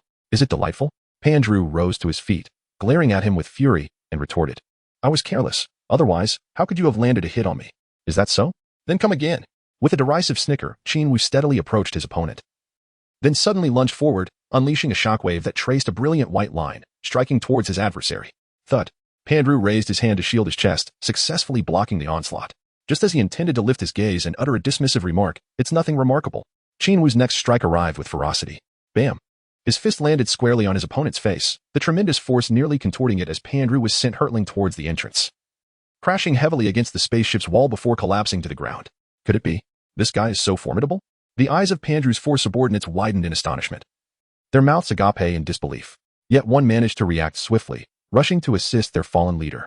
"Step aside," Pandru barked, swatting away the hand of his subordinate, glaring fiercely at Qin Wu. This latest assault was more brutal than the previous two, leaving him visibly injured. "Impossible, it cannot be. How could this man possibly overpower me?" Wiping the blood from the corner of his mouth, a tempest of disbelief surged within him, yet he refused to accept the reality of his opponent's strength. Little did he realize that this Qin Wu was a far cry from the original, far more formidable than before. "Are you coming back for more, fool? Weren't you so confident?" Qin Wu's aura suddenly surged, his entire being erupting with power. Beep, beep, beep. The detectors worn by all present began to blare frantically, as they were horrified to witness Qin Wu's combat prowess skyrocketing. 35,000, 40,000, 48,000, 56,000. Bang! The detectors of the four subordinates exploded first, prompting them to hastily remove them. Terror etched on their faces as they stared at Qin Wu. "Impossible, this cannot be. How can such a pathetic combat strength be so high?" Only Pandru, with the detector still intact, bore an expression of utter disbelief, fixated on the rapidly escalating data. Beep. With a long, piercing sound, Qin Wu's combat power finally plateaued, the figure reaching an astonishing 68,000. "So, do you still believe I am merely your defeated subordinate?" Qin Wu approached Pandru, his gaze fierce and unwavering as he locked eyes with his opponent. The four subordinates of Pandru recoiled in astonishment, their expressions betraying a newfound fear, the earlier mockery having vanished without a trace. "Impossible. The detector must be malfunctioning. You cannot possess such formidable combat prowess." Pandru clung to disbelief, unable to fathom that the individual he had previously toyed with had experienced such a dramatic surge in strength, one that surpassed his own by a staggering 20,000. This threshold was one he believed he could never hope to cross in his lifetime. Impossible? Then perhaps you should descend into the depths of hell to ponder the reasons. With that, he unleashed a powerful punch aimed directly at his adversary's head. Bang! Pandru desperately raised his hand to defend himself, yet the force of Qin Wu's strike was so overwhelming that he distinctly heard the sound of bones cracking. Gasping in pain, cold sweat poured down his brow. However, in the next moment, his abdomen endured an unprecedented blow, not only breaching the iron wall of the spacecraft, but also propelling him out into the void, where he soared backward for countless meters before crashing down with a resounding thud. Qin Wu relentlessly pursued, his form abruptly vanishing from the sight of the onlookers. In the blink of an eye, he caught up with the already unconscious Pandru, delivering a devastating blow to the crown of his skull. With a sickening sound, the latter's head was obliterated, brain matter and blood splattering across the ground. Yet, this was not the end. Qin Wu's right hand radiated brilliance, as a circular aura intensified until it coalesced into a solid orb of energy. With a sudden and fierce thrust, he hurled it towards the lifeless body. A resounding explosion ensued, erupting into a colossal mushroom cloud. Pandru's four subordinates stood in stunned silence, gazing at the indifferent figure of Qin Wu in the distance. In the next moment, they were horrified to witness, as the dust settled, that their captain was reduced to mere fragments. Lord Pandru had been slain. He had, indeed, been killed. The very one he had once looked down upon, Lord Crow, was the perpetrator. Indeed, they could now only refer to him as Lord, rather than the derisive Crow they had previously used. Qin Wu cast a faint glance at the ground, which bore no remnants of the deceased, and let out a cold snicker, silently remarking, "Though I am not the true Clo, as long as I bear this name, you shall not insult me. The price for such insolence is death." Chapter 47. A surge in power, the arrival of Nez. Will you follow me, or will you perish? Upon returning to the spacecraft, Qin Wu's gaze fell upon Pandru's subordinates. "We shall follow you, Lord Clo." The four individuals exhibited a commendable sense of timing, promptly nodding and flattering him as soon as he posed the question. It would be foolish to refuse, given that Lord Clo's current strength was unparalleled on this planet. Indeed, Qin Wu replied with a subtle nod and inquired, "How long until Lord Nez arrives?" "According to the latest communications, he will reach here in 5 days." One of the subordinates promptly responded. "Oh," Qin Wu remarked, casting a brief glance outside the vessel before gesturing for the four to withdraw. 5 days, is it?" Suddenly, Qin Wu felt an overwhelming pressure, as if a dark cloud were descending upon him, igniting a profound sense of unease within. Although he was aware that his opponent possessed combat power exceeding 100,000, the exact figure eluded him. Even a mere 100,000 was considerably beyond his current capabilities, and he detested the notion of entrusting his fate to another. It appeared imperative for him to enter the time chamber for training without delay. After informing the 5 individuals he had temporarily enlisted that he would be departing for a day, he soared hundreds of kilometers away to a mountain featuring a cave. Inside, he discovered a gentle spring bubbling forth, and as he ventured deeper, he found a spacious chamber, adorned only with a few protruding stalagmites, making it an ideal sanctuary for seclusion. He demolished the stalagmites and cast them aside before entering the time chamber, which bore a striking resemblance to his previous training grounds. Upon crossing the threshold, the door sealed shut behind him without a crack. He surveyed the interior and realized it was akin to a rudimentary version of the time chamber he had known. Without further contemplation, he proceeded to adjust the gravity settings on his training suit, incrementally increasing the intensity. As the gravity escalated, it swiftly reached 15 times the standard force. When multiplied by the original 10 times from the time chamber, it culminated in an astonishing 150 times the gravitational pull. This was a level of weight he had never before encountered. Once the settings were finalized, he found himself prone on the floor, feeling an extraordinary heaviness that nearly crushed him. To his astonishment, after having acclimated to 100 times gravity for so long, the 150 times proved to be exceedingly arduous. Qin Wu felt a surge of frustration. Despite the difficulty, he remained resolute in his decision not to lower the settings. The thought of that overwhelming combat power loomed over him like a massive stone upon his chest. If he did not accelerate his strength training, he would undoubtedly find himself in grave danger. He was acutely aware that he had eliminated several of his adversary's subordinates, all of whom possessed considerable combat prowess, and there was no guarantee that his opponent would not retaliate with fury. Faced with a dire threat to his life, Qin Wu gritted his teeth and summoned every ounce of strength to rise once more. It was time to run. Qin Wu began to stride forward, engaging in a slow jog that resembled a haughty display of movement, arduous in its execution. After covering merely a few dozen meters, he was drenched in sweat, his stamina rapidly depleting, yet he persevered through gritted teeth. As the adage goes, without pressure, there is no impetus, and at this moment, Qin Wu possessed an abundance of motivation. After approximately an hour of running, utterly exhausted, he swiftly replenished his energy with the mystical beans and resumed his run. Initially, he had contemplated self-inflicted methods of cultivation upon entering, yet previous attempts had nearly brought him to the brink of death, leaving him devoid of even the strength to consume the beans. It was then he realized that such extreme measures were unsustainable for advancement. A month later, he had barely acclimatized to the 150-fold gravity and commenced other forms of training. 3 months hence, he had fully adapted to this weight, feeling no different from his usual state, yet he remained cautious, quickly transitioning to meditation training to relax. This meditative practice served as a profound journey of comprehension in his cultivation, allowing him to unwind. Continuous high-intensity training would only lead to physical and mental fatigue, necessitating appropriate rest. Thus, another 6 months passed, and upon emerging from his meditative state, he increased the gravity to 180-fold, feeling considerably more at ease than before, albeit still somewhat strained. This new intensity was just right for him at present. 2 months later, after a full year of rigorous training within the confines of the spirit time chamber, Qin Wu exited, revitalized after consuming a mystical bean, leaving the place with renewed vigor. A staggering power level of 150,000. After enduring immense pressure and persisting in his training for such an extended period, his limitations shattered, and his combat prowess surged to over 150,000.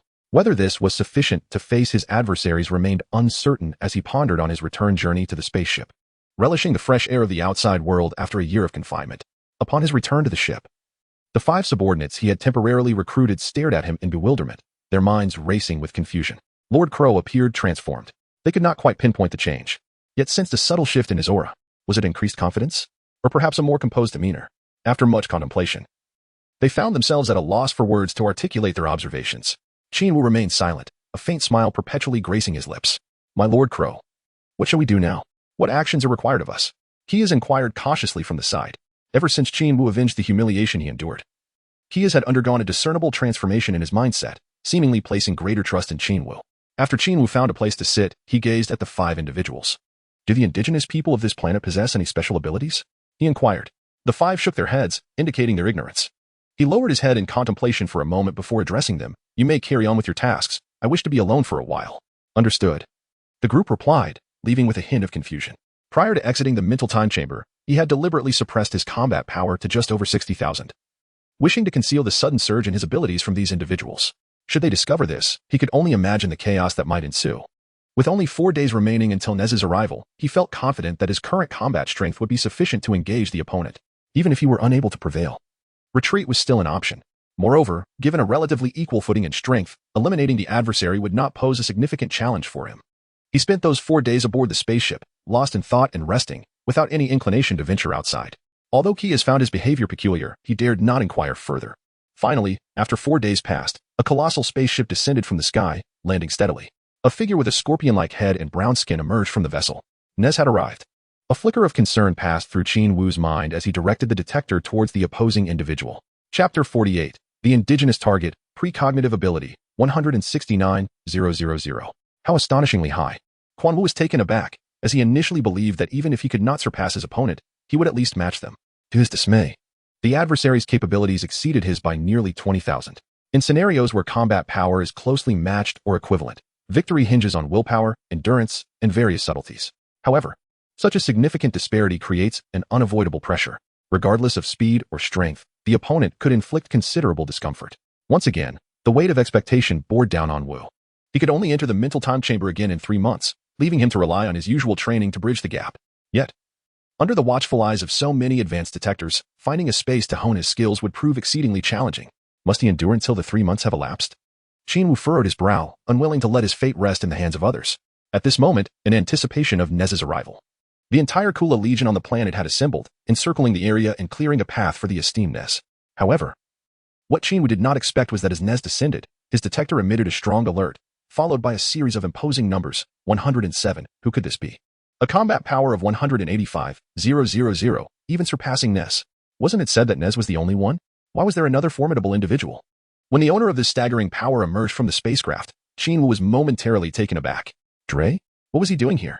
This man, known as the universe's mightiest wrestler, notorious for ruthlessly annihilating his opponents in 300 consecutive matches, had also arrived. Surely this planet held something of significance for them. Clearly, the leaders of the gathered squads recognized Dre, greeting Nez while showing profound respect to the latter. Except for Qin Wu, who found himself in a perplexing predicament. Originally, dealing with Nez, this scorpion-like figure, was daunting enough. Now, the sudden emergence of Dre, an even mightier opponent, made him contemplate an immediate exit. However, leaving would undoubtedly draw attention to himself. In that instant, the dilemma of whether to stay or depart loomed large before him. Qin Wu, consumed with contemplation, fell into silence. As Nez passed by, he cast a fleeting glance at Qin Wu, scoffing before moving on. What? Qin Wu snapped back to reality, staring at Nez's retreating figure, suddenly realizing he hadn't joined the welcoming party and had thus appeared rather gloomy. It seemed he had incited Nez's displeasure. Lowering his head, he pondered. He had learned from Clias that Crow, being of a different race than Nez, was somewhat arrogant, dismissing Nez's subordinates, which led to a lack of respect for Crow. Typically, he preferred to dispatch Crow to the fringes, treating him like a mere servant. That earlier incident likely exacerbated their unfavorable impression of him. Just then, Dre walked past him, flamboyantly ignoring his presence, strutting by with an air of superiority. What was he so arrogant about? What gave him such a sense of superiority? If it weren't for the fact that I currently couldn't defeat you, I would have relished the opportunity to take you down. How dare you act so nonchalantly in my presence? Nez moved ahead, gazing at the clear sky above, yet his expression was one of disdain. This planet was indeed commendable, capable of fetching a high price, yet these incompetent fools had failed to conquer it after so many days. Dre approached, laughing heartily, provocatively asking, "Would you like to borrow my subordinates?" "Uft, your subordinates are also useless. Why keep them around if they can't even approach me?" Nez replied, visibly displeased. Clearly, they were facing a genuine conundrum. It was said there was an indigenous individual with peculiar abilities. Dre's eyes gleamed with cold intensity, eager for a challenge, as he stated. "I thrive on interesting opponents.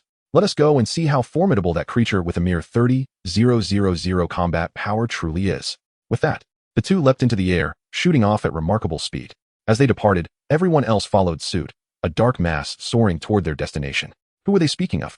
Qin Wu, also part of this group, became intrigued by Dre's mention of an individual with extraordinary capabilities. Dre relished combat and relished toying with his foes, whereas Qin Wu was captivated by the allure of the unknown abilities. Their destination lay far ahead, approximately 10,000 kilometers away. This vast distance meant that, aside from Nez and Dre, who accelerated ahead, the other less powerful individuals lagged behind. Qin Wu had no desire to stand out and opted to fly leisurely alongside them. At this moment, he overheard a group discussing the individual with special abilities, so he listened intently. With Lord Nez and Lord Dre in action, that creature won to escape. Indeed, if it weren't for that bizarre ability, I would have slain him long ago. Come now, you were the one who suffered the most. Had that creature not inexplicably spared you, you would have perished. Cough. Do you think Lord Nez would handle him this way? I'm not sure. That creature seems to possess the ability to foresee our attacks. No matter how we strike, he manages to evade. Truly peculiar. Agreed. But such an ability should not pose a challenge for Lord Nez. I have observed the native for quite some time, and it seems he can only foresee a second or two into the future. It infuriates me. After Lord Nez deals with that creature, I can only wonder how he will view us. Let us try to avoid him, lest we attract unnecessary trouble. The two continued their exchange, with several others around them nodding in agreement. Qin Wu discerned that these individuals possessed considerable combat power. They were likely the esteemed elite squad of Nez. Each had a combat power ranging between 40,000 to 50,000, making them among the strongest on this planet, aside from Qin Wu and the two newcomers, Nez and Dre. However, he was not interested in them, but rather in the content of their conversation. The ability to foresee? That was indeed an impressive superpower, highly advantageous in combat. Even the ability to predict just 1 second ahead could be a significant weapon in a confrontation where both parties possess relatively equal strength. It was decided he would acquire this ability first. With such power, could Nez and Dre still hold their arrogance? How would they maintain their bravado then? As this thought crossed his mind, a sense of clarity washed over him. The foresight ability, you must hold on. Do not be defeated too swiftly. Chapter 49. The ability acquired. The storm approaches the 10,000 kilometer journey took nearly 2 hours at their flying speed before they finally arrived at their destination. Upon arrival, Nez and Dre were already confronting an indigenous individual, surrounded by a multitude of indigenous corpses. Qin Wu and his companions landed one after another. He gazed at the indigenous individual and was astonished to discover an impressive battle prowess of 32,000. Noticing numerous wounds on the person's body, oozing white blood, he realized that this individual had undoubtedly engaged in combat with Nez. Just like me, he thought. Don't be so easily defeated. Qin Wu navigated through the crowd, quietly positioning himself at the forefront. At that moment, he heard Nez speak with a tone of disdain. Your abilities are impressive, yet in the face of absolute power, you remain utterly insignificant. So what say you? Will you join us? I find your talents quite intriguing. Together, we could forge a remarkable enterprise, wouldn't you agree? I have no interest. I want you to leave, to depart from this planet. The native roared in anger. He stood taller than his fellow natives, his peculiar light blue crest hairstyle adding an element of strangeness. Could this be a manifestation of extraordinary abilities? As Qin Wu observed the individual before him, he thought to himself, disregarding all else, I shall steal first and speak later. Thievery technique. Theft failed. Thievery technique. Theft failed.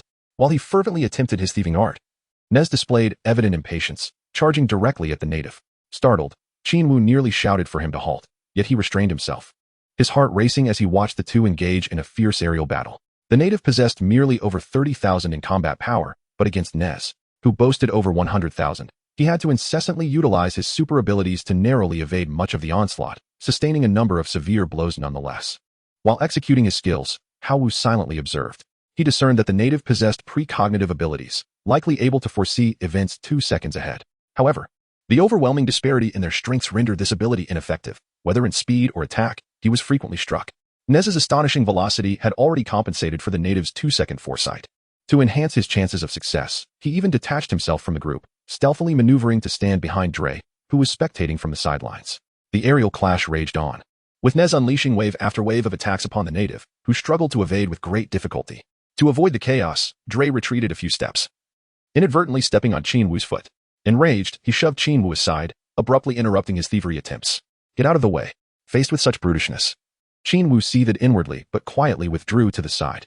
His gaze remained fixed on the native, and his thieving attempts continued unabated. However, after hundreds of attempts, he still met with failure. Is the system truly this cruel? It's merely a fellow with 30,000 combat power. How can the success rate be so dismally low? Despite his inner grievances, Qin Wu remained undeterred. This precognitive ability was of paramount importance to him at that moment. Thievery technique. Theft failed. Once again, it resulted in failure, as the native now lay defeated on the ground, powerless and gasping for breath. Wait, don't leave me behind. Qin Wu silently shouted within himself as the art of theft incessantly activated. Nez approached coldly, extending a finger toward the helpless indigenous man, from which a surge of golden electricity erupted.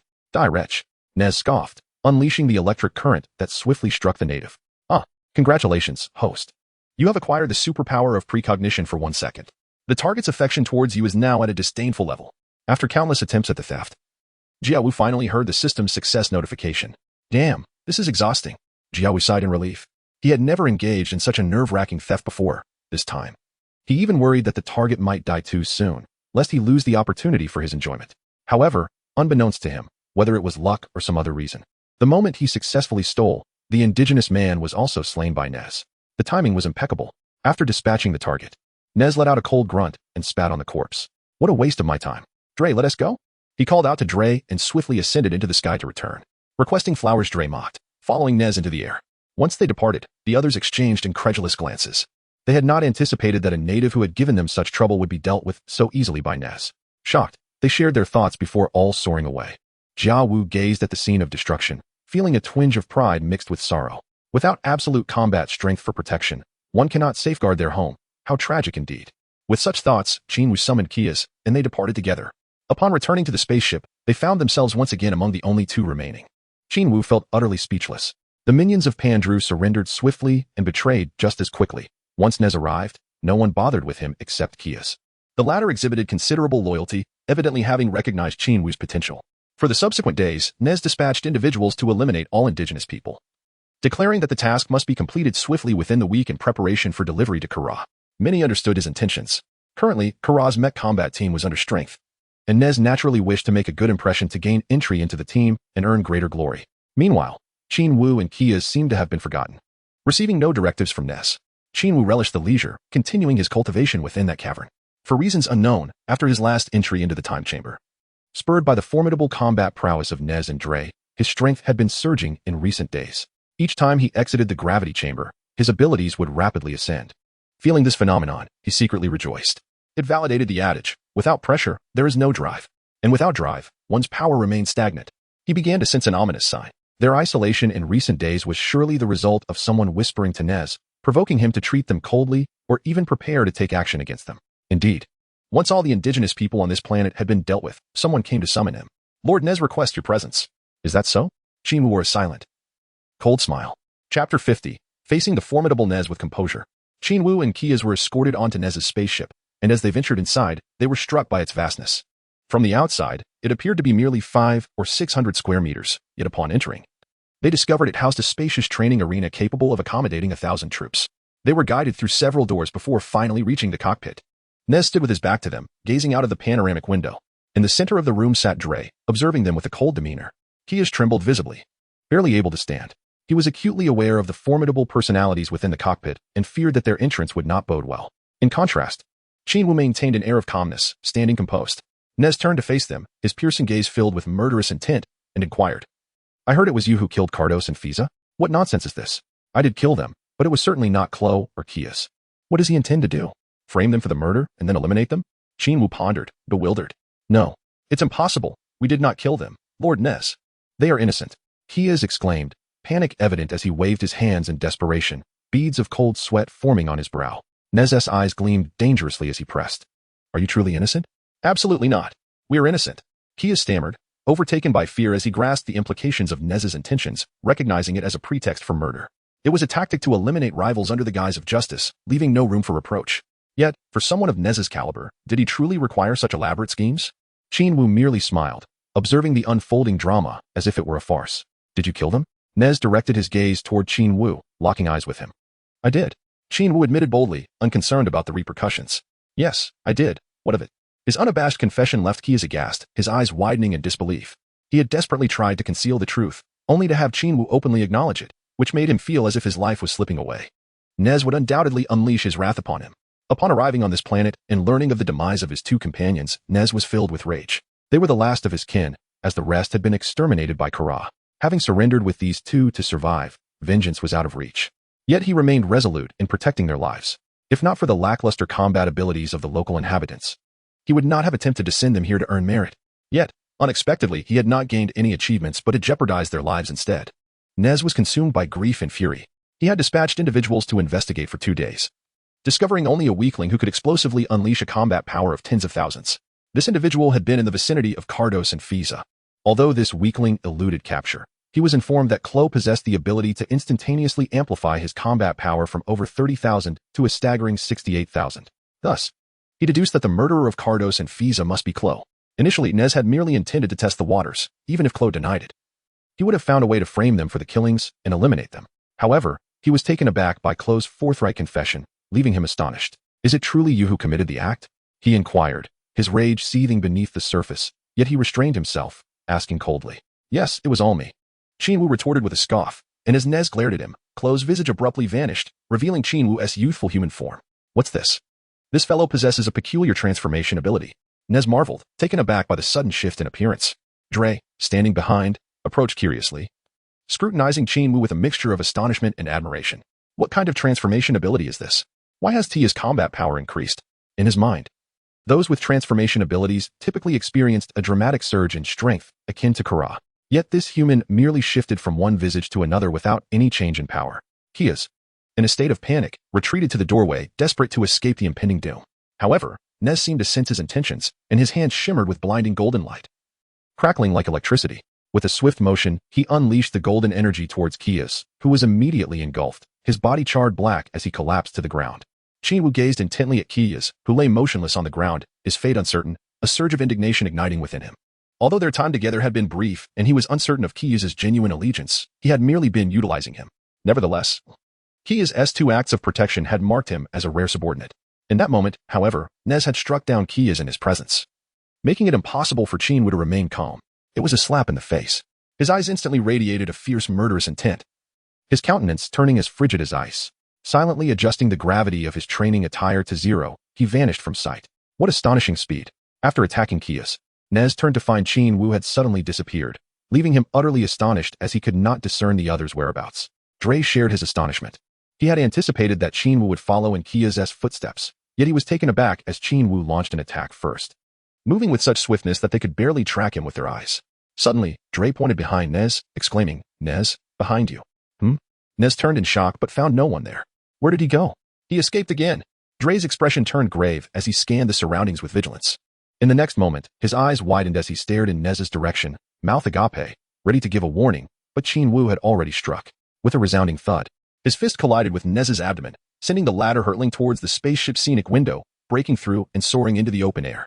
The glass shattered into a myriad of fragments. Behind Qin Wu, Dre was taken aback. He clearly observed that Nez had also noticed Qin Wu. Yet due to the latter's swift actions, Nez was unable to defend himself and was sent flying. Chapter 51 indeed revealed a brazen and formidable presence. Who is this young lad? How can his strength be so extraordinary? Through the scanner, he noted that Qin Wu, who initially possessed a combat power of merely over 30,000, suddenly surged to a staggering 100,000 during his assault on Nez. 100,000 is the threshold of a high-level warrior, and among the millions within the Frieza army, fewer than 100 possess such formidable power. It is evident how rare this is. To his astonishment, on this planet, aside from himself and Nez, there exists another young warrior whose combat prowess has reached this caliber. At this moment, to regard him as insignificant would be a folly of the highest order. As Qin Wu propelled Nez into the air, he sensed that Delii had refrained from intervening to assist him against the merciless onslaught. A cold smirk escaped his lips as he shot forth. Upon reaching an altitude of 1 kilometer, Nez had already regained control of his stance. Hovering in midair, his gaze fixed on Qin Wu, ready to unleash flames. This impudent wretch has dared to strike me. His fury was palpable, a desire to rend his adversary asunder surging within him. Yet, he failed to recognize the irony of his own murderous intent while contemplating retaliation against Qin Wu, revealing himself as a fool, overly proud and self-righteous. Nevertheless, a rare composure enveloped him, preventing him from rashly launching a counterattack. The explosive combat prowess that Qin Wu exhibited demanded his attention. Prior intelligence had indicated that his adversary possessed a mere 68,000 in battle power, yet now he radiated an astonishing 100,000. Nez pondered the possibility that his opponent had yet to unveil his full potential. How formidable might he be when he truly unleashed his strength? Qin Wu cast a languid glance at Nez, his expression cold and indifferent. Lord Nez, there is no need for you to frame me. Step forward on your own. Humph. Brat, you must die today. Nez retorted with a chilling gaze. Come forth, let us see who shall slay whom. Qin Wu scoffed, utterly unconcerned by his opponent. Despite Nez's battle power of 160,000 overshadowing his own 169,000 by a mere 9,000, he remained undaunted. Nez ceased his words, his eyes narrowing dangerously as he lunged at Qin Wu. With a swift kick and a powerful knee strike, he aimed to obliterate his adversary in one fell swoop. However, Qin Wu was unburdened by gravity, his speed and defensive capabilities significantly enhanced. As Nez closed the distance, Qin Wu raised his hand to block, swiftly retaliating with a kick aimed at Nez's abdomen. Yet, Nez, now devoid of his earlier arrogance, evaded the attack with an agile leap, transforming his movement into a graceful arc. This young man was not only fast but also quick to counter. He must not be underestimated, Nez pondered inwardly. At that moment, Dre had already soared above them, observing the duel without the slightest inclination to intervene. He believed that even if Qin Wu possessed a battle power of 100,000, he was still no match for Nez, and thus felt no need to disrupt their exhilarating clash. He sensed that Qin Wu was destined to perish at the hands of Nez's merciless tactics. Qin Wu's expression remained devoid of emotion, his eyes radiating an unwavering aura of menace. While he remained vigilant of Nez, he also kept a wary eye on Dre above. Both adversaries possessed combat prowess that surpassed his own, rendering him unable to unleash his full potential. Come on, kid. It has been ages since I've experienced a satisfying fight. Today, you must indulge me. Nez bellowed with reckless laughter, charging forth without hesitation. With a resounding thud, Qin Wu merely raised his hand to deflect Nez's seemingly inevitable punch. In a swift counter, he retaliated with a punch of his own, only to have it parried just as swiftly by his opponent. In an instant, they were embroiled in a fierce exchange of offense and defense. Haha, exhilarating, little brat. You're quite impressive, but alas, today you must meet your demise. Nez taunted as he pressed his assault. Qin Wu remained silent, harboring a deep disdain for his opponent's taunts. Yet he found himself momentarily unable to gain the upper hand. The sound of fists striking echoed as they exchanged blows thrice, each attack deftly countered. Suddenly, both combatants retreated, creating a distance between them. Were they evenly matched? Clearly not, as both seemed to be holding back their full potential. Dre, observing from above, attentively monitored the skirmish, witnessing the exchanges in vivid detail. In his eyes, Nez was undoubtedly toying with his adversary, while Qin Wu appeared unperturbed, seemingly not exerting his utmost effort. Indeed, there was a hint of arrogance. As a mere spectator, Dre played his role exceptionally well. After gaining a considerable distance of several meters, Nez appeared quite satisfied with his opponent's prowess. With a mischievous grin, he declared, "Young man, I shall now unleash my full power. Do take care not to find yourself overwhelmed." Qin Wu remained silent, secretly mocking within. It seemed that the fool, much like those before him, had an incessant need to chatter before their demise. However, given the opponent's declaration to unleash their full strength, he heightened his vigilance and subtly circulated his energy throughout his body. In truth, had he engaged with merely his 100,000 combat power, he would have undoubtedly suffered a severe beating. Yet, with the aid of his precognitive abilities, he could effortlessly counter each of the adversary's assaults. Indeed, this ability proved to be as formidable as he had anticipated. In situations where strengths were equal or closely matched, it was nothing short of miraculous. Just as Qin Wu heightened his alertness, Nez suddenly vanished from sight, and in the void, the sound of rushing wind echoed. As if his speed surpassed that of sound itself, extraordinarily swift. Here he comes. Suddenly, Qin Wu swung his fist to the left. However, even with his accurate judgment, he struck nothing but air, for Nez had already crouched to evade the attack and retaliated with a powerful punch to his ribcage. A dull thud echoed as Qin Wu was struck, sending him hurtling through the air, plummeting sharply downward. The ground below was a dense thicket of trees, and he collided with one of the towering trunks, crashing through it and continuing for over 100 meters before finally coming to a halt. Qin Wu slumped down, a searing pain radiating from his back and ribs, so intense that it nearly rendered him dizzy. Darkness clouded his vision. Damn, this hurts. It is indeed the first time he has felt such agony in battle. He desperately rubbed his ribs, yet his back remained beyond his reach, leaving him to endure the torment gnawing at his heart. Indeed, since his arrival in the Dragon Ball universe, aside from seeking strength through training with Sun Wukong and then restoring himself with the magical beans, this was the first time he had been so thoroughly bested. It was a stark reminder. He must not let his guard down. Qin Wu gradually rose to his feet, locking his gaze onto Nez, who had appeared before him with an expression of smug satisfaction. Well, my young friend, how does it feel? Are you sensing my strength now? Do you wish to surrender and allow me to dispatch you with ease, or shall I continue to torment you until your demise? Nez inquired with a tone of playful mockery. Chapter 52. The desperate revival. I choose neither, you fool. Qin Wu seethed with silent rage, yet outwardly he merely chuckled coldly. Come again, he declared. Suddenly, Nez appeared before Qin Wu and struck with a palm. The impact resounded. This time, Qin Wu not only anticipated the move but also entered a state of complete tranquility, perceiving the energy emanating from his opponent and successfully predicting the attack. He deftly blocked the blow. Remarkably, he managed to deflect it. Nez thought in astonishment, then launched another punch aimed at Qin Wu's abdomen with a thunderous force. However, he found himself striking nothing but air, bewildered to discover that Qin Wu had vanished before him. As Qin Wu faced the opponent's second assault, he suddenly sprang into action, moving with lightning speed to circle behind them. With a powerful motion, he brought his fists together and struck down fiercely, landing a solid blow upon the adversary's skull. Alas, the impact sent Nez reeling, momentarily dazed, and losing control of his body, crashing down onto the ground and creating a moderate indentation. Following this, Jia Wu leapt upward, delivering a knee strike that forcefully impacted Nez's back.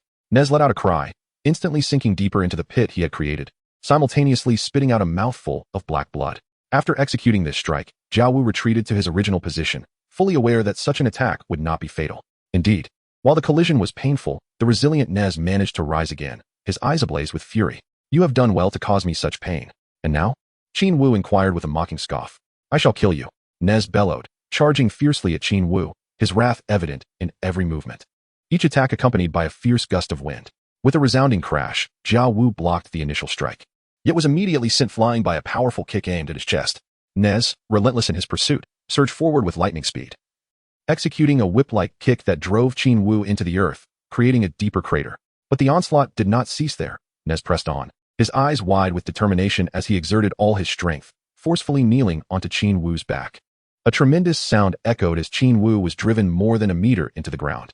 After a series of successful strikes, Nez let out a cold snort, drifting back to his original position, exuding an air of arrogance and disdain. He believed that after enduring his blows, the opponent was undoubtedly beyond the brink of death. Observing from above, Dre silently lamented, sharing the belief that Qin Wu could not possibly survive such an onslaught.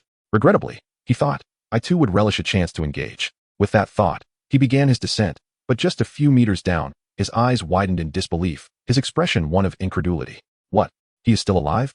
Nez's eyes too widened, staring in astonishment as Qin Wu slowly rose to his feet, a sinister smile creeping across his face. How could this be possible? In the case of an ordinary person, such blows would surely be insurmountable. He had exerted all his might. Yet, there stood Qin Wu, looking disheveled, covered in dust and dirt, yet his gaze bore no hint of despair. Is this truly all you can muster? I feel utterly unscathed. Qin Wu laughed boisterously at Nez, as if nothing had transpired. However, whether he was truly unscathed remained known only to him. Despite his Saiyan lineage and years of rigorous training that had spared him from immediate death, the pain and damage he had sustained were undeniably real. Ouch! Qin Wu grimaced, sweat pouring down as his muscles spasmed with an intense ache. This was a pain he had never experienced before. He yearned for a senzu bean to alleviate his suffering. Yet internally he felt it was not yet time. Provoked by his taunts, Nez was instantly enraged, closing the distance once more, his fist poised to strike. Boom. Qin Wu had expended an excessive amount of energy in previous encounters, rendering him unable to keep pace with the opponent's strike. In an instant, he was sent flying, crashing into a row of trees, and fell dejectedly to the ground. Qin Wu spat a mouthful of fresh blood. The force of his opponent's punch not only inflicted excruciating pain, but also felt as though his very insides were being violently upheaved, creating a tumultuous discomfort. I refuse to believe that you shall escape death this time. In a flash, Namekian launched another assault, delivering a brutal strike to his face that nearly contorted it beyond recognition, sending him hurtling through the air for countless meters. With that blow, darkness enveloped Qin Wu's vision, and he nearly succumbed to unconsciousness from the agony. As he wobbled and struggled to sit up, no eyes, taken aback yet undeterred, closed in once more, delivering a swift kick that sent Qin Wu soaring through the air in a graceful arc, crashing down over 100 meters away with a resounding thud as he made intimate contact with the earth. Qin Wu finally ceased all movement, lying motionless in the crater formed by the impact, devoid of any reaction. Surely he must be dead this time. Nez let out a cold chuckle as he leisurely approached. His previous strikes had been delivered with full force, each blow intended to be fatal, a relentless assault. As he drew nearer, his hands gathered a blinding golden radiance, countless electric particles coalescing into a concentrated mass. He intended to deliver one final, decisive strike, ensuring his opponent's utter annihilation. With each step he took, the onlooker Dre grew increasingly bored. It was over, the spectacle had reached its conclusion. Even he didn't believe Qin Wu could survive this, especially with Nez moving in for the finishing blow. Once that strike landed, no matter how formidable Qin Wu might be, resurrection would be impossible. Yet just then, Qin Wu's fingers twitched ever so slightly, as if stirring from unconsciousness, a minute movement unnoticed by either of them. At this moment, grievously wounded, Qin Wu exuded no trace of energy, appearing utterly devoid of combat capability. Only when Nez was within 10 meters did Qin Wu suddenly snap his eyes open. With lightning speed, he retrieved a senzu bean from his robes and swallowed it. What? How is his life force so tenacious? Nez's eyes nearly bulged from their sockets. Witnessing his opponent not only move but seemingly consume something, he abandoned all pretense of leisure and lunged forward, hurling the electric attack he had been preparing directly at Qin Wu. Oh ho! In the vicinity of Qin Wu, a sudden surge of electrical sound erupted, enveloping the area in a crackling tempest. Is this the end? For reasons unknown, Nez now found himself devoid of certainty. As he cautiously approached the site, a wave of terror washed over him as he realized that Qin Wu had vanished without a trace. How is this possible? He genuinely hadn't perished? In a daze, he scanned his surroundings, and suddenly, without warning, Qin Wu materialized above him, his fists descending with tremendous force. Now it's my turn. Chapter 53, How About a Wheel Battle? The killing continues unabated. The first sound resonated as Nez was caught off guard, struck with a single blow. The second sound followed as he ventured into Qin Wu's wake, abruptly sent crashing to the ground, sinking several meters deep. As Qin Wu's right hand unexpectedly manifested a golden orb of astonishing purity and brilliance, it launched towards Nez with formidable force. The latter was instantly struck, disoriented and unable to recover for a considerable time. Qin Wu, having retreated from his previous assault, was unprepared and was directly hit. The ensuing explosion echoed twice, sending dust and debris tumbling through the air, forming a colossal mushroom cloud that resonated for miles. High above, Dre was utterly astonished, not merely by Qin Wu's abrupt resurrection but also by the astonishing surge in his combat prowess following this revival. The combat power displayed was a staggering 180,000, a remarkable leap from the previous 100,000. Had he known that this was merely the result of Qin Wu's feigned restraint, his jaw would have surely dropped in disbelief. Indeed, after consuming a magical bean, Qin Wu was revived not only to full health, but with his fighting strength doubled. This was a perilous gamble. Had his opponent's combat power not been nearly equal to his own, he would never have dared to undertake it. Not everyone possesses the fortuity of Sun Wukong, who repeatedly survives lethal encounters and recovers fully with a single magical bean. However, fortune favors the bold, and to attain sufficient power to confront Dre, Qin Wu had no choice but to take risks, viewing Nez merely as a means to elevate his strength. As the dust settled, Qin Wu's eyes widened in shock as Nez rose, his gaze ablaze with fury. The rage was palpable, with blood vessels visible in his eyes, a terrifying sight. His garments were tattered, revealing his muscular frame. You little brat, I've truly had enough, he bellowed, echoing with the ferocity of a gorilla, fists clenched and cracking ominously. Dre, unimpressed by Nez's anger, remained unfazed. Nez charged forward at breathtaking speed, electricity crackling in his hands, but Qin Wu countered with a swift kick that sent Nez flying. Simultaneously, sensing a rush of wind behind him, Qin Wu instinctively tilted his head and seized the suddenly appearing hand, propelling it forward with force. Dre attempted a stealthy ambush but was thrown to the ground by Qin Wu's maneuver. As both men stood up, they regarded Qin Wu with astonishment, particularly Nez.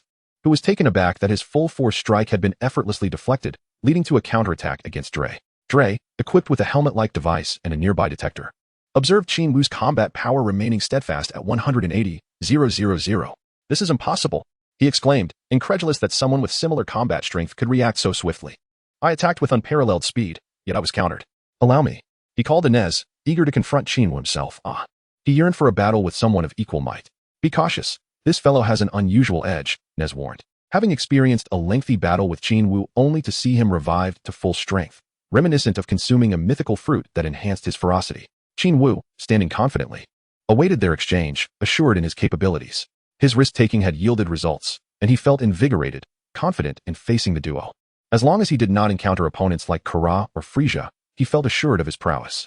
Suddenly, the warrior spirit of the Saiyans surged within him.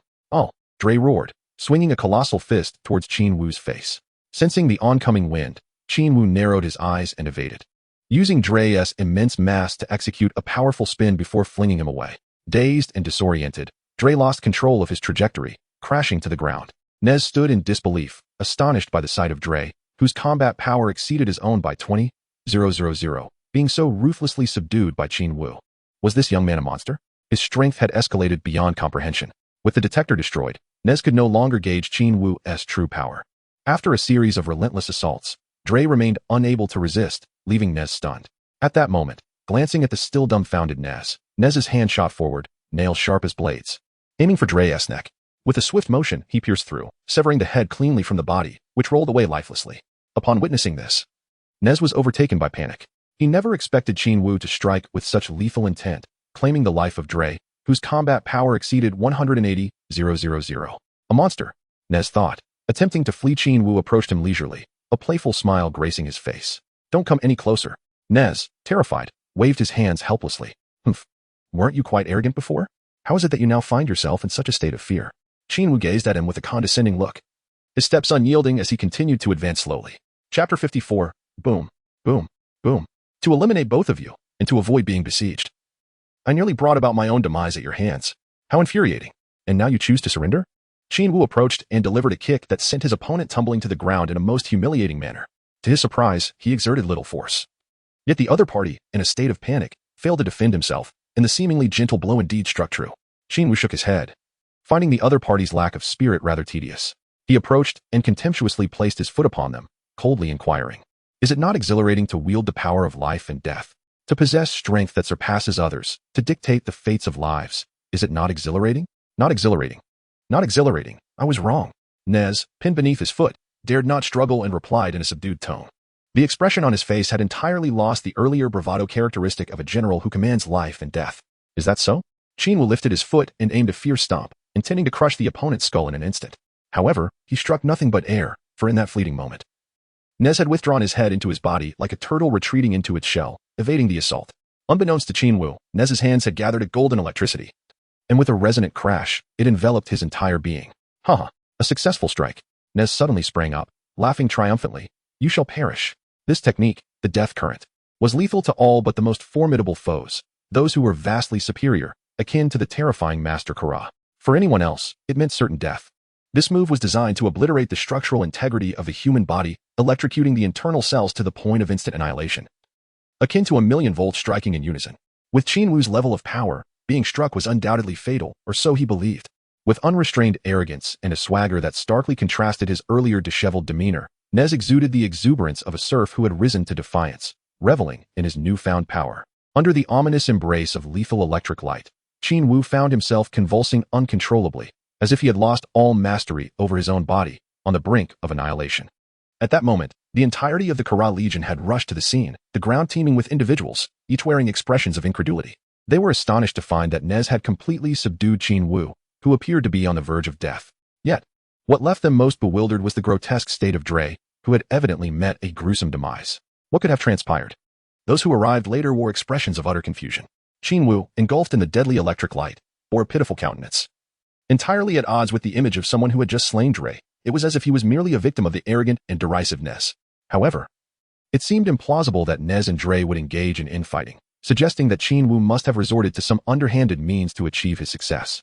This realization ignited a collective fury among the onlookers, who rallied in support of Nez. Lord Nez, swiftly avenge Lord Dre. They clamored, urging him to exact revenge. Amidst the fervent encouragement from his subordinates, Nez felt a surge of confidence. He sneered coldly, "You little brat, how dare you insult me? I shall ensure you meet an unmarked grave." His demeanor was one of blatant arrogance and glee, embodying the essence of a petty tyrant reveling in his momentary tea. Suddenly, Qin Wu's figure flickered, and in an instant, he appeared before Nez, delivering a fierce punch. The impact resonated like thunder after unleashing all his power. Both his speed and the force of his attack multiplied several-fold. Nez had no time to react before being sent flying by the blow. Simultaneously, Qin Wu pursued relentlessly, delivering a knee strike that caused Nez to expel a mouthful of dark blood as he plummeted downward. Qin Wu's figure flickered once more, and in an instant, he materialized above his opponent, hands clasped in a powerful embrace, and descended with a thunderous crash. The sound of a jarring impact reverberated through the air, as if Nez had been struck by a cannonball, causing him to plummet with alarming speed. In a heartbeat, a colossal crater was formed upon impact with the ground. Debris flew wildly, and trees were utterly shattered, crashing down in disarray. Following this, a brilliant orb of light, akin to a cannonball, struck Nez with blinding speed, erupting in a deafening explosion that resonated across the land. The orb expanded dramatically, dislodging countless stones and earth, culminating in an enormous chasm. At the epicenter, Nez was utterly obliterated by the ferocious strike, reduced to nothing but charred remnants of scorched earth. A collective gasp escaped the crowd. All stared in stunned silence at the formidable Qin Wu, their senses overwhelmed by sheer astonishment. How powerful, truly formidable. Lord Nez was dispatched in an instant. What terror!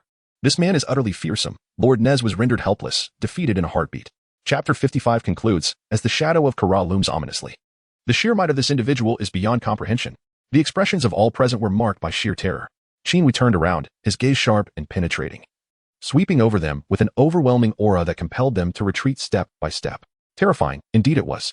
The formidable presence was so suffocating that it nearly rendered them breathless, instilling a profound sense of panic. Many, in sheer fright, hastily turned to flee. Attempting to escape?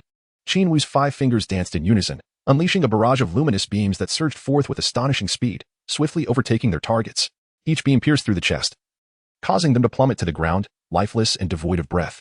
The others, who had initially contemplated fleeing, trembled in fear, paralyzed and unwilling to take a single step. Qin Wu descended as if a celestial deity, traversing the air with each step until he stood before them, his gaze piercing and imbued with an intimidating aura. "Do you wish for death, or do you yearn for death? Spare us, my lord, we desire nothing more than to survive," they pleaded, their voices trembling with fear. Before they all fell to their knees, begging for mercy. Haha. Qin Wu's eyes narrowed, a perplexing smile forming on his lips. Were they to be set free? They harbored doubts, yet uncertainty lingered. "I shall let you go." Qin Wu's smile abruptly turned cold, his voice chillingly firm. "But your destination is the underworld." With that, his fingers suddenly shimmered with a dazzling light, launching forth to pierce the heads of those present, extinguishing their lives in an instant. A minute later, the lifeless bodies were struck one by one, each resulting in a series of explosive sounds, akin to a cacophony of firecrackers during festive celebrations, resonating painfully in the air. Meanwhile, far in the distant cosmos, 10 light-years from this planet, an enormous spacecraft commanded attention. Within its main helm, a solitary figure cloaked in an aura of chilling darkness sat, his gaze piercing and electric, fixated on the scenery beyond. He remained still, yet the icy aura emanating from him rendered his subordinates frozen in fear. After a moment, someone approached and reported hesitantly, "Lord Kula, something inexplicable has occurred. The data on Dre has completely vanished from Bracta." The speaker's heart raced with anxiety, not daring to meet the Lord's gaze, cold sweat trickling down his brow. "What?" Kula's fierce eyes widened with alarm, but then he recalled something, his voice turning frosty as he inquired, "What of that aberration, Ness? He has also disappeared, along with all the soldiers on Bracta." As soon as the report concluded, the messenger was struck through the chest by a violet beam, collapsing lifelessly. Who? Who is responsible? Kula's eyes burned with fury, exuding an aura of terror that nearly suffocated those present, instilling fear in their hearts. At that moment, a blue-skinned individual with curly bangs approached Kula, proposing, "Lord Kula, shall I investigate? What purpose would that serve? Do you believe your strength surpasses Dre's?" After venting his anger upon the messenger, Kula's ire simmered slightly. He replied coldly, "The one capable of slaying both Dre and Nez undoubtedly possesses formidable power. I must confront this matter personally." With determination, he commanded the operator, "Change course, head towards Bracta." After issuing orders to his subordinates, Kula's gaze turned back to the stars, his inner fury refusing to subside. Dre, along with the blue-skinned, white-haired youth before him, were members of his elite special forces. Despite a certain disdain for the name of his mech squad, they remained his loyal guards.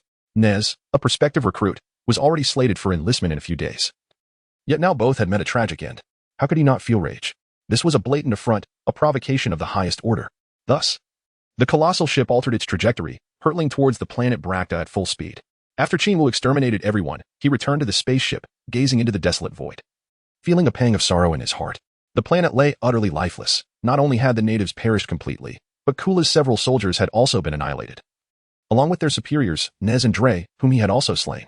To him, the entire planet seemed devoid of human presence, save for the flora and fauna. Yet he could not afford to relax, rather, the pressure intensified. With the deaths of Dre and Nez, it was inevitable that Kula would be enraged and might come to investigate the situation personally. Kula was far more formidable than Frieza, possessing not only numerous fierce subordinates but also superior strength. As time passed and Kula's arrival drew near, the pressure upon him grew increasingly oppressive. Like ominous clouds gathering in the sky, I must flee. Kula is not someone I can easily match by merely training in the hyperbolic time chamber. The disparity in power is far too vast. With this thought, he assessed Kula's spaceship, deeming it unusable, and turned to leave. Kula's vessel had already been compromised during his earlier encounter with Panru, so he had no choice but to seek another ship. The massive craft that Nez had arrived in was certainly off limits, as Kula would have tracking devices installed within. Thus, he decided to opt for the smaller ships of the lesser soldiers. Consequently, Qin Wu navigated through the area, passing over a dozen ships before selecting the smallest one with the simplest facilities. For the sake of caution, he destroyed all the other ships to prevent Kula from tracing him through them. When he finished, they lay in ruins, mere heaps of scrap metal. After completing this task, he boarded the small spaceship, familiarized himself with its controls, and ascended into the sky, hastily departing from the planet Brax. Just half an hour after his escape, Kula's massive ship thundered onto the planet. Upon disembarking, Kula surveyed the landscape and noted that the planet boasted not only pleasant weather, but also an environment conducive to habitation. Internally, he begrudgingly acknowledged Nez's choice of this planet for its merits. However, his satisfaction turned to fury when he beheld the wreckage of Nez's ship. Find out who did this. We must identify the culprit. Chapter 56. Searching for instant transmission data in a certain southeastern sector controlled by Kula's Legion. A colossal planet served as a logistical base for the Southeastern Division. However, Kula's logistics were not truly benevolent. They did not provide food or material support, relying instead on sheer force. Often, they donned defensive armor without any leisure attire, and members of Kula's mutated race typically went without clothing altogether, as material possessions held no significance for them. Thus, this base existed more as a symbolic entity, a hub for data reception and transfer. Deputy Bo Kajia emerged from the lounge of the base commander, Lord Niels, with a sigh. He had just endured a scathing reprimand for disclosing Nez's whereabouts to Lord Dre, who had pursued him solely for the sake of posturing, only to be met with untimely death at the hands of unknown assailants. While Kula had not directly blamed him for the incident, Niels was filled with dread, fearing the day Kula might recall the matter and take his wrath out on him. Stepping outside, Bo Kajia sighed again, his face etched with worry. Why did misfortune always seem to find him? Gradually ascending into the air, he flew towards his residence. As he approached a small building, a shadow suddenly plummeted from the sky, crashing with a loud bang not far from his house and creating a sizable crater. Who? Upon realizing the shadow belonged to a small spacecraft bearing the insignia of his faction, he was puzzled and flew closer to investigate. Important figures would never use such a diminutive vessel, and to make matters worse, it had nearly demolished his house. Anger bubbled within him. How dare this intruder appear at such an inopportune moment? I must vent my frustrations. With this thought, he approached the edge of the crater, stern-faced and waiting with intense scrutiny. As the ship's door opened, a foot stepped out. Get up here, you rascal, and let me have some fun. Bokajia sneered, remaining motionless. However, the next moment, he was taken aback. Who was this individual? Why did he look so unfamiliar? Although he did not recognize all the soldiers of Kula's Legion, he was quite familiar with the main personnel in the southeastern region. Yet this newcomer perplexed him. Not only was he short, but he appeared to be underage. Never mind. Come up quickly. I need to teach you a lesson. Unexpectedly, the small figure boarded the ship, seemingly oblivious to him, as he surveyed his surroundings with a dazed expression. What was wrong with this person? Did he not know who I am? How dare he ignore me? As these thoughts raced through his mind, he approached and demanded, Hey, kid, who are you? Which sector are you from? He hastily categorized the newcomer as a potential recruit, preparing to send him into battle. The young boy, standing no taller than 1.50 meters, appeared diminutive compared to Bo Kajia's towering 2-meter frame. Scanning the readouts, he saw that the boy had a combat power of merely 10,000. Within the Legion, he would serve as little more than cannon fodder, and thus, Bo Kajia felt no inclination to show him respect. Where is this place? The person who had just arrived was Qin Wu. He had boarded a ship and entered a coordinate, but it had taken him a week to reach this location. Damn it, kid, I'm asking you a question. Where did you come from? Once again ignored, Bo Kajia erupted in fury, seizing the boy by the collar and demanding, Do you believe I will kill you right here? When Qin Wu did not respond, he decided to investigate for himself. In an instant, he deftly broke free from Bo Kajia's grip, seizing the back of his head and pinning him down, while his other hand restrained Bo Kajia completely. Within mere seconds, he had scanned the boy thoroughly, revealing a peculiar smile at the corners of his mouth. Trapped and powerless, Bokujie struggled in vain. His fear escalating as he realized he could not move. After Qin Wu released him, Bokujie was infuriated, swinging at the boy once more. But the moment he made a move, his hand was captured as if gripped by an iron claw, rendering him helpless. You want to take your frustrations out on me? Huh? Qin Wu exclaimed, lifting the 2-meter-tall, brown-skinned giant effortlessly into the air. Put me down, you little brat, or I'll kill you, Bokujie shouted. His one free hand poised to strike.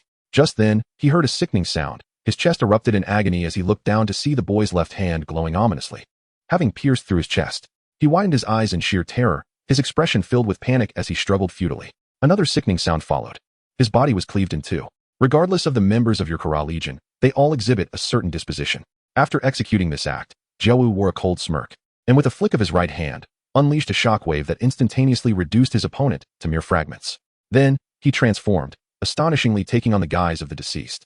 Just a few steps out, several patrolling soldiers flew in, their astonished gazes fixed upon the small spacecraft in the pit, then shifting to Lord Bokujie, who regarded them with an icy demeanor.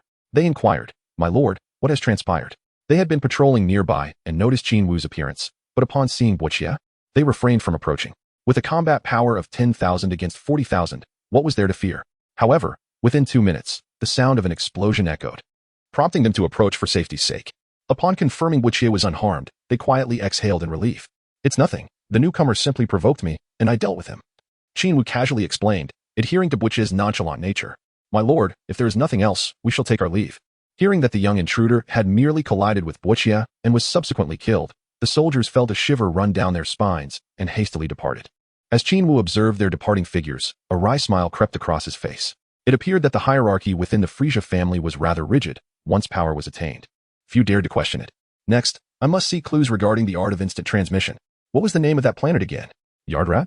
Yes, that seems correct. While pondering this, Qin Wu undertook the responsibilities of a homeowner in place of Bokujie.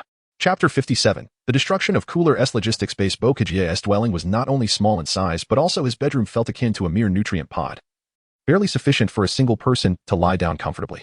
Did this fellow not turn over in his sleep? Qin Wu was rendered speechless. The entire bedroom was so small that merely opening the door allowed for a complete view of everything within. Qin Wu gleaned certain secrets from the memories of his opponent, particularly the vital information regarding Frieza's elite team, the Qin Wu Force, which he held in high regard. It was evident that this individual was oblivious to the fact that Sun Wukong had acquired data on instantaneous movement across planets. He opened the safe and extracted the files on the Qin Wu Force, meticulously perusing the contents. The members remained unchanged, familiar to him, yet in Qin Wu's personal annotations. It was noted that this individual had contended for the position of captain of the team against the leader of the Kula Mecha team, Shavi Jia, a decade prior. Due to an abysmal defeat, he had to settle for a position in Frieza's newly formed special forces instead. Frieza, indifferent to their internal matters, had chosen to name the special unit after himself, thus leaving his mark. Guldo, the repugnant green creature resembling a grotesque worm, had annotations detailing his abilities, time suspension, time dilation, time acceleration, and various other temporal superpowers, alongside some offensive techniques such as binding spells and energy blasts. The temporal abilities intrigued Qin Wu, though they bore a significant drawback, requiring the practitioner to hold their breath during use. Any intake of air would nullify the power. This limitation was indeed a critical flaw. Yet for Qin Wu, it could prove exceedingly practical. As he scrutinized the files, he found the sight of the four-eyed creature exceedingly distasteful. The Qin Wu Force operated from a single stronghold, located within the territory of Frieza's family base. This posed a considerable dilemma for Qin Wu, as that area was under the direct jurisdiction of the Ice family, inherently perilous. Nevertheless, an unexpected surge of adrenaline coursed through him. The greater the danger, the more imperative it became to venture forth. The Qin Wu Force not only possessed the abilities he desired, but likely also held information or coordinates pertaining to Yardrat. Concealing the documents within his attire, he exited the room and stepped outside. With a flick of his right hand, he launched a white energy sphere, which instantaneously obliterated the house in a dazzling explosion reminiscent of fireworks. The resounding blast attracted the attention of the patrol team, who landed before Qin Wu, staring in astonishment at the ruins of the house, and inquired, Lord Bokujie, what has transpired? In response, Qin Wu unleashed a barrage of laser-like energy beams, piercing through them one by one. Their eyes widened in disbelief as they gazed at the gaping wounds, collapsing to the ground, unable to comprehend why their Lord Bokujie had suddenly turned against them. Meanwhile, their commanding officer, Niels, was scrutinizing a sizable electronic screen in the office area, observing the extensive star map indicating the territories controlled by the Kula Legion. He nodded to himself, feeling a deep sense of pride in the might of his legion. Surely, Lord Kula had outpaced Lord Frieza this time. Just then, the screen erupted with alarming alerts, and the entire office was bathed in red light. What is happening? Investigate immediately. He commanded his subordinates to ascertain the source of the disturbance. Such alerts typically signified impending danger. One subordinate, after checking the specifics of the alert, stood frozen in shock. Stammering, "Lord Niels, 5 of our patrol soldiers have been killed. The reason remains unclear." "What?" "Activate the surveillance monitors," Niels exclaimed in astonishment, stepping closer to the large screen. As an image materialized, they beheld Qin Wu, in his transformed state as Boji, ruthlessly dispatching the approaching soldiers without a hint of hesitation. His eyes were filled with a murderous intent, his expression devoid of emotion as he advanced toward them. Is this Boji attempting a rebellion? Niels seethed with fury, summoning his loyal guards as he hastily exited the office. As Qin Wu soared through the air, he effortlessly pierced through the ranks of approaching patrolling and guarding soldiers, having already dispatched dozens along his path. When he was on the verge of reaching Niels' office, a group suddenly confronted him. It was Niels himself, accompanied by several others, who sought to impede his advance. "Bok Jia, do you dare to rebel? Are you not afraid of my wrath?" Niels inquired, his brow furrowing as he surveyed the scattered corpses strewn across the ground behind Qin Wu. Qin Wu's originally stern visage suddenly transformed into one of trepidation. "Lord Niels, I believe it is imperative to replace the current soldiers. Their abilities are woefully inadequate, and they are unworthy of your stature." As he spoke, he inched closer to the other man. "Is that so?" Seeing that Qin Wu seemed somewhat agitated, Niels' expression softened slightly, though he still responded with caution. "What do you mean by saying you will kill them all?" At that moment, Qin Wu had already flown to a mere 5 meters from him, caught in a hesitation to speak. Just as Niels appeared to relax his guard, Qin Wu's right hand suddenly elongated, striking towards Niels with lightning speed. His 5 fingers sprouted elongated, sharp claws that glinted ominously. "Have you lost your mind? You dare to attack me?" Niels exclaimed, his voice rising in anger as he raised his hands defensively. However, Qin Wu's speed was so swift that Niels had no time to defend himself, and was pierced directly through the heart. As Niels collapsed lifelessly to the ground, the guards that accompanied him displayed expressions of sheer terror. What on earth had happened to Lord Niels? He had only scolded Qin Wu a few times, and yet he had been slain without mercy.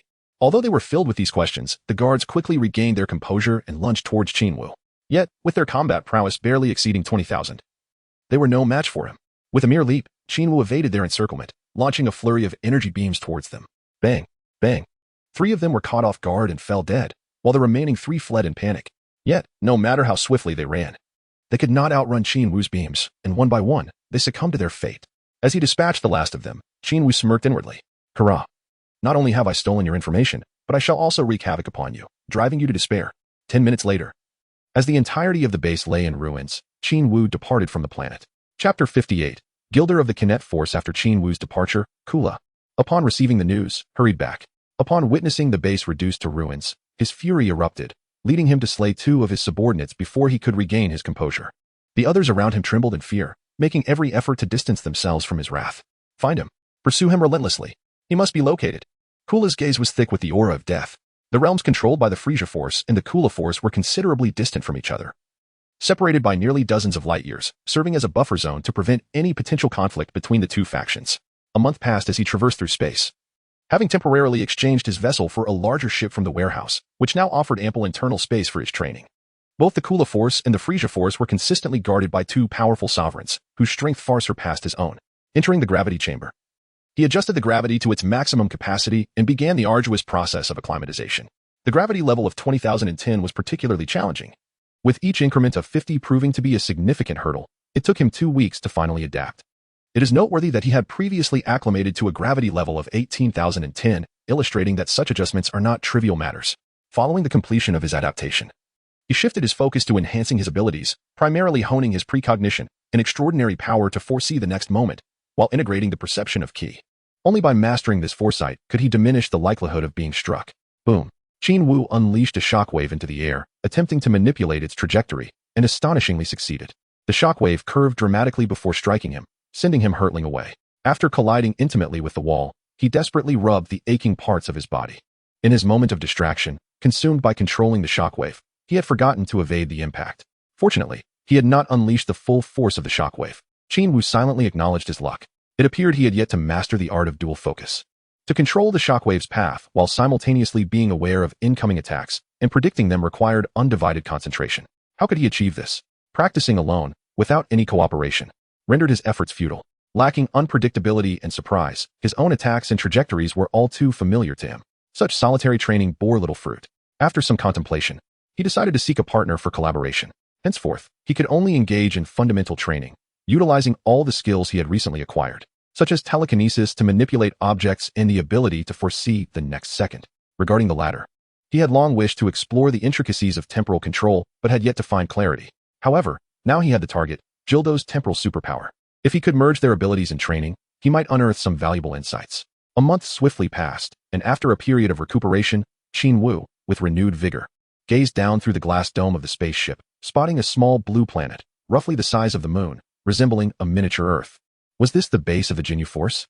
Qin Wu couldn't help but chuckle. The Qin Force was not only comical in demeanor, but also had a rather unimpressive lair. At that moment, the communication device within the spaceship suddenly chimed, and his expression shifted, transforming him into a different persona altogether. The captain of the Karam Mech squad, Frieza, appeared on the screen. As the device activated, the glass panel before Qin Wu morphed into an electronic display. However, the individual who materialized before him was rather amusing, a certain Gildo, the target in question. Noticing the seriousness reflected in his four eyes as he posed a question, Qin Wu was tempted to obliterate him on the spot. The situation was simply intolerable. "Greetings, may I inquire which region you hail from, esteemed sir?" Gildo began. But upon glimpsing Qin Wu's true visage, he quickly realized his error and offered an apology. "My sincerest apologies, Lord Frieza. I was unaware it was you." He was well acquainted with the Karam Mech squad and held them in utmost reverence. The three members of the Karam Mech squad possessed powers that surpassed even their captain, Qin Wu, which was indeed formidable. Thus, he dared not show any disrespect, his demeanor filled with deference.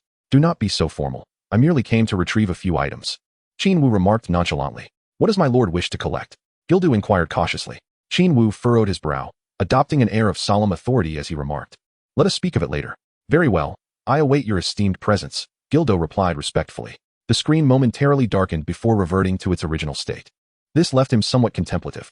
The technology here under Frieza's command was undoubtedly superior, and within the Kula Legion, one could traverse without a care, indicative of Kula's absolute confidence in his own capabilities.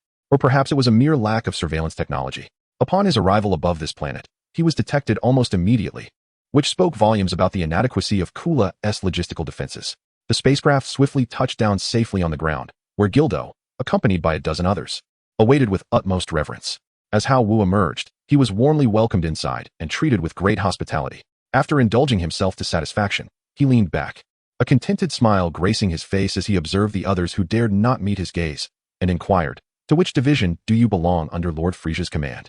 "I am Lord Shabby Subordinate, a member of the Qin Force, having joined nearly 2 years ago," Gildo replied earnestly.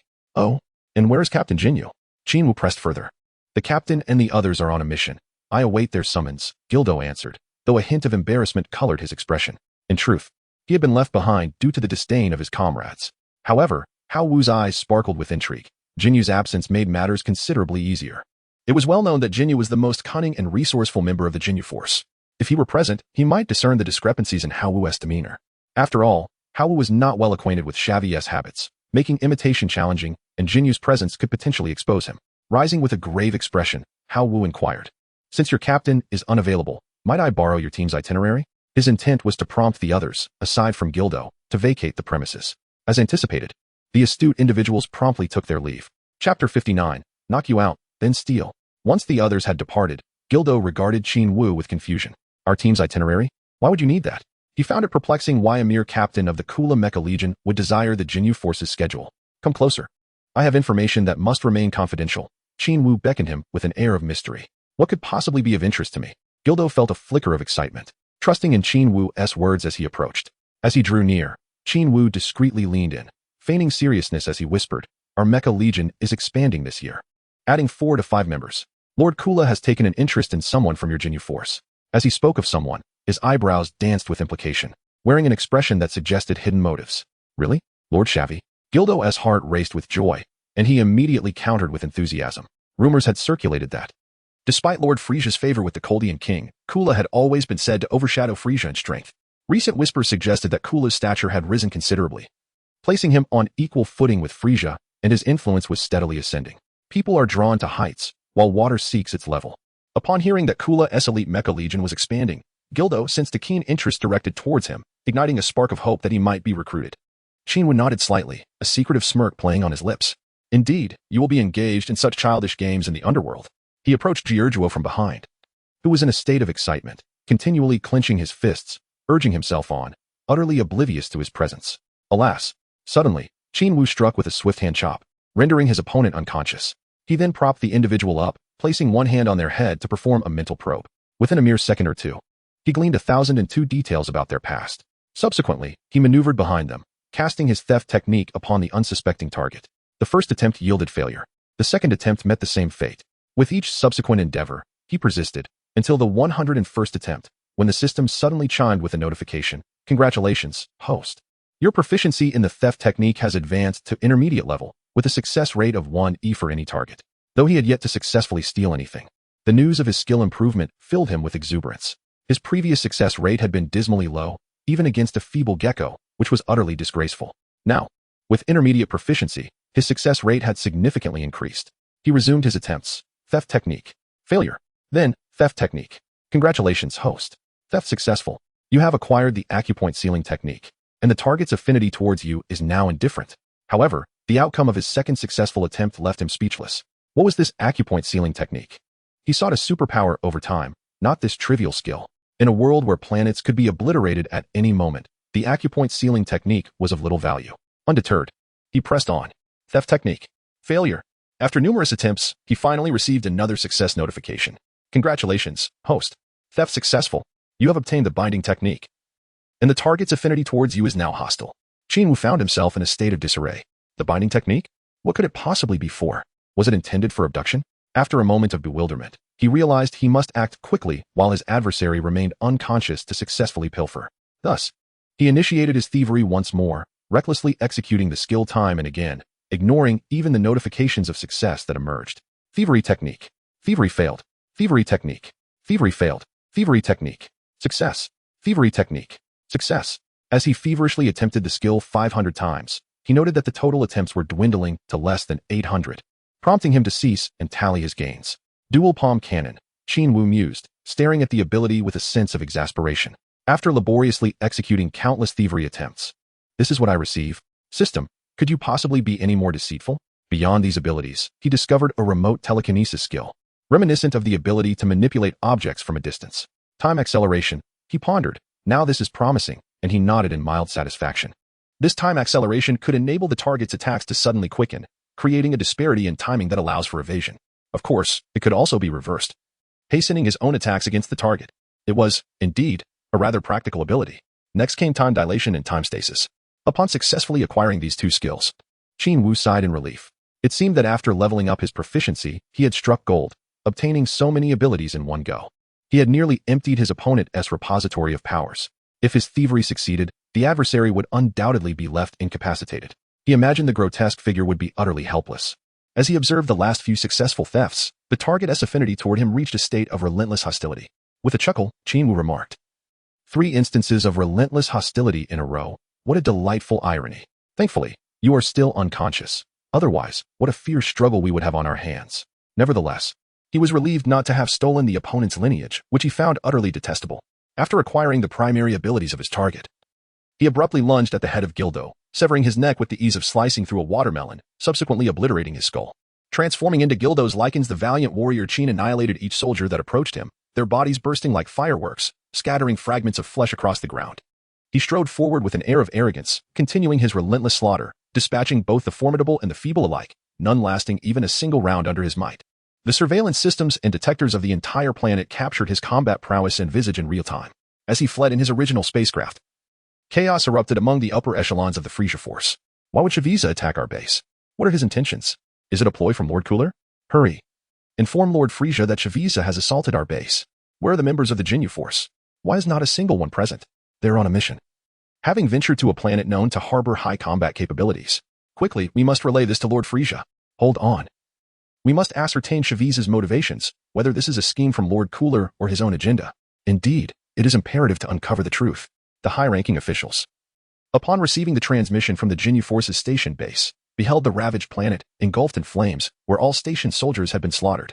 Cold sweat trickled down their backs, especially upon witnessing Frieza's staggering combat power of 170,000. Even they dared not act recklessly. Frieza, upon learning of this information, remained silent for a moment before summoning Cooler through a comm link. When Cooler's cold visage appeared, Frieza's fury erupted, each word laced with ire. My dear brother. What is the meaning of this? Have you sent your minions to disrupt my operations? What is this nonsense? Cooler, irritated by his brother's accusations, shot back with a fierce glare, as if flames could erupt from his eyes. When did I send anyone to your domain? Are you seeking trouble? I'm already in a foul mood, and you dare to disturb me? Despite being brothers of the Frieza lineage and sons of King Cold, their relationship was fraught with rivalry and discord. Look at what your subordinate, Frieza, has done. Not only has he slain my soldiers, but he has also left the Qin Wu force in utter disarray. Is this a sign of disrespect toward me?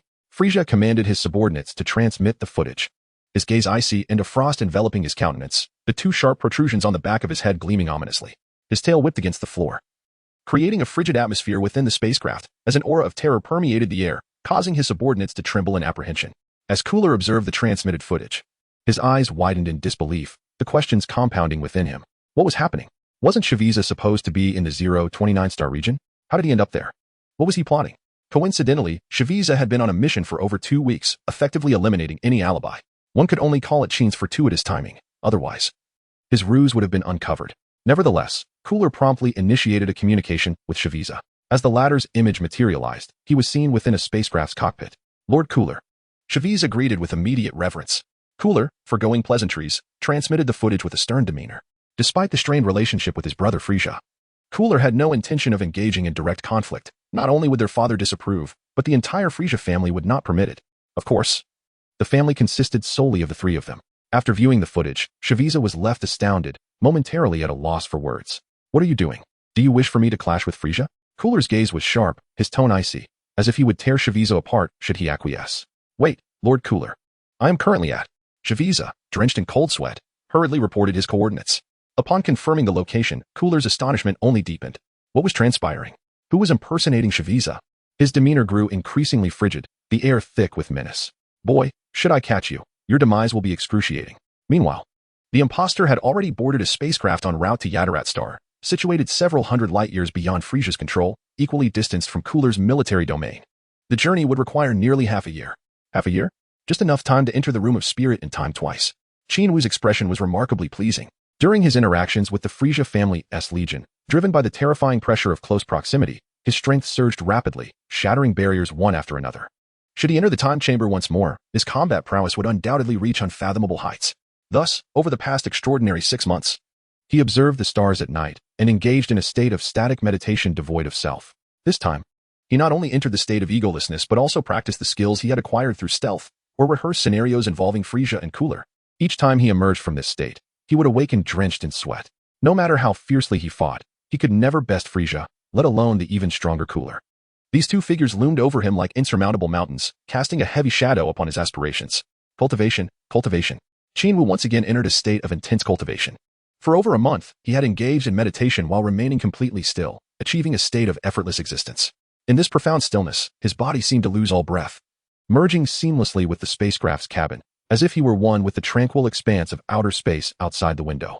In this state, his energy, measured at 2.4, was entirely dispersed, continuously reinforcing every cell and organ within him. As his physical form strengthened, his internal organs also experienced relentless enhancement. There was a vague sensation akin to being encased in impenetrable walls, as if the strength of iron enveloped his entire being. Following this, when he entered the time chamber, he engaged in dynamic training. Whether it was self-evolution techniques or simulated combat, he refused to relent until he had pushed himself to the brink of exhaustion. His combat prowess was steadily increasing. 250,000 in the first month, 280,000 in the second, and reaching 350,000 shortly thereafter. By the time he mastered instantaneous movement, he had transformed significantly. When he stood quietly, he seemed to dissolve into the surroundings, exuding no presence or disturbance. Yet, when he moved, he was as swift as lightning, a force of nature. Yadarat Star was a planet with a yellowish-brown terrain, resembling Saturn and Earth's solar system, with scarcely any greenery and only rare glimpses of blue water. Gazing down from the expanse of outer space, it appeared devoid of life. Had he made a mistake? Was this truly Yadarat Star? With such doubts in mind, Qin Wu descended rapidly in his spacecraft. Upon landing, when he cautiously opened a small window, he was taken aback to discover that there was indeed air, albeit rather hot. Stepping out of the cabin, he found himself in a desert wasteland, the sweltering summer sun casting a harsh light over the arid expanse. It was unbearable. Wiping the sweat from his brow, he noted that even this brief exposure had drenched him in perspiration. Lowering his head, he sensed the sporadic auras around him. Scanning with his detector, He found that the energy signatures were merely in the range of 2 to 3,000, a stark contrast to his own power, which had surpassed 1 million. Locking onto the strongest aura, Qin Wu shot forth, creating a powerful gust as he sped away. In the distance, he spotted a city center dominated by columnar buildings. Atop one towering structure, several green-skinned beings, resembling goblins, were engaged in discussion. Suddenly, a burly figure among them furrowed his brow and gazed outward. The others sensed a formidable energy rapidly approaching, and an overwhelming pressure caused them to freeze. Cold sweat erupting on their foreheads. Who could it be? Such a powerful aura. It was clearly not one of their own. It must be an outsider. What could he want on our planet? They speculated, but sensed that this presence was not malevolent.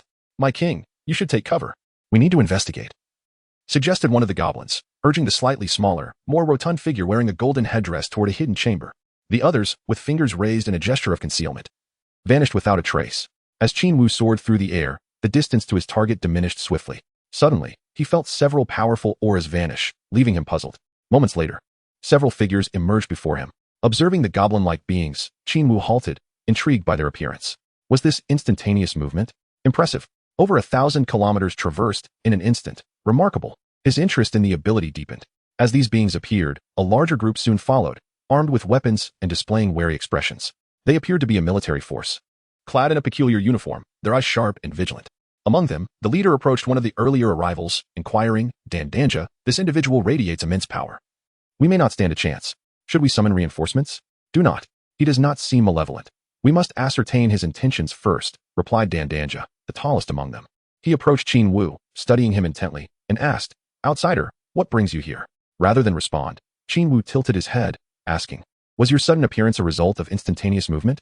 Dandanja looked at him quizzically, unsure of the reason for the question, but kindly affirmed, Indeed, outsider. We, the Sand People, possess a unique affinity for space, which grants us this ability. Ah, I see. Qin Wu nodded, directly stating, I have come here to learn this ability. May I have the honor of doing so? Dandanja was taken aback, questioning why an outsider would wish to learn their skills. We have a dedicated school for this. You may enroll, but as an outsider, it may prove challenging and inconvenient. Inconvenient? Challenging? For me, as long as I wish to learn, nothing is insurmountable. Qin Wu suppressed a smirk, nodding in acknowledgement.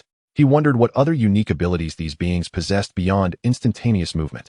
However, from their words, he gathered that mastering this skill would not be simple, as even someone as gifted as Sun Wukong took considerable time to learn it. With a willingness to explore, he accepted their invitation and departed with them. As night fell, the temperature on this planet plunged dramatically, a stark contrast to the warmth of the day. Fortunately, Qin Wu's robust physique, augmented by Saiyan and Namekian traits, rendered him relatively unfazed by the cold. During a banquet held in his honor, he learned from the kingdom's sage that their race had a natural affinity for space. The stronger the individual, the deeper their understanding of spatial dynamics. However, to Qin Wu, their strength merely seemed like a culmination of energy cultivation, with combat prowess not particularly high. He could easily overpower most with a mere flick of his wrist. The gathering was lively, and Qin Wu displayed great enthusiasm, engaging amicably with them. Yet, as the event drew to a close, his true intentions began to surface. He had not come to waste time learning. He was here to steal. With this mindset, he targeted Dandanja first, following a frenzied display of thievery. Dandanja's fondness for him plummeted, almost reaching a level of animosity. Among the things he coveted the most was their ability, instantaneous movement. Then he turned his attention to the sages beside him, engaging in yet another series of thefts. By the time the gathering concluded, he had undeniably become the least favored individual, ultimately being expelled from the venue. Farewell to all, and thank you for your prowess. Qin Wu departed gracefully aboard his spacecraft. Chapter 62. Arrival at King Kai's planet, meeting Sun Wukong. 2 days later, on a diminutive King Kai's planet within the northern galaxy.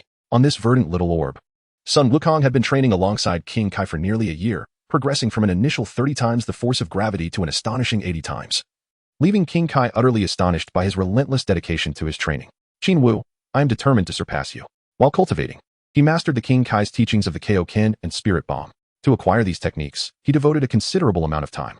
Moreover, even while training under King Kai, he could not restrain his nature. He relished the opportunity to frolic in the underworld, especially since King Kai possessed means to access it. He was utterly engrossed in his pursuits, tirelessly seeking out intriguing masters. Nevertheless, he sensed that his progress was indeed substantial. Qin Wu, I am uncertain of your current capabilities. Yet I believe that the distance separating us is now minimal. Today, as he prepared for a new day of training, he noticed the King of the Universe lounging on a bench, leisurely reading a newspaper and listening to music. He cheerfully greeted him. Has Goku awakened?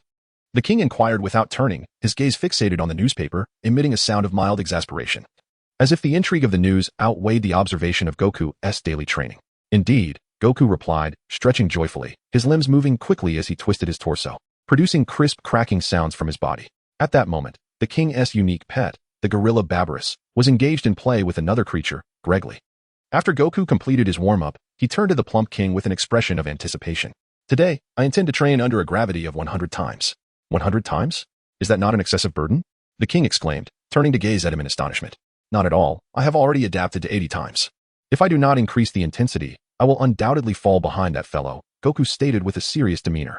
That fellow? The king recalled how Goku had incessantly murmured Qin Wu's name since his arrival at this place, seemingly vowing not to relent until he surpassed him. Over the past year, the king had witnessed Goku's progress and secretly admired his dedication. Despite his somewhat unstable temperament, Goku had devoted himself tirelessly to training, persisting day and night. This level of commitment was something the king could not fathom. He found training to be exceedingly tedious and would rather indulge in a restful slumber than engage in such monotony. However, he recognized that even with Goku's arduous efforts, he remained significantly inferior to Wu. Since Goku's arrival, the king had been discreetly observing Wu's every endeavor. The daring encounters Wu had with beings hundreds or even thousands of times stronger had left the king in a state of anxiety. Yet, Wu appeared to thrive in such perilous circumstances, consistently navigating between these formidable powers. There were instances when he faced adversaries far beyond his own strength. And though he had triumphed, the near brush with death left the king astounded. This was far more thrilling than Goku's methodical training, which occasionally included visits to the underworld. Goku, your mindset remains too unstable. Surpassing that individual is an arduous task. The king mused as he observed Goku. Goku adjusted the gravity to 10 times, aligning it with that of King Kai's planet, thus escalating it to 100 times. He began his routine by chasing Barbarous until he acclimated to the gravity. However, as Barbarous joyfully took off running, a figure suddenly appeared before him. Upon recognizing the face adorned with a smile, Goku momentarily froze. Ah, Goku, is that you? Goku stared blankly, unable to respond at first. It has been quite some time. How have you been? Wu assessed him and noted that Goku had grown considerably, now reaching approximately 1.40 m, though still shorter than his own height of over 1.60 m. After Wu's greeting, Goku regained his senses and reciprocated, curiosity evident in his expression. You've grown taller. Could it be that I have shrunk?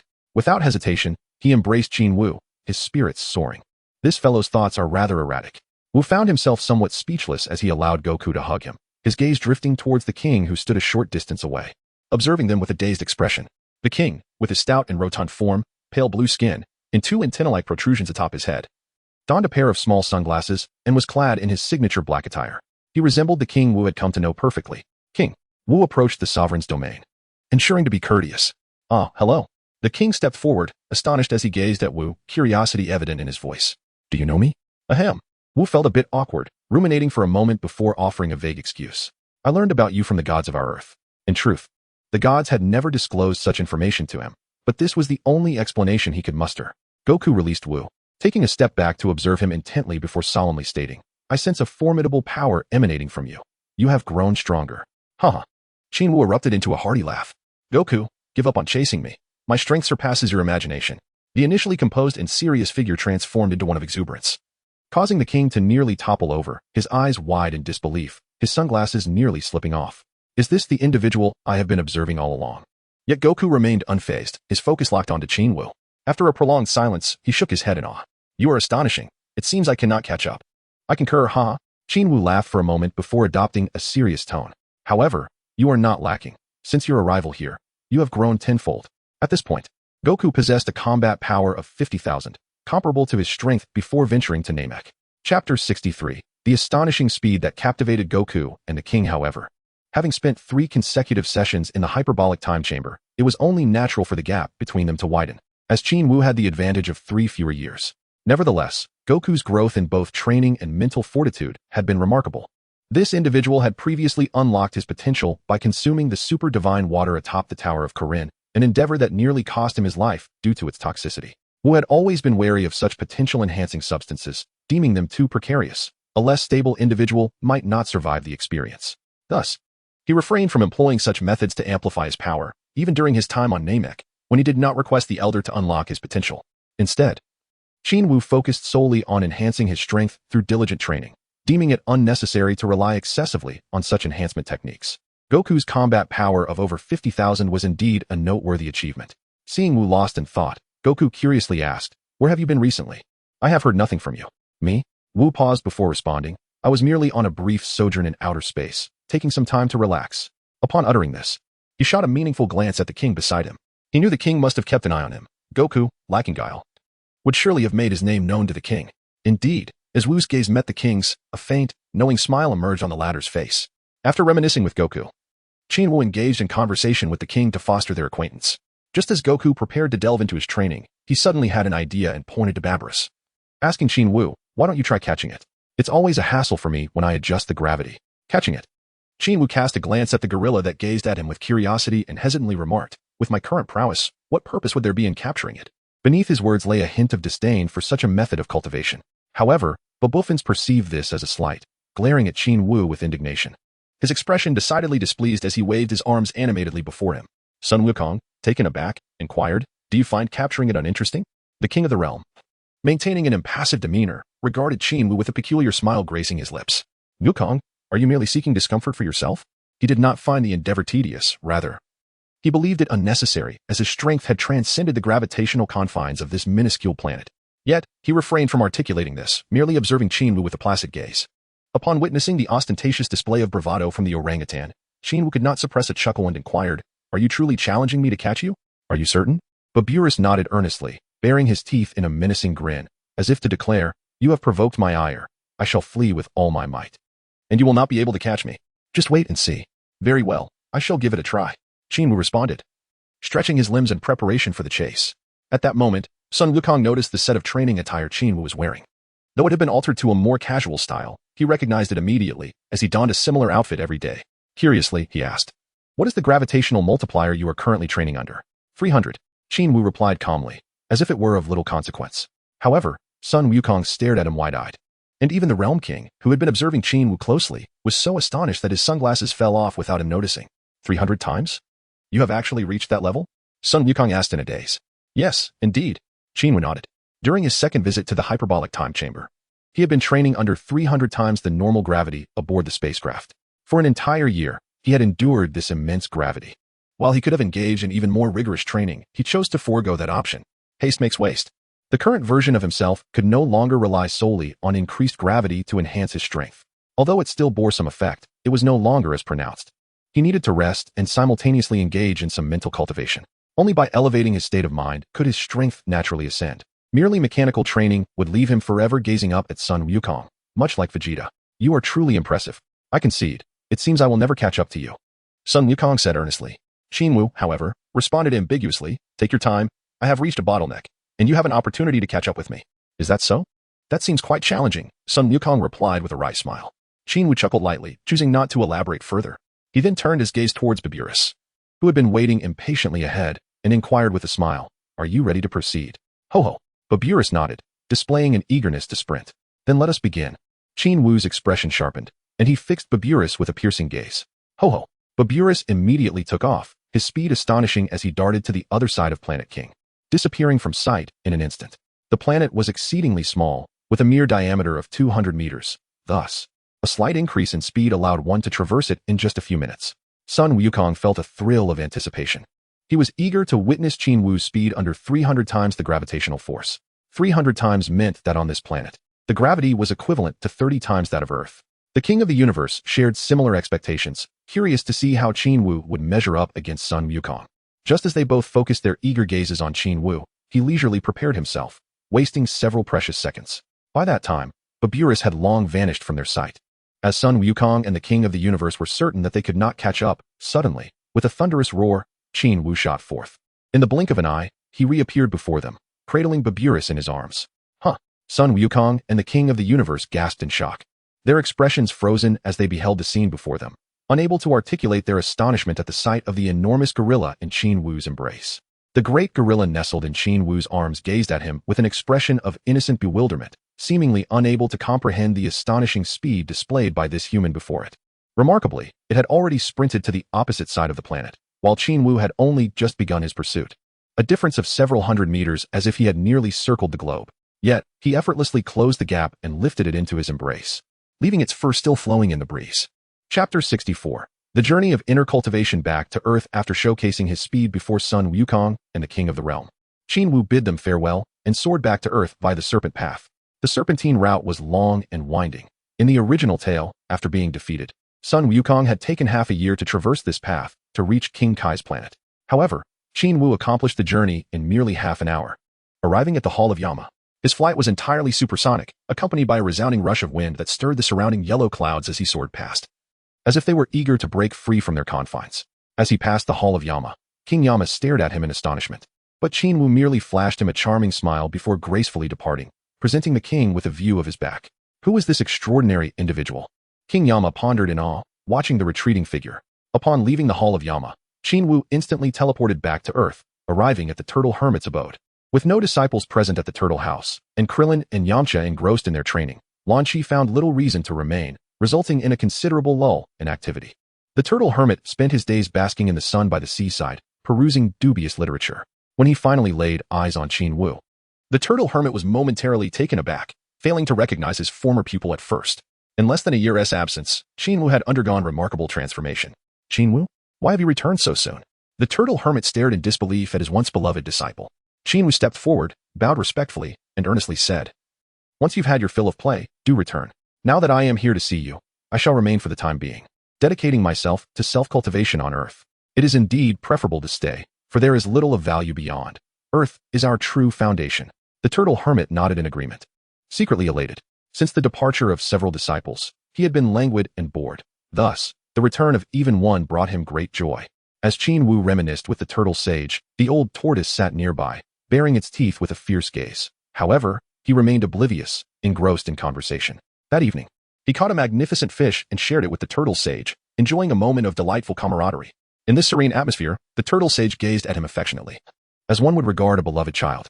They reminisced about their carefree days of cultivation, now separated by their quests for strength, prompting the turtle sage to express a poignant sigh of nostalgia. In response to such wistful reflections, Qin Wu merely smiled. Having lived 2 lives, he had grown indifferent to many things. In this world of Dragon Balls, his sole concern rested upon the old lecherous figure before him. The following day, he quietly departed from the turtle sage's abode, leaving without a word. Upon awakening, the turtle sage found him absent and felt a profound sense of loss. Alas, he had indeed left. Qin Wu departed from the Turtle Hermit's abode and turned towards the Corinne Tower to visit the celestial being known as the Stargazer. After a nostalgic exchange, he ascended to the sacred grounds where Krillin and Yamcha diligently practiced. Upon his arrival, Krillin's face lit up with surprise. However, Qin Wu raised a finger to signal for silence, urging him not to disturb the two in their training. In truth, the moment he appeared, both Krillin and Yamcha had sensed his presence, their eyes widening with joy, particularly Krillin, who embraced his brother in arms. "You've grown taller, Qin Wu," he exclaimed, patting Qin Wu's sturdy shoulder with admiration. Qin Wu smiled faintly and remarked, "You too. I, however, am not as tall as you. I am quite short." Plin absent-mindedly touched his bald head. "Aha." Qin Wu and Yamcha burst into hearty laughter. The celestial being, sensing Qin Wu's aura, stepped forward, kindly nodding at him and expressing with satisfaction, "You have returned. What are your plans now?" After a moment of contemplation, Qin Wu replied, "For the time being, I shall remain here, wandering the lower realms and refining my inner self." The celestial being observed him closely and sincerely praised. "It seems that your journey has brought about significant changes. I appreciate your prior guidance." Qin Wu responded with a gentle smile. The celestial being nodded and, after engaging in conversation for a while, returned to his abode. Now that he has returned, I need not worry anymore. The return of Qin Wu has instilled a sense of reassurance within him, bringing considerable comfort to his heart. After reminiscing with the denizens of the temple, Qin Wu chose to retreat to the wilderness, embarking on a journey of inner cultivation. Though dubbed a journey of the mind, it is but a euphemistic label for what is essentially a meandering exploration of nature. Along the way, various wild beasts have become sustenance for his hunger, and his footprints can be found by countless rivers and lakes. At times, he climbs mountains like an ordinary person, gazing in wonder at the vast landscapes below, where he experiences a profound sense of clarity and contentment. After approximately 6 months, he returned to urban life, entering a bustling metropolis, though it was not the West capital. Upon his arrival, dressed in simple attire and radiating a refreshed spirit, he inevitably drew the attention of passers-by. Despite not carrying any valuables, he soon attracted the unwelcome attention of some nefarious individuals. A robbery was afoot, for burly youths approached him menacingly, brandishing gleaming knives and demanding his money. Qin Wu said nothing. After a gust of wind swept through, the 4 individuals collapsed with a resounding thud, their severed limbs a grim testament to their fate. As the intense sound of the flute resonated around them, they were inevitably destined to face a dire imprisonment. The myriad expressions of human nature also serve as a form of mental cultivation. At that moment, Qin Wu suddenly experienced a moment of enlightenment. No matter how transcendent he felt, he was ultimately just one among billions of ordinary mortals. The cultivation of one's heart and mind is not solely confined to the mountains, rivers, and seas. Integrating into society is, indeed, a form of cultivation as well. Upon entering the metropolis, he meandered with great contentment for a month before moving on to another city on April 1st. Yet, regardless of where he went, he walked everywhere, entirely eschewing any form of transportation. He resembled an unremarkable commoner in every way. When he entered a small town once more and prepared to find accommodation for the night, he was astonished to encounter a familiar face. "Stop the car, or I will shoot," cried the thief. "If you do not halt, you will bear the consequences." The familiar figure sped forward on a swift electric scooter, two bulging sacks strapped to their back, gliding through the night like a frost-laden specter. While several vehicles pursued closely behind, the officers blaring their horns in vain. However, their warnings were met with a hail of reckless gunfire from the fleeing individual. Chapter 65. Lan Shi and Bu Ma. The self-proclaimed Madame Lan Shi fired with increasing ferocity, nearly ensuring that the officers could not escape unscathed. Lan Shi was a formidable driver, skillfully maneuvering through sharp turns and narrow alleys, executing drifts and tail spins with grace. Yet, the officers behind her were no novices either. Seasoned by countless encounters, they maintained close pursuit, refusing to be shaken off. Feeling a surge of urgency, Lan Shi found herself unexpectedly cornered in a dead-end alley. As she gazed at the increasingly imminent conclusion to her escape, the cacophony of the officers' shouts echoed behind her, leaving her momentarily bewildered. They closed in relentlessly. And just as it seemed she would be trapped, she suddenly felt an inexplicable lightness, as if her entire being had taken flight. When she glanced down in astonishment and noticed a hand gripping her, her anger flared anew. Who dares to take advantage of me? But upon looking up, an indescribable thrill filled her heart. Qin Wu. It is indeed the long-lost Qin Wu. She was swiftly embraced by him and ascended, disappearing from the alley in the blink of an eye, leaving behind several bewildered observers. Had he flown away? Once Qin Wu safely placed Lan Shi on a high-rise balcony, he continued to gaze at the transformed woman with golden hair, a gentle smile gracing his lips. "When did you return?" Lan Shi, having regained her composure, suddenly inquired upon landing. "I've been back for quite some time. I'm currently traveling," Qin Wu replied with a smile. At 16, his once youthful face had fully matured, becoming undeniably handsome. His fair complexion seemed impervious to the sun, evoking envy in many women. Over the course of his travels, he had rapidly grown to an impressive height of 1.80 m, with further growth anticipated. Regardless of how one looked at it, he had undeniably transformed into a striking young man. Lan Shi scrutinized him from head to toe, sensing that this fellow not only appeared more handsome but also exuded a newfound maturity, embodying an unexplainable tranquility, as if he were a calm sea untouched by storms. "You have changed remarkably. Not only have you grown, but you have also matured," Lan Shi sincerely praised. "Thank you. You too have become increasingly charming," Qin Wu remarked, observing her with a warm and profound expression. "Ugh, you rascal. Just a bit of sunshine, and you blossom." Lan Shi shot him an exasperated glance before asking, "Where are you headed next?" "Where am I going?" Qin Wu pondered for a moment, then replied with a smile, "I don't know. Just wandering east and west. Wherever the path takes me." "Oh, I see," Lan Shi thought to herself, regretting the fleeting nature of their encounter with a familiar face that was about to depart once more. Qin Wu gazed at her with curiosity and inquired, "Why have you ceased your stay with Master Rashi?" Upon mentioning Master Rashi, Lan Shi became quite irate and retorted, "None of you are there anymore. It has become exceedingly dull. Moreover, that old man is quite the lecher, and I have no desire to remain." Qin Wu nodded in agreement, then smiled and inquired, "What do you intend to do next? Will it always be like this?" He gestured towards the two burlap sacks on the other person's back. "Well, with this little bit of money, I plan to indulge myself for a while. Life has become rather dull, and I crave excitement." Lan Shi replied with a hint of irritation. "Ah, then I shall take my leave. You carry on." Qin Wu turned to depart but seemed to remember something and added with a grin, "Before your next escapade, ensure you meticulously plan your escape route and familiarize yourself with the terrain. Do not get caught in a dead end again." Lan Shi felt her cheeks flush at his words, momentarily at a loss for words. "Well, we shall part ways here. Goodbye." Qin Wu soared into the sky, not looking back as he walked away. "What a character. We barely met, and he's already off." Lan Shi huffed, feeling exasperated yet powerless. After all, she couldn't just fly after him. However, there was something undeniably carefree about him, an air of nonchalance as if nothing weighed heavily on his mind. As Lan Shi watched his disappearing figure, she couldn't help but admire him. She pondered whether he intended to participate in the upcoming World Martial Arts Tournament. The thought filled her with anticipation as she envisioned the striking, charismatic figure of Qin Wu dominating the event, exuding charm and coolness in equal measure. Qin Wu departed from the bustling metropolis, gazing at the tranquil city illuminated by countless hearths. A serene smile graced his lips as he continued on his journey of self-cultivation. Upon leaving the city, He landed once more, resuming his walk amidst the swift flow of traffic. In his mind, clarity reigned. And even when some vehicles recklessly veered to overtake, nearly colliding with him, he remained unperturbed, advancing with calm composure. 2 days later, he arrived in the western capital, the most commercially vibrant metropolis in the Dragon Pearl world. A myriad of peculiar individuals thrived here, exuding joy and happiness as they traversed the streets, imbued with a palpable sense of hopeful exuberance and vitality. On his second visit, Qin Wu's perspective had transformed dramatically. Previously, he marveled at the city's grandeur, prosperity, and cacophony, while simultaneously ridiculing its fragility in the face of absolute power. This time, however, he perceived everything as inherently natural and rightful. He embraced a broader outlook. This is hope, and I shall never allow anyone to extinguish it here, not even a fraction of it. Not even on earth shall you dare to disrupt its essence. In the blink of an eye, he found himself at Bulma's doorstep. Gazing at the closed door, he contemplated knocking but ultimately refrained, wishing not to intrude upon the tranquility of others' lives. Just then, the door swung open to reveal Bulma, her stylish short hair framing her face. Upon recognizing the tall young man before her, her excitement surged, and she could not help but envelop him in a warm embrace. Qin Wu, how astonishing it is that you have returned. It seems you have not been gone for long, has it? Qin Wu smiled lightly, freeing himself from her embrace, and said nonchalantly, it hasn't been long, yet it feels like an eternity. I've actually been back on Earth for nearly a year now, encountering so many familiar faces. Only Bulma, that carefree girl, would perceive my time away as brief. It seems she has been quite busy. Upon seeing him, Bulma warmly invited him inside, instantly abandoning her previous intention to wander about. Once they settled in the courtyard, her mother graciously served them both drinks. So, tell me, how have you spent your time?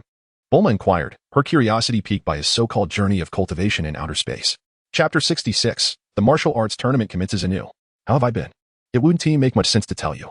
Qin Wu pondered quietly for a moment before sharing some amusing anecdotes from his journey with Bulma, deliberately omitting any mention of the more thrilling and perilous events. Nonetheless, Bulma found herself in fits of laughter at his tales. For a woman accustomed to the hustle and bustle of city life, such adventures were a delightful novelty. As the night wore on, Bulma eventually succumbed to her fatigue and took her leave. Before departing, Qin Wu graciously declined her invitation to stay over, opting instead to secure a room at a nearby inn for a restful sleep. The following morning, Bulma arrived early to knock on his door. Upon opening it, Qin Wu was greeted by the sight of her in a vibrant spring outfit, her makeup flawlessly applied, as she invited him to accompany her on a shopping excursion.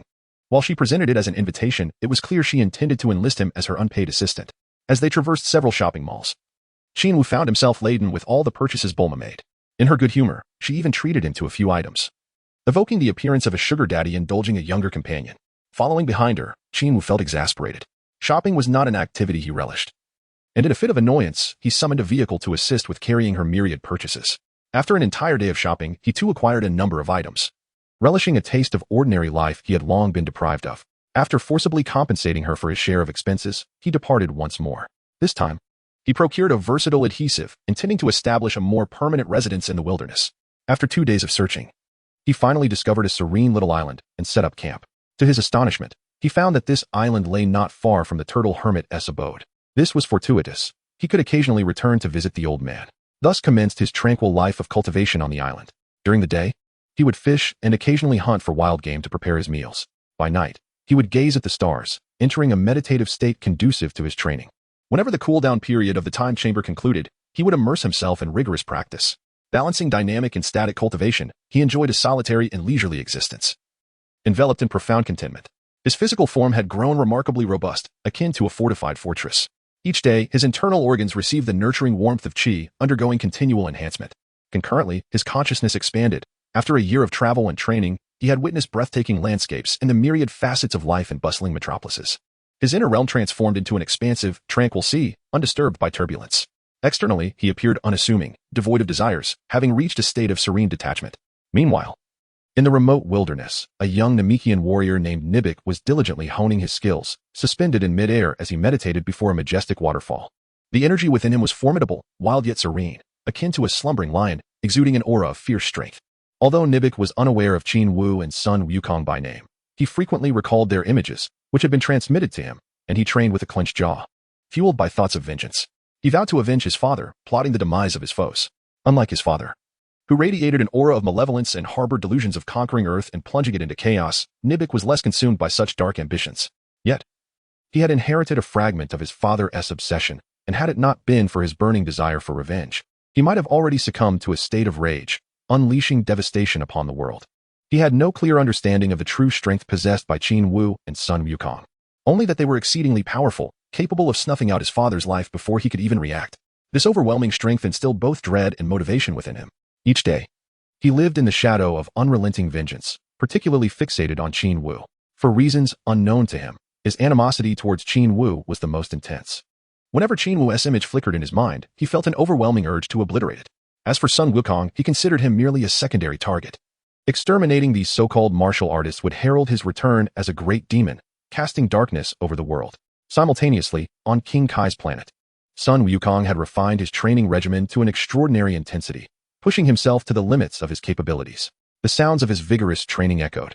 A testament to his commitment, he had even abandoned thoughts of visiting the underworld, singularly focused on his improvement.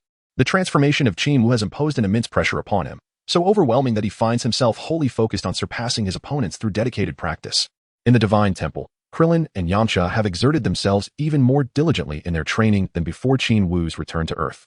They engage in mutual combat throughout the day, enduring injuries and fatigue, only to rely on the deity's assistance for recovery, and meditating when wearied, relentlessly pursuing their training almost day and night, prompting the deity to nod in approval. It is only through pressure that one can truly grow. Unbeknownst to them, half a year has passed. During this period, martial artists on Earth have been tirelessly honing their skills in anticipation of the upcoming Grand Martial Arts Tournament. Eager to make a remarkable impression, they train fervently, fueled by anger and determination, setting their sights on the previous champion, Qin Wu, as their target for terrifying training. As the tournament approaches, a collective sigh of relief is heard as they leave their training grounds, all pointing their ambitions toward Qin Wu. This year's tournament is set in the bustling metropolis of East Capital, a city that stands in stark contrast to West Capital, making it a premier urban center in the world. Even during the registration period, the vicinity of the venue is abuzz with a constant flow of people, creating a vibrant atmosphere. Aware of the excitement, Master Roshi has already arrived with Oolong and the old turtle, his mind entirely focused on awaiting the return of his disciples rather than the impending battles. Before long, Bulma arrives, dressed in a fashionable urban ensemble, startling Master Roshi, who cannot help but gaze in astonishment at her. However, this admiration is met with a swift and fierce strike to his face from her, leaving him stunned. Shortly thereafter, Krillin and Yamcha make their entrance, clad in their turtle school training uniforms, strolling confidently to the registration point and greeting Master Roshi and the others with assured smiles. Chapter 67. The effortless preliminary rounds. However, Yamcha finds himself in an awkward predicament. When he attempts to greet Bulma, she completely ignores him, wearing an icy demeanor. What is the matter? Why is Bulma behaving this way? Despite having grown accustomed to her occasional caprices, he cannot comprehend her current indifference, leaving him utterly perplexed. In light of this, he chooses to disregard her and continues reminiscing with Krillin and Master Roshi. 3 years have passed, and everyone has undergone significant changes, maturing in their own ways. Yet, Krillin's height remains a sore point, causing him both sorrow and resignation. As they engage in cheerful conversation, Sun Wukong suddenly rushes in, greeting everyone with exuberance, clearly thrilled to see them after 3 long years. After embracing each person, he furrows his brow and inquires about Qin Wu, asking if he has yet arrived and if he will be participating as well. Master Roshi, momentarily taken aback, quickly shakes his head, indicating that Qin Wu has not arrived. The thought of Qin Wu attending leaves Krillin despondent. He had hoped that if he faced Sun Wukong, he might still secure second place. But with the looming presence of Qin Wu, his spirits begin to falter. Meanwhile, Yamcha, irritated, glares at Krillin and retorts, "Do you really think you can defeat me? Go ahead and try." Krillin, invigorated by the challenge, eagerly considers the prospect. He has sparred countless times with Yamcha in the Divine Temple, with neither emerging as the clear victor. However, those were merely practice bouts, lacking the intensity of a true battle, leaving the outcome uncertain. As all have completed their registrations and prepared to enter the venue, Qin Wu finally arrives, leisurely making his way in his customary casual attire. His approach is unhurried, seemingly indifferent to the events unfolding, which only heightens the anticipation. Yet, despite his relaxed demeanor, he moves with astonishing swiftness, as if time itself has accelerated, arriving before them in an instant. The aura emanating from Qin Wu instilled an indescribable sensation among the onlookers, as though he were simultaneously present and absent, creating an elusive presence. Was it the state of effortless being, devoid of self and intention? Sun Wukong pondered this, somewhat enlightened. While honing one's strength may be achievable, elevating one's mental state proves to be a formidable challenge. He was taken aback to discover that his opponent had cultivated himself to such an extraordinary level. Feeling a tinge of astonishment within, this individual had outpaced him once more, a source of frustration. No matter the effort, he could not seem to catch up, leaving Sun Wukong somewhat despondent. After exchanging pleasantries with the group, Qin Wu successfully registered before the deadline. He and his companions entered the venue, where conversations naturally gravitated back to him. Questions about his interstellar journey and his return to Earth arose, as the transformation he had undergone was strikingly profound. Upon entering the preliminary competition area, they parted ways with Master Rashi, Bulma, and Oolong. The venue was already bustling with nearly 200 participants, a notable increase from the previous event. Each face radiated confidence, standing assuredly as they anticipated victory. The prize pool for this edition appeared significantly enhanced, with the organizers raising the reward to 10 million. While 10 million may not seem particularly remarkable, perhaps merely sufficient to purchase 2 modest apartments in the western capital, the allure of such a sum undoubtedly attracted many. As for the preliminaries, Krillin and his companions regarded them with casual indifference, viewing them merely as a formality. The disparity in aura and strength was glaringly apparent. They stood in stark contrast to the others. Upon witnessing Qin Wu and Sun Wukong's entrance, the rest felt engulfed in darkness, whispering among themselves as their confidence in the upcoming competition began to wane. The previous battle between Qin Wu and Sun Wukong had left an indelible impression on them, one that lingered for 3 years, making it impossible to forget the overwhelming might displayed by these two. They seemed almost superhuman. At that moment, a figure strode into the venue, towering nearly 2 meters tall, clad in green skin and a black suit, with a hood obscuring his face. His demeanor was stern, exuding an aura that warned others to keep their distance. Was it Piccolo? As Qin Wu sensed the presence of the opponents upon their entry, he chose to remain indifferent. In contrast, Sun Wukong held little recognition of Piccolo, merely finding his skin somewhat familiar. Krillin and others, unfamiliar with Piccolo, perceived an air of superiority in his demeanor and cold aura. Indeed, these two individuals were present. Piccolo raised his gaze and spotted Qin Wu and Sun Wukong amidst the crowd, his eyes flashing with a fierce coldness. Particularly, he harbored a deep-seated hatred for the towering figure of Qin Wu, his teeth clenched in resentment. Perfect. I shall avenge my father. Just wait as I meticulously attend to you. Piccolo smirked darkly as he maneuvered to the other side. The overwhelming aura radiating from him caused the onlookers to feel a sense of trepidation, prompting them to part ways and speculate about the identity of this formidable individual. Coincidentally, Krillin, Yamcha, Qin Wu, and Sun Wukong, including Piccolo, found themselves in different sections of the tournament, ensuring they would not clash until after the preliminaries. As the competition commenced, participants took turns to showcase their abilities, each driven by their own motivations and emotional fluctuations, which would ultimately be revealed on stage. Having trained for 3 years in the temple, Krillin and Yamcha demonstrated a transformation and strength that was worlds apart from their previous selves, effortlessly advancing into the top 8 finals after several swift rounds. Sun Wukong, too, faced no significant challenge, breezing through to the top 8. Qin Wu, on the other hand, dispatched his opponents with ease, sending them flying with mere kicks, devoid of any strain. Alongside them, Piccolo exhibited an exceptionally fierce demeanor, with each adversary falling before him without lasting a single round. Amidst this, a girl's performance astonished the audience. Like the others, no opponent proved a match for her prowess. Her commanding presence and authoritative demeanor captivated many. After each victory, her gaze remained fixated on Sun Wukong outside the arena, her eyes filled with unspoken emotions. Yet, her subtle advances went unnoticed, as Sun Wukong engaged in conversation with Qin Wu, seemingly oblivious to her presence. Cursed Sun Wukong. She harbored unspoken resentment. Chapter 68, The Semifinals.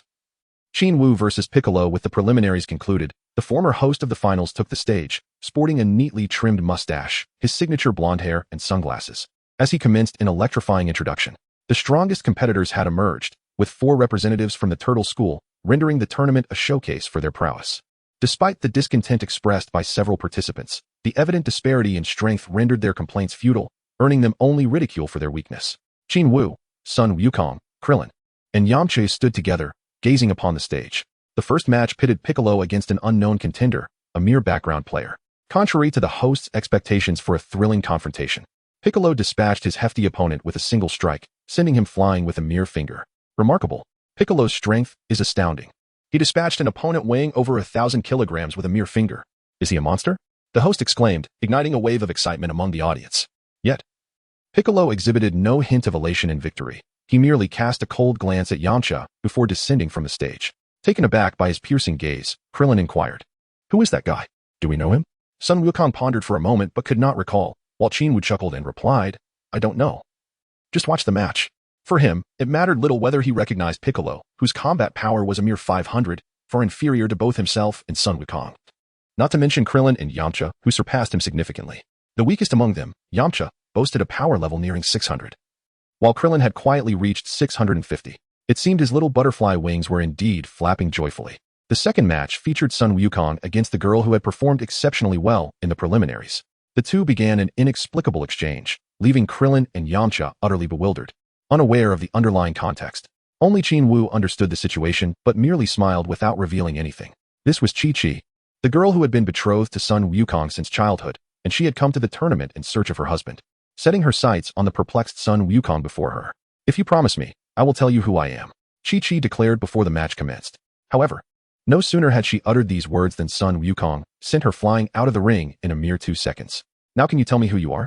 he asked, grinning at the fuming Chi-Chi after defeating her. The ensuing spectacle was nothing short of remarkable, as the two showcased an unconventional engagement ceremony on stage, leaving the audience in awe. At this moment, Krillin and Yamcha were left speechless, the plot twist unfolding so rapidly that they forgot to follow the script. As Sun Wukong and Chi-Chi joyfully exited the stage together, Qin Wu prepared for his match against his opponent, the mechanical Tien Shinhan. Upon seeing the young Qin Wu, Tien Shinhan sneered disdainfully, "Kid, it's not too late to surrender now. Don't wait until I beat you and send you home crying to your mother." Qin Wu stood in silence, gazing up at the sky as if to convey, "Go on, keep boasting. I shall act once you are finished." However, this expression, perceived by his opponent, was more agonizing than a death sentence. Tao Bai, infuriated, exclaimed, "You are doomed, you little rascal." Since encountering Sun Wukong, Tao Bai's life had been a tragic saga. He had not only been grievously injured, but had also narrowly escaped with his life. After barely salvaging his existence, he found himself in a state of limbo, neither truly human nor ghostly. Thus, he had harbored a simmering rage for several years, awaiting the moment to unleash his vengeance upon Sun Wukong at the tournament. Yet, instead of confronting his nemesis, he was humiliated by this unfamiliar youth, which incited his fury further. At that moment, the outer referee struck the gong, signaling the commencement of the match. "You little brat." Tao Bai attempted to deliver a menacing retort, trying to assert his dominance, but Qin Wu suddenly sprang into action, his figure a blur as he elegantly sent Tao Bai flying, transforming him into a shooting star that vanished from everyone's sight. The clamor of chaos ensued. Qin Wu let out a silent snort, entirely disregarding the fool before him. He turned to the host, and with a slight smile inquired, "Have I emerged victorious?" The host contemplated confirming whether Tao Bai was indeed dead. After all, if she were, even Qin Wu's formidable prowess would not spare him from elimination. However, upon noticing that Tao Bai had soared to a location utterly beyond his sight, he promptly abandoned that line of thought. The Qin Wu contestant triumphed, advancing into the semifinals. His declaration sent the audience into a frenzy, as Qin Wu had left an indelible impression on everyone. The previous edition's dark horse had surged through the competition, vanquishing the champion from the season before, Sun Wukong, to seize the title. Now, witnessing him again, despite having grown significantly in both stature and age, he was instantly recognized by the crowd, who erupted into cheers for Qin Wu. Qin Wu remained silent as he returned to the team of Krillin, observing Chi-Chi nestled next to Sun Wukong, and could not help but chuckle. "You two should hurry and get your marriage certificate. Don't waste time watching this." Before Sun Wukong could respond, Chi-Chi glared at him fiercely and retorted, "Humph. It's none of your business." Qin Wu chose not to engage further, turning his attention back to the stage. The bout featured Krillin against Yamcha, both of whom were somewhat dismayed to find themselves facing each other in the quarterfinals. Even before the match commenced, their expressions were less than favorable, lamenting their fate while exchanging fierce taunts and threats. As the competition began, the event showcased its first riveting confrontation, with their strengths being relatively equal. The two fighters engaged in a spirited exchange, battling from the ground to the sky and back again, executing precise and forceful strikes that left the audience in awe. Meanwhile, outside the arena, Piccolo's once confident demeanor had turned rigid. He felt an indescribable pain in his heart, realizing that despite 3 arduous years of training, he was outmatched by these two combatants. Who were these individuals? How could they possess such strength? His mind was a whirlwind of shock. Boom. The battle between Krillin and Yamcha intensified, with their speed and agility leaving the announcer and the audience struggling to keep up. Exclamations of astonishment erupted from the crowd intermittently. Yet, every grand performance must eventually conclude. Krillin, through sheer determination and a slight edge in power, triumphed in this contest. Next up was the first semifinal, featuring Qin Wu against Piccolo. Even before the match began, cheers erupted, with everyone rallying in support of Qin Wu. In stark contrast, the two competitors on stage remained composed. While Piccolo fixated intently on Qin Wu, the latter regarded him with a serene demeanor, devoid of any emotional turbulence, despite having previously appropriated some of Piccolo's abilities. After all, who could blame him for not feeling remorseful towards someone who had not behaved honorably? "I have waited 3 years for this moment, training diligently for today. And I am astonished that the day has finally come," Piccolo declared coldly, enunciating each word with intent. And then, Qin Wu asked nonchalantly, "Today, I shall demonstrate the might of the Demon Clan." Piccolo's gaze was sharp as he fixed it on Qin Wu. "Very well, let's have the referee commence." Qin Wu replied with a carefree smile. This fellow truly irked me. Piccolo felt a surge of frustration and anger at Qin Wu's apparent disregard for him. As the gong sounded, Piccolo prepared to launch an attack, only to suddenly realize that Qin Wu had vanished. Bang! In the next instant, he found himself airborne. akin to Tian Xinan, completely unprepared for the strike that had sent him flying. The Qin Wu competitor has triumphed once again, delivering a decisive knockout with a single strike. After a 3-year hiatus, Qin Wu has returned stronger than ever, his attacks more ruthless and unyielding. The host, brimming with excitement, exclaimed loudly, completely denying his opponent any chance to react. One punch after another, no one could withstand a single move from him. Indeed, it was not merely about evading a strike, but rather about not even having the opportunity to defend. The unfortunate Bick, who had boasted before the match, was unexpectedly sent flying from the very beginning. At this moment, I couldn't help but ponder the extent of Bick's shadow. The audience, already electrified, erupted into a frenzy under Qin Wu's charismatic performance, reminiscent of a hero vanquishing minor foes, earning their raucous applause.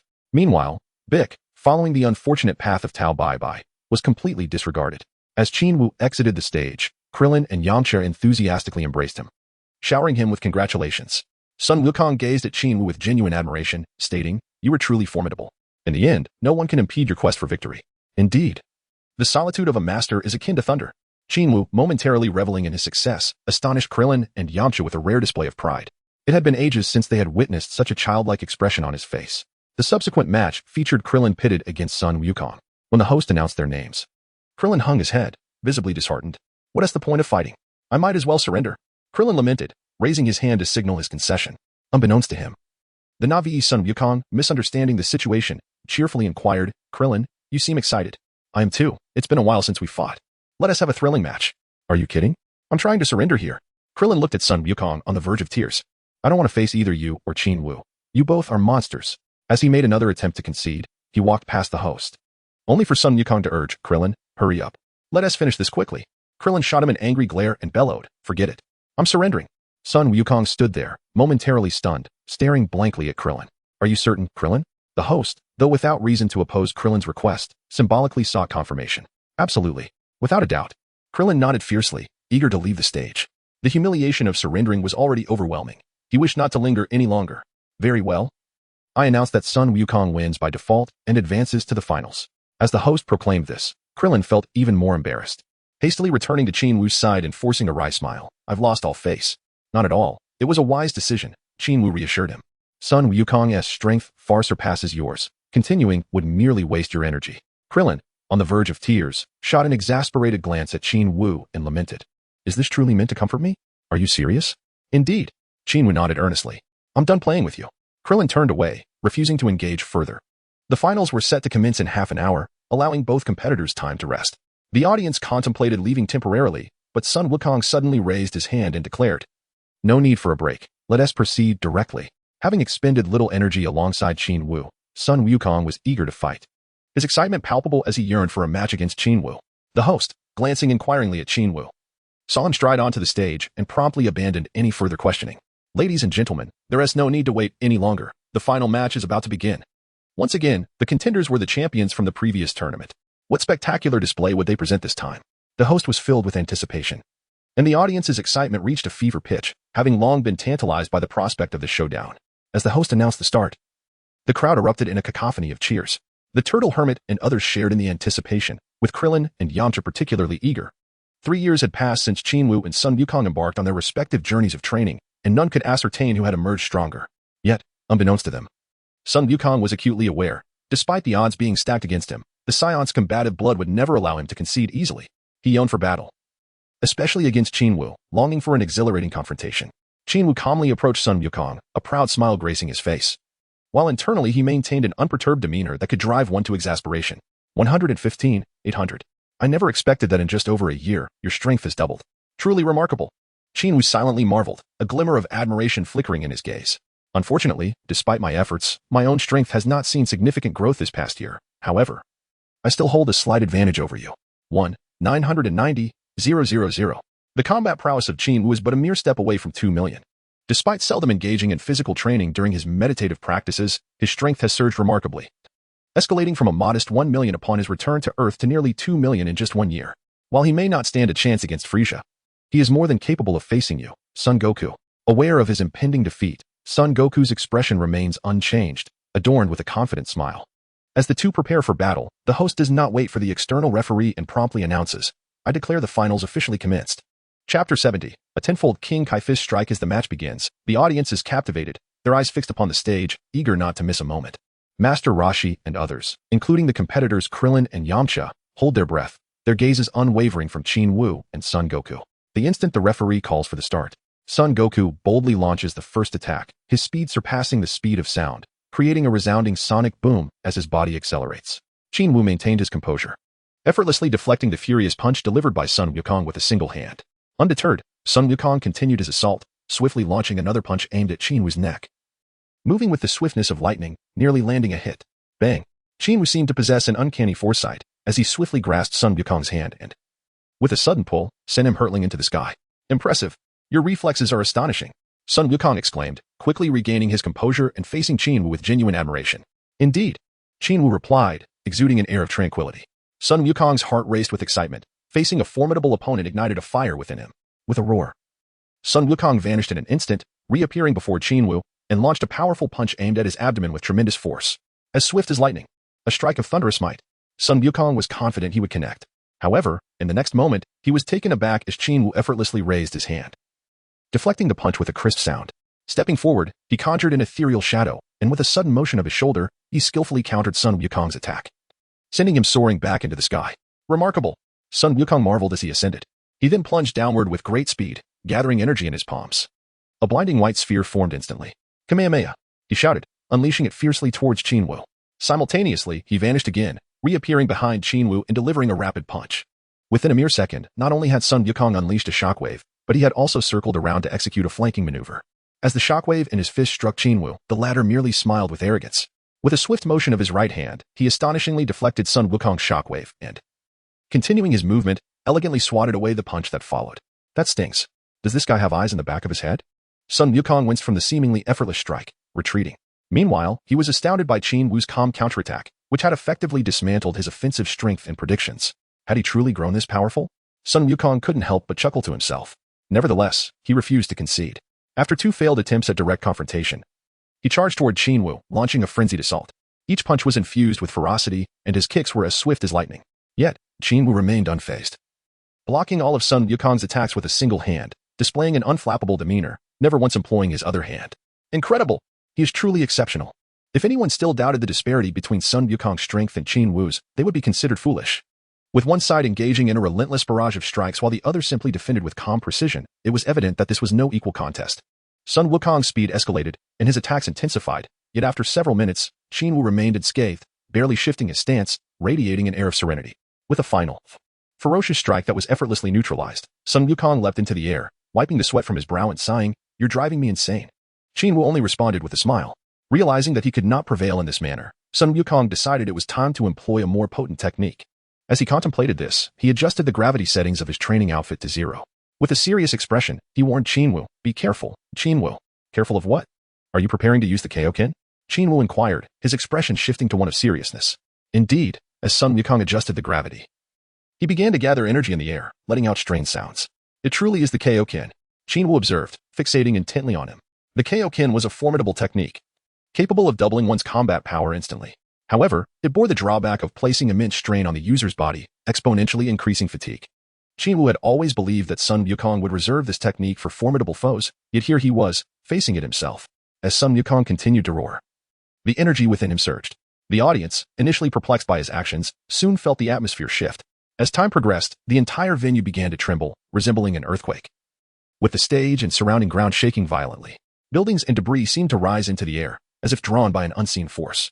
Originally, Qin Wu contemplated soaring into the air to launch a direct attack, for the opponent's energy accumulation was evidently a lengthy process, revealing a significant vulnerability. He could easily obliterate the adversary with a swift strike, perhaps even extinguishing their life. Yet, given their amicable relationship, he hesitated to proceed with such aggression. After a minute of wreaking havoc on the premises and stage, Sun Wukong finally unleashed the tenfold King Fist. Indeed, following a tremendous upheaval, he resorted to this ultimate technique, which he believed to be the pinnacle of his abilities. However, he soon realized that such intensity was unnecessary. He simply could not best this formidable foe. In pursuit of an exhilarating battle, Sun Wukong was fully committed. As the opponent's King Fist surged forth, Qin Wu revealed an astonishing battle power of 1.2 million. Truly, the renowned cheat of the King Fist was awe-inspiring in its capacity to amplify combat prowess. With this realization, he ascended to the skies, casting a cold gaze upon his adversary. A confrontation between two beings with battle powers exceeding 1 million would undoubtedly astound all spectators below. Even Krillin and Yamcha would struggle to withstand such power. Sun Wukong locked eyes with Qin Wu, his gaze electric. Despite the amplification of his king fist to tenfold, he began to feel the strain in his muscles and the rapid depletion of his internal energy. He needed to conclude the battle swiftly. With that thought, he darted toward Qin Wu with lightning speed. Chapter 71. Frenzied Assault. Shattering Sun Wukong. The post-tenfold king fist Sun Wukong was a terrifying sight. The sheer pressure radiating from him was enough to render the audience almost breathless. The host dared not approach, retreating to his safe distance. Yet he continued his commentary with unwavering diligence. Sun Wukong's form shimmered with a crimson hue, his muscles bulging, appearing immensely robust, twice as strong as in his ordinary state. In mere moments, he closed the distance of over 100 meters, his aura fierce and formidable. Boom. Without a moment's hesitation, he unleashed a punch that struck Qin Wu squarely in the abdomen, sending him hurtling through the air for countless meters. Qin Wu, taken aback, realized that the use of the king fist had not only amplified the opponent's strength tenfold, but also accelerated their speed by the same factor. However, before he could regain his with a thunderous roar, Qin Wu's body seemed to explode, creating a shockwave that reverberated through the air, forming a visible ripple. In an instant, his energy surged dramatically.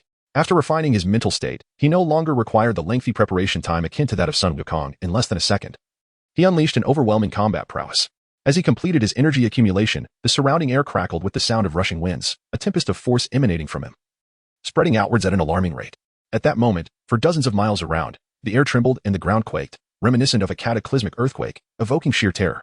Simultaneously, the ferocity of his aura lifted stones from the earth beneath him, propelling them skyward.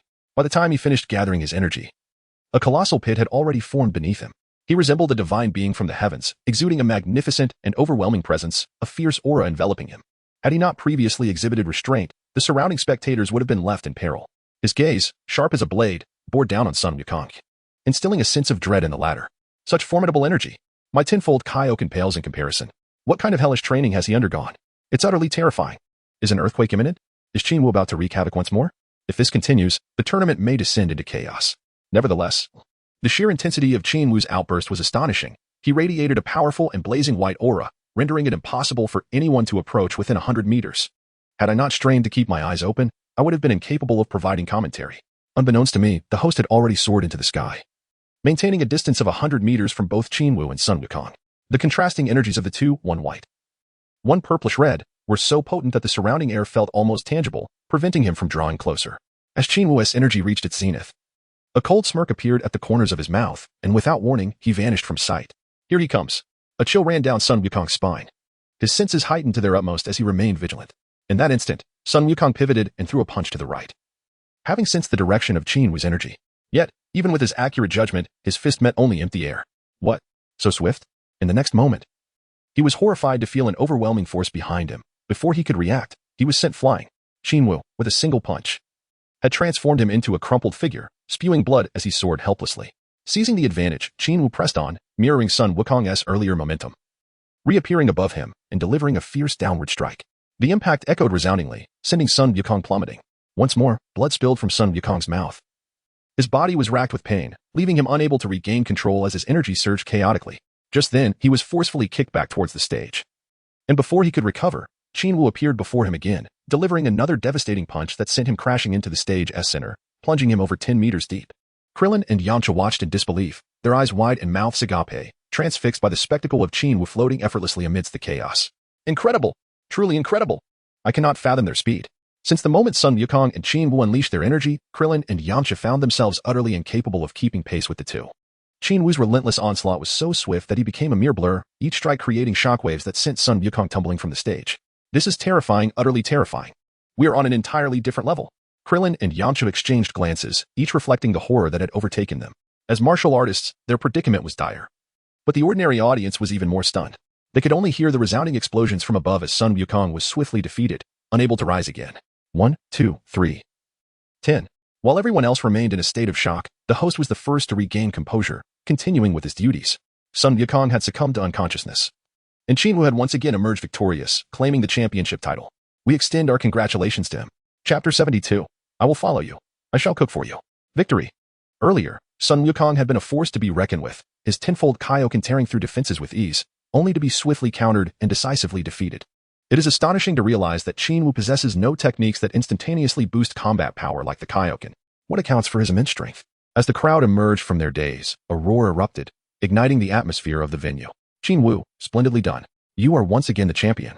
Remarkable. Even though I witnessed nothing, your performance is truly exceptional. As always, exhilarating. Even if they did not fully comprehend the spectacle, the moment the host announced Qin Wu's victory, they erupted in fervor. The duel lasted barely 10 minutes. One side struggled to mount an offense, but suddenly unleashed a ferocious onslaught, only to be met with a counter-assault from the opponent, decisively sealing the match. The climax was fleeting yet immensely captivating, striking fear into the hearts of onlookers. The aura of both combatants seemed to carry cataclysmic energy, turning the entire venue into a scene of chaos, where not a single spot remained untouched. The Turtle Hermit. Though aged and diminished, I know this phrase is typically reserved for women, but I shall borrow it, has seen his vision and prowess wane. Yet, amidst the fierce clash of his two beloved disciples, he finds solace and pride in their prowess. The prowess of Qin Wu and Sun Wukong has transcended the heavens. For whichever emerges victorious, it is a source of immense joy. Among the four strongest, three are his own disciples. What could be a more gratifying outcome than this? Particularly, Qin Wu now stands resolutely upon the earth, invincible in his might. At the moment Qin Wu claimed victory, Bulma felt an overwhelming sensation swell within her heart. As if swept away by an unseen force, there he stood, nonchalant and composed at the center of the stage, exuding an aura of coolness that captivated her. Meanwhile, Lan Chi had appeared atop the wall, gazing at Qin Wu with an entranced expression, lost in admiration. At this moment, Qin Wu stood under the spotlight, the center of attention, as countless voices erupted in cheers and shouts, his name resonating throughout the venue. Meanwhile, Sun Wukong stirred from his slumber, rising with a sense of profound astonishment. The prowess of Qin Wu has ascended to an astonishing level, even with my tenfold Kaioken. I found myself unable to withstand just a few of his strikes before succumbing. This individual is truly formidable, and having such a rival fills me with immense joy. Sun Wukong, after stretching his body and feeling no lingering ailments, approached Qin Wu with sincerity, extending his hand. Upon shaking Qin Wu's hand, he earnestly expressed, I initially believed that the Kaioken might not defeat you, yet allow me to contend with you evenly. Clearly, I was mistaken. You effortlessly vanquished me in an instant. You are remarkably strong, and I am genuinely pleased. Qin Wu nodded with a smile, and the two embraced, with Qin Wu's victory in the finals. The tournament drew to a close. What was originally intended to span 2 days concluded in just one, astonishing the organizers while simultaneously eliciting their satisfaction. Regrettably, the moments of brilliance were few, as the outcomes were often decided in an instant. However, judging by the fervor of the audience, they were thoroughly content. As the competition ended, attendees departed with a lingering sense of excitement. The spectators deemed the most thrilling match to be between Krillin and Yamcha, given their comparable strengths and the intensity of their clash. Nevertheless, this did not impede Qin Wu's soaring popularity. He had achieved back-to-back championships, a feat unprecedented in history. As dusk settled, a distance away from the venue, Piccolo gradually regained consciousness. Having been unconscious for an entire afternoon, he groggily rose. Just as he attempted to sit up, a piercing pain surged through him, akin to being stabbed in the very spot where Qin Wu had struck him, causing a deep, agonizing ache. Qin Wu. A tempest of fury brewed within him, rendering him momentarily speechless. At this juncture, he harbored an overwhelming wrath towards Qin Wu, yearning to unleash his pent-up emotions. Yet, the mere thought of the moment when he had been vanquished left him feeling utterly powerless. The disparity in strength was glaringly evident. He felt akin to an ant before his adversary, utterly unable to make an impact. Though he was filled with resentment, he found himself devoid of any means to retaliate. As night descended, he rose to his feet, gazing vacantly at the darkening sky before limping away. Qin Wu, just you wait. I shall surpass you and bring about your demise. As night fell, Qin Wu and his companions commenced their revelry, celebrating with great enthusiasm. Yet, accustomed to solitude, he felt a wave of boredom wash over him, prompting him to leave the lively gathering and seek solace in the courtyard. Their festivities took place at Bulma's residence, where everyone was brimming with excitement, genuinely proud of Qin Wu and offering heartfelt congratulations. In the midst of the crowd, Sun Wukong frolicked joyfully like a child, while Krillin, somewhat awkward, meandered through the throng, twisting his hips and belly in a rather comical manner, embodying a playful spirit. Everyone reveled in the joy of the moment, except for Qin Wu. The World Martial Arts Tournament had concluded, and it was time for him to depart from the clamor of the city and return to his secluded island to continue his training. Transformed, Lan Chi also stepped outside, her fiery temperament making her ill at ease in such settings. Upon noticing Qin Wu, she approached him with a cheerful demeanor and took a seat opposite him. Why aren't you continuing to enjoy their company? She inquired, fully aware of his nature. Qin Wu, with a hint of amusement, replied, What then piques your interest? Lan Chi frowned slightly, shaking her head. Not particularly enjoyable, quite dull indeed. What, then, captivates your attention? Qin Wu asked, intrigued. I don't really have any goals in life. Nor do I enjoy work. If I'm short on money, I resort to theft. If something displeases me, I might resort to violence. I find excitement in chaos. Lan Chi casually tossed her hair, her tone cool and indifferent. That's rather fierce, Lan Chi. If you were to live with an ordinary person, wouldn't they be subject to your wrath daily? Of course, that is contingent upon my willingness to coexist with someone ordinary, she retorted. Qin Wu shook his head in silence, unsure of how to respond. After a brief pause, Lan Qi, curious, asked, "Where are you headed next? Will you continue with your training?" Qin Wu nodded slightly. "The path of cultivation knows no bounds. I must become stronger. So, where are we headed?" Lan Qi inquired. "Let us return to my little island, where I can cultivate in peace while also relaxing," Jiao Wu replied with a cheerful smile. "Oh." Lan Qi gazed at him earnestly, biting her lip slightly, and asked with a hint of anticipation, "May I accompany you? I can help you with cooking." Chapter 73, Frieza, Here I Come. This woman is remarkably forthright. Jiao Wu looked at her in a daze. "Why are you looking at me like that?" Lan Qi, rarely displaying a hint of shyness, blinked at him. "Hiki." Jiao Wu offered a wry smile and said, "I am accustomed to solitude. Bringing you along might prove inconvenient." "Oh." Lan Qi's expression darkened instantly, devoid of the earlier enthusiasm. Qin Wu gazed at her, a smile gracing his lips, and then spoke. "However, if you do not mind my somewhat taciturn demeanor, nor my imposing stature, then you are most welcome." "Really?" Lan Qi was taken aback. "Well, it's up to you. After all, I am a wanderer with no fixed abode. If you are willing to accompany me, please feel free." Qin Wu chuckled in response. "No problem at all. I, too, am not one to remain rooted in a single place. Wherever you go, I shall follow." Lan Qi replied cheerfully. "Oh dear. This feels a bit like a husband and wife in perfect harmony." Qin Wu shook his head, resigning himself to her whims. At that moment, Bulma emerged with Oolong, her eyes widening in surprise at the sight of the two before her. Approaching Jiao Wu, she inquired with a hint of confusion, "Do you not enjoy this atmosphere? I've been searching for you for quite some time. I do not mind at all, as long as you all are having fun," Qin Wu replied. "Oh. I didn't realize you were such a gloomy person," Bulma said, a smile gracing her lips. "Indeed, at present, nothing captivates me aside from training." Jiao Wu acknowledged with a nod. "I see, it's quite impressive that you have managed to stay with us for so long," Bulma remarked, for reasons unbeknownst to her. Bulma's gaze suddenly darkened, and she, like Lan Qi, began to inquire about Jiao Wu's next destination. She couldn't shake the feeling that he was too much of a loner, his whereabouts elusive and impossible to trace. What more could Qin Wu say?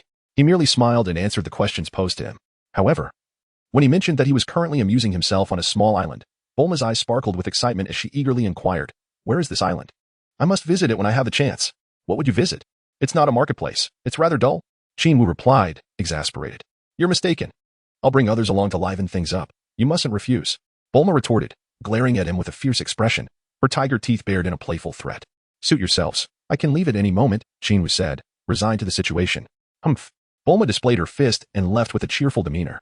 Qin Wu silently lamented, pondering whether his luck had finally taken a turn for the better, for he was baffled by the peculiar behavior of these two women. "Since it is thus, I shall accept it," he consoled himself inwardly. The following day, Qin Wu bid farewell to Sun Wukong, Bulma, and the others, as well as Master Roshi, Launch, and the old turtle, before departing. Upon returning to his small island, he finally felt a sense of relief. He observed Launch humming a tune, entering the house with a basket of vegetables, and effortlessly beginning to prepare a meal. The black-haired Launch was gentle and demure, while the blonde Launch was boisterous and fiery. At that moment, it was the black-haired version of Launch who was present. "Is it to be this way? Am I to have a family now?" Qin Wu pondered for a long while, feeling a headache coming on as he struggled to figure out how to interact with her. He had grown accustomed to solitude, and it was likely that he would not remain in one place for long. Yet, Launch had chosen to follow him. Why dwell on such thoughts? Why disturb my own peace of mind? Qin Wu decided to cast aside his chaotic musings and began to fish in a state of serene contentment. Fishing, in his view, was also a form of cultivation. It allowed one to maintain a tranquil heart, free from distractions. The catching of fish was secondary. As night fell, Master Roshi, longing for the taste of Launch as cooking, hurried over from his abode. At the dining table, he still wore a rather lecherous expression, yet for some reason, the once gentle black-haired Launch began to regard him with displeasure, stepping outside to enjoy the breeze. This behavior astonished Master Roshi, who had known her for many years. What is wrong with this girl? Is she truly infatuated with that young man? Qin Wu chuckled at the old man's bewilderment while leisurely enjoying his meal. As the evening wore on, a bored Master Roshi returned home, grumbling, "I'd rather look at magazines." Thus, during the day, Qin Wu quietly fished alone or roamed about, gathering wild game to prepare with Launch, while at night, he retreated to the hyperbolic time chamber to engage in his training. In response to Qin Wu's gloomy demeanor, Lan Qi chose to remain silent, finding her own amusements and engaging in various activities, akin to a contented young bride. This tranquil existence continued for approximately a month. Suddenly, amidst the vastness of the ocean, Qin Wu erupted with a thunderous roar, releasing all the pent-up energy within him. An invisible shockwave emanated from him, creating a series of crisp sounds that resonated continuously. Boom, boom, boom. Beneath his feet, the surface of the sea erupted, sending forth a colossal splash that spanned 100 meters in diameter. Upon settling, an immense pit, over 100 meters wide, was left in its wake. Qin Wu was enveloped in a shroud of white mist, exuding an aura that was truly unparalleled. With a mere flick of his hand, he unleashed a blast of energy from his palm, which astonishingly detonated the ocean surface over a kilometer away, creating yet another immense, bottomless crater. The colossal waves generated by the splashing water surged outward into the distance. Excellent. He had finally broken through the bottleneck. Qin Wu gazed at the combat power values transmitted by the detector, a confident smile gracing his lips. 2.5 million. His combat prowess had indeed reached an astonishing 2,500,000. This remarkable achievement was the result of self-reflection during his battle with Sun Wukong, coupled with a month of profound mental cultivation, allowing him to shatter his previous limitations and soar to this new pinnacle. Ah, Frieza, I am coming for you. I shall seize your capabilities. Qin Wu, who had long coveted the Frieza family's ability to survive in the vacuum of space, was finally ready to take action. Where to begin? The Jinyu Force? Excellent, I choose you. With this thought in mind, he departed without hesitation, informing Lan Chi on the island of his intention to venture afar before vanishing from Earth in the blink of an eye. Meanwhile, within the Jinyu Force's base, Captain Jinyu, the elite leader under Frieza's command, seemed to be in high spirits today. Whistling cheerfully, he reclined on a bench, indifferent to the bustling activity of his subordinates around him. Lord Frieza must be quite pleased with us, having conquered yet another planet of formidable combat power. Jinyu mused to himself, just as he was about to rise when the red-skinned, white-haired Jeez approached. However, unlike before, Jeez' demeanor was not one of subservience. Instead, his gaze fixed on Jinyu was sharp, the corners of his mouth curling into a cold smirk. At that moment, Jinyu was not the familiar figure with two horns and purple skin, showcasing a muscular physique. Rather, he appeared youthful, with disheveled hair and orange skin. His combat power was 89,000, which was commendable. This individual had a penchant for using his body-switching technique whenever he encountered someone stronger. Not only switching bodies but also siphoning their combat strength, akin to a form of subtle theft. However, his abilities were somewhat unreasonable, while he himself harbored a ruthless disposition. As Jinyu observed Jeez approaching, he furrowed his brow and inquired, "Does Lord Frieza have any instructions?" Jeez smiled and replied solemnly, "Lord Frieza requests your presence for a communication. It concerns our conquest of the new planet, does it not? He intends to reward us." Jinyu felt a surge of joy and quickly stood, entering an internal communication room with Jeez closely following. Upon activating the communication interface, Frieza's icy visage appeared, his expression devoid of warmth. "Jinyu, well done. I am quite pleased with the new planet you have acquired." Frieza's eyes sparkled with intensity as he regarded Jinyu and Qin Wu. Jinyu immediately responded with utmost respect. "Thank you for your commendation, Lord Frieza.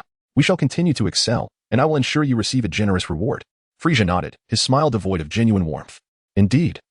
"Jinyu," he replied, before adding, "By the way, has the new member filled the void left by Guldo's demise?" "Not yet. The selection process for a new member is ongoing, but results will be forthcoming shortly," Jinyu answered with a smile. "I am curious who would dare to disrupt my territory. Should I find him, I assure you, I will teach him a harsh lesson without needing your intervention." "Jinyu," Frieza said, his expression darkening with murderous intent. "Yes, I shall ensure his head is severed to avenge Guldo." Jinyu vowed fiercely. "Avenge Guldo? That was secondary. I detest those who dare to act covertly behind my back. Such behavior is a grave provocation and must not be tolerated." With that, Frieza abruptly terminated the communication. Despite this, Jinyu bowed respectfully to the screen before exhaling a sigh of relief and turning to face Qin Wu.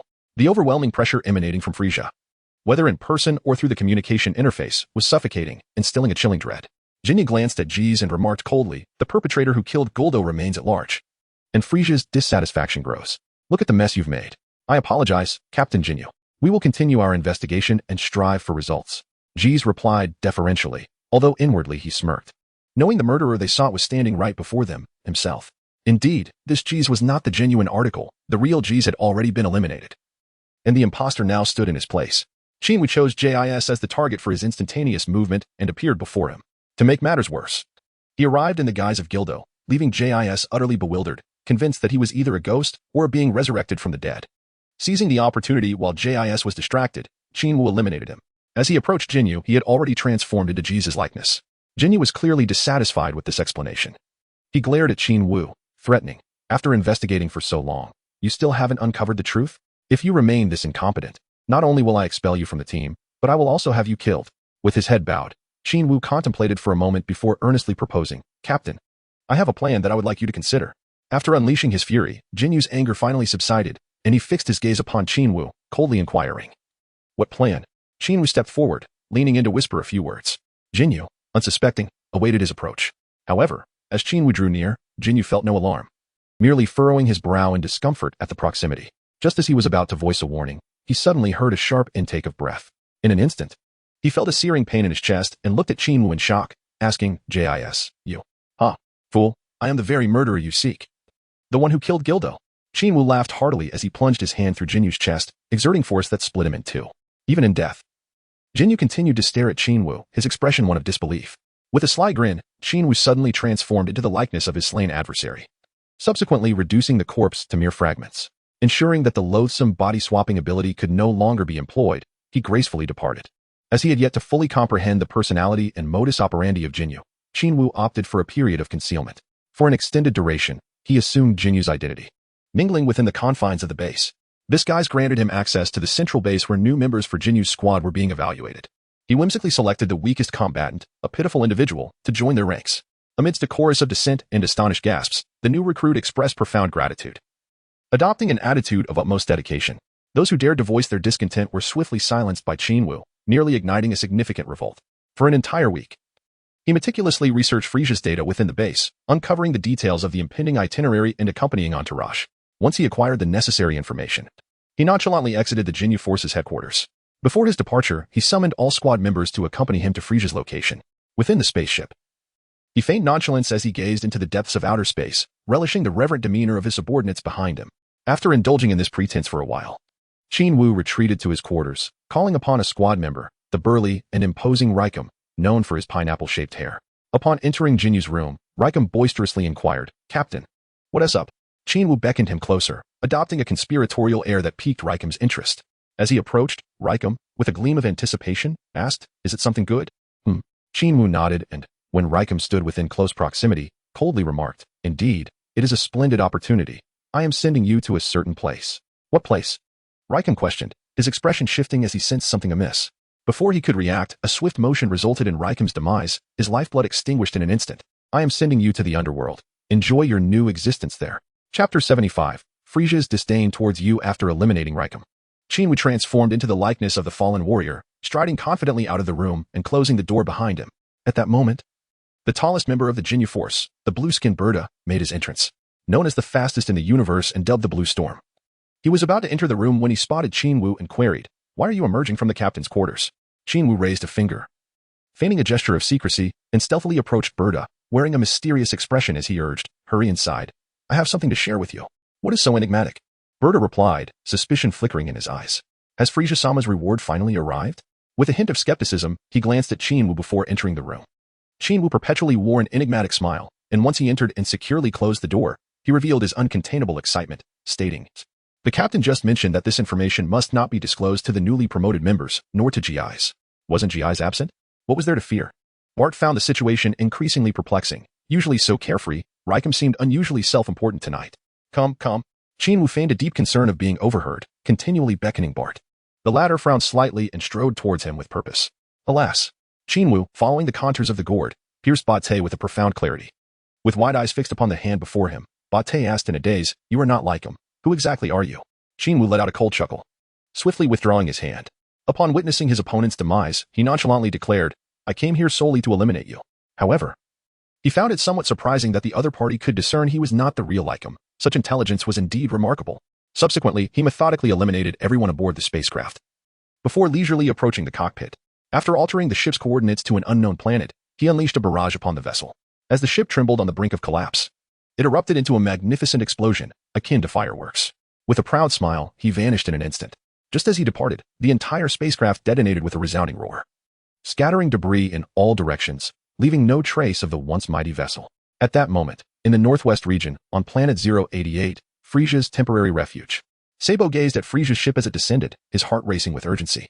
Although he had meticulously prepared everything on this planet, he couldn't shake the feeling that it fell short of deserving such a formidable figure as Frieza. He pondered why Frieza was so insistent on inspecting a planet recently conquered by his subordinates, exuding an impatience to survey his territory. Meanwhile, Sabo's subordinates were bustling about, flying back and forth, leaving him feeling somewhat helpless. He had no desire to engage in superficial displays, knowing that Frieza preferred practicality, yet his intelligent subordinates insisted on enhancing the planet's vibrancy, believing it might please Frieza and elevate Sabo to the ranks of his personal guard. This proposal naturally piqued Sabo's interest. Who among Frieza's legion wouldn't aspire to become a personal guard? It represented not only a prestigious position but also wealth and honor. Driven by such thoughts, They appeared frantically busy until Frieza entered the planet's atmosphere, completing all necessary preparations. However, to his dismay, upon disembarking from his ship, Frieza completely disregarded the meticulously arranged and imposing assembly of several hundred troops, walking past them without a glance, offering only a nod of acknowledgement before striding directly into his own ship. Sabo observed this with frustration, realizing that Frieza had little appreciation for such arrangements. He turned, casting an angry glare at the significantly shorter intelligent subordinate. The subordinate fell silent, unable to respond. Sabo shook his head, ignoring the soldiers waiting outside, and hurried after Frieza's retreating figure. Despite Frieza's indifference towards appearances, Sabo understood the necessity of making a good impression, especially as one of the few elite warriors in Frieza's army capable of transformation. Thus, wherever Frieza ventured, Sabo followed, effectively becoming his guide.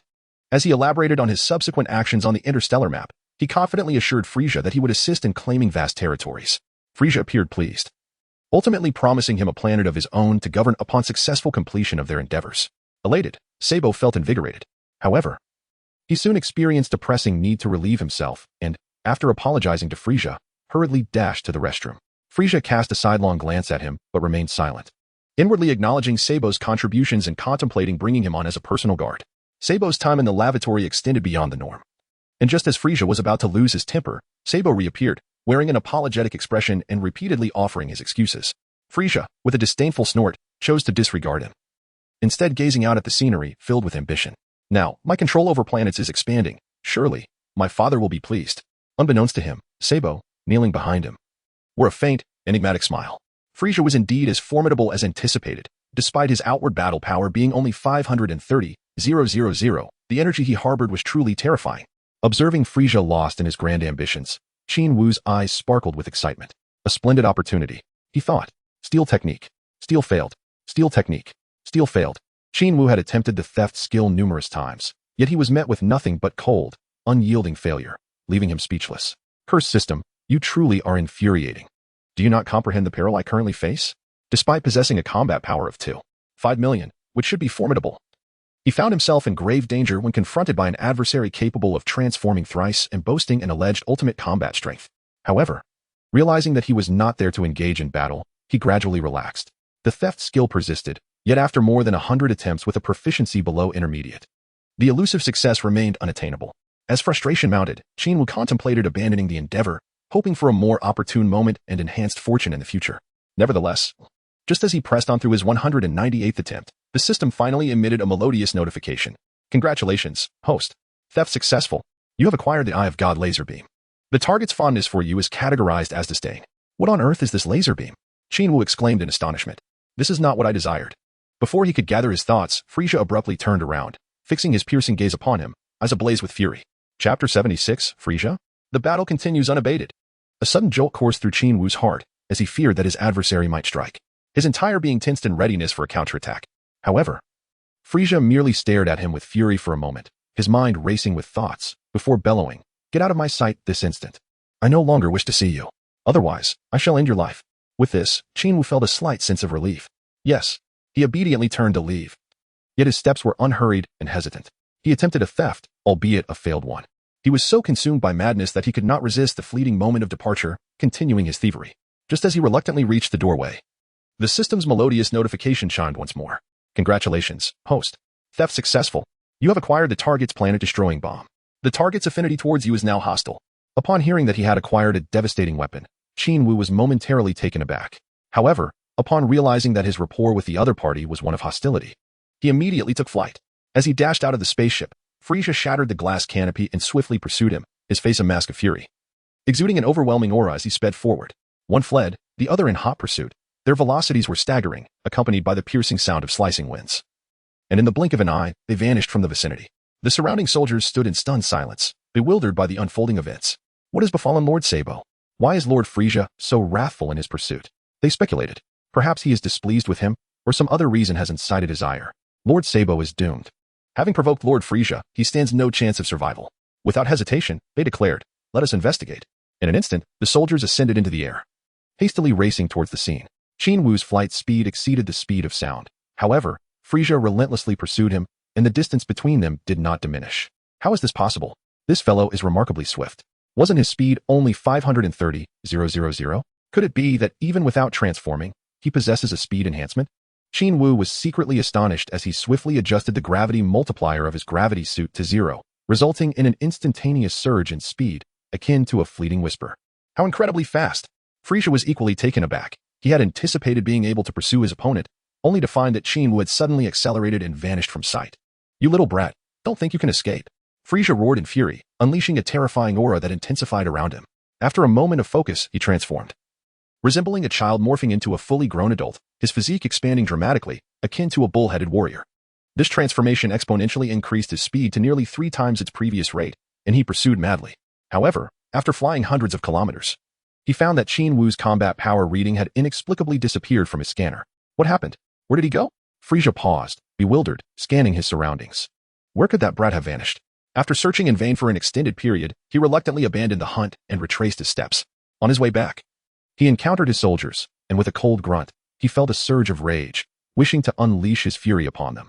The soldiers, sensing the overwhelming malice emanating from him, fell silent in fear. Yet, Frieza refrained from acting on his impulses, returning to his ship with a heart full of discontent. All afternoon, he pondered the inexplicable enmity he felt towards Zabo, whom he had previously respected and even considered promoting to his personal guard. But today, that sentiment had twisted into a desire to eliminate him. The following morning, after hastily consuming a bit of food to replenish his energy, he exited the spacecraft. His expression cold as he surveyed his surroundings. For reasons unknown, he suddenly sensed an aura behind him that he found deeply loathsome, even hostile. He turned sharply to discover one of the 2 soldiers standing beside the ship. Without uttering a word, he quietly gathered energy in his right hand. A purple orb of light materializing silently. Without hesitation, he launched it at the strongest soldier. Just as he expected this attack to obliterate his foe, the soldier vanished, reappearing high above him. Frieza, I didn't think you would notice. The soldier laughed mockingly, seemingly unafraid of Frieza. His laughter attracted the attention of numerous soldiers, who stared in bewilderment at the scene unfolding above them, caught between the soldier's audacity and Frieza's murderous intent. What was happening? Was Frieza about to unleash his wrath again? Being in proximity to Frieza was akin to being near a tiger. His temperament was notoriously fearsome. The soldiers regarded Frieza with trepidation, slowly retreating, ignoring them. Frieza ascended into the sky to confront the soldier, coldly demanding, Who are you? What is your purpose in infiltrating my ranks? Pfft, infiltrate? I joined openly. Don't you know? The soldier smirked, feigning sincerity. I admire you greatly, and thus wish to ally myself with you. Huh? You admire me? I have no need for your admiration. Frieza's fury erupted, and he swiftly charged at the soldier. Can we not be civil? Must you always resort to violence? This soldier was, of course, Qin Wu in his transformed state. After being chased the previous afternoon, he had accelerated his escape and hidden in a forest corner, slowing his breathing to blend in with the wildlife. As dawn approached, he returned to Frieza's ship, eliminating a guard and taking on their appearance, awaiting Frieza's emergence. However, despite his efforts to stealthily employ his theft ability, he found himself discovered. Thus, he decided to reveal himself openly, engaging in conversation to buy time while attempting to use his ability again. Yet, Frieza was not one to adhere to conventionality and was prepared to strike immediately. Cursing under his breath, Qin Wu braced himself, ready for a confrontation. Qin Wu, filled with fury, had yet to revert to his original form. He unleashed all the energy within him in a violent explosion, overwhelming Frieza with an intense aura. 500, 000. Frieza's heart jolted. He stared in disbelief at Qin Wu. Chapter 77. Frieza's unyielding affection. Suddenly, Jiao Wu flashed before him, smugly inquiring, Are you afraid now? My combat power is formidable. What are your thoughts? Stealing technique. Stealing failed. Seizing the moment of Frieza's astonishment, he continued to delay, obsessively attempting to acquire what he desired, vowing not to relent until he succeeded. How laughable. Will I be intimidated by such paltry power? A mere insect is still an insect. Frieza scoffed, a cold disdain evident in his voice. No wonder I found you so insufferable. It seems you harbor ill intentions, plotting to usurp me. Am I correct? Truly remarkable. This lad surpasses Sabo by leaps and bounds. Frieza observed Qin Wu with a steely gaze, contemplating that his animosity towards the two was likely due to the threat they posed to his strength, as well as signs of betrayal. Regardless, he had already resolved to eliminate them, for they posed a significant danger to him that could not be overlooked. Jiao Wu smiled nonchalantly, asserting, Indeed. We have performed so admirably. Why do you not value us? Are you merely concerned about the threat we represent to you? Your end is nigh. Frieza erupted in rage. Why don't you come at me, you foolish child? Qin Wu regarded him with disdain. Stealing technique. Stealing failed. The system proved frustrating. After conversing with Frieza for so long and attempting dozens of times, he still could not succeed in his theft. A combat power of 5 million. Had it not been for the most advanced detector revealing this, he could have found himself in dire straits. Frieza pondered how many transformations he would need to undertake. At that moment, Qin Wu suddenly moved, closing the distance with a swift approach, delivering a powerful punch that struck Frieza's abdomen with a fierce gust of energy. Bang! Frieza cried out in pain, hurtling backward, caught off guard by the sudden assault, and was instantly sent flying. Qin Wu's speed was simply astonishing. He had just been sent flying hundreds of meters when he instantly caught up, delivering a powerful blow that drove Frieza deep into the ground, sending countless clods of earth flying and burying him. At that moment, Qin Wu leisurely approached him, mocking, "Lord Frieza, how does it feel? Even a small soldier can one day become a general, can't he?" Frieza remained silent, but his soldiers were left in a state of shock, eyes wide in disbelief as they stared at Qin Wu. Who was this individual? How could he possess such formidable strength, effortlessly overpowering Frieza? The sight of Frieza being bested was incomprehensible, yet an inexplicable sense of satisfaction welled up within them. Remarkable! This person was truly extraordinary. Who would have thought he harbored such power without making a sound? Thank heavens I did not provoke him. The soldiers, having watched this long-time guardian, felt an immense sense of awe. Just then, Frieza erupted from the ground, fueled by intense rage, his gaze fixed on Qin Wu. "You have enraged this king. Prepare to die." With that, he charged toward Qin Wu, his right palm aimed furiously at his abdomen. However, Qin Wu merely smiled, effortlessly nullifying his attack and retaliating with a swift kick that sent Frieza flying once more. Following up, he struck down with tremendous force, driving Frieza back into the earth. "With such strength, how could you possibly hope to defeat me?" Qin Wu sneered at the disheveled Frieza, coldly taunting, "Reveal your remaining abilities quickly, or you shall meet your end." He certainly did not genuinely believe he possessed the power to kill Frieza. After all, the latter had yet to transform, which allowed him to dominate so easily. Once Frieza initiated his third transformation, things would become perilous, especially with the rumored power levels of 50 and 100, which could skyrocket beyond imagination. However, the more Frieza boasted, the better it was for him, as he had ample time to steal. He was determined to acquire the vacuum survival capability. Boom, boom, boom. Frieza shot up into the sky once more, an overwhelming wave of fury surging within him. The ground beneath him churned violently, and for miles around, the air roared as it swirled around Frieza, creating a tempestuous vortex. None of this posed a significant threat. The key issue was the terrifying aura emanating from Frieza, saturating the entire space. He was transforming, ascending to a furious new form. From the scanner, Qin Wu observed Frieza's battle power soaring relentlessly. 1,000,000, 1, 200, 000, 1, 800, 000. In his rage, Frieza bypassed his first and second transformations, leaping directly into his third transformation. Despite the duration of the transformation, the escalating battle power was suffocating. Countless lower-tier soldiers surrounding them were pushed back by Frieza's ferocious energy, some even being swept into the air, scattering chaotically. Qin Wu felt an increasing sense of alarm as he cautiously approached Frieza, believing that the closer he got, the higher his chances of success would be. Thus, he flew to a distance of approximately 10 meters from his adversary and unleashed his thieving technique. Anxiety gripped him, for he feared that should his opponent transform, it would mark the beginning of his torment, making any future attempts at theft exceedingly difficult. The thieving technique. Failure. He continued to attempt the technique repeatedly, yet after countless efforts, the success rate remained stubbornly at 0. Frustration welled within him as he realized that his opponent's power far exceeded his own, drastically diminishing his chances of success. Qin Wu felt an overwhelming sense of helplessness, yet his thieving skills remained unrelenting. Just as he observed Frieza nearing the completion of his transformation, an unexpected prompt from the system resonated with delight. "Congratulations, host. Theft successful. You have acquired the target's vacuum survival ability. The target shall be your eternal nemesis."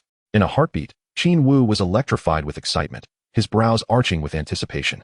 He was acutely aware of the boundless potential that Frieza possessed, often humorously dubbed as the universe's most formidable force. In a mere span of 4 months, Frieza had transformed into Golden Frieza, capable of confronting Super Saiyan Goku without faltering, and even gaining the upper hand. Such extraordinary potential was undeniably formidable, and Qin Wu felt a pang of guilt gnawing at his conscience.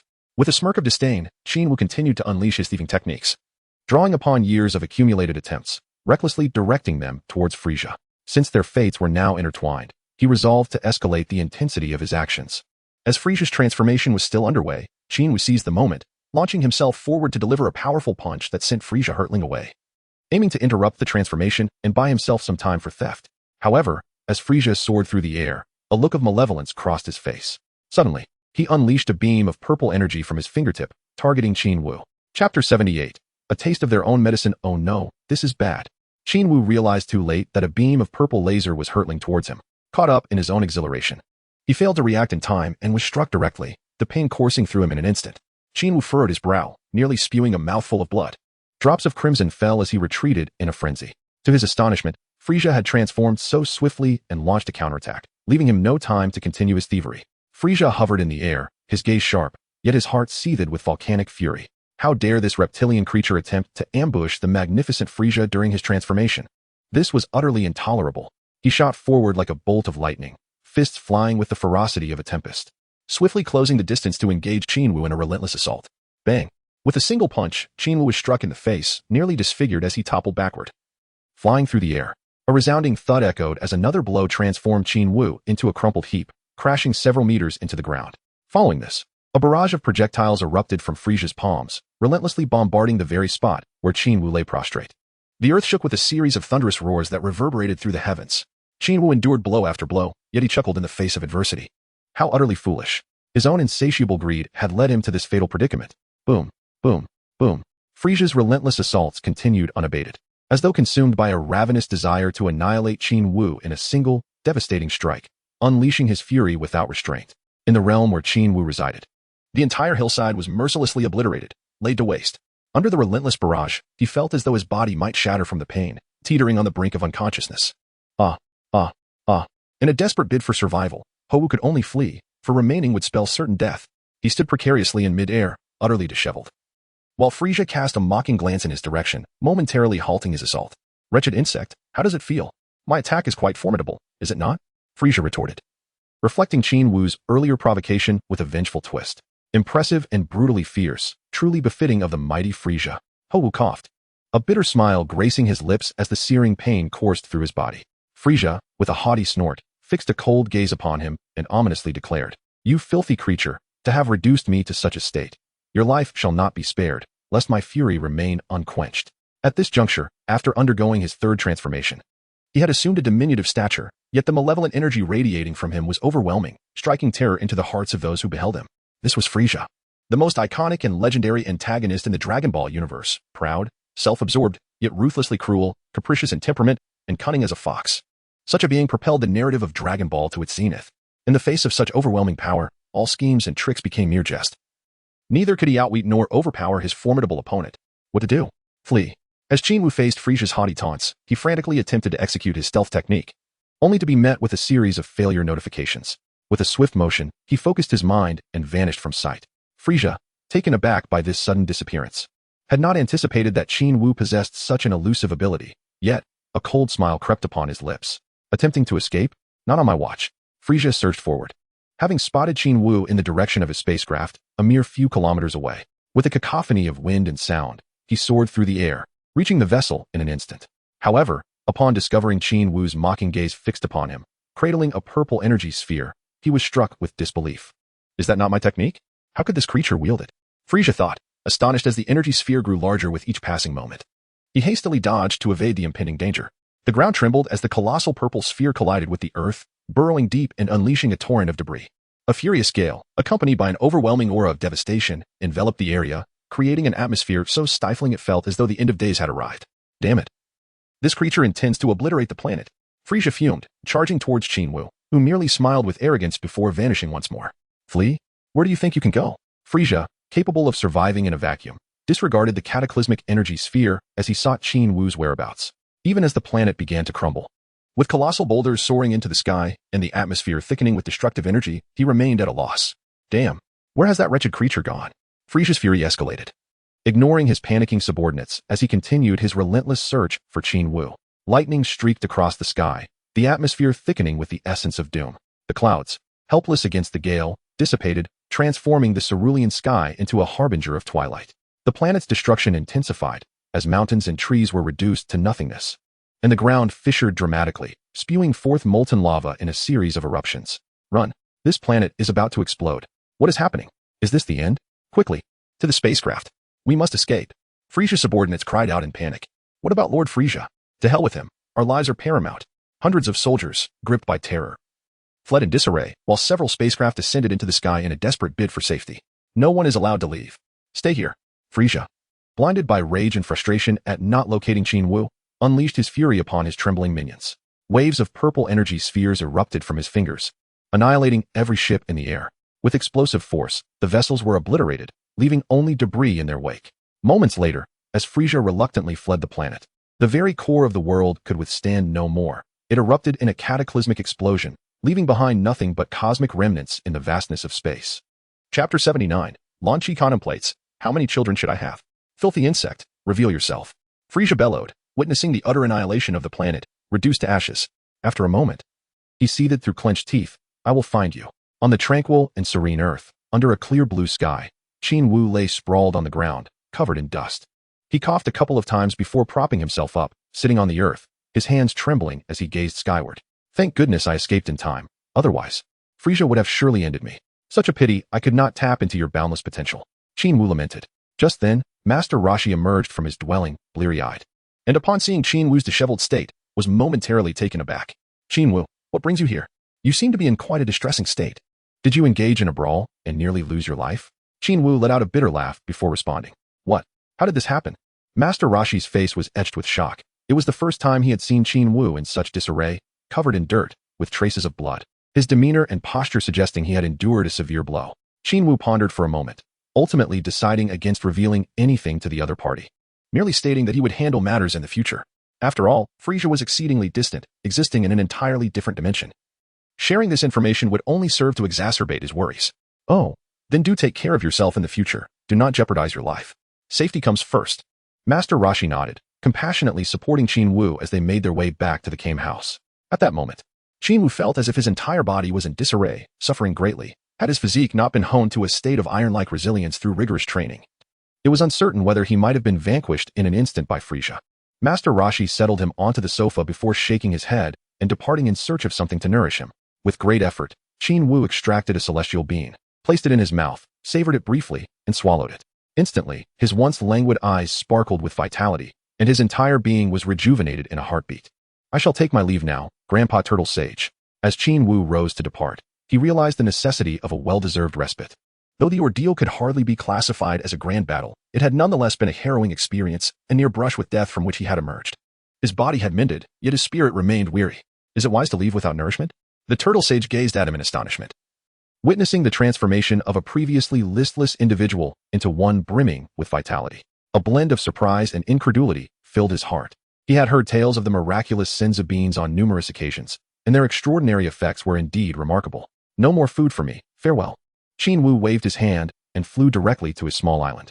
The tranquility following the grand battle was always serene. After returning to his humble abode, he slept for an entire day and night before gradually waking. As he opened his eyes, he beheld the worried visage of Lan Chi, who was gazing at him intently, her eyes unblinking. This was the gentle Lan Chi with azure hair. Good morning, Lan Chi. Qin Wu cheerfully greeted her. Huh. Oh, Lan Chi, startled by his call, blushed and quickly rose to her feet, bashfully inquiring, are you hungry? I can prepare something for you. Is everything all right? Qin Wu replied, patting his stomach and chuckling. Not hungry. How can you not be hungry after sleeping for so long? Lan Chi looked at him in astonishment, but said nothing further as she turned to leave. When Qin Wu had tidied himself and emerged from his room, a table laden with a sumptuous array of dishes awaited him. He gazed at Lan Chi in surprise, who smiled gently and urged him to sit down, saying in a soft voice, even if you're not hungry, you should eat a little. You all practice daily, and your energy depletes quickly. If you're not hungry now, you will be soon. Thank you. Qin Wu felt touched by her thoughtfulness, overwhelmed by her kindness. Before long, he had eaten to his heart's content, patting his rounded belly and sighing with satisfaction, your cooking is truly delightful. Indeed, though he had claimed to be full earlier. Upon sitting at the table, the aromatic dishes had enticed him to indulge heartily. Thank you. Lan Chi replied softly, her laughter like a gentle breeze. Do you intend to continue like this? Qin Wu leaned back in his chair, smiling as he observed her. Huh. Lan Chi was momentarily taken aback by his question. I mean, do you plan to stay here and live with me? Qin Wu patiently rephrased his inquiry. Otherwise, what can I do? I have no place to go. All I can do each day is cook. Lan Chi's cheeks flushed a vivid red as she lowered her head, feeling somewhat embarrassed. Perhaps the other Lan Chi would resort to robbing someone. Qin Wu chuckled lightly, responding nonchalantly, that's fine then. Since you wish to stay, you can remain here. After all, I have little to occupy my time alone. The house feels too empty. Well, I hope you don't find me bothersome, Lan Chi said, lifting her head to gaze at him, her eyes shimmering with unshed tears, sparkling brightly. How could I find you bothersome? Your gentleness makes you almost imperceptible, and I hardly notice any inconvenience. Qin Wu mused inwardly, maintaining a warm smile as he rose from his seat. As he stepped outside, he found that Lan Chi had swiftly cleared the dishes, watching him with a beaming smile as he strolled towards the sea, her thoughts unknown. Ah, this feels so comfortable. It truly is wonderful to be home. Qin Wu spread his arms wide, inhaling deeply with a profound sense of contentment. As a martial artist perpetually engrossed in training, devoid of moments for respite, he suddenly found the comfort of home to be unparalleled. The sense of fulfillment he experienced here was something he could never attain through rigorous practice alone, even if he were to leap into Super Saiyan form at that moment.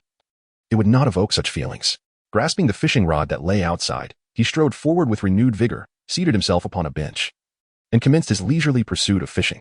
He cast an empty hook into the water, devoid of bait, and settled back comfortably to observe, instantly entering a state of tranquil mindfulness. Unbeknownst to him, Lanchi had unknowingly leaned against the doorframe, her expression unchanged as she gazed at his silhouette with a gentle smile. Her thoughts had drifted far away, contemplating the prospect of having children. Should they have 2, 3, or perhaps 5? The notion of a bustling household filled her with delight. Yet, would he share her enthusiasm? Might he find the noise overwhelming? Sighing softly, she resolved to inquire about his desires regarding parenthood at an opportune moment. The pure-hearted and gentle Lanchi found herself lost in thoughts that meandered far and wide, forgetting her place in the martial arts realm and whether he reciprocated her feelings. Chapter 80. Yukong, returning your instant teleportation. Jia Wu had spent 2 days resting on the small island. While Lanchi busily attended to household chores with the diligence of a devoted wife, her spirits soaring. Unbeknownst to them, news had reached Zaboma, who, accompanied by Wulong, Klin, and Yamucha, arrived at the island, while Master Rashi was en route. What were these fellows up to? Qin Wu observed the rising smoke from the island, feeling an unusual headache brewing. Before long, Sun Wukong, who had yet to train with the king, arrived riding on his Nimbus cloud, accompanied by his newlywed wife, Chi-Chi. Qin Wu gazed at Sun Wukong, who was descending while cradling Chi-Chi, and inquired, somewhat bewildered, "What brings you here?" "Hee. I heard from Master Rashi that you had a rather rough time outside Earth, so I came to see what happened," Sun Wukong replied with a grin. Qin Wu, now even more perplexed, wondered why the old man would share such information with Sun Wukong. He scrutinized Sun Wukong, observing no significant changes in him. Yet there was a certain maturity in his demeanor, suggesting he had taken on the qualities of a responsible man. It seemed that Chi-Chi's training had been remarkably successful. Qin Wu let Krillin and Yamucha handle the barbecue, while Bulma and Chi-Chi assisted them. As for Lan Chi, she had gone inside to prepare the main course. They were all set for a barbecue feast. Watching their carefree joy, Qin Wu felt a shift in his own mindset. He was not fond of indoor gatherings, but he welcomed the charm of this rustic barbecue assembly. Putting away his fishing rod, he rejoined the group. At that moment, Master Rashi arrived on his old turtle.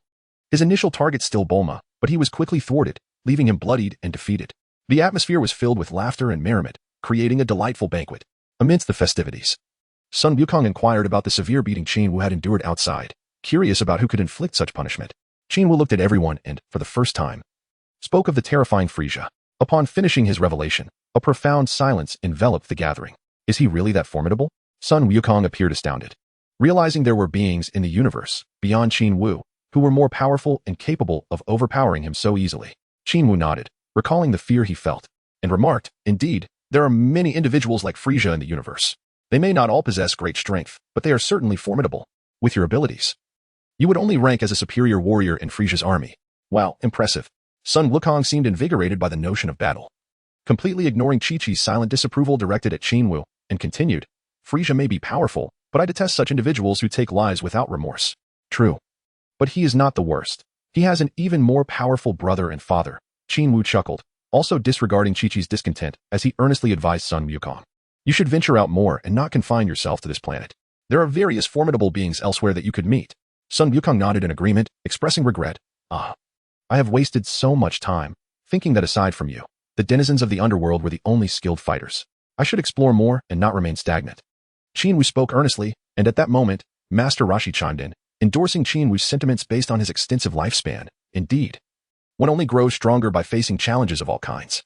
However, do not lose your life in the pursuit of challenge. The most important thing is to return safely. Just as he finished speaking, Chi-Chi, in a fit of anger, stepped on his foot, causing him to jump in pain. This is essential. Without safety as a priority, I would not be able to converse with everyone here today. Qin Wu interjected, pretending not to notice the commotion. While they conversed, Krillin and Yamucha remained silent, feeling that Frieza and the likes were far too distant, barely even brushing the dust off of Sun Wukong and Qin Wu, let alone being a match for Frieza himself. As they dined and chatted, the atmosphere remained delightful. After finishing the barbecue, they moved indoors to enjoy the main dishes prepared by Lan Chi. After a satisfying meal, they ventured outside to gaze at the starry sky and engaged in quiet conversation. Following Qin Wu's account of Frieza, Sun Wukong found it challenging to calm his restless spirit. Filled with longing for adventure, naturally combative, he felt an itch for battle, relishing the thrill of combat, even if it meant facing death. The thought of encountering so many powerful beings stirred excitement within him. Glancing at Chi-Chi, who was chatting with Lan Chi and Bulma inside, Sun Wukong, without a second thought, declared, "Next time, take me with you." "Absolutely, you are always welcome." Qin Wu responded warmly, affirming his invitation. "A warrior cannot remain sheltered in comfort," he added. Moreover, Sun Wukong was adept in the Kaioken technique, which would assure his safety, and if he mastered instant transmission, he would be nearly invincible, even in death. "There is the Dragon Shinran. What is there to fear? Life ends, but one can live on eternally." After contemplating, Qin Wu decided to train for a while before embarking on such adventures, as he was not yet proficient in the Kaioken technique. He looked at Sun Wukong and ultimately concluded that it would be wise to learn the Kaioken for self-defense. He expressed his desire to learn the technique from Sun Wukong, who eagerly agreed, boasting about the prowess of the Kaioken technique. Qin Wu was rendered speechless. He was well aware of the formidable power of the Tongjia Wang fist, yet he had refrained from learning it due to its inherent flaws. However, if it were merely to ensure his survival, there would be no issue at all. Qin Wu pondered for a moment, then suddenly placed his hand on Sun Wukong's shoulder, causing their figures to vanish in an instant and reappear atop the divine temple. "Impressive, truly impressive," Sun Wukong exclaimed repeatedly, astonished by Qin Wu's remarkable ability to teleport. "Isn't it splendid? I shall teach you. Let us exchange our martial techniques," chuckled Qin Wu. All right. Sun Wukong nodded eagerly, as if pecking at rice. "Wukong, this is a skill you would have learned eventually.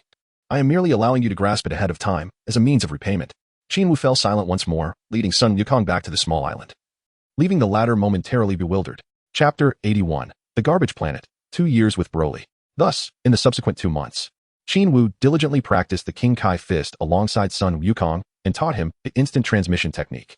Their training ground was naturally the King Kai's planet, where, under the guidance of the King Kai, Qin Wu swiftly mastered the King Kai fist. However, it took Sun Wukong a considerable amount of time to grasp the principles of instant transmission. For someone with a rather simplistic mind, comprehending the laws of space was indeed a daunting task. Throughout these 2 months, they not only engaged in learning but also honed their skills, during which they ventured into hell to witness numerous deceased masters. Among them, they encountered members of the Jinyu Force, whom Qin Wu had previously slain. After completing their mutual teachings, they took a 2-month break. Qin Wu, under the pretext of needing to attend to a matter, urged Sun Wukong to continue training and lent him his hyperbolic time chamber before temporarily departing from the King Kai's planet. If he wished to confront Frieza in the near future, he would need to devise an alternative strategy. Despite having stolen Sun Wukong's Saiyan bloodline for quite some time, he had yet to manifest a tail. Although he was uncertain whether the tail contributed to transforming into a Super Saiyan, its absence left him feeling somewhat unsettled, as if something vital was missing. Returning to his humble abode, he initiated a dialogue with the system. "Hey, do you think that with my Saiyan bloodline, I can transform into a Super Saiyan?" This was his first inquiry. "Currently, you cannot. Although the host possesses Saiyan blood, it is not genetically inherited from a true Saiyan, making it essentially a counterfeit. The absence of a tail serves as proof," the system replied. "Really? A counterfeit bloodline is subject to discrimination? No wonder I felt my power growth was not as rapid as Sun Wukong's," Qin Wu remarked, somewhat irked. "Indeed, the host must enhance the strength of the bloodline. Once your Saiyan blood surpasses half the strength of your original lineage, the tail will naturally manifest," the system elucidated. "Enhance the purity of the bloodline? So, does that mean my human lineage still predominates within me?" He pondered aloud, realizing the frustrating truth behind the elusive tail. The tail's absence was inconsequential to someone like Sun Wukong, who could transform regardless. Yet, Qin Wu felt an undeniable sense of insecurity, fearing that without the tail, he might be incapable of transformation. What if I were to steal another Saiyan's bloodline? Would that not increase my purity and strength? He inquired. Identical bloodlines cannot be combined. Unless the target possesses a purer Saiyan bloodline than your previous one, such as the legendary Saiyan, it will consume your existing Saiyan lineage, making you stronger and purer while completely assimilating your human genes, the system clarified. "What? Does that imply I would lose my human genes? Would I still be considered human? I would merely be a pure Saiyan," he mused, grappling with his identity. "Wait, am I not already a hybrid? I still possess Earthling traits, but I lack human lineage. In that case, does it truly matter whether I have human blood or not? As long as I possess strength, who cares about lineage?" With his mind set free, he began contemplating which Saiyan bloodline was the most potent. Whose could it be? The legendary Saiyan, perhaps, but that individual perished millennia ago. Where could he possibly search? Oh wait, there exists someone who embodies the essence of the legendary Saiyan, Mr. Broly. This individual was born with an unparalleled power that even frightened Sun Wukong into tears. It was said that due to the incessant cries, Broly harbored a lifelong animosity towards Sun Wukong. However, another narrative suggested that his overwhelming battle power and potential terrified King Vegeta, who subsequently ordered the execution of Broly and his father. Strangely, Sun Wukong despite his inferior battle power, was merely sent away, escaping the same fate. Thus, Broly redirected his resentment towards Sun Wukong. Nevertheless, Qin Wu found the second explanation rather implausible, for it appeared that more than just Sun Wukong was sent away. Why, then, would Broly solely harbor hatred for him? It seemed unreasonable and nonsensical. The only logical explanation lay in the characteristics of the legendary Saiyan bloodline, which was prone to anger and restlessness. Once enraged, the individual would lose control and transform into a destructive legendary Super Saiyan. Consequently, Broly, already carrying this anger attribute, would naturally direct his ire towards Sun Wukong after being disturbed by his incessant noise, compounded by King Vegeta's injustice towards him and his father. These two reasons could sufficiently elucidate Broly's animosity towards Sun Wukong. Regardless, Broly's legendary traits were precisely what Qin Wu needed. Broly, where is this individual now? Qin Wu pondered as he utilized instant transmission to sense energy signatures across the vast cosmos. At this moment, Broly was likely on the cusp of adulthood, and it was uncertain whether he could transform into a Super Saiyan yet. Nonetheless, for the sake of the bloodline, he was determined to take the risk. However, after scanning the cosmos, he found no trace of a Saiyan bloodline similar to Broly's. Instead, he detected the energies of Vegeta, Nappa, and Raditz.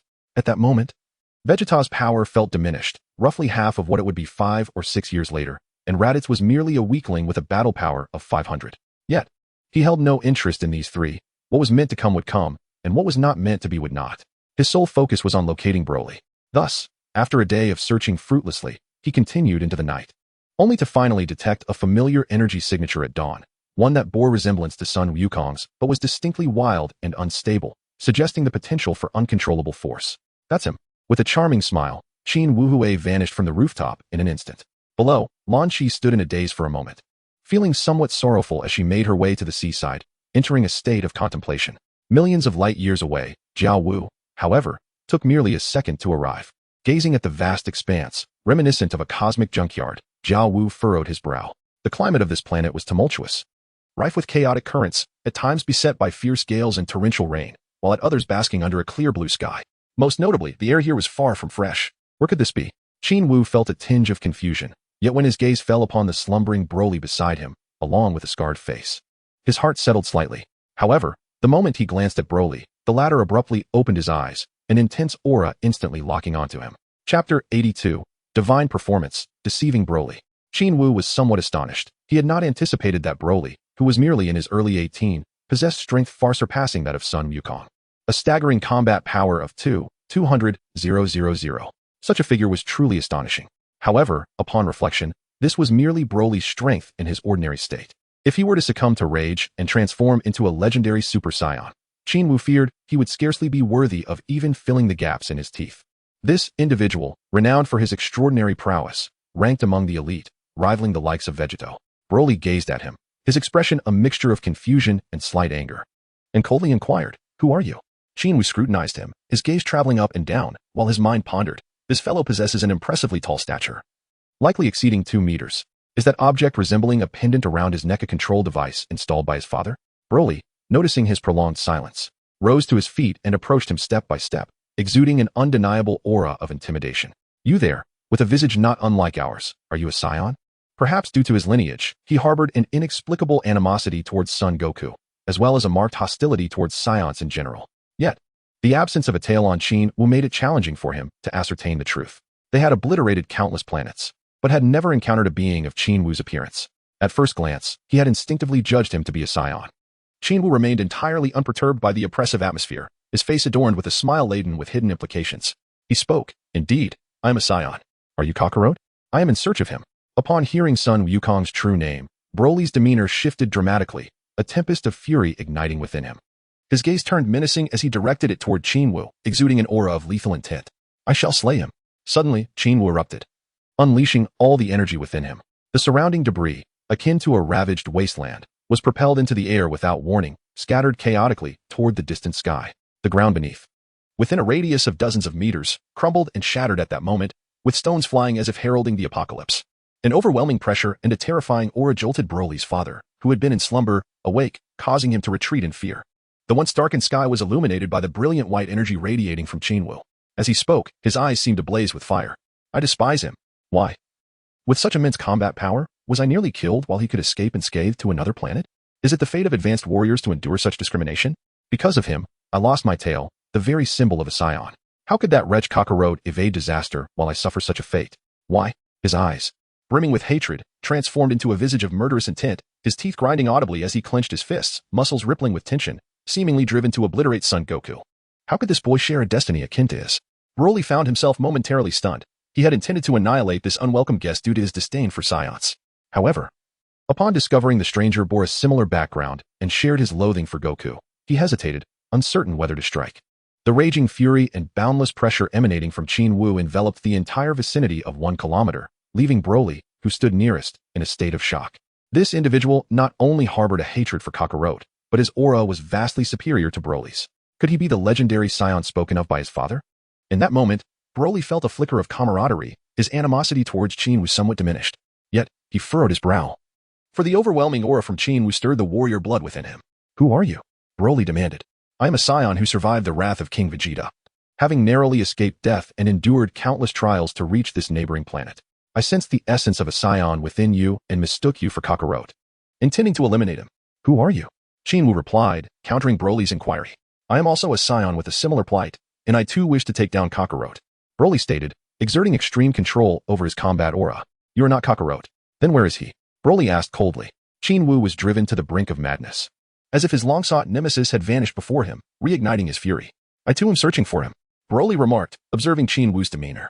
Can you sense the essence of other Saiyans? How do you do it? Is it possible to locate Kakarot? Broly inquired, intrigued by Qin Wu's ability to perceive Saiyan energy, pondering whether he could learn it to facilitate the search for that detestable Kakarot. Indeed, but if the target is too far away, I cannot achieve it. Qin Wu explained with a frown. Could this individual be seeking to master control over his energy? If so, should he teach him? If he were to impart this knowledge, the consequences could be dire. A warrior who learns to control their energy would transform from a reckless brute into a nimble combatant. This could not be allowed. Such a prospect was far too terrifying. Yet, if he did not teach him, how could he approach this being? He was covetous of Broly's lineage, a bloodline imbued with a natural fury that enticed him. A mere hint of rage could potentially trigger a transformation into a Super Saiyan. However, Broly, who had spent his life in isolation with his father, knowing only destruction, had no desire to learn. He gazed at Qin Wu and said, since you possess the ability to sense others' energy, I require your assistance in locating Kakarot. Whether you or I, we both seek to eliminate him. His nature would never allow him to humbly seek instruction. He deemed his noble legendary Saiyan bloodline too exalted to be taught by another. Yet, united by a common enemy, he suddenly wished to leverage Qin Wu's abilities to find Kakarot. How fortuitous. Qin Wu thought, initially perplexed about how to approach Broly, only to find himself invited directly, alleviating much of his mental strain. What do I gain from this? Qin Wu feigned annoyance, reluctant to be used. Broly furrowed his brow, surprised his proposal had not garnered a favorable response, causing his anger to flare anew. Just then, his father approached and addressed Qin Wu, saying, we can assist you in eliminating your nemesis, Kakarot. Chapter 83. Attaining potential and bloodline. This planet, once not a wasteland, had been reduced to ruin by Broly. A pristine environment, reminiscent of Earth, was utterly transformed within a day, cities reduced to rubble, the indigenous populace either perished or fled, rendering the entire planet a desolate graveyard. Given its great distance from the territories controlled by the Frieza family and their intended conquest, it remained unnoticed, allowing them to wreak havoc and exploit the planet's resources without restraint. In the end, Qin Wu reluctantly agreed to their proposition, citing a shared animosity as justification. His demeanor appeared quite strained, which provoked Broly's ire. He was almost driven to tear apart this oblivious individual. Although Broly had begun to master the control of his energy, he remained unaware that the energy emanating from Qin Wu far surpassed his own. He merely felt the pressure exerted by his opponent and was convinced of his inevitable victory over him. As Qin Wu surveyed the surroundings, preparing to depart with them, Broly, perplexed, questioned his father about the reason for such amicability towards their adversary. He believed it entirely feasible to compel compliance through force or to subdue them until they yielded. His father chuckled softly, exuding an air of wisdom and confidence, and replied, foolish boy, it remains uncertain whether you can truly defeat him. Moreover, by employing him to your advantage, you can conserve your strength for the time when you have grown even more formidable, at which point he will be of no further use and can be eliminated. But what if he turns against us and escapes? Broly frowned deeply, expressing his dissatisfaction with this strategy. Given his nature, he preferred to conquer his foes outright. Why should one of his noble lineage coexist with someone of lesser standing? He understood well the adage that two tigers cannot share one mountain. He harbored a disdain for those who surpassed him in strength and equally resented any who shared his noble bloodline. Foolish boy, your power is increasing day by day. Do you not perceive that having such a formidable opponent could significantly accelerate your growth? His father's scarred visage darkened, and with a tone laced with disdain, he added, once your strength eclipses his, he will be nothing more than a pawn, easily disposed of. Very well, As long as this individual poses no threat to me, I shall abide by this plan for the time being. Broly ultimately acquiesced to his father's advice. With the current planet devoid of further utility, the father and son duo resolved to depart. On board their spacecraft, as they journeyed towards another planet, Qin Wu sat in meditation, seemingly indifferent to the silent, contemplative presence of the father and son beside him. Broly, in particular, furrowed his brow, lost in thought regarding Qin Wu's intentions. However, beneath the facade of stillness, Qin Wu had commenced a fervent attempt at thievery. The theft technique. Theft failed. This relentless pursuit of thievery yielded nothing but repeated failures. Was Broly's lineage truly so formidable that it diminished the success rate? As the number of attempts dwindled to half, Qin Wu felt a pang of anxiety. After hundreds of attempts, he had yet to succeed. What if he exhausted all his chances and was left merely watching helplessly? Was today truly an ill-fated day? Qin Wu suspected that his luck was left behind, which resulted in such a disheartening success rate. Nevertheless, he thought, it was better to exhaust his attempts and linger with them for a while. With that in mind, he redoubled his efforts. Theft, consultation. At last, after depleting another 200 attempts, the system emitted a melodious prompt. Congratulations, host. Theft successful. You have acquired the target's boundless potential. The target's favorability towards you is now marked as aversion. Well then, following the successful heist, his rapport with Broly plummeted from indifference to outright disdain. Indeed. After the successful theft, Broly's demeanor shifted dramatically. His gaze oscillated between piercing intensity and a palpable aura of menace, yet he endeavored to suppress his thoughts. It seemed his father had sensed his unease, gently patting his shoulder to signal him to remain calm. What a joke. If a brawl were to erupt within this moderately sized spacecraft, it would undoubtedly be reduced to mere fragments, leaving them adrift in the void of space as forlorn souls. They harbored reservations, yet Qin Wu felt no trepidation. After acquiring Broly's boundless potential, he was invigorated in his thieving endeavors, completely unconcerned about the possibility of the other party suddenly retaliating against him. With approximately 1,000 attempts remaining, he accelerated his thievery at a frantic pace of 60 attempts per minute, as though engaged in a competitive game of speed. However, the success rate was alarmingly low. After nearly several hundred consecutive attempts, the system's jubilant success sound remained conspicuously absent. Qin Wu furrowed his brow, feeling a surge of frustration towards the system that had led him astray, wishing he could vent his anger. Broly, keeping a vigilant eye on him, mirrored his discontent with a frown, an inexplicable fury simmering within him. This young man was becoming increasingly irksome. Would being in his company truly contribute to my growth? Why do I find myself contemplating his demise more and more? Suppressing his irritation and impatience, he decided to shut his eyes and dismiss such thoughts. Meanwhile, his father observed Qin Wu discreetly, recognizing that his power was significantly inferior to both his own and Broly's. A momentary lapse in control could spell disaster. This was precisely why he urged his son to be cautious. The energy contained within Broly was terrifyingly potent and difficult to manage should it spiral out of control. He would indiscriminately attack anyone in his path. Congratulations, host. Theft successful. You have acquired the legendary Saiyan bloodline. The target's affinity towards you is one of animosity. A sigh of relief escaped Qin Wu's lips. He had finally succeeded after 10 arduous minutes of repeated attempts, having tried a staggering 600 times. The success rate for obtaining this legendary Saiyan bloodline was appallingly low. Simultaneously, Broly erupted in an unprovoked rage, his gaze fixed on Qin Wu filled with hatred. The fury within him no longer containable. He stood abruptly, bellowing, "What is your name? Speak quickly, for I do not slay nameless Saiyans." At this, his father felt a wave of darkness wash over him, nearly losing consciousness. This was it, his son had lost control. Chapter 84, Frieza, the legendary Saiyan has arrived yet. At the moment Qin Wu acquired the bloodline, an indescribable pain surged throughout his body, causing cold sweat to bead on his brow. He was bewildered by the sudden onset of such agony, with the system remaining cryptic. Clenching his fists, he felt a piercing pain in his abdomen. As Broly rampaged, How Wu too found himself engulfed in unbearable suffering. Was this the consequence of Broly's bloodline consuming his own human essence? He had no answers. Only the urgency to redirect his focus, lest he succumb to unconsciousness. In their shared fury, both he and Broly plunged into their first clash. Boom. With a powerful punch, Qin Wu struck his opponent's face, distorting it almost beyond recognition. In a parallel display of fury, Broly unleashed a formidable blow that connected directly with his adversary's abdomen, sending him hurtling away. The impact reverberated through the air as both combatants were propelled against the walls of the spacecraft, resulting in a cacophony of sound that left Broly's father trembling in fear. He was deeply concerned that this vessel might be irreparably damaged, leaving him to perish in the vast emptiness of space. "Ah, splendid. You are the first to inflict injury upon me," Broly roared, his pride swelling even as his face bore signs of swelling from the battle. In a sudden surge of rage, he charged at Qin Wu, delivering yet another earth-shaking punch.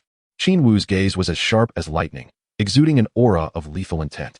With a mere tilt of his head, he deftly evaded the incoming punch and retaliated with a powerful blow to his opponent's abdomen, sending him flying once more. The impact resonated with a thunderous crash, causing Broly to collide violently against the walls of the chamber, nearly breaching its confines. Ah, this is splendid. With this strike, I can finally relish in your demise. Both you and Cockroach shall perish. Yet, rather than succumbing to the assault, Broly's fury intensified. The energy within him swelled, culminating in a resounding burst that reverberated through the air, creating a formidable shockwave that rocked the very vessel they occupied. Stop fighting.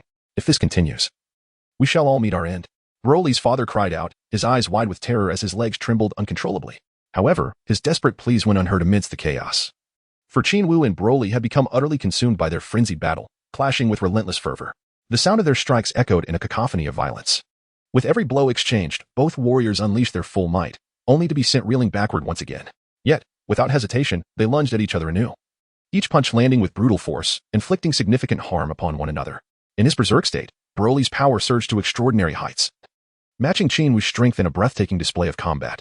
However, Qin Wu, hindered by the pain coursing through his body, found it challenging to fully harness his own energy, leading to a fierce stalemate as they fought with all their might.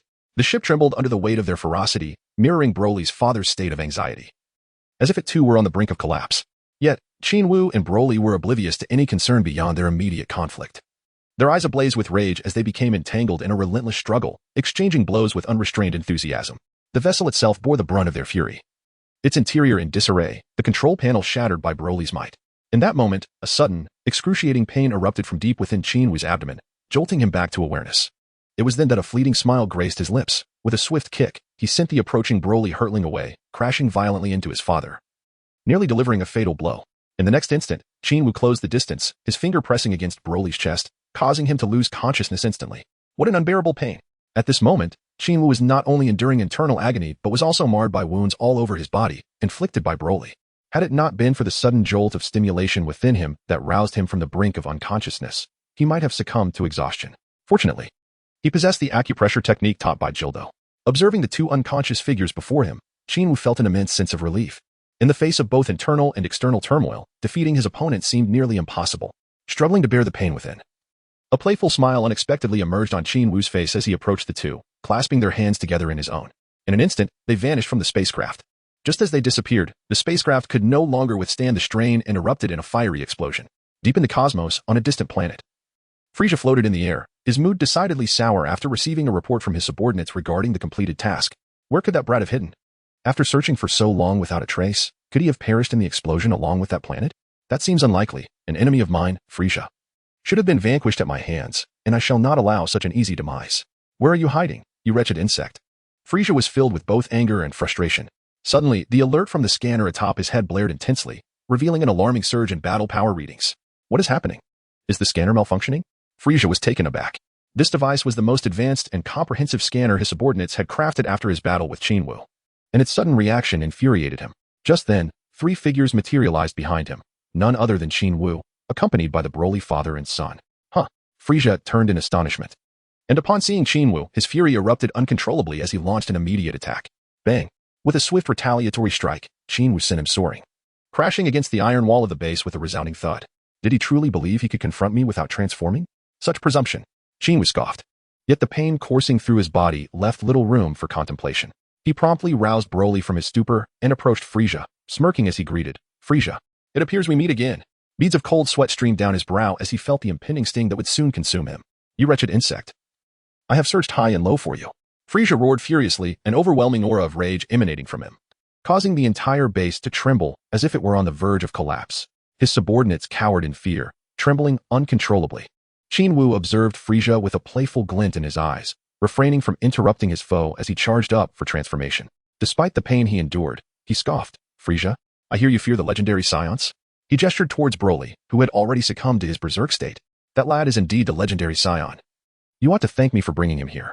Broly's eyes glowed with a menacing red light, his aura intensifying exponentially as he roared like a wild gorilla. Frieza, too, was consumed by rage, rapidly ascending through his transformations until he achieved his third form in an instant, his gaze fixed on Qin Wu, as if ready to incinerate him with a mere look. As Broly and Frieza charged towards Qin Wu, he merely smiled, and in an instant, his figure vanished. His disappearance was so abrupt and without warning that it led to a chaotic collision between the two adversaries. Chapter 85. Such a large tale? Meanwhile, on a small island on Earth, Qin Wu's abode was filled with an assembly of familiar faces. Lan Shi, Master Roshi, Krillin, Yamchu, Bulma, Oolong, Sun Wukong, and Chi-Chi were all present, even UPA, who had previously kept his distance. they gathered to discuss Qin Wu himself. Upon returning, he had collapsed at Master Roshi's doorstep and, after 2 days and nights, remained unconscious, leaving everyone puzzled about the cause. Even Sun Wukong's attempt to revive him with a Senzu beam yielded no results. Upon his return, he was covered in injuries, drenched in sweat, and appeared utterly pitiful, burning with an alarming fever. What could have happened to him? Even in a state of unconsciousness, he was drenched in sweat and visibly distressed. Yet, the most pressing matter was that last night, a furry, elongated tail had inexplicably sprouted from Qin Wu's backside, reminiscent of Sun Wukong's monkey tail from years past. This revelation startled everyone, leading them to speculate that Qin Wu might transform under the full moon. Although the moon outside was notably waning, far from being full, these conjectures arose during Qin Wu's slumber, leaving them anxious and without answers.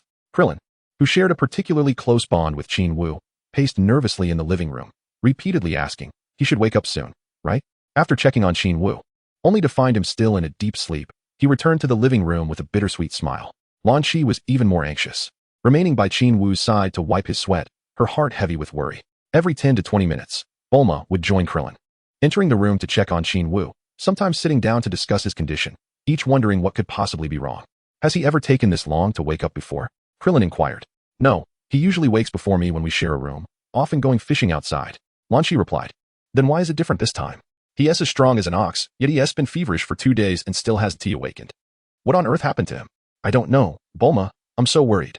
Ah, I'm worried too, Bulma echoed, sharing Lan Qi's concerns. But she felt a pang of unease, especially witnessing Lan Qi's gentle and devoted care for Qin Wu. At that moment, Qin Wu had grown to approximately 185 meters, his physique becoming increasingly robust. His once youthful features had matured into striking handsomeness, exuding strength and charm, unlike Yamcha, who would disappear for years in pursuit of training. He was powerful, captivating, and family-oriented, which stirred within Bulma a complex mix of emotions. Reflecting on her interactions with Qin Wu, she recalled his calm demeanor, seemingly indifferent, yet harboring deep thoughts. Despite having spent limited time together, she sensed a profound difference between him and Yamcha. Though younger by 4 or 5 years, he exhibited a maturity and charisma that surpassed Yamcha's. Composed, elegant, and quietly savoring life. Even during the short periods when he asked her for favors, he treated her with utmost respect, never failing to compensate her for her efforts. The stark contrast between him and Yamcha lay in his ability to be approachable and relatable, engaging in conversations about life and ideals, and readily risking his life to protect her. This was evident from the tale Lan Qi had shared about how Qin Wu had rescued her. At that time, despite her being in her transformed state, her eyes revealed the truth of her feelings. Qin Wu truly exemplifies a man who extends his care to anyone, embodying the image of an entirely commendable gentleman. What young girl, experiencing the stirrings of affection, would not be drawn to such a man? Furthermore, he possesses an undeniable charm, coupled with striking handsomeness and a commanding stature. However, these thoughts are entirely from Bulma's perspective. Deep within her heart resonates a profound realization. Strength exists to protect those we hold dear. In pursuit of this strength, he sacrifices countless hours to cultivate his abilities, striving tirelessly to safeguard those around him. This sentiment profoundly moves her, binding her heart to him irrevocably. Simultaneously, she cannot help but feel a pang of jealousy towards Lan Qi. For a considerable time, since the conclusion of the Grand Martial Arts Tournament, Lan Qi audaciously cohabited with Qin Wu, leaving Bulma feeling disheartened. Each time she visits, she feigns indifference towards their relationship, while her heart brims with jealousy. Painfully pricked by the tenderness Lan Qi shows towards Qin Wu. At that moment, upon hearing Lan Qi mention they are merely housemates in separate rooms, an unbidden joy flits through Bulma, significantly alleviating her jealousy. Both young women's hearts are tethered to Qin Wu, fervently wishing for his awakening. Once their conversation dwindles, they fall into a comfortable silence, gazing dreamily at him. Oh, please awaken soon. Bulma silently sighs, rising to leave, when suddenly she hears Lan Qi exclaim in delight. He is awake. He has awakened. Bulma swiftly turns to see Qin Wu slowly opening his eyes, bewilderedly looking at both of them. How did you come to be here? He inquires. Goodness, you've been asleep for 2 whole days and nights. Do you have any idea how worried we've been? With his awakening, Bulma's anxious demeanor transforms, revealing her petulant nature. Lan Qi remains silent, quietly assisting him to sit up, her gaze reflecting a mixture of concern, relief, and warmth. 2 days? I thought it had only been an hour, Qin Wu remarks, playfully sticking out his tongue and scratching his head. Having slept for 2 days and nights, it is no wonder they were so anxious. Bulma and Lan Qi are taken aback by this childlike side of him, feeling as though their worldviews have been overturned. Is he really sticking out his tongue? How old is he? Such immaturity. Yet, this display of innocence makes him all the more approachable and endearing. Upon awakening, Qin Wu felt an extraordinary lightness throughout his body. A potent energy surged within him, leaving him somewhat astonished. However, What truly astonished him was the tail that swayed behind him. Had he grown a tail? A tail of such considerable size? Chapter 86. My tail is not a weakness. The tail serves as a definitive testament to the Saiyan lineage. As it manifested, a peculiar sensation washed over Qin Wu.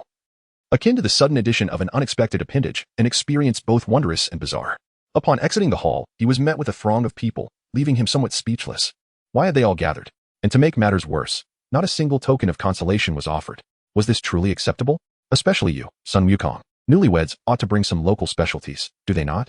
Yet, he maintained a facade of calm, greeting everyone cheerfully. Naturally, they responded, though most were captivated by his tail.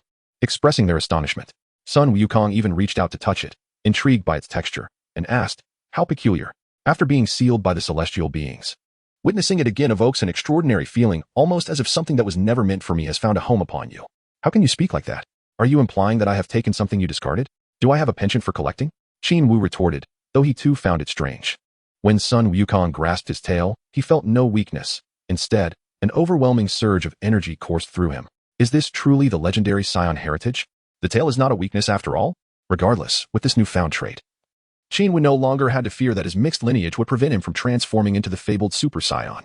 After 2 days of concern, Krillin approached him, patting his shoulder with genuine care, and inquired, how does your body feel? Much better, I hope? Yes, Qin Wu exclaimed, glancing at his tail in wonder. Having grown this appendage, I now feel an abundance of power. It's truly marvelous. Laughter erupted among the group. While others found his tail peculiar, he regarded it with fascination. Sun Wukong chuckled innocently, advising, be cautious. Do not let anyone grab your tail, or you may lose your strength. Indeed, indeed. Qin Wu, you must be especially careful. It seems tails are often a weakness for people like you. Krillin and Yamcha concurred, nodding in agreement. Lan Chi and Bulma looked on with concern, captivated by the unfolding scene. Yet Qin Wu remained undeterred, blinking his eyes and eagerly stating, oh really? You may certainly give it a try. Sun Wukong nodded earnestly, stepping outside and suggesting, for the sake of precaution, it would be prudent to test it first. The others were filled with anticipation, curious to see if Qin Wu's tail would indeed prove to be the weakness they had claimed. However, Lan Chi appeared entirely unfazed. Whether Qin Wu possessed a tail or not was of little consequence to her. As long as he was unharmed, she maintained a cheerful demeanor, quietly observing him with a smile. Qin Wu stepped outside with the others, feeling an unprecedented strength surging within him, no longer perceiving his tail as a weakness. Rather, he viewed it as an opportunity for enhancement. In the air above the coastline, Qin Wu and Sun Wukong stood suspended, exchanging a nod as they prepared for what lay ahead. The inhabitants of the island watched with bated breath, their gaze fixed intently upon the 2 figures aloft, silent in anticipation. Once Sun Wukong confirmed that Qin Wu was ready, he grasped Qin Wu's tail, applying just enough pressure to ensure he did not cause harm while still allowing Qin Wu to feel the sensation. Yet, Qin Wu merely furrowed his brow. He did not feel any weakness, but rather a more potent energy emanating from within, urging him to unleash his full potential. Bang! Suddenly, Qin Wu launched a powerful punch towards the abdomen of Sun Wukong, causing the latter to relinquish his grip on his tail and be sent flying backward. The onlookers were not concerned about the defeated Sun Wukong. Rather, they gazed in astonishment at Qin Wu's tail, expressing their wonderment. Qin Wu gazed in astonishment at his tail, which, in a moment of whimsy, elegantly coiled around to the front and began to dance. What a delightful sensation! Sun Wukong, clutching his belly, flew back, his expression one of utter surprise, as he exclaimed, impressive. I never imagined your tail could withstand such force. It seems it is no longer your Achilles heel, is it? Quite remarkable, isn't it? Qin Wu, feeling quite pleased with himself, posed the question, only for his tail to unexpectedly lash out at Sun Wukong. The fierce energy and the resounding whoosh of the strike sent Sun Wukong hastily retreating in alarm. At this moment, Qin Wu not only possessed formidable strength, but also exhibited unparalleled speed and an extraordinary aura that radiated from him, exuding an overwhelming dominance. Qin Wu smiled as he watched Sun Wukong return, finding the situation amusing. What are you running from? I wouldn't truly harm you. Is that so? Sun Wukong replied, a tremor of fear evident in his voice. I'm still recovering from that last punch. Your strength surpasses mine by such a vast margin. I can hardly withstand it. It seemed he was genuinely intimidated by Qin Wu, feeling as though he would never surpass him, perpetually gazing up at a sky beyond his reach. At that moment, Qin Wu gracefully descended to the ground, approaching Bulma with a set of devices he had acquired from Frieza's minions. Bulma, these are the scanners I seized from Frieza's army. They can be used to gauge a target's strength and the combat power derived from their internal energy. Do you think you could modify them for Krillin and the others to use? Of course, Bulma replied, her cheeks flushing with excitement as she readily agreed. At that juncture, Krillin and Yamcha approached, their expressions filled with astonishment as they curiously examined the scanners in Bulma's hands. Can this device really reveal a person's strength? Krillin asked in awe. Qin Wu nodded in agreement, stating, indeed, Frieza and his associates utilized this device to ascertain the target's strength and location, thus enabling them to effortlessly locate their objectives. Quite impressive, isn't it? Yamcha, eager to try it himself, donned a similar device. However, when he directed it towards Qin Wu and Sun Wukong to gauge their abilities, he was met with a flurry of incomprehensible symbols that he could not decipher. Aside from Qin Wu, none among them could understand it. Sun Wukong approached earnestly and inquired of Qin Wu, "When shall we set off towards Frieza?" "It should be soon. Once I acclimate to this new tale, we shall proceed." "Allowing you to witness the prowess of Frieza firsthand," Qin Wu replied. "Excellent. I am eager to encounter such a formidable being, one whom even you cannot surpass." Sun Wukong exclaimed with palpable excitement. "Indeed. You shall see," Qin Wu responded with a smile, though his thoughts wandered to the fate of another Saiyan. What of Broly? Would he be swiftly vanquished by Frieza? Chapter 87. No words, just action. Broly had been ensnared by him, having exploited his lineage and potential, and subsequently cast him into Frieza's clutches. Now, Qin Wu found himself pondering the psychological toll this had on Broly, regardless of the other's fate. Qin Wu sought only to rest and adapt to his newfound lineage. With the addition of a tail, he felt a sense of relaxation wash over him. To commemorate Qin Wu's recovery, the group organized another lively bonfire celebration that lasted deep into the night. They even spent the night in his vicinity, sharing stories and laughter under the stars. On the following day, Krillin and Yamcha prepared to return to the temple for training, having received an invitation from Sun Wukong to join him on King Kai's planet for advanced training. Meanwhile, to better prepare for the impending confrontation with Frieza, Sun Wukong engaged in rigorous sparring sessions with Qin Wu in the gravity chamber. As for the others, Bulma reluctantly bid farewell. The capsule vehicle opened, and she donned her gear. UPA accompanied Yamcha, while Master Roshi embarked on a journey across the seas atop his trusty sea turtle. This lecherous old man, vexed by Lan Chi's gaze towards Qin Wu, found his abode rather desolate, and, feeling utterly bored, resolved to embrace a carefree existence. Nonetheless, he remained the same old man. Chi-Chi chose to stay behind temporarily to attend to Sun Wukong's needs. As a newlywed, she began to immerse herself in the role of a full-time mother, engaging in household chores and conversing with Lan Chi, finding neither boredom nor frustration in her new duties. Since Qin Wu inherited the bloodline and potential of Broly, his strength has been advancing at an astonishing pace, with his combat power escalating relentlessly each day.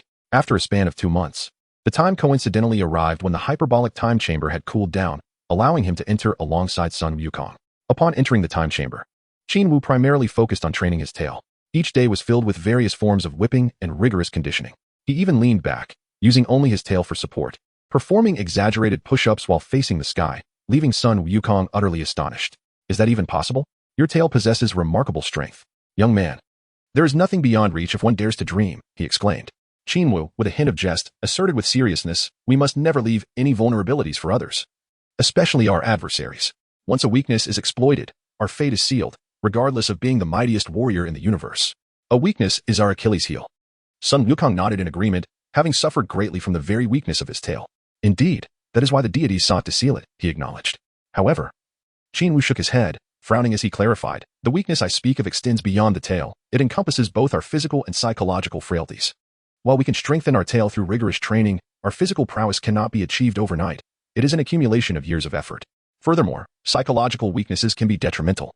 We may possess formidable physical strength, but if our inner resolve falters, we become vulnerable to attacks from our enemies. Additionally, those around us can also become our weaknesses. We cannot prevent adversaries from targeting our loved ones to undermine us, yet we can endure harsher training to protect them. Our strength is not solely for ourselves. It is also for those close to us, for the world, and for the earth."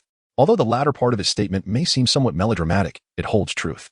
In this world of Dragon Ball, Sun Wukong has repeatedly faced adversity for the sake of the earth and humanity, enduring immense suffering that left him near death, to the extent that even the Dragon of Earth could not revive him. This predicament stems not only from Sun Wukong's lack of formidable allies but also from his character flaws.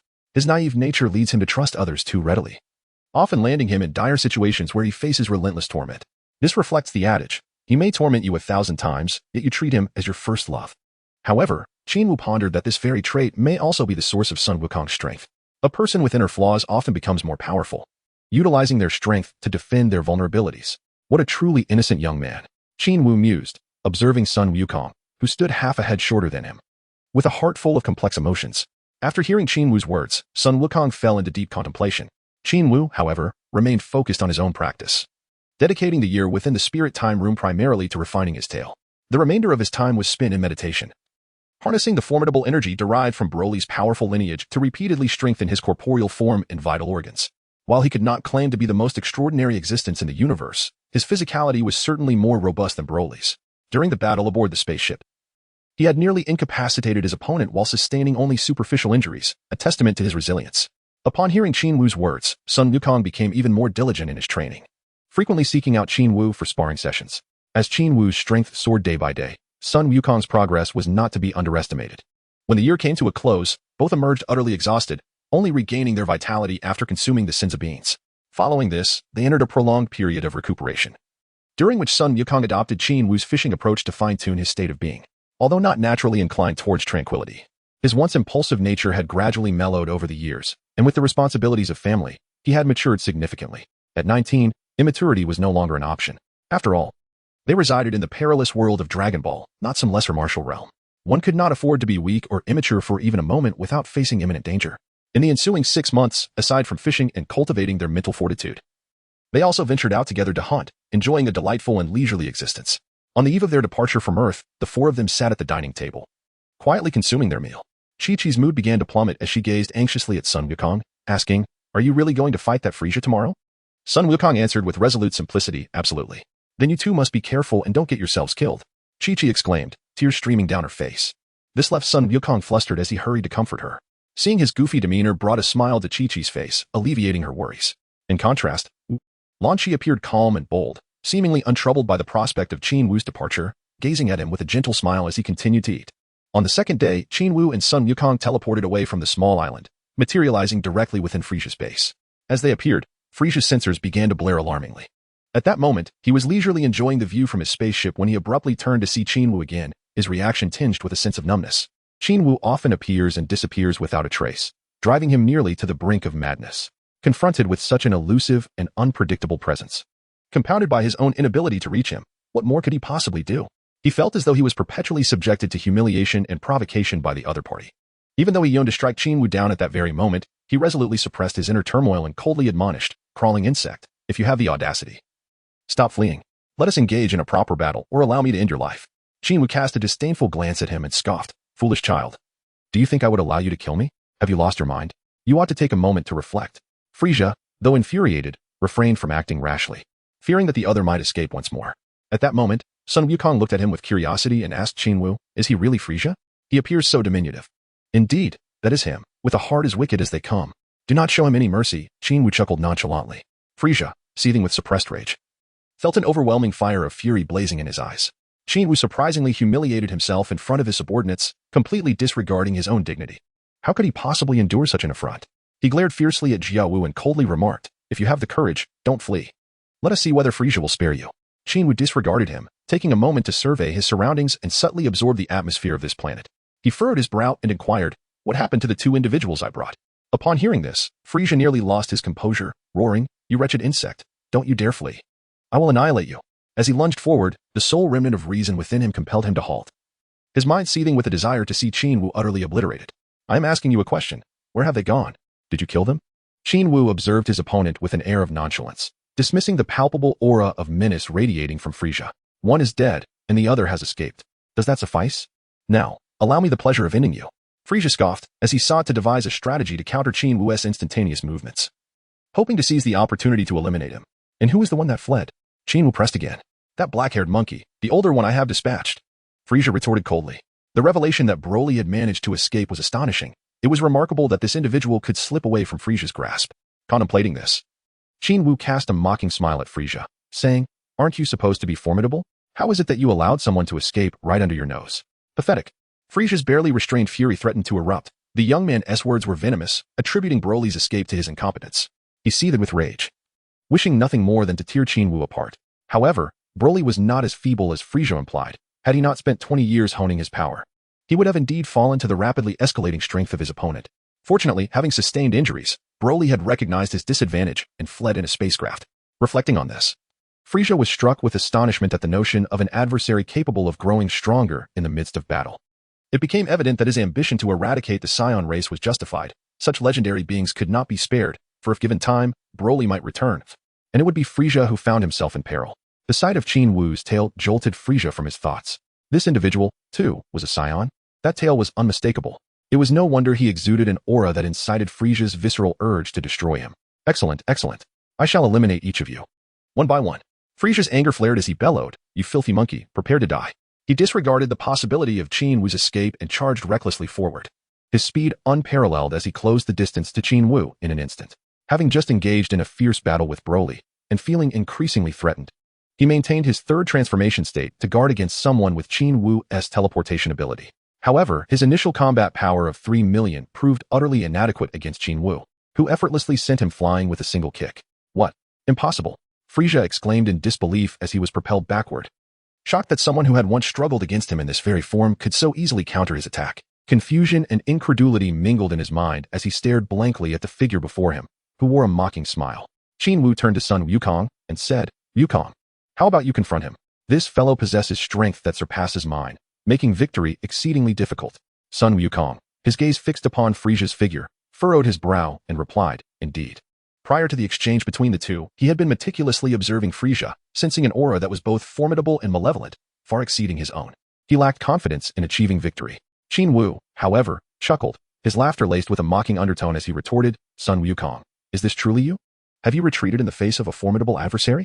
Is this the same Sun Wukong who has always relished a challenge?" Qin Wu did not believe that Sun Wukong could possibly overcome Frieza, even if the latter transformed into his final form. It is noteworthy that at this moment, although Sun Wukong possessed a combat power of around 500,000, he could certainly confront Frieza using the Kaioken technique without any issue. Of course, he also had his own presence beside him. In the original narrative, when Sun Wukong battled Frieza, his initial combat power was 3 million, which enabled him to withstand Frieza's third transformation. Though he was considerably weaker now, Qin Wu had faith in his abilities. Even if defeat was a possibility, they would have to face the challenge head-on. After all, he still had things to steal. Persuaded by Qin Wu's words, Sun Wukong's demeanor sharpened as he charged forward the moment Frieza returned. Who was this individual? His combat power was impressive, surpassing that of Sun Wukong's initial form. Frieza hovered in midair, anticipating Qin Wu's approach to launch a counterattack, but to his surprise, another contender emerged. The scouter registered Sun Wukong's combat power, indeed astonishing him. Frieza initially intended to disregard this newcomer and target Qin Wu directly, yet a remark from the latter immediately altered his intentions, compelling him to turn back and eliminate Sun Wukong first. Qin Wu mocked, "Frieza, this friend of mine is also a Saiyan. You must first contend with him before I can engage you." Chapter 89, It is my turn now, Frieza. Qin Wu remained fixated on the potential displayed by Frieza, who had achieved Golden Frieza in merely 4 months. Perhaps he held no genuine hope, yet he yearned to test the waters. After all, who wouldn't relish the prospect of immense power? Upon encountering the formidable Frieza, Sun Wukong unleashed the full might of his 5-fold Kaioken. Frieza was once again taken aback, staring blankly at Sun Wukong, enveloped in a brilliant purple flame. What extraordinary abilities did these beings possess that could so dramatically elevate their combat prowess? From over 500,000 to more than 2 million in an instant. Was this creature also a monkey? These Saiyans were terrifying. They could not be spared. Not a single one. Frieza mused, and in a flash, he charged at Sun Wukong. Boom, boom, boom. Each punch landed with ferocity, sending the 5-fold Kaioken Wukong hurtling away. As he soared through the air, Wukong was astonished. Despite employing the 5-fold Kaioken, he was still outmatched. Unwilling to accept defeat, he charged again, striking at Frieza. However, Frieza effortlessly deflected his attack. Wukong, undeterred, swiftly retaliated with a kick to Frieza's abdomen, sending him sprawling. Impressive. Each monkey possesses remarkable combat instinct. Now you've piqued my interest. Frieza's eyes sparkled with intensity, and with a swift motion, he lunged at Wukong. Wukong vanished, reappearing behind him. Kamehameha. A tremendous surge of energy converged in his palms, and the Kamehameha wave shot forth, aimed directly at the stationary Frieza. Boom. Frieza sneered, deftly evading the attack, which obliterated his base in a cataclysmic explosion, reducing it to ruins. In his third transformation, Frieza's speed and attack power had multiplied significantly. In an instant, he was before Sun Wukong, and as Wukong blocked a punch, Frieza's powerful tail struck him, sending him flying and leaving a gash on his face, blood streaming forth. Impressive. This Frieza appears even more terrifying than Qin Wu, Wukong thought. And he surged forward again, employing the 5-fold Kaioken. He knew he had to end this quickly, or he would face an unrelenting drain on his stamina. Thud, thud, thud. Wukong's labored attacks were met with Frieza's effortless counters, as if he were toying with a mere monkey, sending Wukong flying once more. With a wild assault, Frieza unleashed a barrage of strikes, each accompanied by maniacal laughter. Wukong struggled to keep pace, repeatedly struck down. Frieza gazed down at him, chuckling. A mere insect seeks to prevail with underhanded techniques? How naive. But just as Frieza finished his taunt, Wukong erupted from the ground, shouting, 10-fold Kaioken. An overwhelming pressure surged outward, fracturing the ground around him and sending debris flying. Wukong's body, now enveloped in a violet aura, swelled with might. His muscles bulged even more prominently than during the five-fold Kaioken. The surrounding aura crackled with energy. This cursed monkey's power has risen again. Frieza, taken aback, charged at Wukong, intent on swiftly eliminating this troublesome foe. Without hesitation, Wukong unleashed a powerful wave, striking Frieza before he could evade, launching him high into the air. In an instant, Wukong teleported above Frieza, delivering a crushing blow to his head, driving him into the ground. Kamehameha. Another fierce wave, radiating blinding light, slammed into Frieza. Boom, boom, boom. Not only was Frieza struck, but the earth surrounding him was transformed into a vast crater. How terrifying it was for Sun Wukong to wield such power with the tenfold Kaioken. Panting heavily, he felt the toll this attack had taken on his stamina. He could not afford to continue like this. He would be left vulnerable. Meanwhile, Qin Wu observed from a distance, contemplating the situation. Without the aid of Krillin and Gohan, Wukong could not transform without the anger needed to trigger it. Moreover, the current battle power of over 500,000 was far from sufficient to reach that threshold. He sighed, preparing to intervene. Previously, he had attempted to steal Frieza's power, but the creature's potential was simply too vast. Countless attempts had yielded nothing but frustration. Ah, you foul insect, your demise is imminent. Frieza, having recovered during Wukong's brief respite, erupted from the ground, hovering a few dozen meters away, his eyes ablaze with fury. Despite several wounds oozing purple blood, he cared not for his injuries. What infuriated him was being bested so disgracefully by someone whose power was vastly inferior. He unleashed the energy within, his combat power skyrocketing, a terrifying aura radiating from him, pressing down on the surroundings. Wukong, a dozen meters away, felt a jolt of fear. His mind nearly overwhelmed. Truly terrifying. This Frieza is incredibly powerful. He braced himself, ready for the onslaught. Boom, boom, boom. As Frieza's energy surged to 20, his combat power soared to 10 million. What did 10 million in combat power signify? It meant that Wukong's tenfold Kaioken was utterly suppressed. Following the tenfold Kaioken, Wukong possessed 5 million in combat power, yet Frieza now surpassed him by 5 million. Boom. Frieza suddenly lunged at Wukong with blinding speed, creating a sonic boom as he charged. Wukong raised his hand to block, managing to deflect the punch, yet he was still sent hurtling away by Frieza's overwhelming force. Frieza swiftly pursued him, raining down blows that sent Wukong crashing to the ground. Frieza roared, unleashing a barrage of energy blasts upon Wukong, each strike landing mercilessly. Just as Wukong appeared to succumb, Qin Wu materialized behind Frieza, delivering a powerful kick that sent him flying. Now it's my turn, foolish one. Chapter 90, Vegeta's shock. Seizing the opportunity while Frieza was momentarily incapacitated, Qin Wu approached Sun Wukong, who lay on the brink of unconsciousness after Frieza's relentless assault. Qin Wu immediately fed him a Senzu bean, reviving him fully. With a wry smile, Wukong remarked, Frieza is incredibly powerful, even the tenfold Kaioken is no match for him. Allow me to take over. You should destroy all his bases and prevent him from causing further havoc. Qin Wu said with a knowing smile. Noticing Wukong's hesitation, Qin Wu paid him no mind and flew directly towards Frieza, his gaze cold and determined. Dead monkey, finally willing to show yourself? Not going to flee this time? Frieza seethed with fury, yet he hesitated, wary of Qin Wu's potential to vanish at any moment. Not fleeing. Let us engage in a proper battle. With a mocking smile, Qin Wu disregarded the intimidating gaze of his opponent. Suddenly, 3 small spacecrafts descended upon Frieza's original base. Moments later, 3 individuals emerged from each vessel. All bore black hair, resembling Earthlings, clad in battle attire with tails coiling around their waists. Astonishingly, these 3 were none other than Vegeta, Nappa, and Raditz. As they stepped into the base, they were greeted by a scene of chaos. Frowning, Vegeta seized a panicked staff member, coldly demanding, "Where is Lord Frieza?" Vegeta, with an air of haughty confidence, was undeterred by the apparent inferiority of the staff member. He was currently favored by Frieza, embodying the hope of a Saiyan resurgence. However, the staff member, consumed by panic, merely pointed towards Frieza's fleeing direction and exclaimed, "Over there. If you go, you'll see." With that, he wrenched free from Nappa's grip and fled. What is happening? The 3 exchanged bewildered glances before they sped towards the indicated location. Upon arrival, they were left astounded. What they witnessed was nothing short of extraordinary. A figure was engaged in a fierce battle with Frieza, both sides exchanging blows with fervor. This cannot be real, can it? They were all dumbfounded, exchanging glances filled with questions. Who was this person capable of matching the formidable Frieza? As they speculated, Vegeta quickly discerned that Frieza's adversary possessed a tail. This revelation shattered his entire worldview. A Saiyan? How could this individual, aside from the distant cockroach on Earth, possibly exist? Why had this unknown Saiyan suddenly appeared and so joyfully battled the terrifying Frieza? What was amiss? Countless questions swirled in his mind. And when he witnessed the Saiyan unleash a flurry of strikes that sent Frieza crashing to the ground, his jaw dropped in disbelief. A Saiyan had overpowered Frieza. Who was this individual, and how could he be more powerful than the illustrious Vegeta himself? Though they were unaware of Frieza's true might, they understood that he could crush them like ants. However, the fact that this Saiyan had forced Frieza to resort to his 3rd transformation spoke volumes about his strength. Boom. Frieza was struck hard into the ground, soon greeted by a barrage of white energy blasts, reminiscent of his previous encounters with Son Goku. Oh! Frieza leaped into the air, roaring in fury as he lunged towards Qin Wu. A resounding punch met him, sending him tumbling away.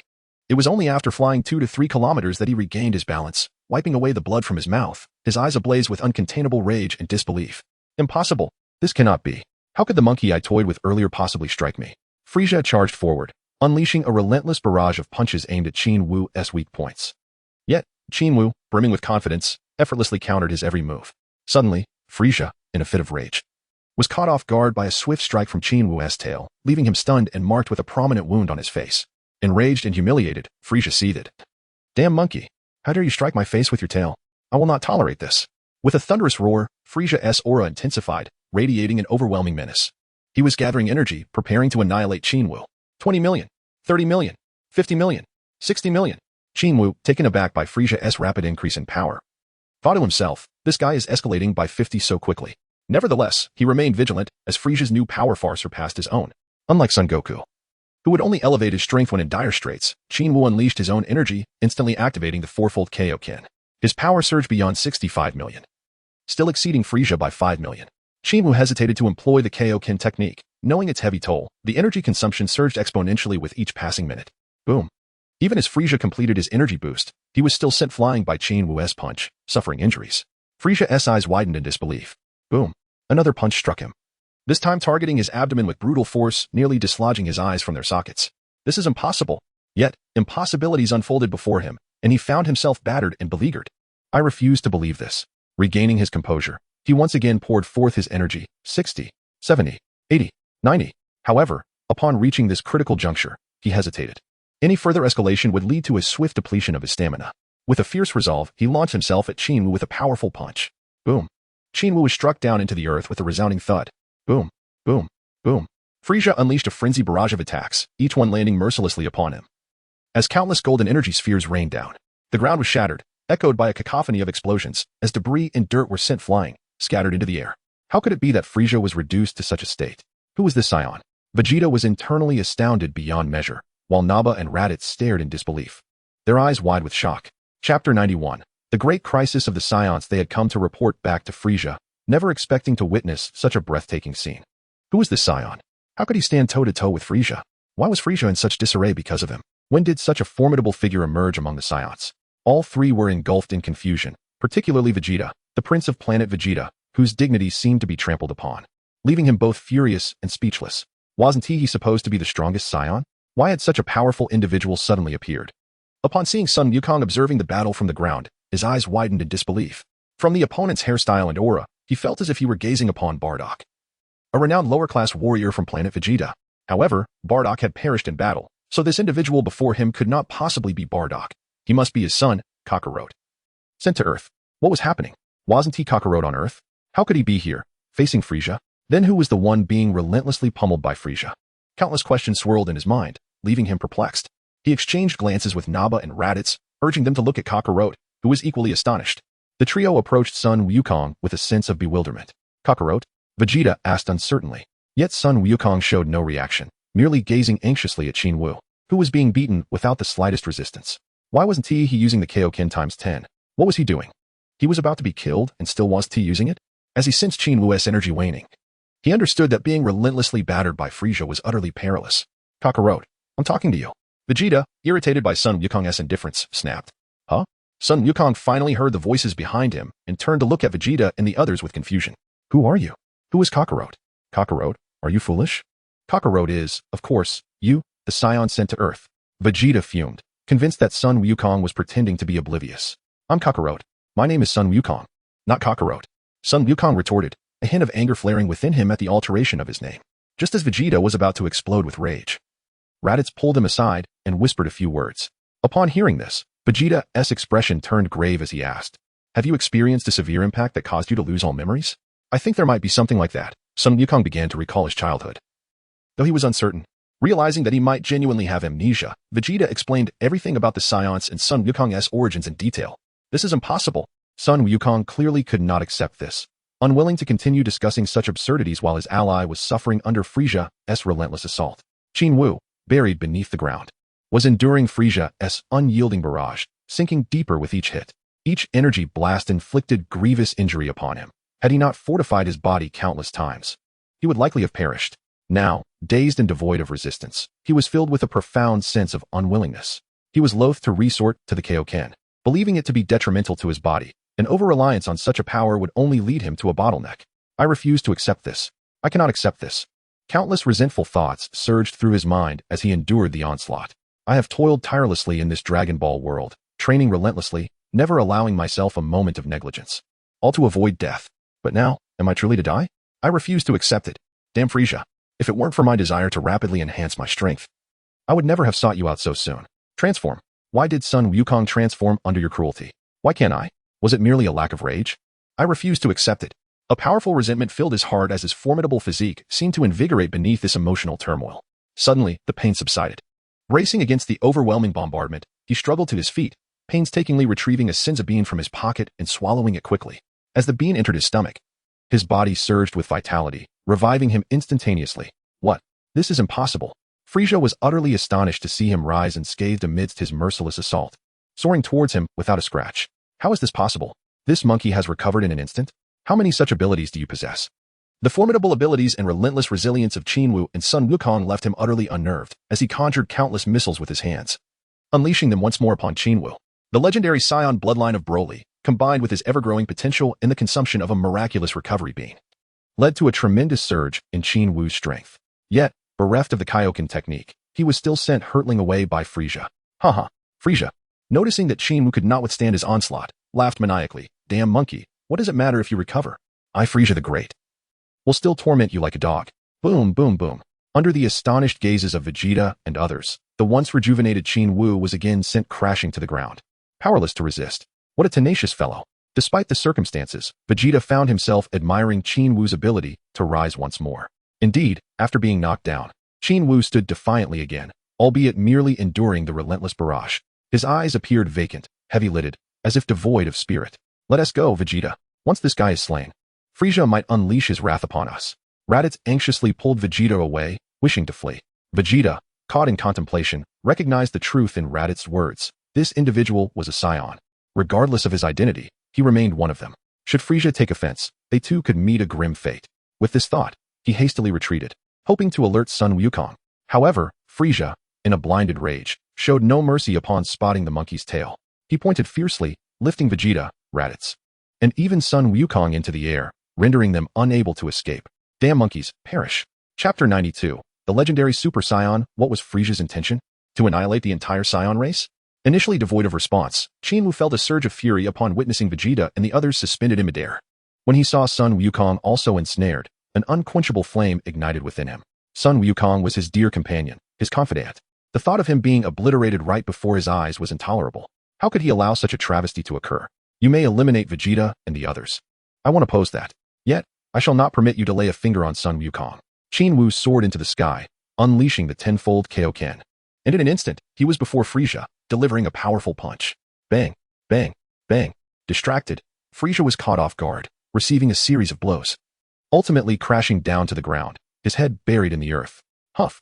The tenfold Kaioken was an immense burden for Qin Wu, even with the bloodline of Broly. The energy consumption was substantial. Nevertheless, it provided a temporary reprieve for Goku and Vegeta.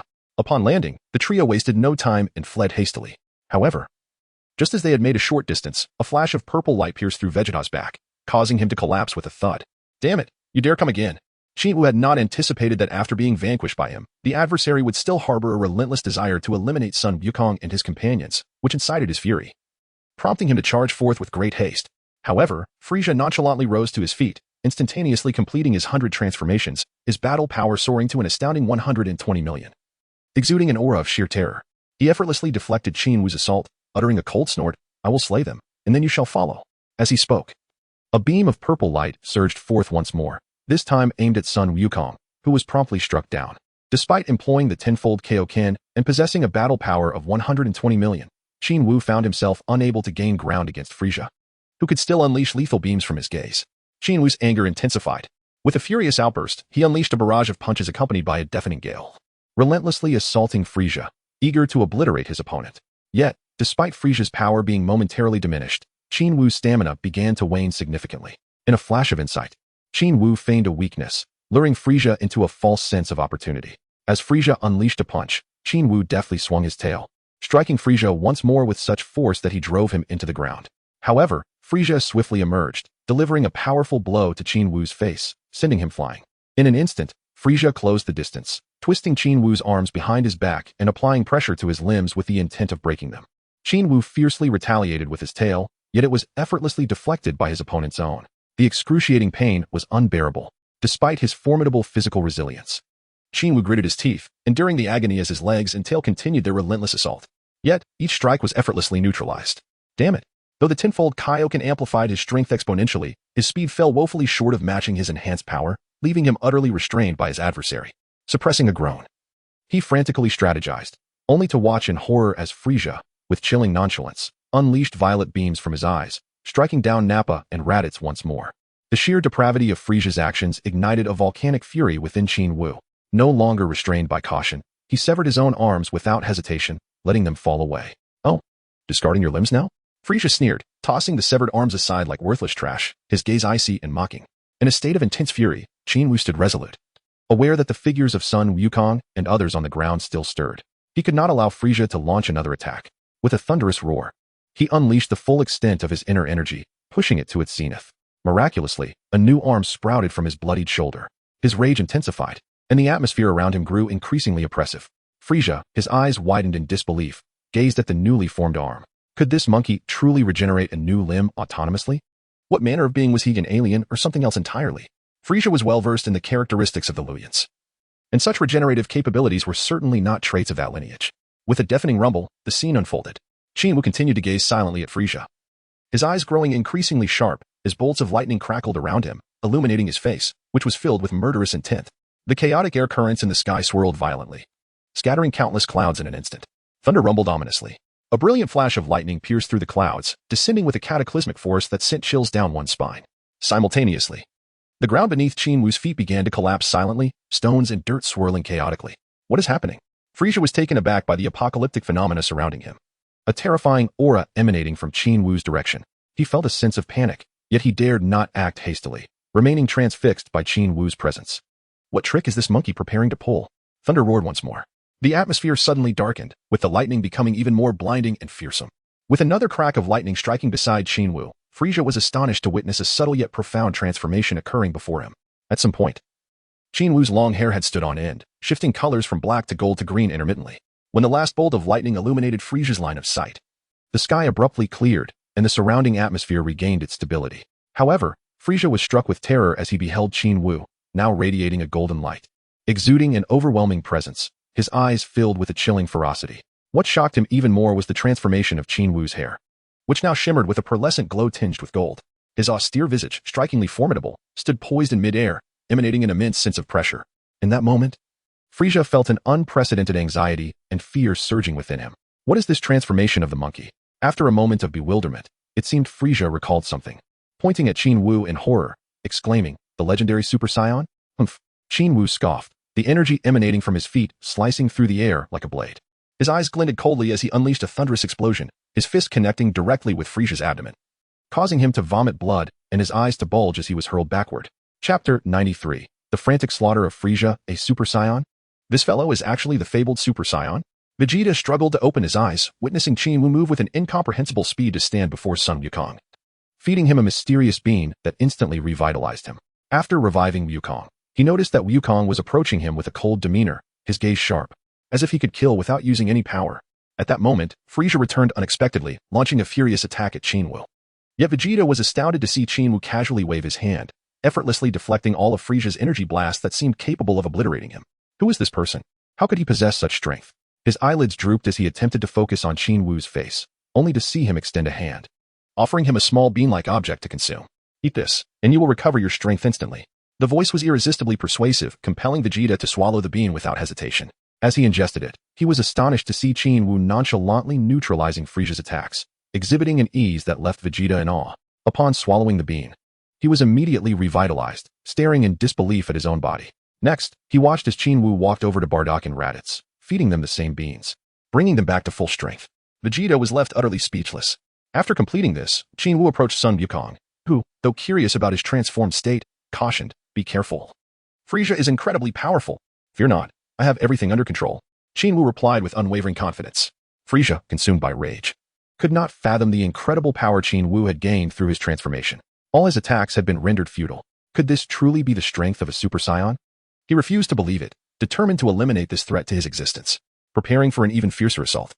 He was caught off guard as Qin Wu suddenly appeared before him, radiating a blinding golden light, an aura so terrifying it felt as though it could sear his eyes. Boom.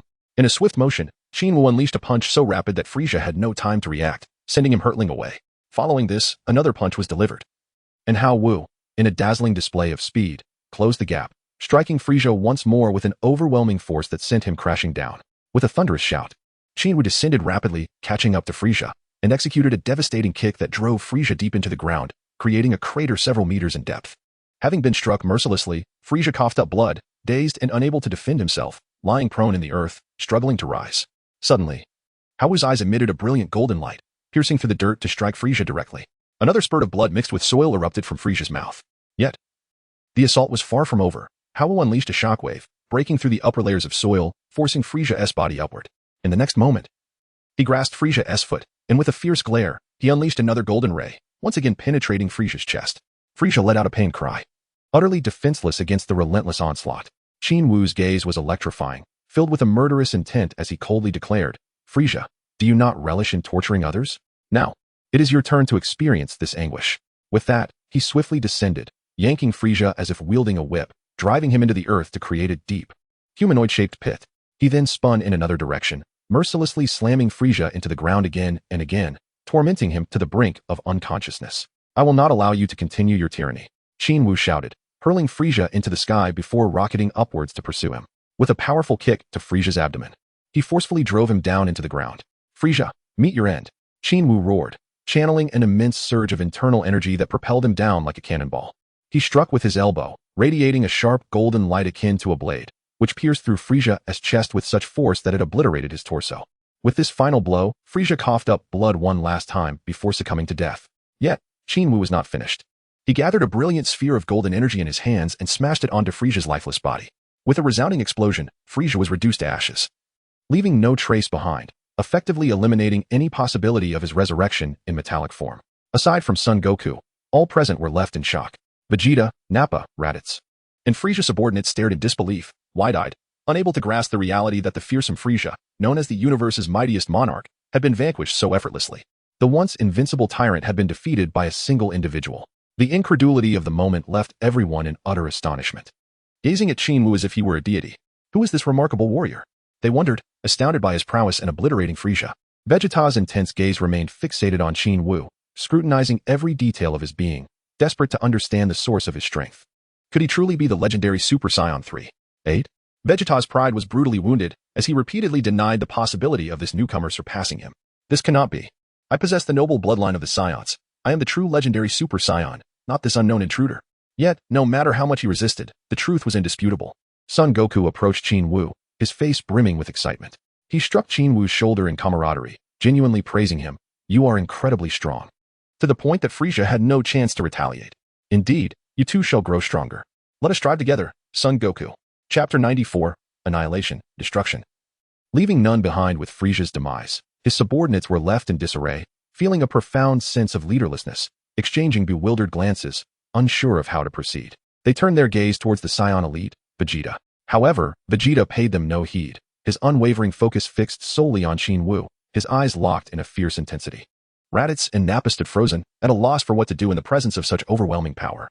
The terrifying aura emanating from Qin Wu instilling a deep sense of dread within them. As Qin Wu conversed with Sun Wukong, he merely offered a faint smile, refraining from uttering a single word. Strangely, Raditz and his companion felt an unexpected sense of being honored.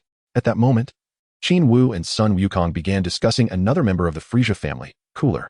This individual was even more formidable and terrifying than Frieza, possessing the ability to transform multiple times. Sun Wukong furrowed his brow, inquiring, "Frieza is already such a challenge. Are you certain about confronting his brother?" Nodding with conviction, Sun Wukong replied earnestly, "Indeed. We cannot wait for them to seek vengeance for their brother and wreak havoc upon our Earth. We must eliminate this threat now. Not a single one of them can be spared. The current Frieza family is no match for me, so why should I fear?" We must take action. Upon hearing this, Sun Wukong offered a wry smile, saying, after my encounter with Frieza, I feel an even stronger urge to diligently train and enhance my strength. Upon hearing this, Qin Wu furrowed his brow and remarked, Wukong, you must not harbor any fear. You must forge ahead with unwavering resolve and ensure that they never set foot on Earth. With that, he declared with great authority, I have made my decision to eradicate the entire Frieza family's influence without sparing a single one. Although Sun Wukong felt a twinge of uncertainty, he ultimately nodded in agreement, exclaiming, very well, your words have ignited a fervor within me. Qin Wu smiled as he glanced at Vegeta and remarked, aren't you going to converse with these three? What is there to discuss? They constantly refer to me as Kakarot. As a Saiyan, I have always lived on Earth, yet I have no understanding of what a Saiyan truly is.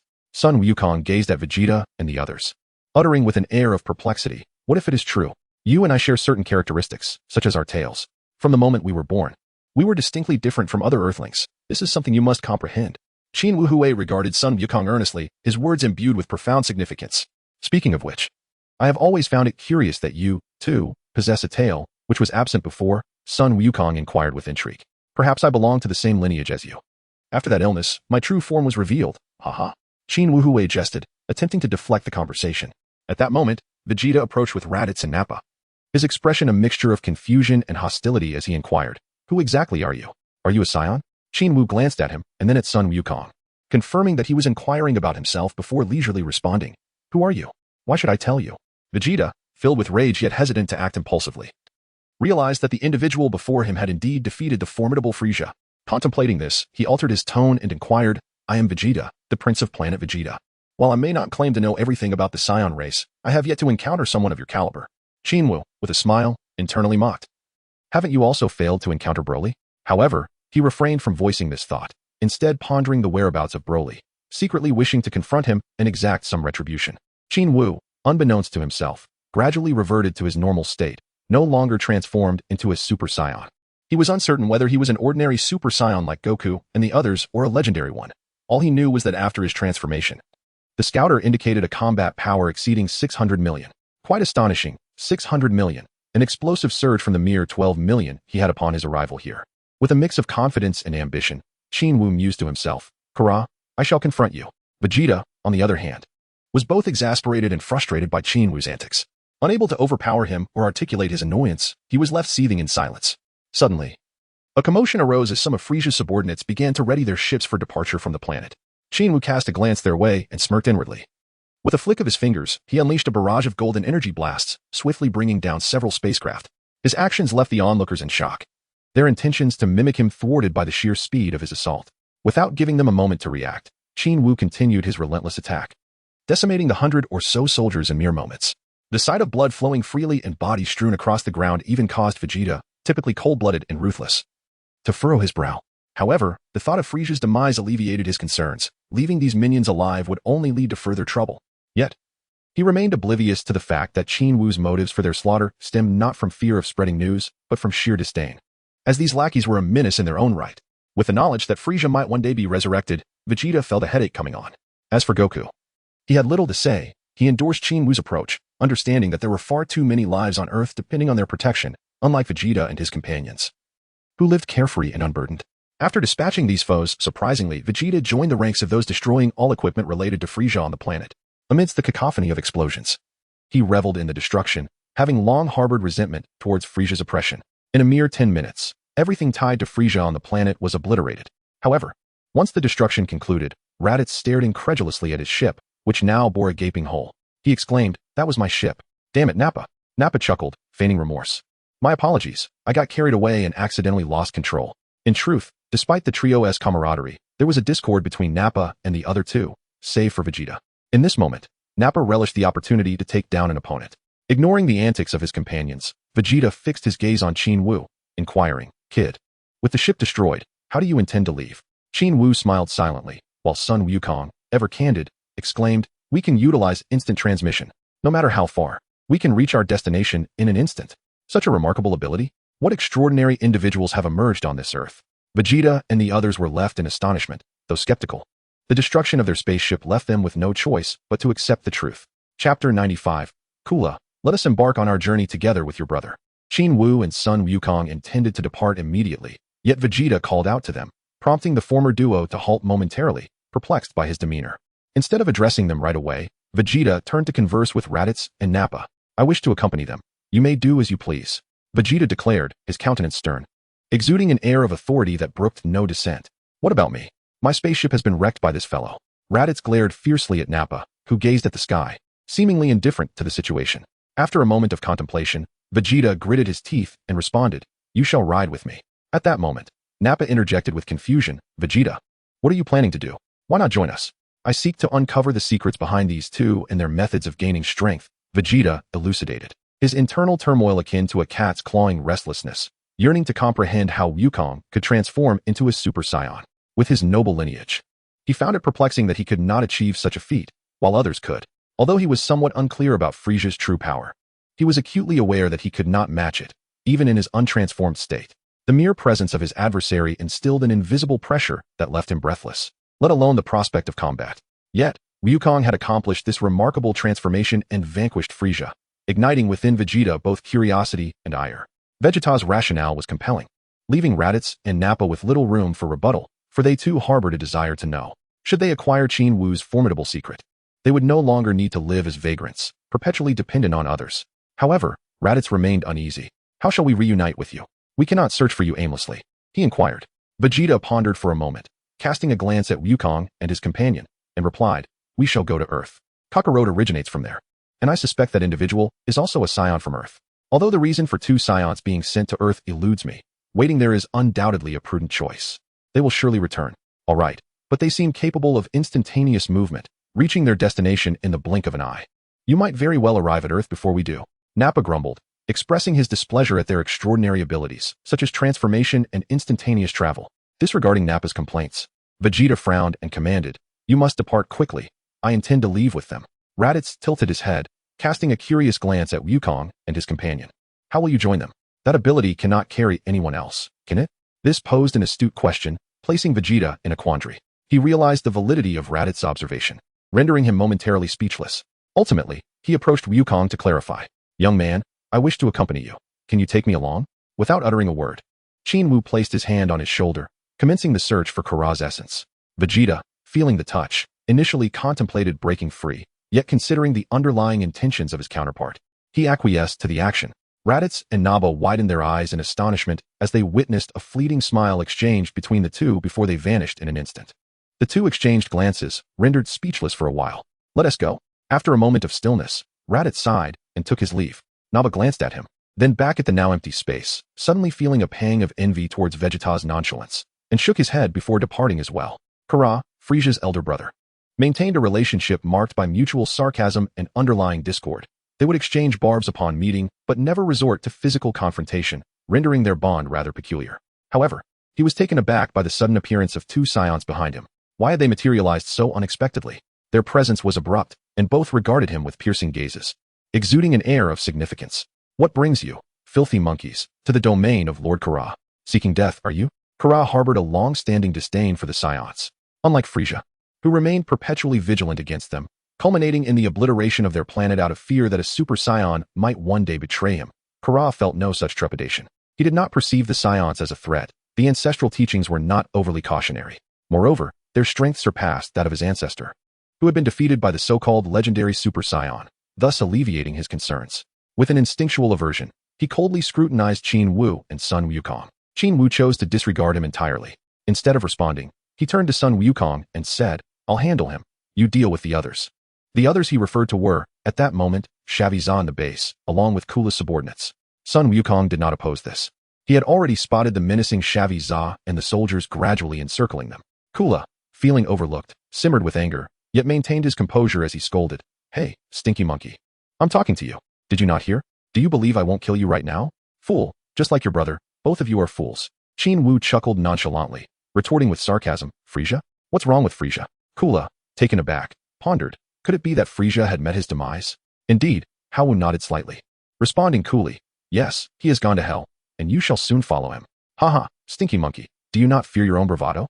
Kula dismissed the notion that Qin Wu possessed the capability to kill him, for according to his scanner, the opponent's combat power was a mere tens of thousands, nothing more than an ant that could be crushed effortlessly. Is that so?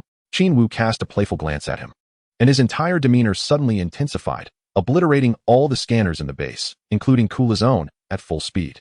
The opposing devices lacked the advanced modifications of Frieza's technology, which could amplify scanning strength based on one's own power. Kula, astonished, witnessed Qin Wu's combat power surge to hundreds of thousands in an instant before the scanners were destroyed, and it appeared that his strength was still on the rise. With a resounding boom, Qin Wu transformed into a Super Saiyan, his power escalating manifold, creating a shockwave that rippled through the air of the base, drawing attention. With a dull thud, Kula was horrified to find himself utterly unable to perceive Qin Wu's assault, and he was sent flying. How could this be possible? Chapter 96. In the midst of banter, the monks turned to ash. A single punch sent Kula crashing into the iron walls of the base, breaking through and tumbling onto the ground outside. In that moment, Kula's subordinates within the base erupted in chaos, staring in awe at Qin Wu, Sun Wukong, and Vegeta as though they were demons. They recognized 3 Saiyans, but Kula mistakenly assumed there were only 2 due to Vegeta's comparatively low power level. Moreover, Vegeta, ever cunning, had chosen to hide behind Qin Wu the moment he entered the base, using the latter's towering figure as a shield. However, this action appeared entirely natural and composed, leading others to believe it was not born out of fear of Kula. I am merely here to observe, not to engage, Vegeta thought to himself.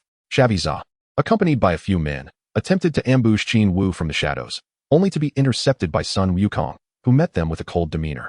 Thus, a skirmish ensued. Yet even Frieza, whose combat power approached 180,000, was no match for Wukong, who swiftly incapacitated him with a series of blows. At this juncture, Sun Wukong, having faced Frieza and returned from the brink of death, had fully recovered, with his combat power having doubled. Vegeta, observing from the sidelines, felt a shiver of apprehension as several soldiers nearby plotted to strike him, deliberately inching closer to Sun Wukong to take advantage of the situation. Qin Wu emerged from the shattered opening and confronted Kula, his voice laced with a chilling determination. Ice Clan, today I shall eradicate 2 of your kind. Kula rose, wiping away the blood from the corner of his mouth, glaring furiously at Qin Wu. Yet, within him, a wave of astonishment surged. He had not anticipated that even in his 3rd transformation, he could be struck to the point of bleeding by his opponent. Such formidable strength left him in disbelief.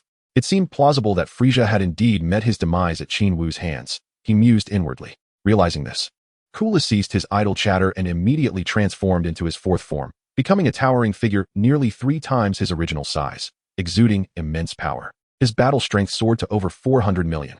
Impressive. Qin Wu marveled quietly, though not surprised. This aligned perfectly with his expectations. Upon transforming, Kula sneered, "Damn monkey. Unlike Frieza, I possess an additional transformation, and my power far surpasses his. You wish to kill me? Dream on." Qin Wu cast a mocking glance at the pale blue behemoth before him and scoffed. "Is that so? I hardly believe this is a dream." With that, he moved with such swiftness that Kura could scarcely perceive him, launching another devastating blow that sent his opponent hurtling through the air. In an instant, he ascended, delivering a powerful hammer strike that drove Kura several meters into the ground. Following this, he executed a forceful double-footed stomp, causing Kura to emit muffled groans as he was once again forced downward by several meters. Boom, boom, boom. With a swift somersault, Qin Wu unleashed a series of golden orbs that seemed to possess a life of their own. They danced through the air, tracing a grand arc before crashing down upon Kura. Kura let out a cry as he endured the relentless barrage, sinking once more into a 10-meter deep pit. The ground within a vast radius of several dozen meters was utterly obliterated, forming a colossal crater from Qin Wu's onslaught. Unforgivable, merciless. Kura, despite his formidable bodily defenses, staggered forth, barely maintaining his footing. "I shall kill you," he roared, but before he could stabilize himself, he suddenly heard a chilling sound. A hand, radiating with a dazzling brilliance, pierced through his chest. The excruciating pain emanating from his heart compelled him to cry out, spewing forth a mouthful of blood. In that moment, Qin Wu transformed his hand into a blade and, with the ease of slicing through a watermelon, severed Kura's head from his body, leading to his untimely demise. Boom, boom, boom. Kura's lifeless body and severed head were obliterated by the force of Qin Wu's assault, reduced to mere ashes that vanished into the air. The soldiers and Kura's subordinates, witnessing this spectacle, gasped in shock. Who is this individual? How could he possess such ferocity to slay Lord Kura? It is truly terrifying. Even the mighty Lord Kura was instantaneously vanquished. Is this the legendary Saiyan? Qin Wu's visage radiated a chilling aura, enveloped in a golden light, resembling a deity of destruction. As he fixed his gaze upon them, terror gripped the onlookers, rendering them nearly paralyzed with fear. Yet, Qin Wu showed no mercy. Beams of golden light erupted from his fingertips, mercilessly striking all who dared to witness. The air was filled with anguished cries as they found themselves unable to escape, falling victim to a brutal massacre. Having completed this grim task, Qin Wu soared back to the base, where Sun Wukong had already vanquished the aquatic minions, leaving only the formidable Xia. Suddenly, a sharp whistle pierced the air, and Xia, who had intended to muster all his strength for a desperate confrontation with Sun Wukong, collapsed in response. Almost immediately, another golden beam struck, reducing his remains to mere ashes. In that moment, the base was left with only these three unwelcome guests. The sheer terror of Qin Wu was palpable. With a mere flick of his wrist, he had dispatched the powerful Xia in an instant. Vegeta, taken aback, soon had a revelation and rushed outside to survey the area. Upon his return, he was rendered speechless. Kula had been slain? Just like that? It was shockingly swift. Vegeta was overwhelmed, unable to fathom how Qin Wu could eliminate a being several times more powerful than Frieza with such alarming ease. Was this man a monster? Vegeta could find no words.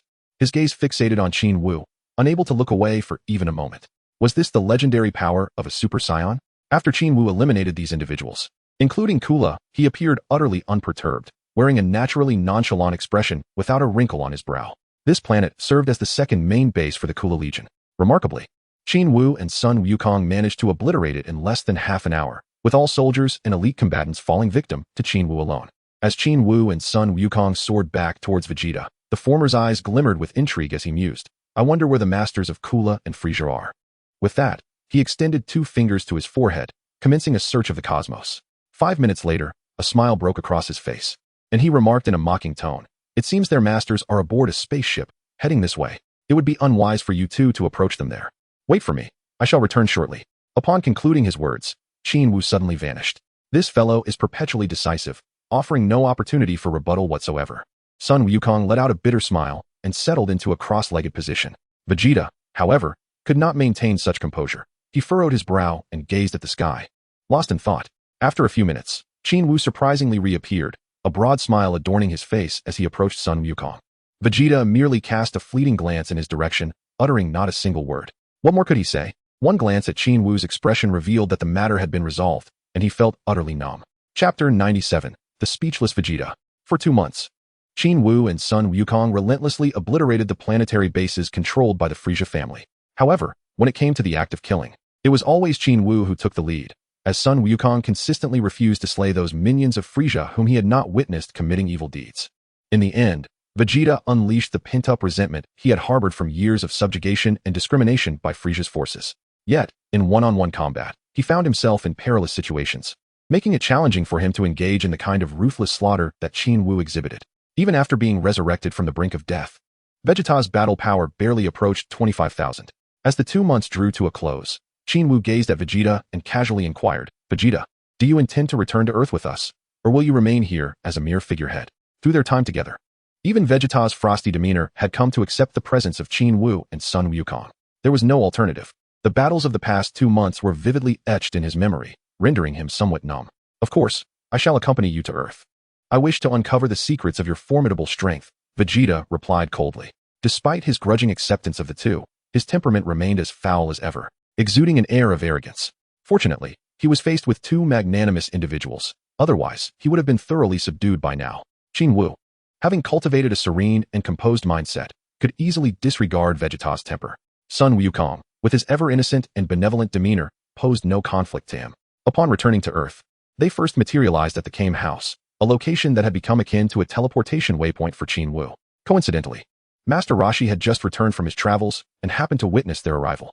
"You two rascals, always appearing and vanishing at will. If I were in the restroom, would you materialize there too?"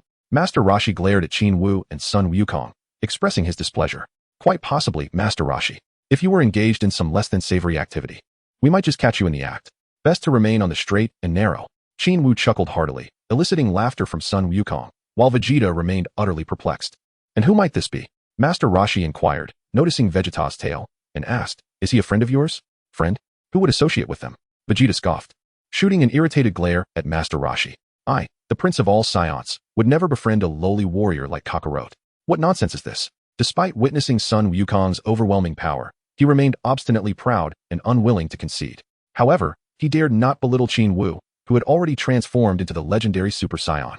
As Master Roshi wore a puzzled expression, Qin Wu casually remarked, "Pay him no mind. He is always like this, though he is relatively easy to get along with." Vegeta huffed in response, choosing not to speak further.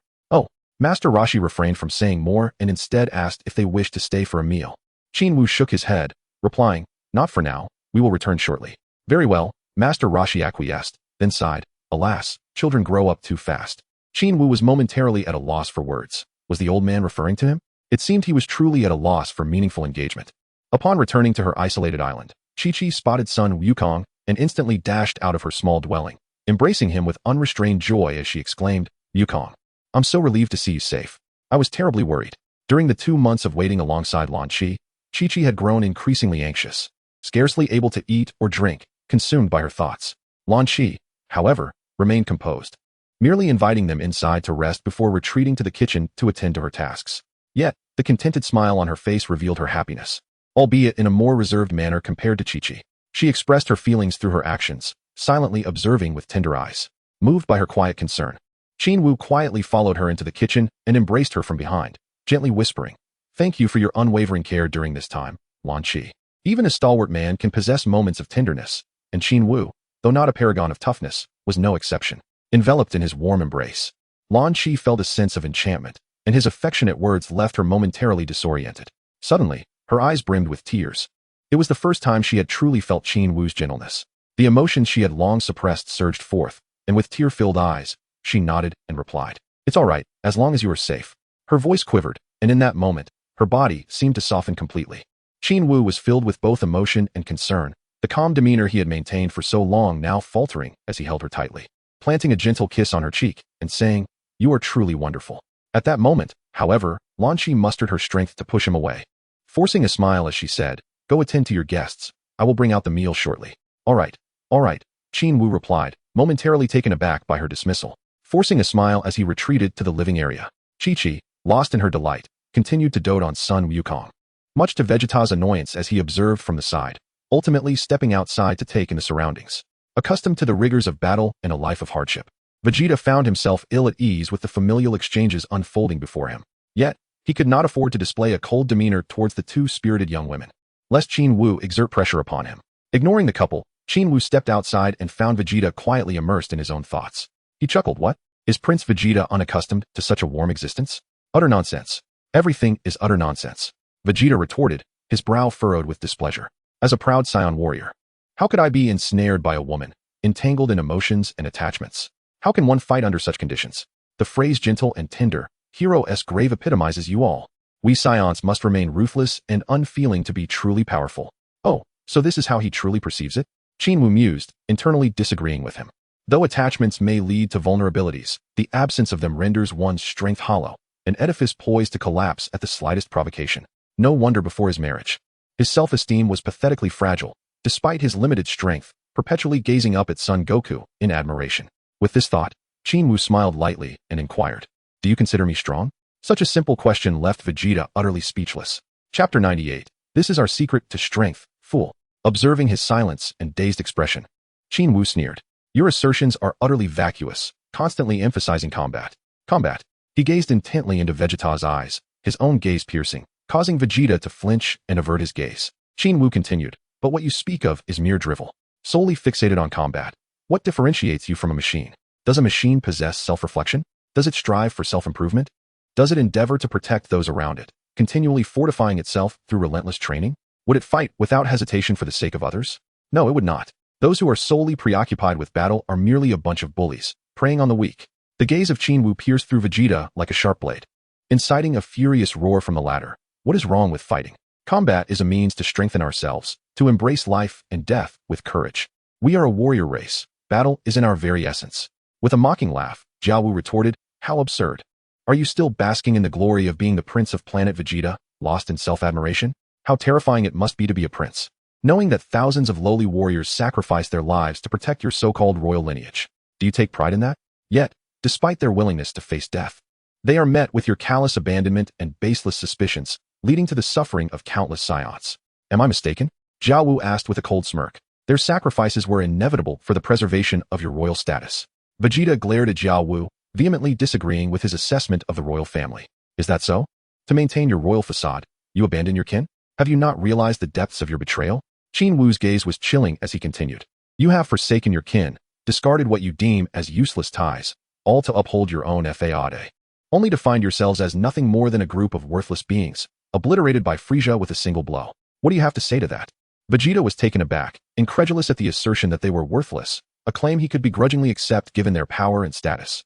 However, the notion that planet Vegeta had been annihilated by Frieza struck him with disbelief, leaving him visibly shocked. After a cold laugh, Qin Wu maintained a demeanor of nonchalance and remarked, "What? Still unaware of your predicament? Frieza annihilated all Saiyans and obliterated planet Vegeta precisely because he feared you so-called elite warriors transforming into Super Saiyans. Impossible. This contradicts what Frieza conveyed." Vegeta's eyes widened in disbelief, struggling to accept the words he had just heard.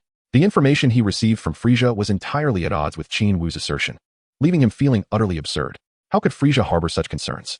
With his formidable power, what reason would he have to fear? Just as he was about to voice this rebuttal, he suddenly recalled that the very individual standing before him was the one who had vanquished Frieza and their entire lineage after transforming into a Super Saiyan. With this thought, he fell silent. "What's the matter? Have you come to believe me?" Qin Wu taunted. "Frieza had every reason to obliterate planet Vegeta. Did I not speak the truth?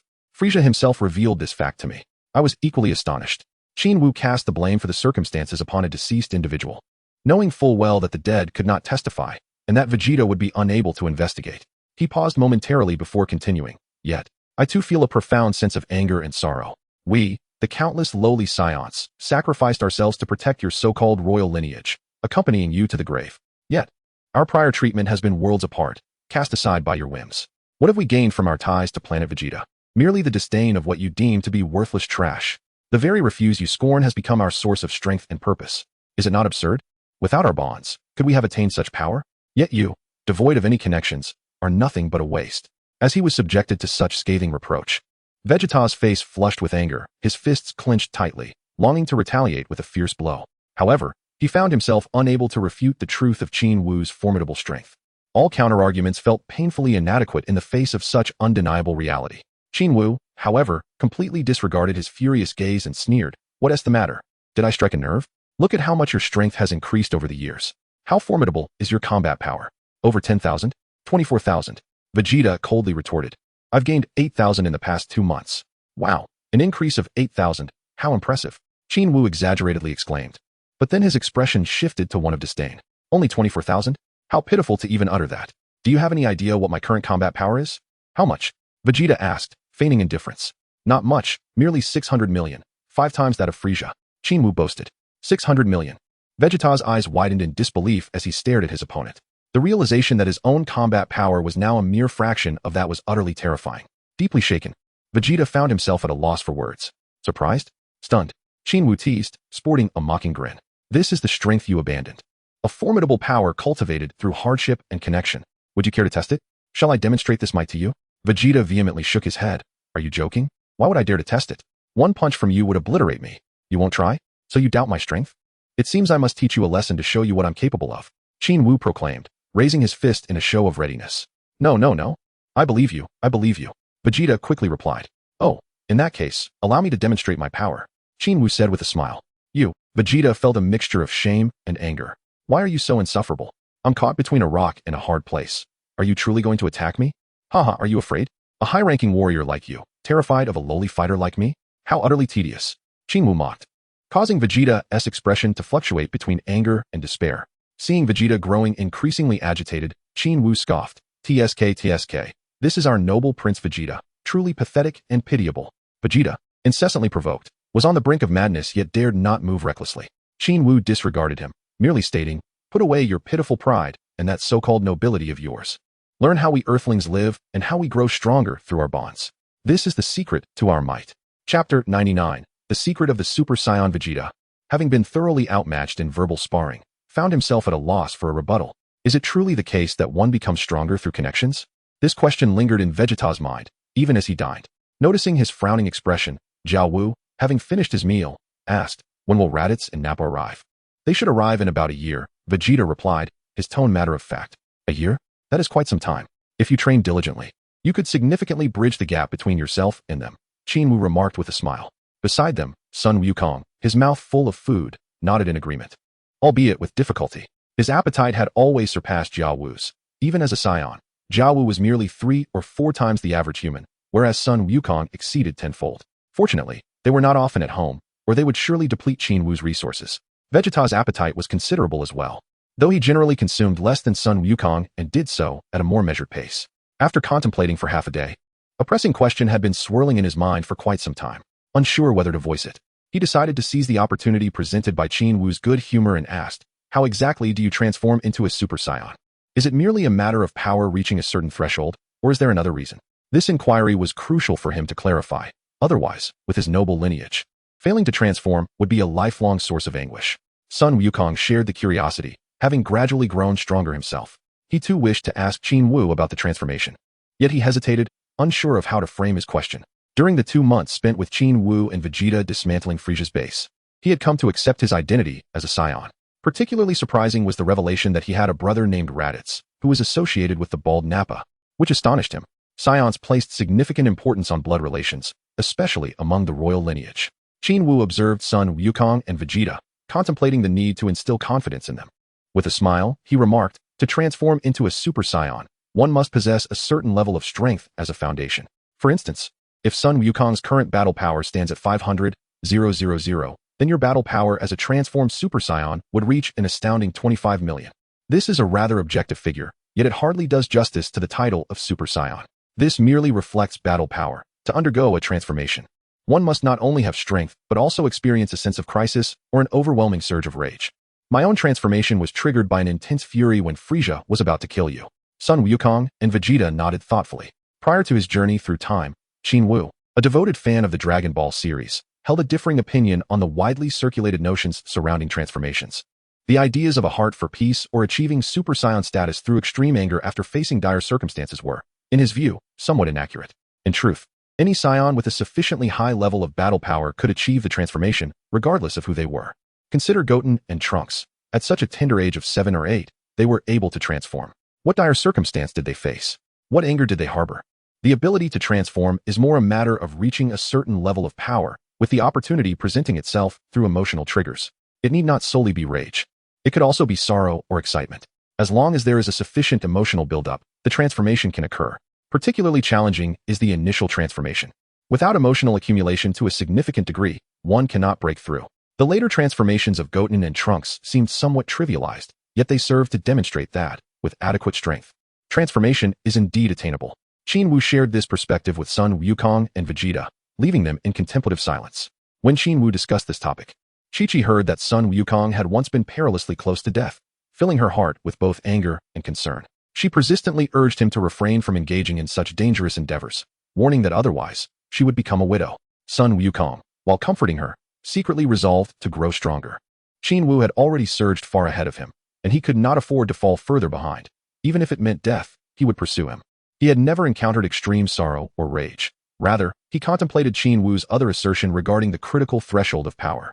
As one's strength escalates, one inevitably confronts a bottleneck or critical juncture, at which point measuring combat prowess becomes utterly inconsequential. With a foundation built through diligent accumulation, the transformation into a Super Saiyan would occur naturally and effortlessly. "I must become stronger." More resolute than him was Vegeta, whose realization of his own potential to become a Super Saiyan stirred tumultuous waves within his heart. As a noble Saiyan, how could he not ascend to the status of a Super Saiyan? Such a notion was unfathomable. Surpassing Qin Wu was a thought he dared not entertain. Yet becoming a Super Saiyan was his singular ambition. The blue-haired Lan Shi remained ever so gentle. During meals, regardless of the topics Qin Wu broached, she would listen silently and observe quietly, occasionally revealing a glimmer of concern in her eyes. Unlike Lan Shi, who would express her feelings openly, Lan Shi preferred to attentively watch over him, communicating through her gaze. Upon occasionally locking eyes with her, Qin Wu discerned a multitude of emotions. An abundance of tenderness and camaraderie reflected within her gaze. A warm sensation enveloped his heart. Upon entering the world of Dragon Ball, he transitioned from a solitary individual, devoid of connections, to one surrounded by companions, including a girl who cherished him in silence. His heart brimmed with happiness, feeling as though his once drifting soul had finally found a safe harbor. This realization further fortified his resolve to grow stronger. Vegeta, originally intent on training after dinner to expedite his transformation and catch up to Sun Wukong and Qin Wu, was halted by Qin Wu, who advised, "Do not rush. There is ample time for your training. You must first rest well tonight, gather your energy, so that you may train effectively tomorrow. Blind haste can lead one astray." After pondering for a considerable time, Vegeta ultimately acquiesced. He spent the night on the rooftop, hands clasped behind his head, gazing at the sky, finally succumbing to sleep in the wee hours. Chapter 100. To take on a female disciple and another apprentice? The following morning, Vegeta rose early, unhesitatingly knocking on Qin Wu's door. Fortunately, the latter was not entangled in romantic dalliance with Lan Qi. Otherwise, he would have unwittingly interrupted them, leading to considerable embarrassment. Teach me how to train, Vegeta declared, his demeanor brusque as he entered the room, almost commanding Qin Wu. Could you not exhibit a modicum of politeness? I refuse, Qin Wu retorted, turning over to resume his slumber. Vegeta, having approached with high hopes, now found himself in an awkward and vexing situation. After a prolonged moment of hesitation, he gritted his teeth and implored, Qin Wu, I beseech you to guide me in my training.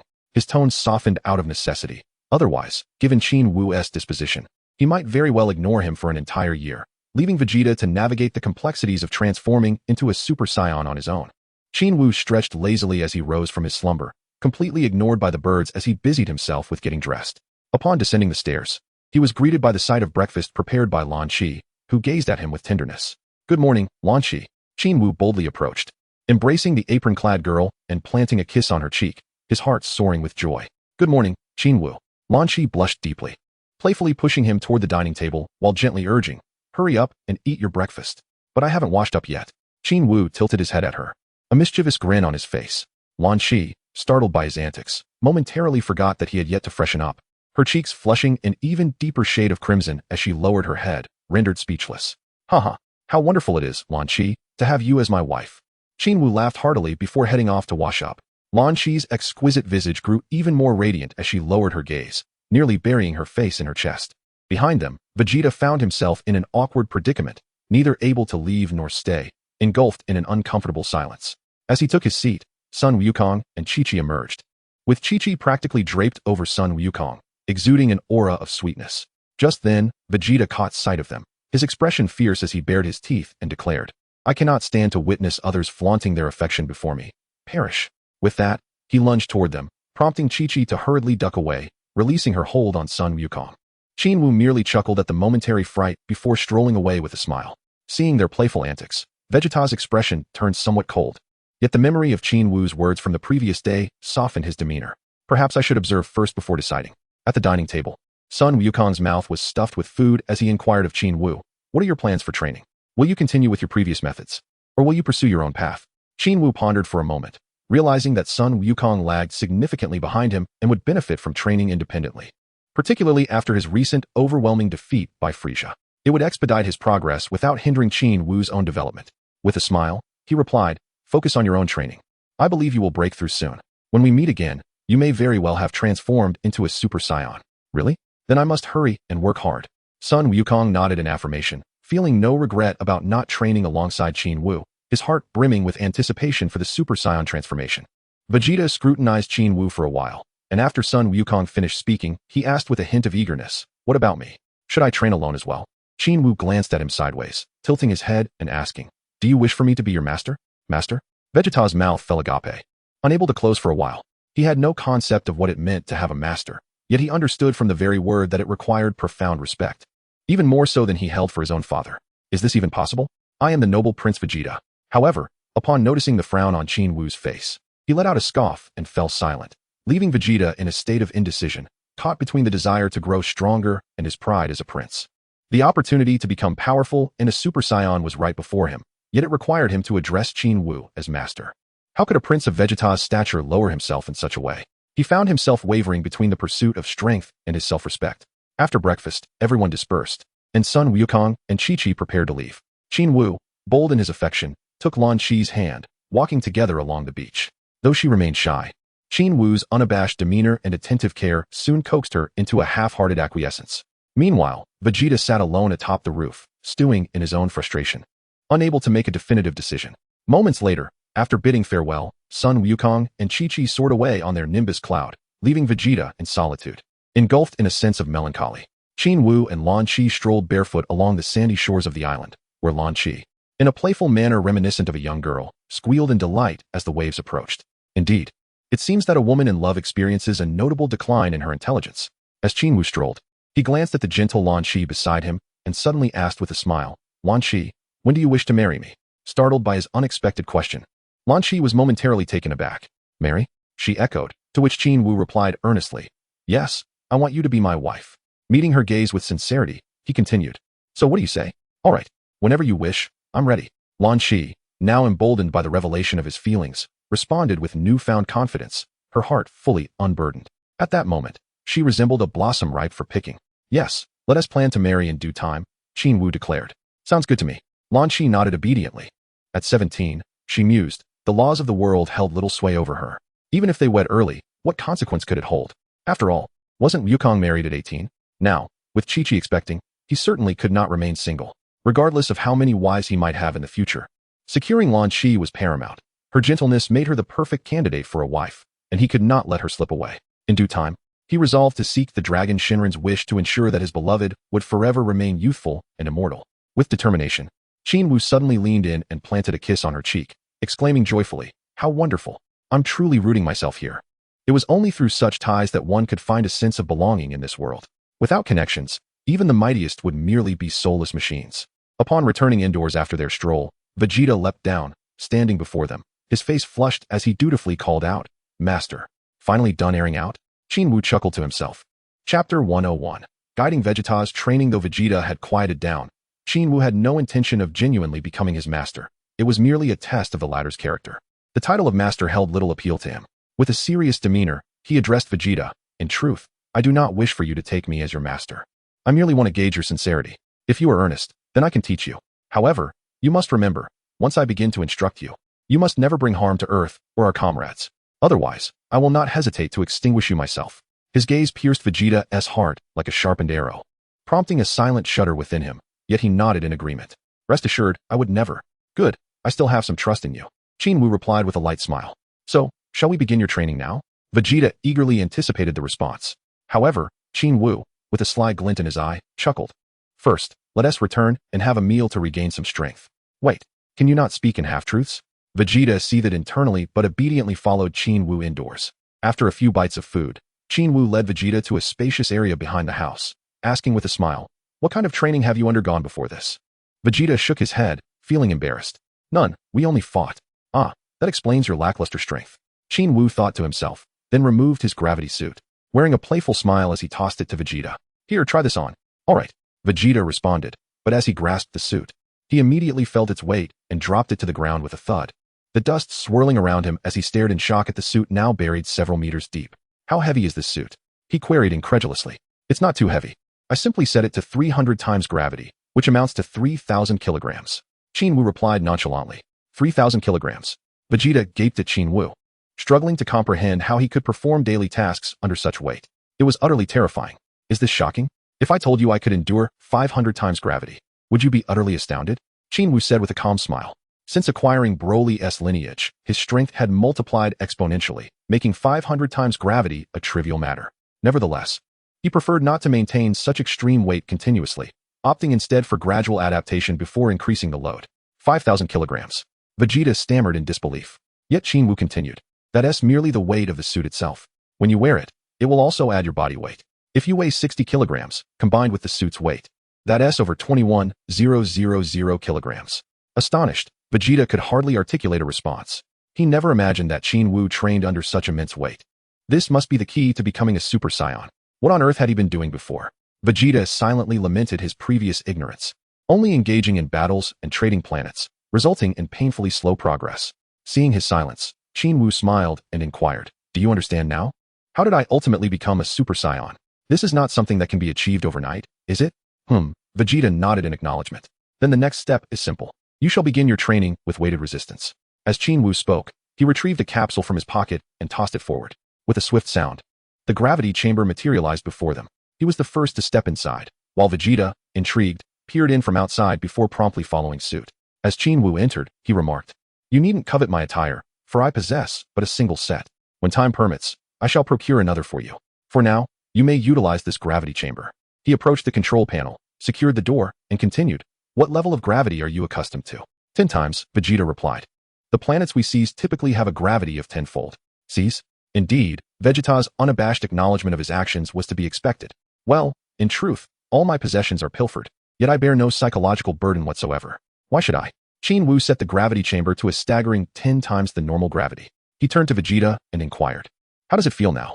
Vegeta attempted to move, bouncing about a bit before responding, "It's fine, just like usual." Qin Wu acknowledged his reply and adjusted the gravity to 20 times. What about now? As the gravity intensified, Vegeta's previously fluid movements suddenly stiffened. His actions became rigid and disconnected, yet he still managed to maintain some coherence.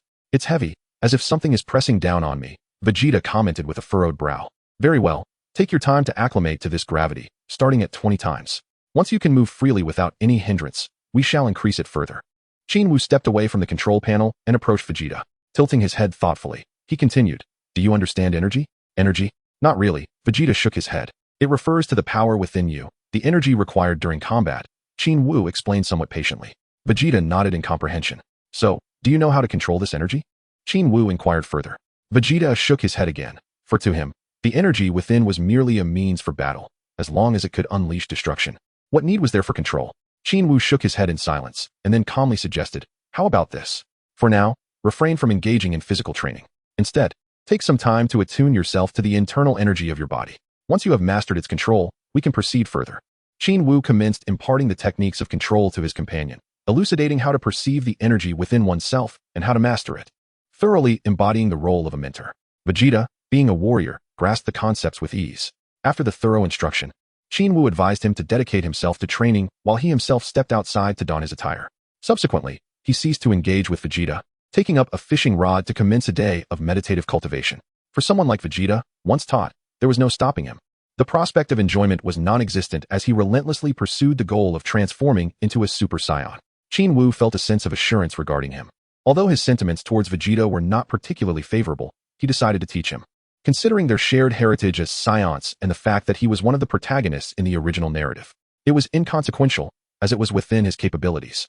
Chapter 102. The training of full-power Super Saiyan state. Thus, after 3 days had elapsed, once the cooling period of the hyperbolic time chamber concluded, Qin Wu expelled Vegeta and entered to engage in his own training.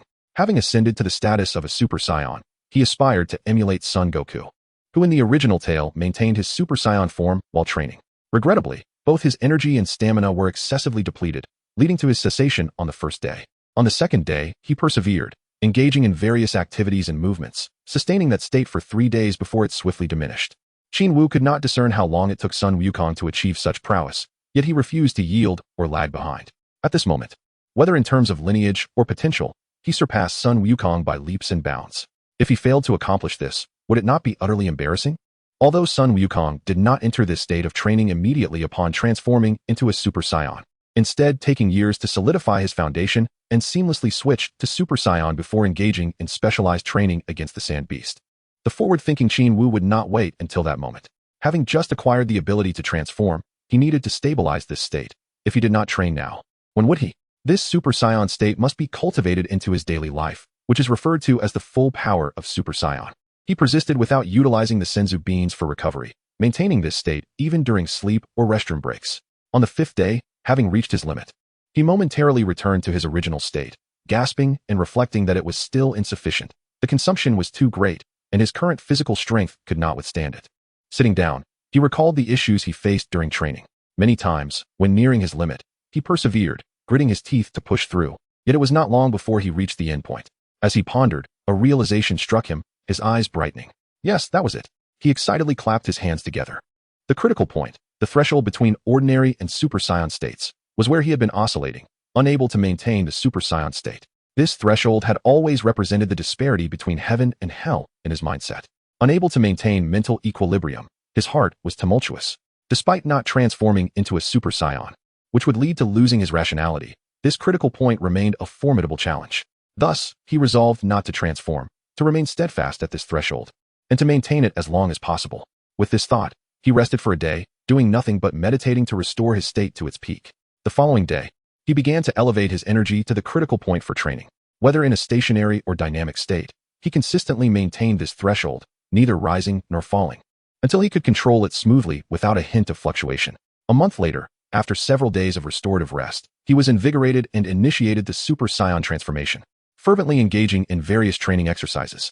This time, he diligently sustained the Super Saiyan state until the time in the hyperbolic time chamber expired, without dissipating the transformation. Excellent. He felt immensely gratified as he emerged from the time chamber, his mood buoyant. Now, he showed no signs of reverting to the critical point, continuously and steadily maintaining the Super Saiyan state. Vegeta sat at the entrance, feasting on a succulent roasted chicken. Upon seeing Qin Wu emerge, he initially felt indifferent. But upon closer inspection, he sensed an indescribable tranquility emanating from him. What was this? Why did he appear in the form of a Super Saiyan? Intrigued, he subconsciously focused on sensing Qin Wu's energy. To his dismay, upon probing, his expression changed dramatically, cold sweat breaking out. How terrifying! The energy within this individual was astonishingly high, akin to a slumbering giant lurking within him, too formidable to fathom. After learning to control his ki, Vegeta began to constantly utilize it to gauge the energy contained within others. In this regard, he was more astute than most, understanding that training could occur in daily life without interruption. Yet, at this moment, he was utterly astonished by Qin Wu.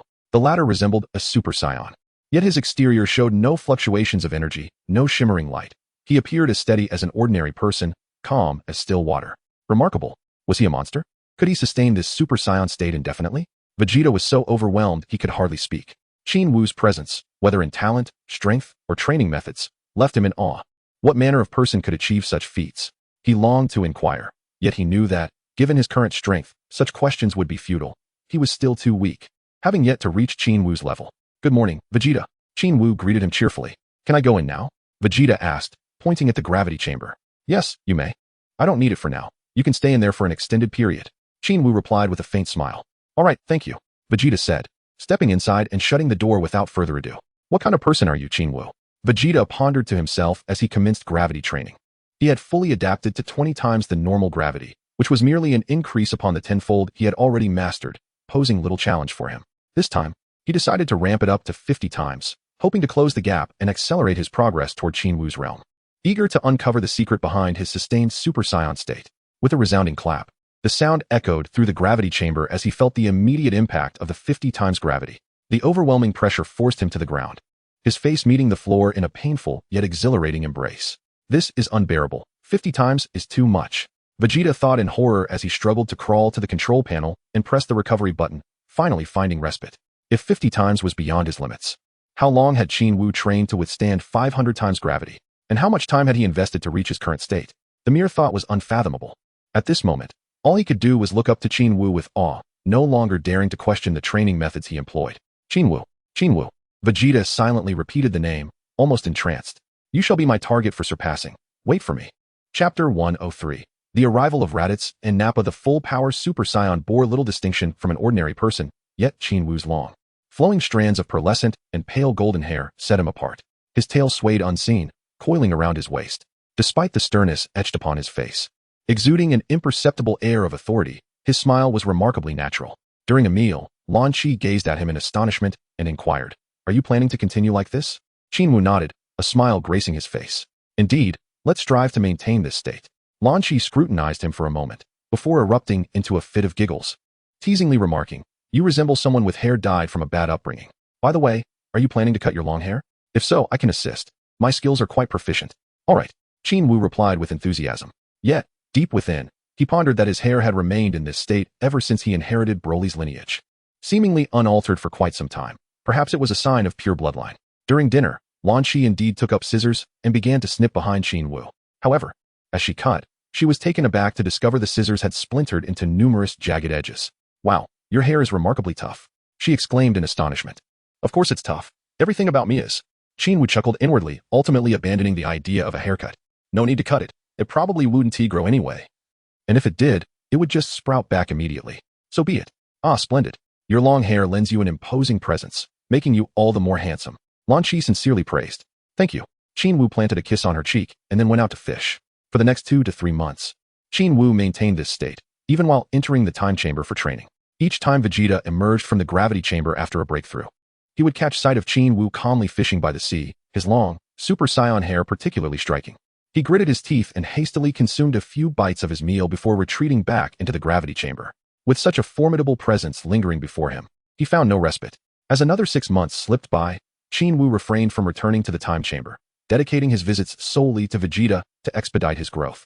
While he himself remained content and continued his training, Lan Chi felt immense happiness. This was the first time he had stayed at home for such an extended period. Apart from household chores, she spent all her free time accompanying him on walks. Life felt abundantly fulfilling.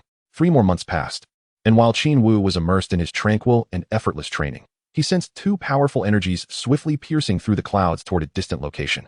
A smile forming within him, Have these two finally arrived? In an instant, he materialized on the vast prairie, miles away from the small island. At that very moment, two spherical forms crashed violently into the ground, creating two large craters. With a resounding crack, the doors opened, and two Saiyan figures emerged, Raditz and Nappa. Qin Wu hovered above them, his countenance severe, as he calmly declared, "Since you have arrived on Earth, you must not engage in any actions that could endanger this planet. Otherwise, I shall annihilate you all." His voice was remarkably serene, as though he were merely speaking idly, yet to Raditz and Nappa, it resonated like the thunderous beat of a gong, sending shivers through their bodies and instilling a profound sense of dread. The implicit menace in his words raised the hairs on their necks, nearly compelling them to tremble. "We shall certainly adhere to the regulations and would not dare to harm Earth in any way," Raditz hastily responded. Following suit, Nappa echoed his sentiments, and thereafter, the two remained in stunned silence, gazing at the tranquil figure of Qin Wu, who appeared almost to meld with the very essence of nature itself. Qin Wu nodded, descending from his elevated state. His prolonged Super Saiyan form startled the two individuals, causing them to instinctively retreat a couple of steps. Upon realizing his intentions were not hostile, they steadied themselves. "Let us go. Vegeta has been waiting for you for quite some time," Qin Wu declared, and in an instant, he vanished from the spot, reappearing on a small island. Having learned to harness his energy, Vegeta soon sensed the presence of Raditz and Nappa as they approached. When the three finally stood before him, he let out a sharp snort, glaring at the duo. "You have arrived far too late. Prepare yourselves to train with me at once." As former subordinates, it was imperative for Vegeta to enhance their strength. After all, they were all Saiyans, and as their leader, he could not solely focus on his own power while his subordinates remained weak. Such a disparity would be utterly disgraceful. Having lost face before Qin Wu and Kakarot, he could not allow Raditz to continue in a state of embarrassment, lest it tarnish the dignity of the noble Prince Vegeta. Oh, very well. Upon arriving on Earth, Raditz and Nappa were immediately subjected to the formidable presence of Qin Wu and Vegeta, leaving them in a daze as they mechanically executed their commands. Qin Wu, however, paid them no heed and immersed himself in his cultivation. That evening, two more sets of chopsticks and bowls were added to the table, belonging to two Saiyans. Lan Shi suddenly felt an overwhelming sense of pressure as she noticed the dwindling food supplies. Observing her furrowed brow and the expression of concern on her face, Qin Wu could not help but smile inwardly, fully aware of her thoughts as he glanced at the three gluttons, Raditz, Nappa, and Vegeta, indulging heartily. He then turned to the trio and coldly declared, "While I can tolerate your presence here for training, you shall bear the burden of your own sustenance. I cannot afford to sustain three voracious eaters." Vegeta was the first to respond, his pride already wounded by being under someone else's roof. Yet he begrudgingly accepted the situation in pursuit of rapid enhancement of his strength. The thought of indulging in free meals would further diminish his sense of worth. Raditz and Nappa nodded in agreement. In their previous battles and pillaging of planets, they had always been self-sufficient, without reliance on any support. After careful consideration, Qin Wu concluded that their prolonged stay in the same place was not a viable solution. He resolved to relocate their training base to a different location. Simultaneously, arrangements for their accommodation would also be adjusted to avoid the awkwardness of having three Saiyans under one roof. "Tomorrow, we shall change our training venue. Your meals and lodging will be provided there." The trio nodded in agreement, without any dissent. The following day, Qin Wu indeed discovered a larger island, where he placed the three of them and set up the gravity chamber and other facilities. Once everything was in order, he turned to Vegeta and said, "From now on, you will oversee their training." Chapter 104. Bulma's Thoughts. Gohan's arrival a few days later, just as Vegeta had begun to guide Raditz and the others in their training. Bulma arrived with a group of her friends. The small island, less than 100 meters in radius, surrounding Qin Wu suddenly became lively once more. At this moment, Qin Wu summoned Vegeta and his companions, inviting them to greet the curious onlookers. The proud and aloof Vegeta, the imperious Raditz, and the fierce-looking Nappa, who initially had little interest in the crowd, momentarily transformed under Qin Wu's piercing gaze, displaying amiable smiles as they exchanged pleasantries with everyone. Particularly, Vegeta, typically cold, appeared somewhat awkward while greeting the assembly. Bulma approached Qin Wu, pointing at the trio with a look of astonishment, inquiring, "Where did these three come from? They all have tails, just like you." Qin Wu let out a hearty laugh, responding, "Indeed, they are all members of the Saiyan race from the cosmos. Just like me and Goku." "Ah, so you are all extraterrestrials," Bulma remarked, her expression reflecting a mixture of disbelief and acceptance of Qin Wu's words. "Saiyans are Saiyans, but what I truly cherish is you as an individual, not your race." With this thought, her eyes sparkled as she playfully asked, "Would you accompany me for a stroll? I've missed you dearly during our time apart." Qin Wu glanced at Lan Shi, who was looking over in this direction, then turned his gaze to Bulma and spread his hands, saying, "Aren't you concerned that Lan Shi might feel jealous?" Bulma suddenly snorted, her pride evident as she replied, "She has her boyfriend, and I have my handsome men. There is no conflict between us. Qin Wu, feeling a headache, rubbed his temples and, with an air of defeat, remarked, "You are quite straightforward. Let us go." With nothing more to say, he began to walk alongside Bulma. As they strolled along the beach, Bulma initially intended to express her feelings, yet her mood shifted to one of anxiety, causing her to stammer and falter in her speech. At that moment, Qin Wu had already turned 19, towering over 2 meters, which made Bulma appear petite beside him, yet she found an overwhelming sense of security in his presence. Observing Qin Wu's relaxed demeanor, she finally inquired, "Have you and Lan Shi established a relationship?" "Yes," Qin Wu replied succinctly, without a hint of hesitation. Bulma's heart sank at his words. Despite having anticipated this outcome, hearing it articulated struck her like a blow. Noticing her somber expression and silence, Qin Wu chuckled. "Didn't we agree to be casual and not interfere with each other?" "Ah, this fellow still remembers that. How greedy, wishing to have both sides." Bulma, feeling a surge of frustration, playfully pinched his side and glared at him. "Dream on. Haha, if you and Lan Shi are indifferent, why should I be concerned? A man must know when to act and when to refrain. My dear, surrender to me." Qin Wu laughed heartily, playfully grazing her cheek with his finger, eliciting a blush from Bulma. Startled by his boldness, she glanced around nervously, ensuring they were alone before smacking her chest and glaring at him. "I used to think you were composed and gentlemanly, but now it seems you harbor a shameless rogue within." Qin Wu continued to laugh heartily, striding forward.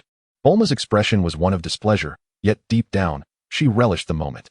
However, she grappled with the thought of Lan Shi. Sharing a space and a partner with another woman was a concept she found difficult to accept. Despite having resolved to cast aside her reservations and disregard Lan Shi completely, she realized she was far from capable of doing so. Qin Wu cast a glance at her, likely discerning her thoughts. Suddenly, he executed an astonishing act that left Bulma utterly astounded. He swept her up in his arms, planting a playful kiss on her vibrant red lips, and laughed heartily. "Let me mark you first. Do not even think of escaping, for you all belong to me." With that, he hurled her into the sea, causing her face to pale in shock as she screamed in terror. With a resounding splash, she plunged into the water, creating a large spray as she flailed about. What a predicament! She can't swim? Qin Wu leapt into the air, pulling her up as he did so. To his surprise, Bulma merely feigned innocence, revealing a cunning grin as she bit down on his hand. Although he felt no pain, Qin Wu pretended to be in agony, panting heavily. After placing her back on the ground, Bulma released her grip, glaring at him and exclaiming, "This is what you get for being mischievous." In that moment, her delicate demeanor was fully revealed, contrasting with her previously fierce personality. Furthermore, her attire, now disheveled, accentuated her curvaceous figure, causing Qin Wu to swallow hard. Captivated by her beauty, seeing his reaction, Bulma suddenly blushed, hastily covering her vital areas. "Let us go."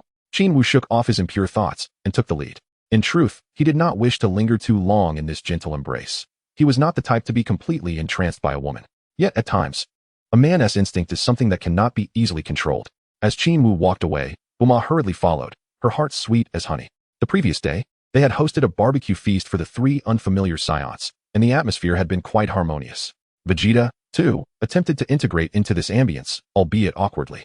Although he found it challenging to engage in conversations, he was keen on understanding more about Qin Wu's companions and the formidable secrets they spoke of. As night fell, Vegeta and his companions intended to return to their island, but were persuaded by Qin Wu to stay and converse with the remaining friends. Sun Wukong and Chi-Chi, having arrived unbeknownst to the others, were now proud parents, cradling their little boy. Is that a tail? The crowd marveled at the small child, named Sun Wufan, who sported a tiny tail. Vegeta and his companions were momentarily taken aback. Kakarot has actually had a child with a human? Does this mean there are more Saiyans than we thought? They felt a sense of discomfort. It was the first time they had witnessed a Saiyan marrying another race and having offspring. However, they chose to remain silent, merely observing. The newborn instantly elevated the mood, prompting everyone to celebrate with joyous dances.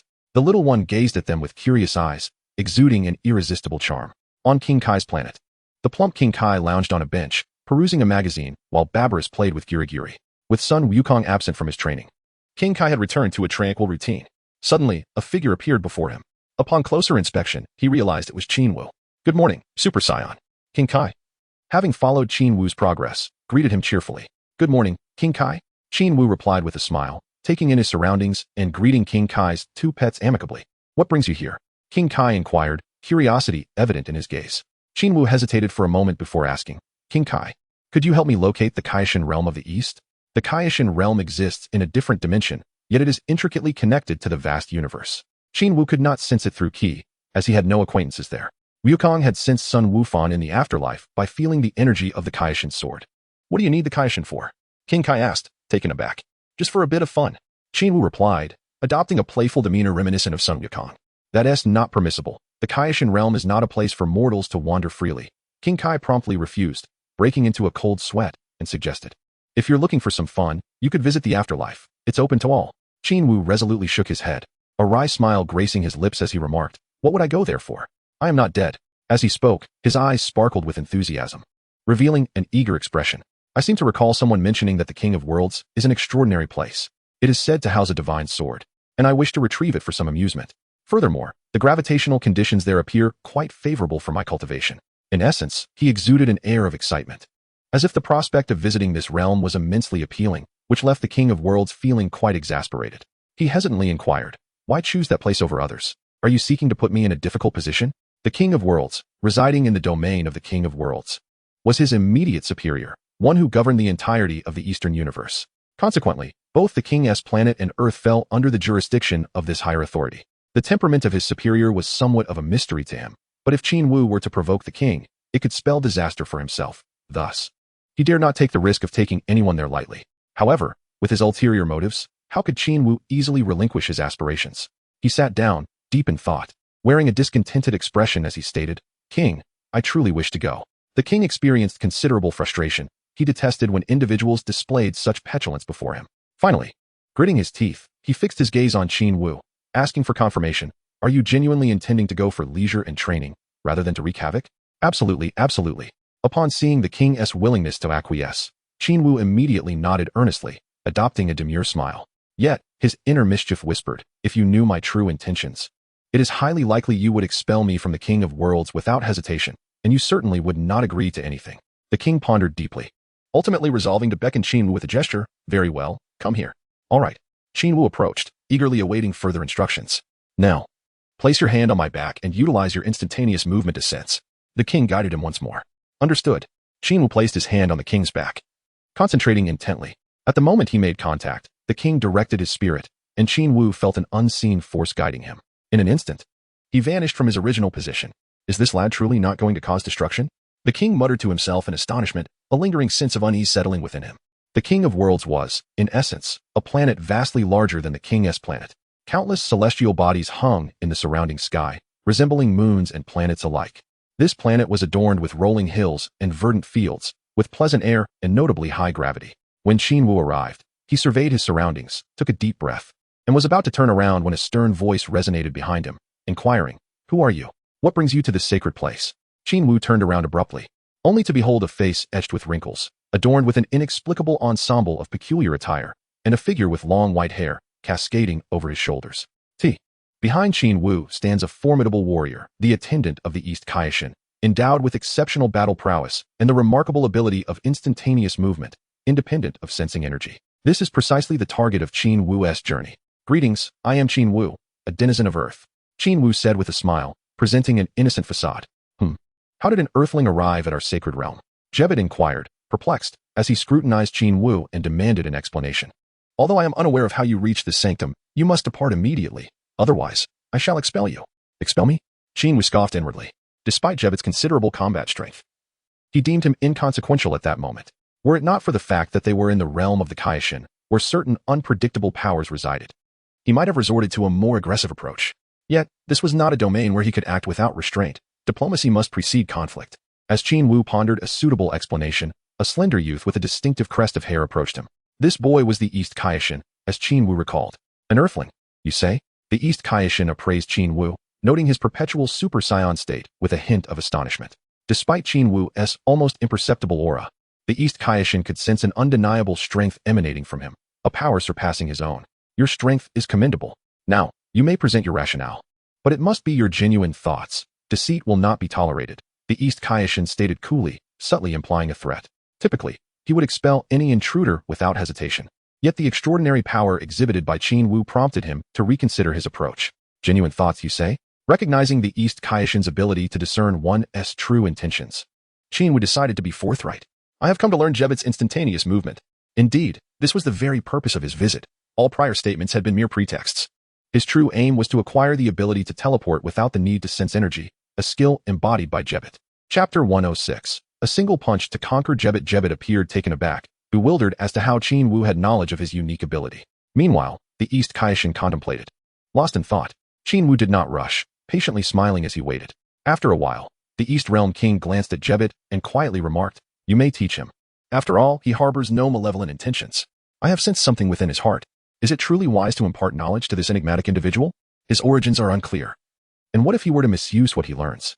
Jebet expressed his reluctance. "You may educate him. Who knows, he might prove beneficial in the future," the East Realm King said with a grave expression, murmuring, "I have a premonition that a sinister being is about to set its sights on Earth.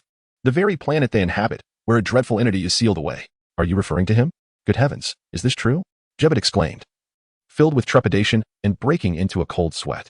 "Indeed, although I am uncertain when that being will arrive on Earth to unleash its seal. I believe it will be within the next few years. We must seek assistance." The East Realm King's words echoed the vague, yet terrifying visions that flowed from Qin Wu's subconscious, unclear yet imbued with a sense of foreboding regarding the future. In truth, this was merely a reflection of Qin Wu's own subconscious, revealing insights that he had inadvertently projected.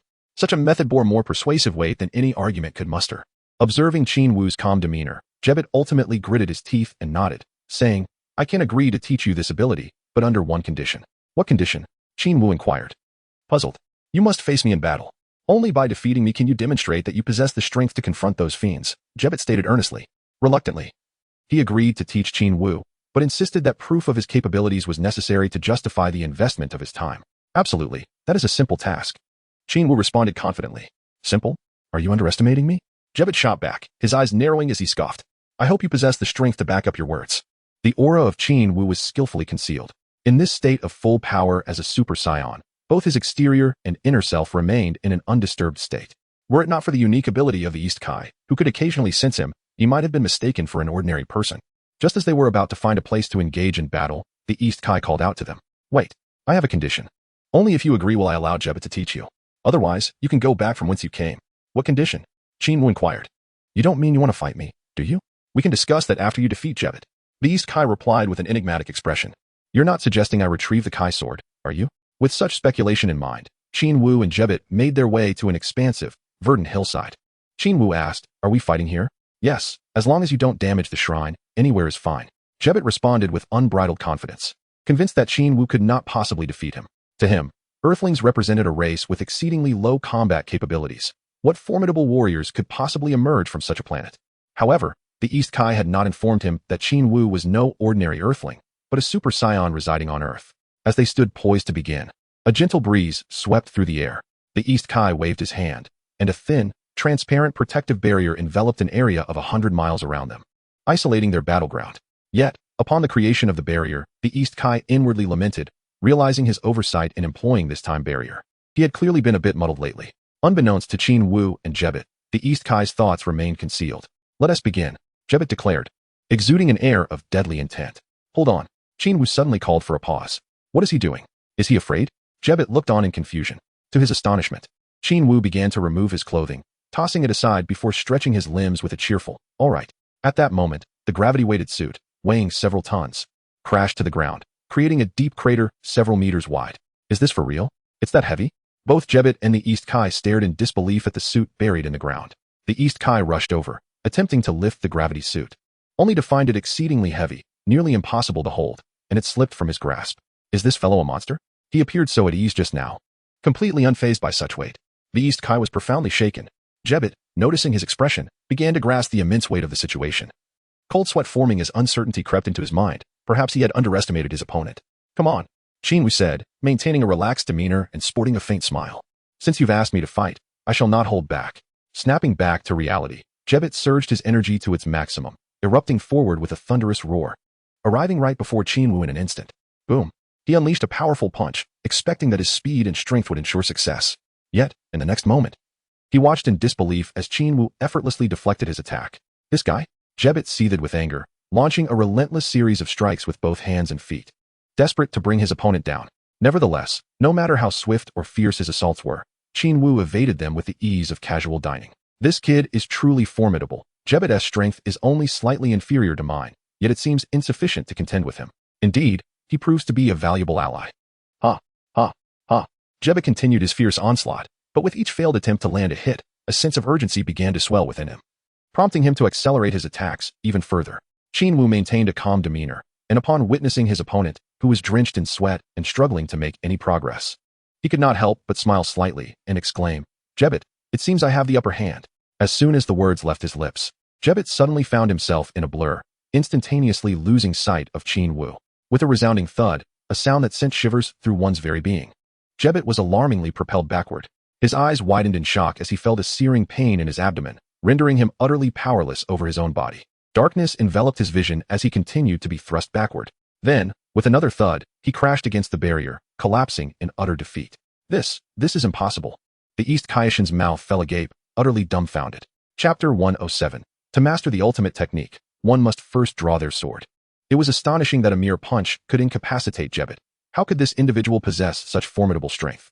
This revelation only solidified his earlier conviction that he must compel the opponent to fulfill that condition. Qin Wu approached the unconscious Jebet without uttering a word, promptly employing his thieving technique. In his mind, a cacophony of chimes resonated as he unleashed a multitude of thefts upon Jebet.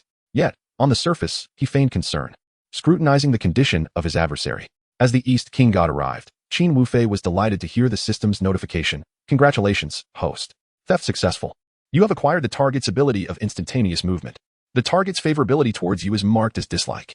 Fortunately, it was merely dislike. Otherwise, he might have faced expulsion from the realm of the King God. Jebet remained in a state of unconsciousness. Upon the East King God's gentle touch on his forehead, he awoke with composure. As Jebet stood, he coldly huffed in Qin Wu's direction, as if dismissing him entirely. The East King God observed this interaction with a furrowed brow, but chose to remain silent. Meanwhile, Qin Wu inwardly rejoiced, maintaining an indifferent facade as he insincerely addressed Jebet. "My apologies, are you unscathed? Humph, what can your meager skills do to me? My body is in excellent condition." Though Jebet harbored animosity towards Qin Wu, he still adhered to decorum in the presence of the East King God, responding courteously, "I concede." Qin Wu clasped his hands in acknowledgement, choosing not to engage further. The East King God regarded Qin Wu intently, still astounded by the prowess he had just witnessed. After appraising him for a considerable time, he finally spoke, his expression reflecting a mixture of admiration and determination. "You are quite formidable. Jebet is no match for you. Come with me. It is time to fulfill my conditions." Curious. Qin Wu and Jebet trailed behind, yet Jebet distanced himself from the former, exuding an air of disdain for companionship. Qin Wu was unfazed by this behavior, pondering the system's shortcomings, wondering if he could be held accountable for it. The barrier had long since dissipated, and after flying a considerable distance, they finally descended upon a small clearing. Qin Wu's eyes fell upon a sword embedded in a stone, and a smile crept across his face. The conditions set by the other party were indeed as he had anticipated. They required him to draw the sword to test his own prowess. The Kaishin pointed to the seemingly ordinary iron sword and proclaimed, "This is the enigmatic weapon of our Kaishin realm, the Kaishin sword. If you can extract it, I shall grant you the ability of instant teleportation. A privilege within my power to bestow. Very well, I shall give it a try." Qin Wu indeed wished to give it a try, although at this moment, his strength was undoubtedly far inferior to that of a later son Gohan. After all, the latter had already attained the power of Super Saiyan level 2. Even if Gohan were to neglect his training thereafter, he would still surpass Qin Wu by a considerable margin. It was evident that Gohan struggled greatly to extract the sword. How could Qin Wu expect to succeed? Nevertheless, having arrived at this juncture, he was determined to attempt it. "Can you pull it out?" he inquired. "Don't be ridiculous. I've tried countless times and have never succeeded," Jebet retorted, dousing Qin Wu's enthusiasm with cold water. "Your inability to extract it does not imply that I cannot." Qin Wu scoffed, choosing to ignore him and focusing intently on the sword. He understood the nature of this blade. It was not imbued with extraordinary powers. It was merely significantly heavier than an ordinary sword, containing the seal of an ancient supreme Kai. This lecherous old man, reminiscent of the turtle hermit, was rumored to have been sealed away by the god of destruction, Beerus, though the veracity of this claim was uncertain. The East Supreme Kai's expression turned grave as he felt a glimmer of hope that Qin Wu might indeed succeed. After all, he recognized that his opponent was a Saiyan, a renowned warrior race in the universe, whose strength was unparalleled compared to ordinary beings. Perhaps there was a possibility that he could pull it out. "How is that possible?" Jebet interjected. "This sword is a divine weapon that has eluded the grasp of all previous Supreme Kais. How could an Earthling possibly succeed? You are overestimating him. He is no ordinary Earthling. He is a renowned Saiyan in the universe, and there is a chance he could achieve it," the East Supreme Kai replied, casting a sideways glance at his attendant and coldly remarking, "To label his strength as that of an ordinary Earthling, one must consider how woefully inadequate you must be to be defeated by him." Jebet fell silent. a flush of embarrassment creeping across his face as he struggled to find words to refute the East Supreme Kai's assertion. The two continued to whisper amongst themselves, unaware that Qin Wu had not heard a single word. He was wholly engrossed in his endeavor to sense the divine sword. After a prolonged moment, he gripped the hilt tightly, furrowed his brow, and let out a mighty shout, exerting all his strength to pull it free. However, after a brief struggle, he was astonished to find that the divine sword remained utterly immovable. See? This kid truly cannot pull it out. You have misjudged him, Jebet exclaimed, reveling in the opportunity to mock. Indeed, it seems he was overly ambitious, the East Supreme Kai mused, his brow furrowing in contemplation. At that moment, Jebet presumptuously stepped forward. Coldly addressing Qin Wu, you will not fulfill this condition. Leave this place at once. You can forget about my instantaneous movement abilities. Qin Wu pondered for a long time, tilting his head in contemplation. He simply could not fathom why, despite the sword's considerable weight, he should not be able to make it budge with all his might.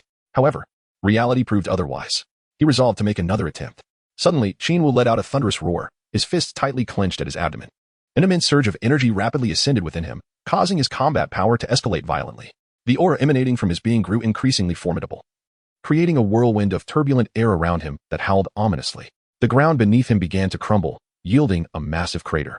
The East Realm King and Jebet stared wide-eyed at Qin Wu, mesmerized by his overwhelming force. What an astonishing power! This young man harbors such terrifying energy. Jebet was utterly stunned, rendered speechless as the chaotic winds generated by Qin Wu distorted his hair, clothing, and even his aged, wrinkled face. The East Realm King, too, marveled at the opponent's formidable strength while simultaneously anticipating the moment when the divine sword would be drawn once more. Once he harnessed his energy, enveloped in a dazzling golden radiance, Qin Wu gripped the divine sword tightly, exerting every ounce of his strength. Veins bulged on his hands, appearing as though they might burst from the strain, his expression twisted in fierce determination. As he bellowed with an imposing presence, he exerted all his might to unsheath the sword. It seemed the divine sword responded to his formidable aura, showing signs of loosening from its resting place. Could it be? The East Realm King and Jebet were once again left in awe. Chapter 108. A theft that cost 5 months in truth. It was at this moment that Qin Wu sensed he was on the verge of drawing the divine sword. He cast a glance at the astonished duo, then suddenly relinquished his grip, offering a bitter smile. It's too heavy. I cannot draw it. What a pity. The two, regaining their composure, inwardly lamented the missed opportunity. Though Jebet felt a sense of relief, glad he wouldn't have to teach this fellow the art of instant teleportation. Little did he know, Qin Wu had already secured what he desired. What a shame you were unsuccessful. The East Realm King spoke to Qin Wu in a tone laced with consolation. No worries. This sword is truly remarkable. No wonder it is regarded as a secret weapon. Qin Wu replied nonchalantly, exhibiting a carefree demeanor. Well, I can agree to your terms. And Jebet will teach you his abilities, the East Realm King suggested, glancing at Jebet. Please, no. My Lord East Realm King, I have no desire to teach him. Jebet retorted, harboring a deep-seated resentment towards Qin Wu ever since his defeat, the reason for which he could not quite grasp. Oh, is that so? Jebet is truly willing? Qin Wu feigned excitement, eager to learn at once. Of course. The East Realm King fixed Jebet with a threatening gaze, inquiring, Isn't that right, Jebet? Can we not? Jebet replied, his tone laden with exasperation. You think this is a game? You agree to the conditions, the East Realm King reprimanded, his demeanor stern. Fine, I suppose. Jebet ultimately conceded, feeling compelled to acquiesce given the authority of his superior. However, to everyone's surprise, Qin Wu outright declined, looking at Jebet's expression. It seems quite awkward. Never mind, I shall not learn after all. With an imposing wave of his hand, he prepared to depart. Jebet, look at the mess you've created. How foolish. The East Realm King was irked, feeling as though he had become a man of broken promises, damaging his own authority. And he expressed his displeasure towards Jebet. Jebet, sensing his wrath, readied himself to reluctantly apologize to Qin Wu and offer to teach him skills. Yet, Qin Wu remained resolute in his refusal. No, truly, I must take my leave. I have been away from home for too long and must hurry back. At the mention of time, the East Realm King's expression shifted. With a hint of guilt, he called out to Qin Wu, I am sorry. You have likely missed much time and may not return in time to fulfill your obligations. That is my fault. What is it? Qin Wu's expression turned genuinely perplexed as he inquired. The tone of the East Realm King hinted at something ominous. Indeed. The East Realm King hesitated before revealing a shocking truth. During your battle, I was concerned about the potential devastation to the divine realm, so I cast a barrier. However, due to a momentary lapse, it turned into a time-based barrier. You will now return too late. What do you mean? I don't understand. Qin Wu felt an overwhelming sense of despair, beginning to grasp the gravity of the situation. In essence, every minute you spent within the barrier corresponds to a month outside. Do you comprehend? The East Realm King offered a wry smile. This is utterly unbelievable. Qin Wu was taken aback, his eyes wide with shock. 1 minute inside equated to an entire month outside? Is this some sort of cruel joke? What am I to do now? I have completely lost track of time. Lost track of time? Qin Wu grasped the crux of the matter, urgently asking, how long were we inside? He needed to ascertain how many months had passed outside. Fearing the worst, that Majin Buu or worse might have emerged. If that were the case, Goku and his companions could very well be in peril. At the moment you two determined the outcome of your battle, I dissipated the barrier. Time should not have elapsed long. Let me calculate. The East Realm King began to count on his fingers. As Qin Wu grew increasingly anxious, eager to return and assess the situation, the East Realm King finally spoke. 5 minutes, just shy of 5 minutes. 5 minutes? That translates to 5 months? How many years have passed now? Qin Wu felt a slight sense of relief in his heart. He was somewhat familiar with the timeline of the Dragon Balls and knew that when arriving at the Kaishin realm, there were still 2 years until Raditz' arrival on Earth in the original story. However, due to the significant alterations in this world caused by his own actions, many events had been changed. 5 months, to him, was not an insurmountable duration. The reason he inquired was merely to ascertain whether the current time was indeed accurate. According to your Earth calendar, it is now the year 759 of the era, the East Kaishin said earnestly. Oh, thank goodness, it's not too long ago. Otherwise, I would be in serious trouble. Qin Wu sighed in relief. If this visit had taken significantly longer, no amount of training would bridge the gap between him and Buu. I sincerely apologize for any inconvenience this may have caused you. I can offer compensation if you wish to learn something. The East Kaishin expressed his deep regret, considering using his abilities to make amends for any losses incurred. Upon reflecting on this, he felt a sense of calm and comforted Qin Wu, saying, fortunately, it was too long, otherwise, I would have been in a dire situation. At this point, he nonchalantly remarked, no need for compensation. I do not wish to impose on your abilities. Oh, this fellow is surprisingly magnanimous, Jebbet thought to himself, regarding Qin Wu with newfound respect.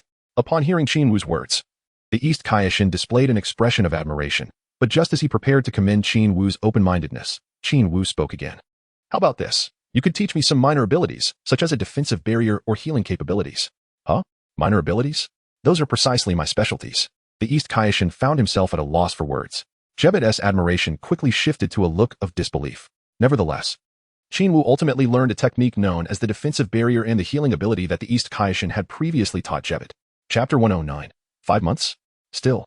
You are being tormented having acquired the ability for instantaneous movement without sensing energy and having extorted 2 particularly impressive abilities.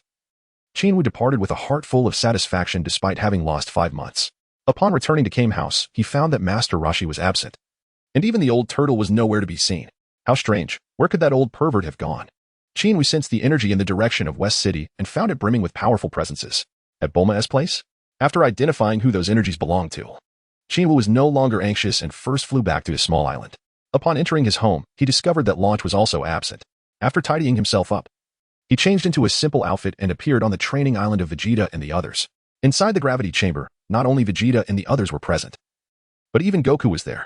Goku and Vegeta were sparring together, while Raditz and Nappa were also engaged in their own fierce exchange, each strike resonating with power, resembling anything but friendly sparring. Bang!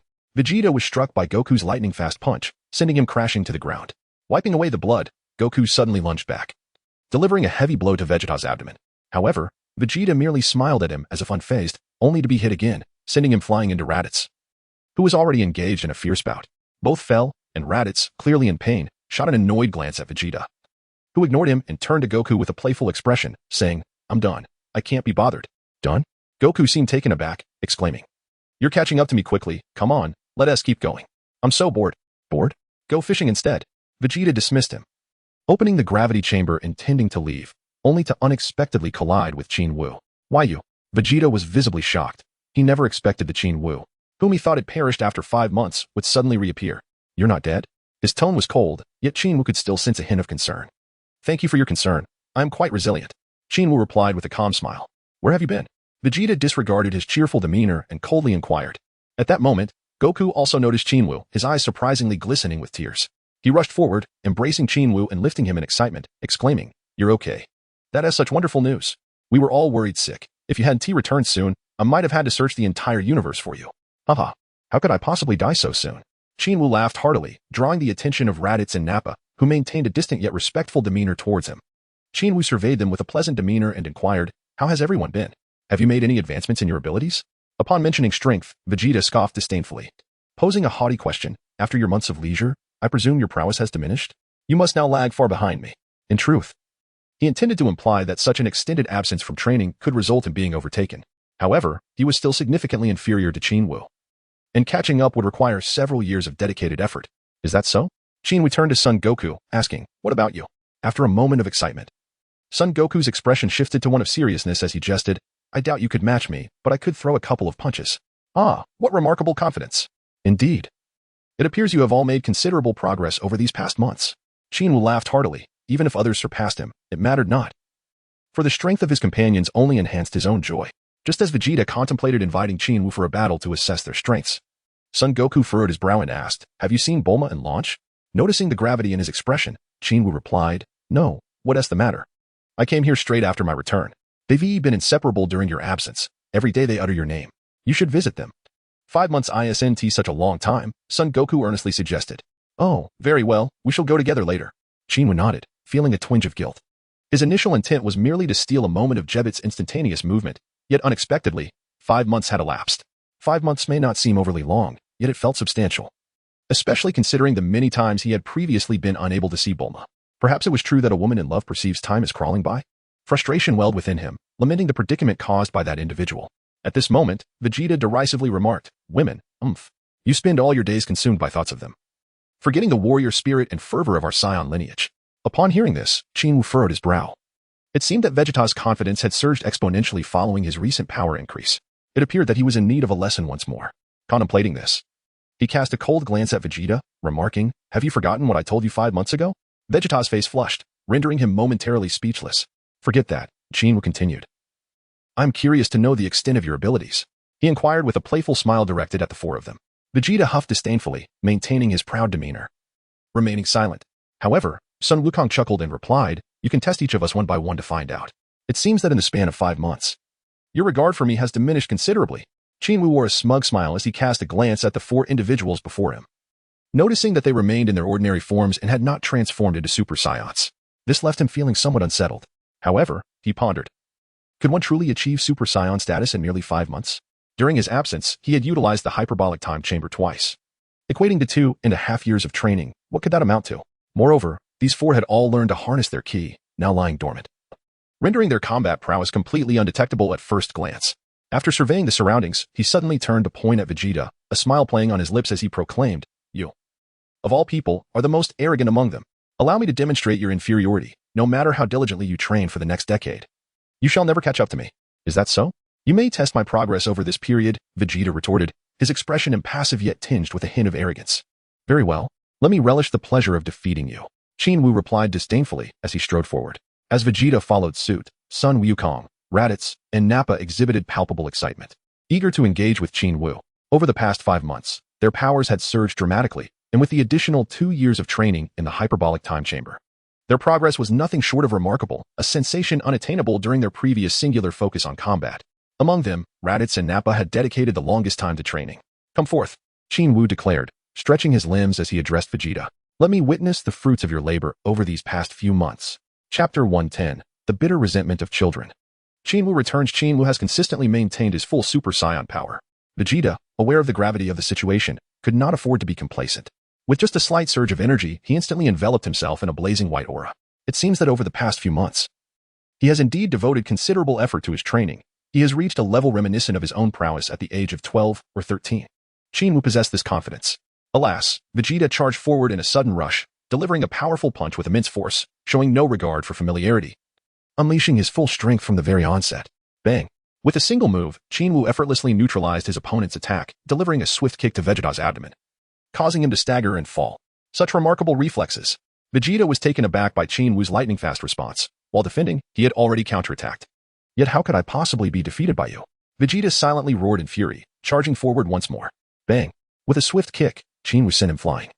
His power seemingly modest yet executed with such speed that it was imperceptible, epitomizing the essence of swift precision and ferocity. Is this truly the extent of his strength? After a decade of cultivation, I still find myself at a disparity. Vegeta pondered as he launched a relentless assault, employing both hands and feet with an intimidating ferocity. Yet, Qin Wu remained unfazed, effortlessly neutralizing each of Vegeta's attacks. As Vegeta's strikes grew increasingly rapid and forceful, displaying a death-defying resolve, Qin Wu merely smiled faintly before vanishing from Vegeta's sight, reappearing instantaneously behind him. A sudden punch struck fiercely at Vegeta's back, causing him to crash to the ground. Had it not been for the unparalleled sturdiness of the gravity chamber, he would have surely created a massive crater. Like a specter, with lightning speed, Qin Wu imparted a harsh lesson to Vegeta. Mere effort would not surpass my prowess. The realms of our abilities are distinctly different. Qin Wu had devoted several years to cultivating his mental state, a feat not comparable to Vegeta's relentless pursuit of raw power. Lying prone on the ground, Vegeta was both furious and helpless, blood trickling from the corner of his mouth as he gazed defiantly at Qin Wu. The latter's demeanor remained as tranquil as water, profoundly affecting him. The chasm between their levels was too vast for him to bridge in a short time. Eventually, Qin Wu tossed him a senzu bean, restoring his vitality. With renewed energy, Vegeta abandoned his offensive, coldly declaring, "I may not be able to defeat you for now, but I shall surpass you. Just wait." Qin Wu responded with a calm smile before turning to Goku, mockingly inquiring, "Goku, will you join?" Surprisingly, the typically combative Goku shook his head and replied with a wry smile, "I have yet to transform into a Super Saiyan. Facing you now would be unwise." Among the four, he was the only one who had not utilized the hyperbolic time chamber in recent months. Consequently, while his strength had increased, it paled in comparison to Vegeta's significant gains. However, Goku's inherent strength far exceeded that of Vegeta and the others, establishing a foundational advantage that, without at least 2 or 3 years of dedicated effort, they could not hope to close. Qin Wu cast his gaze towards Raditz and Nappa, both of whom shook their heads resolutely, firmly declining. In an instant, Qin Wu lost interest. Although these individuals had already attained the ability to transform into Super Saiyans, their strengths remained vastly disparate. Reflecting on this, he earnestly addressed the four of them. In truth, what you lack is not merely strength, but rather your state of mind. An unsteady mindset can lead to a lack of resolve, making one susceptible to difficulties. You must not solely focus on relentless training. It is equally essential to relax and cultivate your mental fortitude. Being overly restless and excessively eager for quick results can easily lead you astray. After Qin Wu finished speaking, he glanced at them with a smile and continued, "All right, to prevent you from straying from the right path, I will be closing the gravity chamber. From now on, you are all to take a break. Your daily training time shall not exceed 5 hours." Qin Wu's suggestions were met with unanimous agreement, particularly from Vegeta, who fully endorsed his perspective at that moment. He realized his impatience had clouded his judgment. He believed that relentless training would enable him to catch up. Yet he came to understand that cultivating one's mindset held far greater significance. With the gravity chamber now stored away, his next destination was naturally Bulma's residence in West City. In the courtyard, Bulma was comfortably sipping on a beverage, engaged in conversation with Launch. However, both wore expressions of deep concern, their brows furrowed and faces marked by weariness and frustration. "That guy vanished for 5 months. Launch, don't you despise him?" Bulma exclaimed, biting the straw in her drink, her anger nearly causing her to snap it in two. Ever since receiving a kiss from him, she felt as though she were falling in love. Time seemed to stretch unbearably, making her yearn to be by his side every single moment. Launch shook her head and then nodded, letting out a sigh without uttering a word. What were her true feelings? Did she hate him or not? Bulma, perplexed by her silence, inquired, "Do you hate him or not?" "It's not that I hate him," Launch replied softly, her face a picture of melancholy. "I know that his disappearance over these 5 months must have a valid reason. He wouldn't just leave without cause. This has happened before, so I've become accustomed to it. I understand him. He is not the kind of man who would completely abandon his family. What frustrates me is that he has teeth in any word, leaving us in constant worry." Bulma gazed at her intently, speechless, and remarked, "You are remarkably forgiving. Always willing to excuse him." At this, she sighed, lamenting, "This rascal has stolen my heart yet chooses to vanish for such a prolonged time. I genuinely wish to tie him up at the front door and give him a good thrashing for days on end." "Bulma, you truly are violent. Would Goku appreciate that?" Launch chuckled, amused by her friend's fervor. "Whether I like it or not, how can I not be upset when he took my first kiss and then ran off?" Bulma retorted through gritted teeth. "He must have his reasons. In fact, I have a feeling he is preparing to return," Launch said, her eyes sparkling with anticipation. She gazed skyward, her expression filled with tender longing, as if envisioning the sweetness of their future together. Her mind was awash with images of Goku, and astonishingly, she could envision the clouds and the sky taking on his visage. It was as if he were soaring through the heavens, stepping upon vibrant clouds to welcome her. The more she looked, the more he resembled him. Could it truly be him? Just as she questioned her own perception, her eyes beheld the unmistakable figure of Goku flying towards her with remarkable speed. "Goku, it's really you," Launch exclaimed, rising with excitement, pointing at the sky while pulling Bulma along to shout. Chapter 111, A Grand Wedding That Captivates Thousands. As Qin Wu descended, he gazed languidly at Bulma and Launch, extending his arms as if inviting them into an embrace. However, it was Launch who responded, while Bulma delivered a row of deep bite marks. Had it not been for Qin Wu's relaxed muscles, her teeth might have shattered. Nevertheless, this served as a brief release, and Bulma soon found herself collapsing into Qin Wu's embrace as well. Indeed, it was a delightful moment for Qin Wu, who reveled in the warmth of two lovely companions. This scene was witnessed by Krillin, Yamcha, Master Roshi, and others who had come to assess the situation, their eyes nearly popping out in astonishment. How fortunate this fellow was. After vanishing for a few months, he returned to such affectionate welcomes from two women. Why was I not blessed with such fortune? Amidst the astonishment, Qin Wu released the two women and turned to greet everyone with a warm smile and individual embraces. When he reached the flying cat, up, the latter appeared somewhat reluctant, but still managed a cordial hug with Qin Wu. The gathering was simply a result of boredom, as they had congregated at Bulma's home, seeking respite from the icy demeanor of Vegeta and the other stoic Saiyans. It was impossible to find common ground with those three relentless training enthusiasts. After a gathering with friends, Qin Wu was taken aback when Bulma and Lan Chi burst in, Bulma's face stern as she glared at him, demanding, "Qin Wu, come out here. What is going on?" His confusion mirrored that of the others, who exchanged bewildered glances. Then, Bulma uttered a statement that left everyone in stitches. "Come marry us, lest you vanish without a word again and leave us unsettled." What a peculiar arrangement. Qin Wu was taken aback. After a moment of shock, Krillin and the others stood up in unison, enthusiastically offering their blessings. Bulma's initially furious expression transformed into one of bashful delight, revealing a girlish charm that left everyone astonished. They had never imagined Bulma could display such youthful allure. The collective blessings seemed to affirm the reality of the impending marriage. Meanwhile, Lan Chi's face had turned a deep shade of crimson. Her tongue tied as she averted her gaze from Qin Wu. Is this even acceptable? Qin Wu thought, his eyes wide with disbelief. He had never anticipated being thrust into a marriage arrangement so suddenly. Seeing his astonishment, Bulma assumed he was reluctant, her demeanor shifting as she pressed. "What? Are you unwilling? Do you want Lan Chi and me to wait for you forever?" Resigned, Qin Wu relinquished his struggle, secretly elated. How fortunate to have two women approaching him in this manner. Yet, he pondered when Lan Chi and Bulma had become such close friends. "You should agree, Qin Wu. This is a wonderful opportunity," Krillin urged sincerely. "Indeed, Bulma has been waiting for this moment for a long time. Her patience has worn thin." Yamcha chimed in with a grin. "Hurry, let us get married. We eagerly await the celebration." Master Roshi, ever the enthusiastic participant, hurried over to Qin Wu, pulling him along in a flurry. "All right, fine," Qin Wu replied, somewhat speechless. Upon his agreement, Bulma and Lan Chi erupted with joy. What do I have to fear about marriage? Qin Wu thought as he was practically herded to the civil registry office. The staff inside were taken aback to see him marrying the two exquisite women, their eyes widening in astonishment. "Quickly process their paperwork. We can't delay the celebration." Master Roshi barked at the male staff, who hurried to expedite the procedure. Throughout, Qin Wu maintained a serious demeanor, as if someone owed him a significant debt, causing both Bulma and Lan Chi to feel increasingly anxious. The once assertive Bulma now fretted about whether Qin Wu was upset with her for the public proposal, given that it had blindsided him. Lan Chi was equally unsettled, feeling like a pawn in Bulma's scheme, coercing her beloved into marriage. Witnessing Qin Wu's serious expression only amplified her unease. Unbeknownst to them, Qin Wu was determined to assert his authority and not allow Bulma to lead him around by the nose. 3 days without discipline leads to chaos, he mused. Bulma's temper needed to be curbed, otherwise he would always be at her beck and call. The moment the paperwork was finalized, preparations for the wedding venue commenced. Unlike the simple ceremony of Sun Wukong and Chi-Chi, Bulma's family wielded significant status and wealth, demanding a grand affair. Various dignitaries, including mayors and ministers, attended, and even the king made a guest appearance to bestow his blessings before departing. Many were astounded by the grandeur of Qin Wu's wedding, speculating about his identity and how he managed to wed two such stunning women, one of whom was Bulma, a wealthy heiress. Bulma's father beamed with pride, as if his daughter's marriage fulfilled his lifelong wish. His elegant wife appeared remarkably dignified, gracefully holding his hand and treating guests with utmost respect. Meanwhile, Master Roshi, having been elevated to the role of family elder, basked in the congratulations from esteemed guests, his satisfaction evident. As friends and relatives of Qin Wu, Krillin and the others reveled in the lively atmosphere of the banquet. Sun Wukong had already brought Vegeta and the others to the wedding venue, sitting attentively with Chi-Chi, who was preoccupied with their child. Despite his apparent indifference to the ceremony, Sun Wukong occasionally exchanged playful glances with Qin Wu, seemingly mocking his stoic demeanor. Vegeta and his companions sat awkwardly beside Krillin, their expressions conveying a desire for solitude. Raditz, however, was quite intrigued, taking a keen interest in this earthly celebration. Throughout the day, Qin Wu donned a serious expression during the wedding ceremony, and although Bulma and Lan Chi were concerned he might be upset, they each held one of his hands, their faces beaming with joy.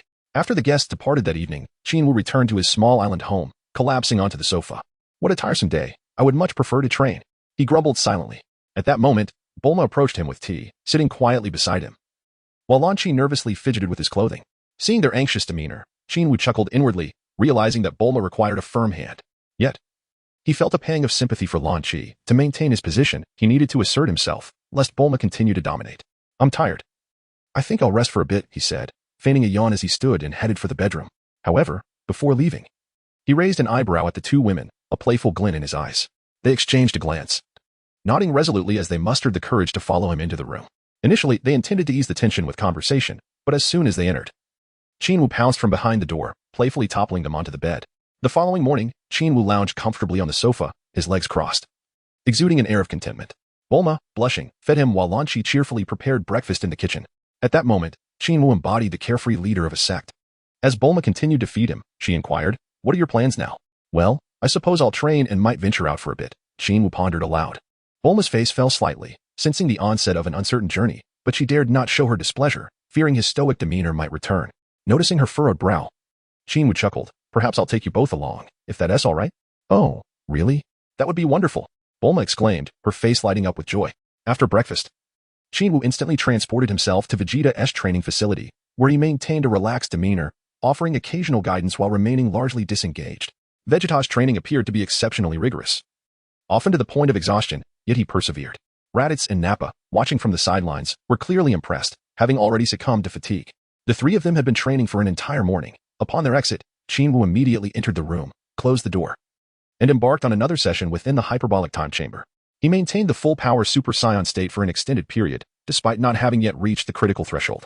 His strength ascended to a new level of weariness, yet amid his ever-increasing power, he faintly sensed the impending approach of the critical point.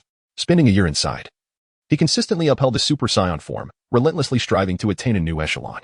However, upon his emergence, he found himself merely at the brink, perpetually just shy of that breakthrough. It was uncertain whether this was due to his anger levels or if other catalysts were required. If it were indeed a matter of anger, the next realm might lead him to the legendary Super Saiyan, where his hair would transform to a vibrant green. His sole concern was whether he would, like Broly, lose his sense of self upon entering this state, becoming a mere automaton consumed by violence and destruction. Nevertheless, he resolved to take the plunge. As soon as he exited, Vegeta rushed in, followed by Raditz and Nappa. The three had evidently formed a small training collective, each with their unique methods of practice. Once Qin Wu felt he had grazed the critical point, he relinquished his training in the time chamber, preparing to seek an opportunity for breakthrough. Throughout the past 6 months, he had been in a constant state of meditation, intent on breaking through the barrier that held him back. Yet, while his power continued to rise, his level remained stagnant. This was frustrating. Qin Wu sighed deeply. Upon witnessing Vegeta and the others emerging from the time chamber, he noticed their increasingly confident expressions and smiled. These fellows were still in a phase of rapid advancement. Suddenly, one day, Goku appeared before him silently, his face alight with excitement, inviting Qin Wu to join him. The King Kai had informed them that several Kai had conferred and decided to host a martial arts tournament in the Otherworld. Would he be interested in attending? Numerous formidable fighters from the Otherworld would be present. A martial arts tournament organized by the King Kai? Qin Wu listened with some astonishment, sensing that there might be an inconsistency in the script. This martial arts tournament in the Underworld seemed to be a consequence of Sun Wukong's explosive encounter with Cell, which should not have occurred until later. Why had it been advanced by so much? This regret was unknown to Sun Wukong, yet the other party provided a plausible explanation. According to the King of the Worlds, the Supreme Kai appeared to be quite interested in you, having entrusted your care to the King of the Worlds. It seems he inadvertently revealed your identity as a Super Saiyan to several other Supreme Kais, who then conspired to hold such a martial arts tournament to determine who among them possessed the strongest warriors. Can you believe such a thing? Qin Wu could easily envision the expression of languid complacency on the face of the King of the Realm after the God of the King personally greeted him. It was likely that he intended to flaunt Qin Wu as a trophy, aiming to belittle the other kings of the realm. Look, from my West Earth emerges an extraordinary individual, claiming to be remarkable in some regard, he would boast, exuding an air of pride that would certainly provoke the envy of the other kings. Reflecting on such martial contests, Qin Wu was reminded of the renowned Rib Rice, reputed to be the strongest in the underworld. This individual seemingly possessed the strength to defeat a perfect form of Cell with a single blow, regardless of whether the latter was caught off guard. Rib Rice's prowess was undeniable. Perhaps he should seek him out? It might evoke some emotion and help him transcend his current limitations. With this thought in mind, he cast a glance at Sun Wukong and inquired, "Is it solely you that the King of the Realm desires?" "Not at all," Sun Wukong replied, his face etched with dissatisfaction. "That fellow, the king, clearly thinks little of my abilities." "Huh, that only indicates how far you still have to go." Qin Wu laughed heartily, his amusement echoing in the air and drawing the attention of Vegeta and his companions, who were in the midst of their training. Vegeta emerged, glaring at Sun Wukong and demanding, "What martial contest?" Sun Wukong promptly recounted the details, leaving Vegeta in contemplation. However, Qin Wu doused his enthusiasm with cold reality. "Do you genuinely wish to participate? Your abilities are far too insignificant to even make an impression. Those participants have cultivated for hundreds, if not thousands, of years, far beyond the mere 1 or 2 years of training you have undertaken." Vegeta shot an annoyed glare at Qin Wu. Yet he could not dismiss the truth in those words. He acknowledged that he was still leagues away from the necessary strength, realizing that he must surpass Sun Wukong first. Qin Wu disregarded him and directly inquired of Sun Wukong, "When does the martial arts tournament commence?" Sun Wukong, stroking his chin in contemplation, replied. It seems to be in 3 months. Chapter 113, the Northern Realm King and his archenemy, the Western Realm King. 3 months, is it? Qin Wu pondered for a moment and nodded, saying, Go ahead, Wukong. You should also attend. It would be invaluable to witness the prowess of other masters. Indeed. I'm incredibly excited. Those individuals have cultivated in the underworld for hundreds, even thousands of years. There may be some extraordinary experts among them, Sun Wukong expressed with palpable enthusiasm. Yes. The pursuit of martial arts is an endless journey. Surely, there will be numerous formidable old monsters. We cannot limit our perspective. We should seize the opportunity to learn. I believe it is time for another spontaneous adventure, this time, a journey to the underworld. Qin Wu declared with a gaze as sharp as a blade, resolute in his words. After relaying this news to Qin Wu, Sun Wukong departed with great excitement.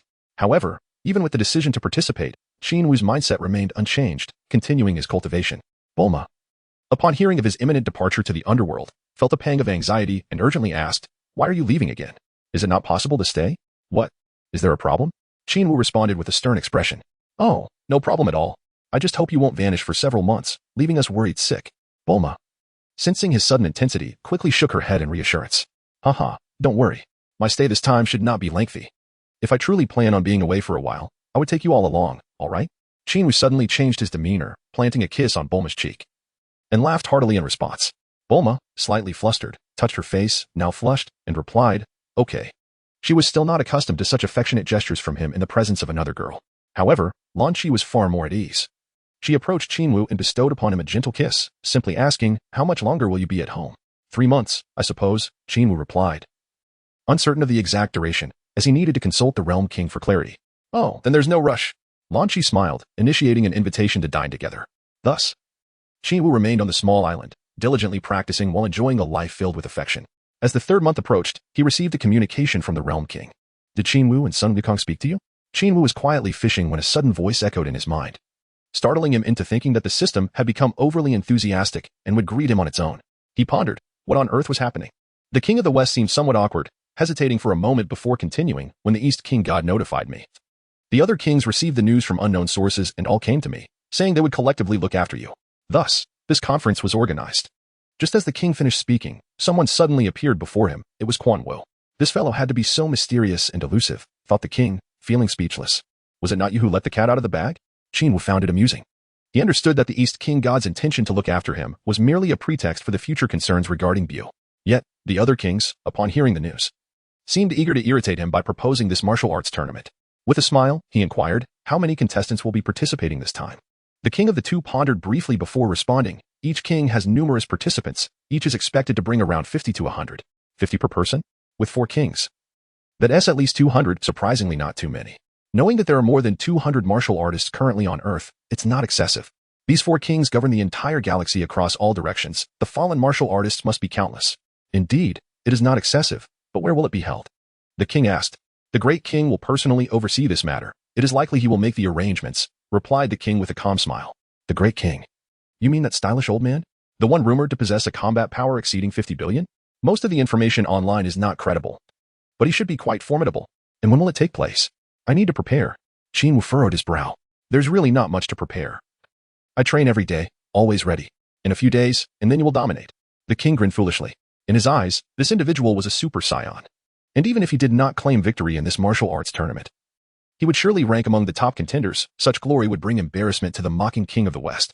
However, Qin Wu was aware that apart from the few imprisoned villains, the so-called experts from the underworld were not particularly impressive.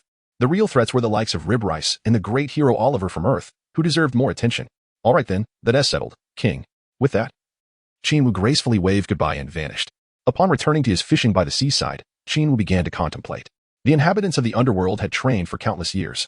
Their abilities were extraordinary, and if he could gain from them, it would indeed be advantageous. However, he currently possessed considerable power himself. To continue to seek more would be greedy and imprudent. He could only choose the abilities that would benefit him the most to acquire. Presently, aside from combat, the thrill of thievery provided him with slight amusement. What he did not know was that just after his departure, 3 uninvited guests arrived on the King's planet, shorter than the king himself, the King of the West, the corpulent East King, and the South King, resembling a hanging sausage. Upon arrival, the King of the West wore a gloating smile and asked the king, How's it going? Are your contestants ready? Ready to start? The king, akin to a natural enemy of the West King, instantly transformed his previously amiable expression into one of disdain, retorting, Do you even need to ask? Just wait for the spectacle. The West King scoffed. With that attitude, you really think you have a remarkable fighter? Unbeknownst to him, the East King was amused by the banter, while the South King and East King reveled in the drama. After a brief exchange of insults among the four, the king suddenly frowned, asking, Qin Wu is a person from the living world. Is it truly appropriate for him to compete against warriors from the underworld? It feels rather odd. Haha, what are you worried about? The great king is backing him. If anything happens, he will intervene, and if not, we can just sip tea and chat. The corpulent East King laughed. But that's not right. Your warriors have trained for hundreds, even thousands of years, while Qin Wu is only trained for a few years, at most 10. The king's concern was that the disparity in training time made the competition unfair. Primarily worried about Qin Wu losing, which would only further embolden the West King. The West King didn't need to wait for Qin Wu to lose to start gloating. He wore a mocking expression as he looked at the king and sarcastically remarked, if you're worried about losing, just say so. Why beat around the bush with talk of unfairness? When has there ever been fairness in a tournament? Which contestants died on the same day? Who has trained the same amount of time? The boldness and questioning tone left the king's plump face twitching, unable to counter the truth in his words. Humph. The results will speak for themselves at the tournament, West King. He retorted coldly, crossing his arms defiantly. How about a wager? Let us place a bet. The West King challenged, eyeing him provocatively. A wager? On what? The king asked, momentarily taken aback. He dreaded betting as it tied him to potential loss. The West King stroked his chin, pondering for a moment, while the South King, ever eager for chaos, suggested, let us bet the king's planet. Yes, that's it. We'll wager the king's planet. The West King eagerly chimed in, confident in his rib rice. The king's planet? You already have it. What use would it be for you? The king questioned, perplexed. Is that not permissible? I like it. What is wrong with spending a day here on vacation? The West King retorted sarcastically. Are you so idle that you would vacation here? What sort of vacation can be had on the king's planet? But I'll take it. If you lose, you must become my servant, attending to me daily. What say you? The king gritted his teeth, raising the stakes to intimidate his opponent. Unexpectedly, the West King, undeterred, readily agreed, demanding the same from the king if he lost. Watching the two engage in such playful rivalry was quite entertaining. The East King and South King exchanged glances, their eyes gleaming with mischief. Meanwhile, Qin Wu, still fishing, yawned, entirely unaware that the kings had been engaged in a grand wager revolving around him. Bulma approached with a platter of fruit, smiling cheerfully. Would you like some fruit? Thank you. Qin Wu picked up a piece of fruit and directly placed it in his mouth, savoring its taste. His eyes sparkled with delight as he exclaimed, delicious. Truly splendid. In the world of Dragon Ball, Qin Wu often found that the food he consumed bore little difference from that of his previous life on Earth. However, the unique fruits here possessed a distinct flavor all their own. These fruits were unlike anything available in his former world. They were exclusive delicacies of the Dragon Ball realm. So tasty. I must have more. Bulma seemed to bask in the praise, her heart swelling with joy. Oh. Qin Wu continued to indulge in the fruits when suddenly, a bottle of beverage appeared before him, extended by Lan Qi. Have a drink. Certainly. Qin Wu took the drink and gulped it down with gusto. How refreshing. With two beautiful women attending to him, life couldn't be more splendid. Later, Qin Wu found himself on the small island with Vegeta and his companions. Upon hearing that Qin Wu was about to participate in a significant competition in the underworld, they felt their own strength was insufficient and thus engaged in even more fervent training. Raditz and Nappa no longer indulged in leisure, mirroring Vegeta's every training endeavor. Every 3 months, they entered the hyperbolic time chamber together, enduring rigorous training, all in pursuit of the one who stood at the pinnacle. Qin Wu stepped into the gravity chamber, smiling as he spoke. Do not push yourself too hard. A bit of relaxation can yield even better results. However, we cannot afford to relax, responded Raditz, the elder brother of Sun Wukong. From his initial arrogance and brash demeanor, he had gradually embraced a more amiable disposition, blending into life on Earth. Unlike Vegeta, Raditz harbored no grand ambitions. He was not preoccupied with preserving his noble lineage, fearful that one day his bloodline would seem less distinguished and he would lose the dignity of royalty. Previously, he and Nappa fought for survival, driven by their own interests. But now, liberated from the terror of Frieza's oppressive grasp, they fought solely for themselves, striving to surpass their limits. As their strength grew day by day, so did their sense of fulfillment. This newfound sense of achievement was incomparable to anything they had experienced before arriving on Earth. They had no knowledge of training or cultivating energy, having always prided themselves on being the strongest warrior race in the universe. Yet upon their arrival, they realized the folly of their arrogance. Just one individual, Qin Wu, was enough to leave them in awe, not to mention the ever-innocent yet incredibly powerful Kakarot. This individual, once ridiculed in their youth as insignificant, now stood as a testament to their own shortcomings. Ironically, they were left with no choice but to strive for greatness amidst the shifting tides of fate. Qin Wu observed their fervent dedication and chuckled, suggesting, let us push forward. Perhaps I should speak with the King of the East and propose that we all attend the martial arts tournament together. It will demonstrate that the prowess is not solely the domain of the Saiyans. Other races also possess formidable individuals. It's time to stop merely spectating. His words emanated from a genuine desire to empower the Saiyans, devoid of any condescension. He was not a saint. Yet he held a fierce protectiveness over his companions and his own existence. Chapter 115. Arrival at the Great King's Palace when Qin Wu reappeared on King Kai's planet. The king was taken aback by the unexpected entourage he had brought along. Besides Son Goku, there were also Vegeta and 2 others. Let's show them the prowess of the underworld's elite. Do not be too kind. Qin Wu jested playfully. The king nodded, resigned to the situation. The guests had arrived.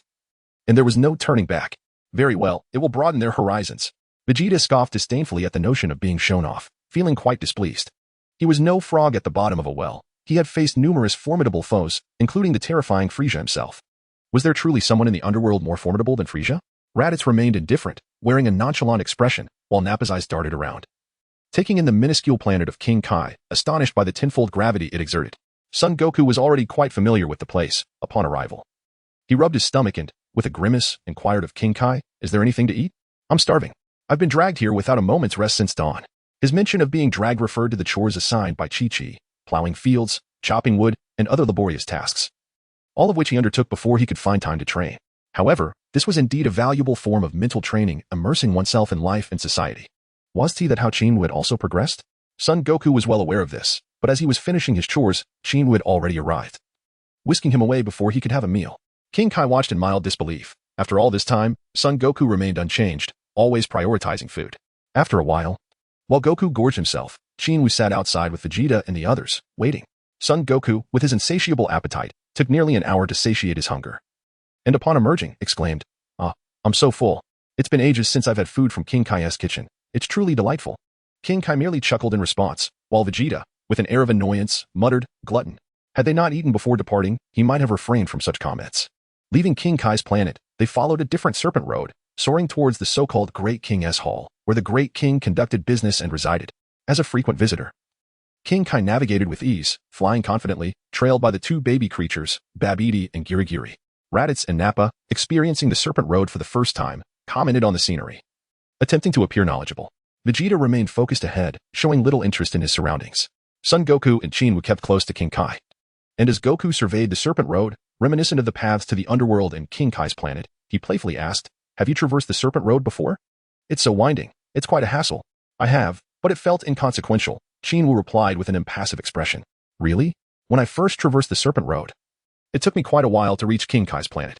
I wonder how long it will take to reach the Great King," Son Goku mused, filled with anticipation. "It's a bit farther. The distance exceeds that between the underworld and King Kai's planet by several multiples," King Kai explained with a smile. "Impressive. Is it worth accelerating? I can't wait to witness those elite beings of the underworld," Son Goku exclaimed, his eagerness palpable. "Very well, just follow my lead," King Kai said, suddenly accelerating and darting forward with great speed. With a thunderous rush, Son Goku and Qin Wu matched his pace, swiftly leaving Raditz and Nappa far behind. Upon glancing back, Goku was astonished to see Vegeta keeping up at a leisurely pace. "Vegeta is incredible, maintaining such speed," he marveled. "Humph." Vegeta remained aloof, continuing forward. Moments later, Raditz and Nappa, belatedly realizing the pace, hurried to catch up, exclaiming, "You're too fast." The journey along the serpent road tested endurance and stamina. Yet for these skilled warriors, it posed no challenge. They sped along as if competing for the lead, quickly covering great distances until they became mere specks on the horizon, leaving King Kai far behind. After more than half an hour, they arrived at a vast expanse of land, devoid of any planetary features. Below lay a lush green landscape, adorned with roads, reminiscent of Earth's terrain. "Is this it? Amazing." Son Goku's eyes widened as he eagerly surveyed the area. To him, everything seemed extraordinary, though in reality it was nothing out of the ordinary. Qin Wu stood silently, awaiting King Kai's arrival. Vegeta arrived almost simultaneously, and as their feet touched the ground, Raditz and Nappa followed closely. The 3 of them were slightly perspiring, having exerted themselves throughout the swift journey. Despite this, they nearly distanced themselves from Qin Wu and Son Goku. Half an hour later, King Kai finally caught up, wiping the sweat from his brow, and, with a stern expression, admonished, "Why fly so fast? You didn't consider the old man at all." "Old? You merely appear a tad plump," Son Goku quipped candidly. "Humph." King Kai strutted ahead with a haughty demeanor, continuing to lead the way. After a minute or so, a structure resembling those on Earth came into view. "Is this where the Great King resides?" Qin Wu inquired with astonishment. "Indeed. When we meet him, please be courteous and polite," King Kai instructed. "Of course," Qin Wu replied with a smile. As they neared the building, King Kai spotted a red sports car parked below. His expression shifted dramatically, turning quite fawning as he rushed forward, lavishly praising the vehicle from front to back, nearly extolling its wheels. However, upon glancing into the driver's seat, he was astonished to find it empty. Stunned, he awkwardly turned back, only to see Son Goku and Qin Wu in fits of laughter. Even the usually stoic Vegeta unable to suppress a smile. This rotund figure was truly entertaining. Chapter 116. A Race Against the East King. Every time King Kai arrived and beheld this car, a surge of excitement bubbled within him, compelling him to offer praise. Typically, the great king would be inside, appreciating the compliments. This time, however, he found himself awkwardly swinging a fist through thin air, feeling embarrassed. Ahem. The great king must be inside. The King of Realms turned his gaze towards the towering white palace, which stretched several stories high and spanned dozens of meters. As his words echoed, a dark swarm of figures suddenly materialized around the palace. Each figure bore a golden halo atop their heads, signifying their existence as souls departed from the realm of the living. They greeted the King of Realms, clearly the fallen martial artist from the planets under his dominion. Leading the assembly was a tall, robust man with flowing golden locks and a visage chiseled like stone, embodying the ethereal grace of ancient deities. His countenance was gentle yet held a hint of resolve. This was Oliver, the most esteemed contender under the King of Realms. The king nodded solemnly, acknowledging their greetings, and proceeded to introduce Qin Wu and the others to them. Just as the introductions concluded, the diminutive West King arrived, accompanied by a green-skinned figure resembling a skeletal meal. Upon sighting the King of Realms, a glint of mockery flashed in his emerald left eye, and he approached with an exaggerated enthusiasm. Ah, the old fatso is quite early today, eager to showcase himself before the great king. Without a word, the King of Realms dismissed him with a cold shoulder, turning his back in disregard. The West King remained unfazed, scrutinizing Qin Wu and Sun Wukong with a feigned expression of astonishment. Are these your people? Their power seems elusive, yet their expressions suggest a certain prowess. As he appraised them, the skeletal figure behind him observed with keen interest, most of its gaze fixed upon the composed Qin Wu, its brow furrowed in contemplation. Despite the West King's seemingly admiring facade, his words dripped with disdain, prompting the King of Realms to let out a slight scoff. What is he but a mere skeletal meal? His bravado is laughable. Qin Wu and Sun Wukong were also observing the rib rice, and upon hearing its name, their minds immediately wandered to the act of feasting. At that moment, the King of the South and the King of the East arrived as well. The latter glided in leisurely on a vehicle resembling an electric scooter. Upon meeting the kings, they exchanged enthusiastic greetings and an array of flattery, which only served to irritate the primary king. He disowned that their cordiality was utterly insincere, driven more by a desire to witness the spectacle than by genuine respect. Suddenly, a figure emerged, an elderly man with flowing white hair, donned in stylish blue and white attire, sporting sunglasses. As he made his entrance, the entire venue resonated with music. He swayed to the rhythm, nodding his head and striding forward with flamboyance. The once confrontational demeanor of the four kings shifted instantly, their expressions transformed to one of utmost reverence. Great king. They all greeted, except for Qin Wu and his companions, who remained in awe. Is this truly the great king? Sun Wukong stared at the elderly man, a look of astonishment etched on his face. He had anticipated a stern individual, only to be surprised by a music enthusiast instead. Qin Wu had an uncanny foresight of the impending events, yet it was Vegeta who unfailingly maintained his composure, as if it were ingrained in his very essence. The Grand Kai, amidst the greetings from the crowd, nodded in acknowledgement, then, with a casual flourish, proclaimed, "Follow me." Such succinctness was brimming with character. A throng of martial artists, cloaked in shadows, trailed behind the Grand Kai into the Grand Hall, the old man bounding along with an unexpected sprightliness. As they traversed the long corridor, they reached its terminus. Without a moment's hesitation, the Grand Kai swung open the door and stepped inside, followed by the four other Kais. And then the martial artists. Wow, where are we? Is this the vast universe? Such an odd sensation. The planets appeared remarkably diminutive, a notion that was utterly bewildering. Upon entering, a wave of astonished exclamations erupted. Over 200 martial artists from the underworld were akin to country folk entering a city, their expressions filled with awe. Once everyone had settled and cast their gazes around, the door closed behind them, and they felt as though they were adrift in the vastness of space. Their feet seemingly suspended in the void, eliciting both wonder and trepidation, fearing they might suddenly plummet.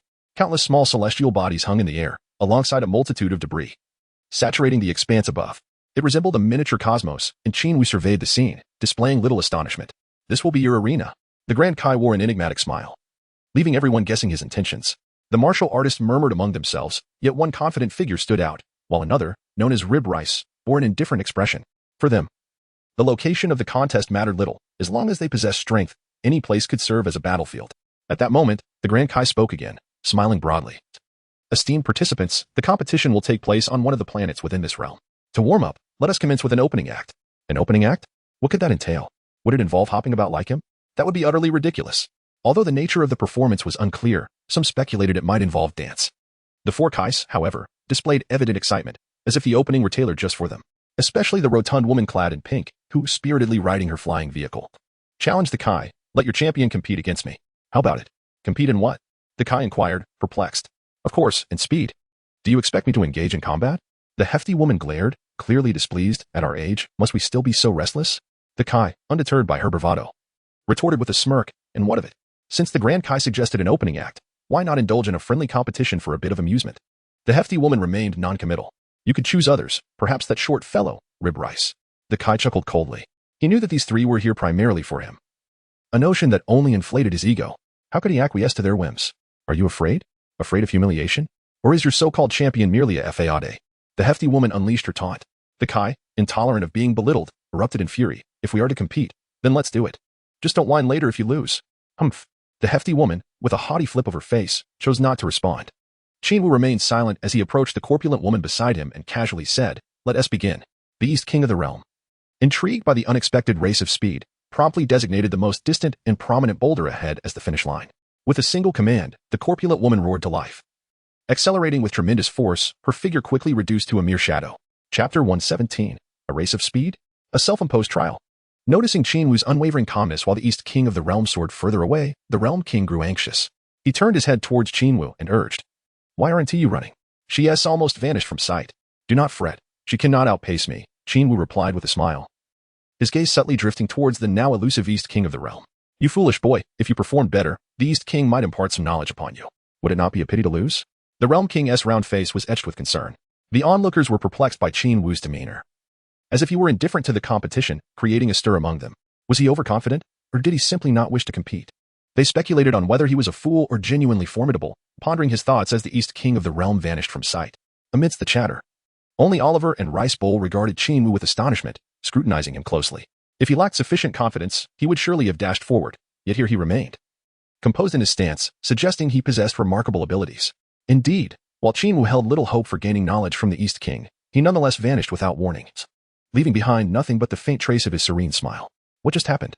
How could he be so swift? Where did he go? Why can't we see him?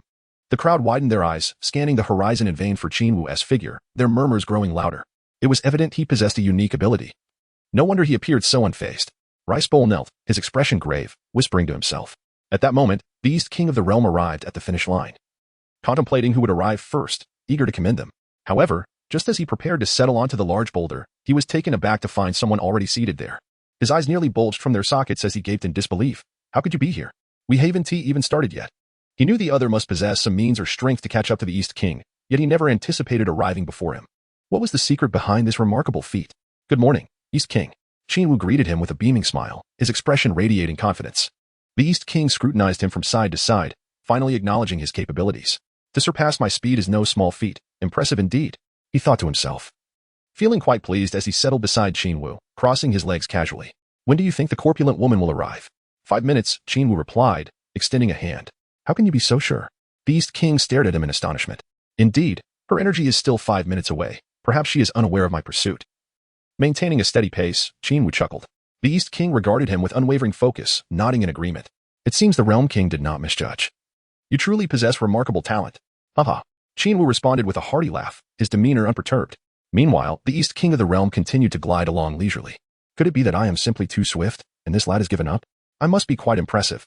As Qin Wu lagged behind without pursuit, her expression grew increasingly smug, humming a tune as she maintained her steady pace. "Excellent. The finish line is near. I can already envision the East King lavishing praise upon me. What a delightful prospect." Receiving commendation from the East King was a matter of great joy. It was well known that he seldom praised anyone lightly. To receive such acknowledgement signified his utmost recognition, bordering on astonishment.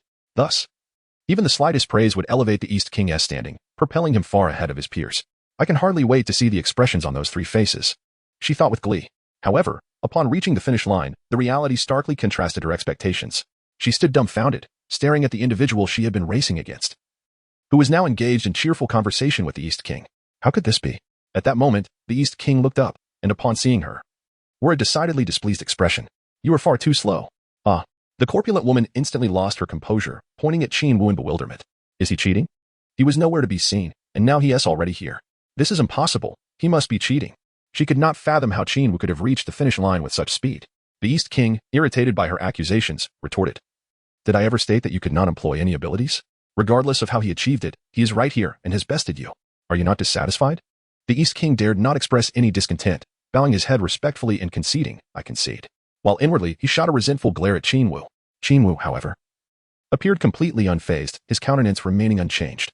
Over 200 martial artists stood silently, awaiting the outcome. Before long, the Grand Kai, accompanied by Qin Wu and the East Kai, materialized before them. Who emerged victorious? Surely it must be the East Kai, as she had a significant lead moments ago.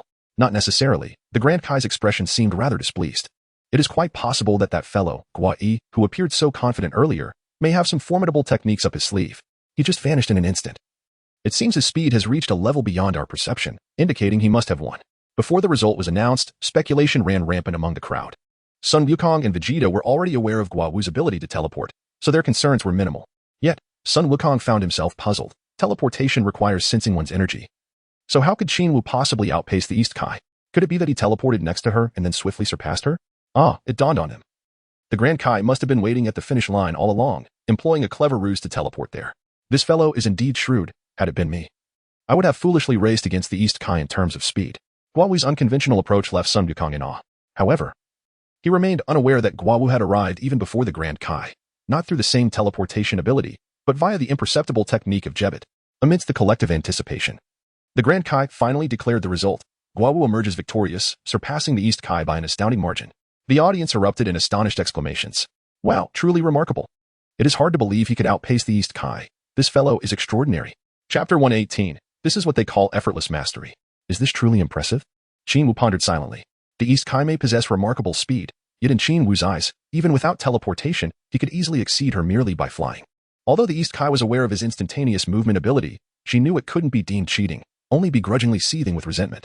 The venue for the martial arts tournament cannot be accurately described as a planet. It resembled a colossal stone resembling a bowl, from which the Grand Kai had somehow carved out an enormous arena capable of accommodating hundreds of thousands of spectators.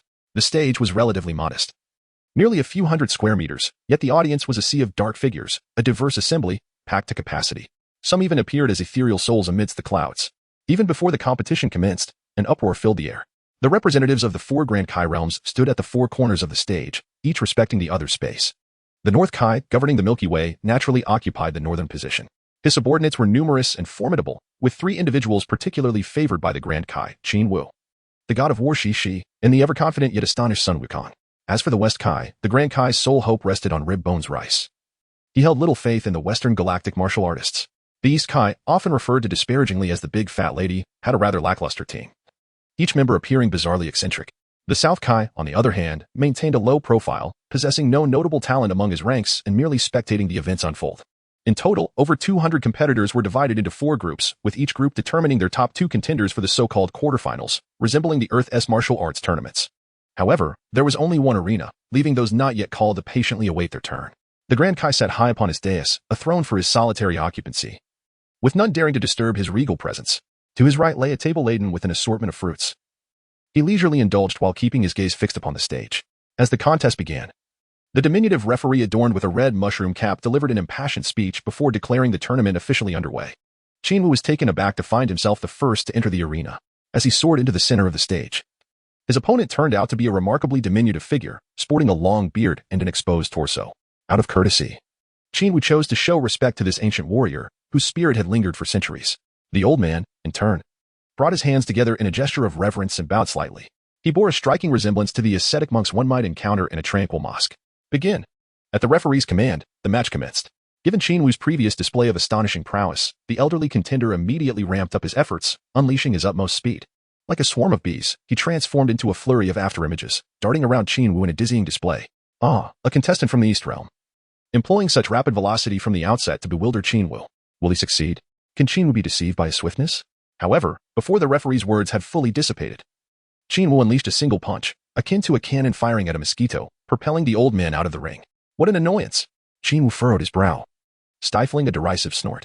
The incessant buzzing around him had become irksome, leading him to decisively strike his opponent out of the arena, thus securing his first victory. Although the audience may not have fully grasped the nuances of the contest, they erupted into enthusiastic applause. As Qin Wu descended the stage with an air of composure, Vegeta couldn't help but let out a disdainful snort. This weakling is no match for me. To him, the old man merely possessed speed. His other abilities were utterly undetectable. Well done, Qin Wu. That was splendid. The King of the East beamed with delight at Qin Wu's triumph, his face glowing with joy. As he praised his contender, his gaze flitted toward the East Realm King's capricious expression, relishing the moment with evident glee. Qin Wu chuckled softly and retreated quietly. This indeed was not a matter worthy of celebration. The second match featured the contestants from the West and South realms. These two exhibited comparable strength, resulting in an intense and captivating contest that far surpassed Qin Wu's swift knockout. Yet, no matter how splendid a competition may be, it must eventually draw to a close, culminating in a victory for the representative of the West realm. This triumph inflated the West realm's pride, as if they had achieved an extraordinary conquest, frequently casting glances towards the North realm. What is so remarkable about that? The North realm king scoffed, then addressed the eager Sun Wukong, saying, Sun Wukong, unleash your utmost power and deliver a crushing blow to that fellow's arrogance. Sun Wukong, stretching his limbs, responded with anticipation. However, while he did manage to deflate the West realm's bravado, he himself found little satisfaction, as his opponent was swiftly dispatched from the arena, akin to Qin Wu, achieving victory in an instant. Well done, well done. The North realm king beamed with delight, repeatedly patting Sun Wukong on the shoulder. What is so impressive about that? The demeanor of the West realm king had shifted to mirror that of the North realm king. Subsequently, whenever either Qin Wu or Sun Wukong took to the stage, the matches became rather uneventful. While they were exhilarating, they lacked in excitement. When it was once again Qin Wu's turn, he faced an opponent who bore an uncanny resemblance to a frog. A frogman, perhaps? Qin Wu observed his opponent, secretly pondering what abilities he possessed. However, it soon became evident to him that the amphibious man was lacking in strength. After delivering a single punch that sent him sprawling, the creature suddenly inhaled sharply. As if practicing a frog technique, his entire physique expanded dramatically, swelling larger and larger, thereby constricting Qin Wu's space. The referee, now brimming with excitement, seized the microphone and exclaimed, What is happening? The contestant from the Southern realm is inflating. What on earth is he attempting to do? What was he attempting? I intend to push him off the stage. As the amphibious man's body inflated, he also grew in height. His objective was straightforward, to force Qin Wu off the platform and secure victory. This grotesque inflation elicited gasps of astonishment from the audience. However, in the next moment, their expression shifted to one of cold sweat. As the creature's form pressed against Qin Wu, the latter remained firmly anchored to the stage, as steadfast as a nail. Impossible. How could he remain unscathed? The amphibious man's bulging belly, akin to an overinflated cushion, loomed over Qin Wu, relentlessly applying pressure. Yet, he felt as though he was being lifted into the air, his body completely detached from the ground, a void beneath him. No way. That fellow is actually lifting such a massive being? It must be exceedingly heavy. Not only the audience, but even some contestants gazed in astonishment at Qin Wu. Chapter 119. Oh, great fatty, I shall claim your vitality. In a state of utter astonishment, Qin Wu forcefully hurled his opponent into the heavens, crashing onto a diminutive celestial body. The amphibious adversary, resembling a deflated balloon, released a stream of energy, instantly transforming into a flattened frog before plummeting out of the arena. Such formidable strength. This young man from Earth is indeed remarkable. How utterly useless is that frog? It merely inflates and, when tossed aside, meets its end. My word. To be able to lift and throw someone into the sky, what an extraordinary feat. Countless spectators gasped in awe, utterly confounded by the nature of Qin Wu's power. However, among those present, the more capable individuals regarded Qin Wu with disdain, casting only a fleeting glance his way before averting their attention. Like his fellow combatants, he had breezily triumphed in numerous matches, rendering his opponents utterly incapable of posing any challenge. When Qin Wu stepped down and returned to his team, Vegeta remained aloof, his pride unwavering despite Qin Wu's impressive display. Raditz and Nappa had begun to feel astonished, wishing to utter words of admiration. Yet their pride held them back from doing so. Goku, on the other hand, seemed unfazed. He clapped Qin Wu on the shoulder and exuberantly exclaimed, Incredible! To be able to toss such a massive creature with such ease, truly, the power of a Super Saiyan is beyond imagination. Qin Wu smiled and remarked, You will soon reach this realm. However, for Sun Wukong at this moment, the notion of realms held little significance. His mind was solely focused on challenging formidable opponents. As the North Realm King expressed his satisfaction with Qin Wu, Oliver, who had remained silent until then, stepped into the arena. His adversary was a peculiar insectoid creature with numerous arms, a green back, and a physique reminiscent of a string of candied hawthorns.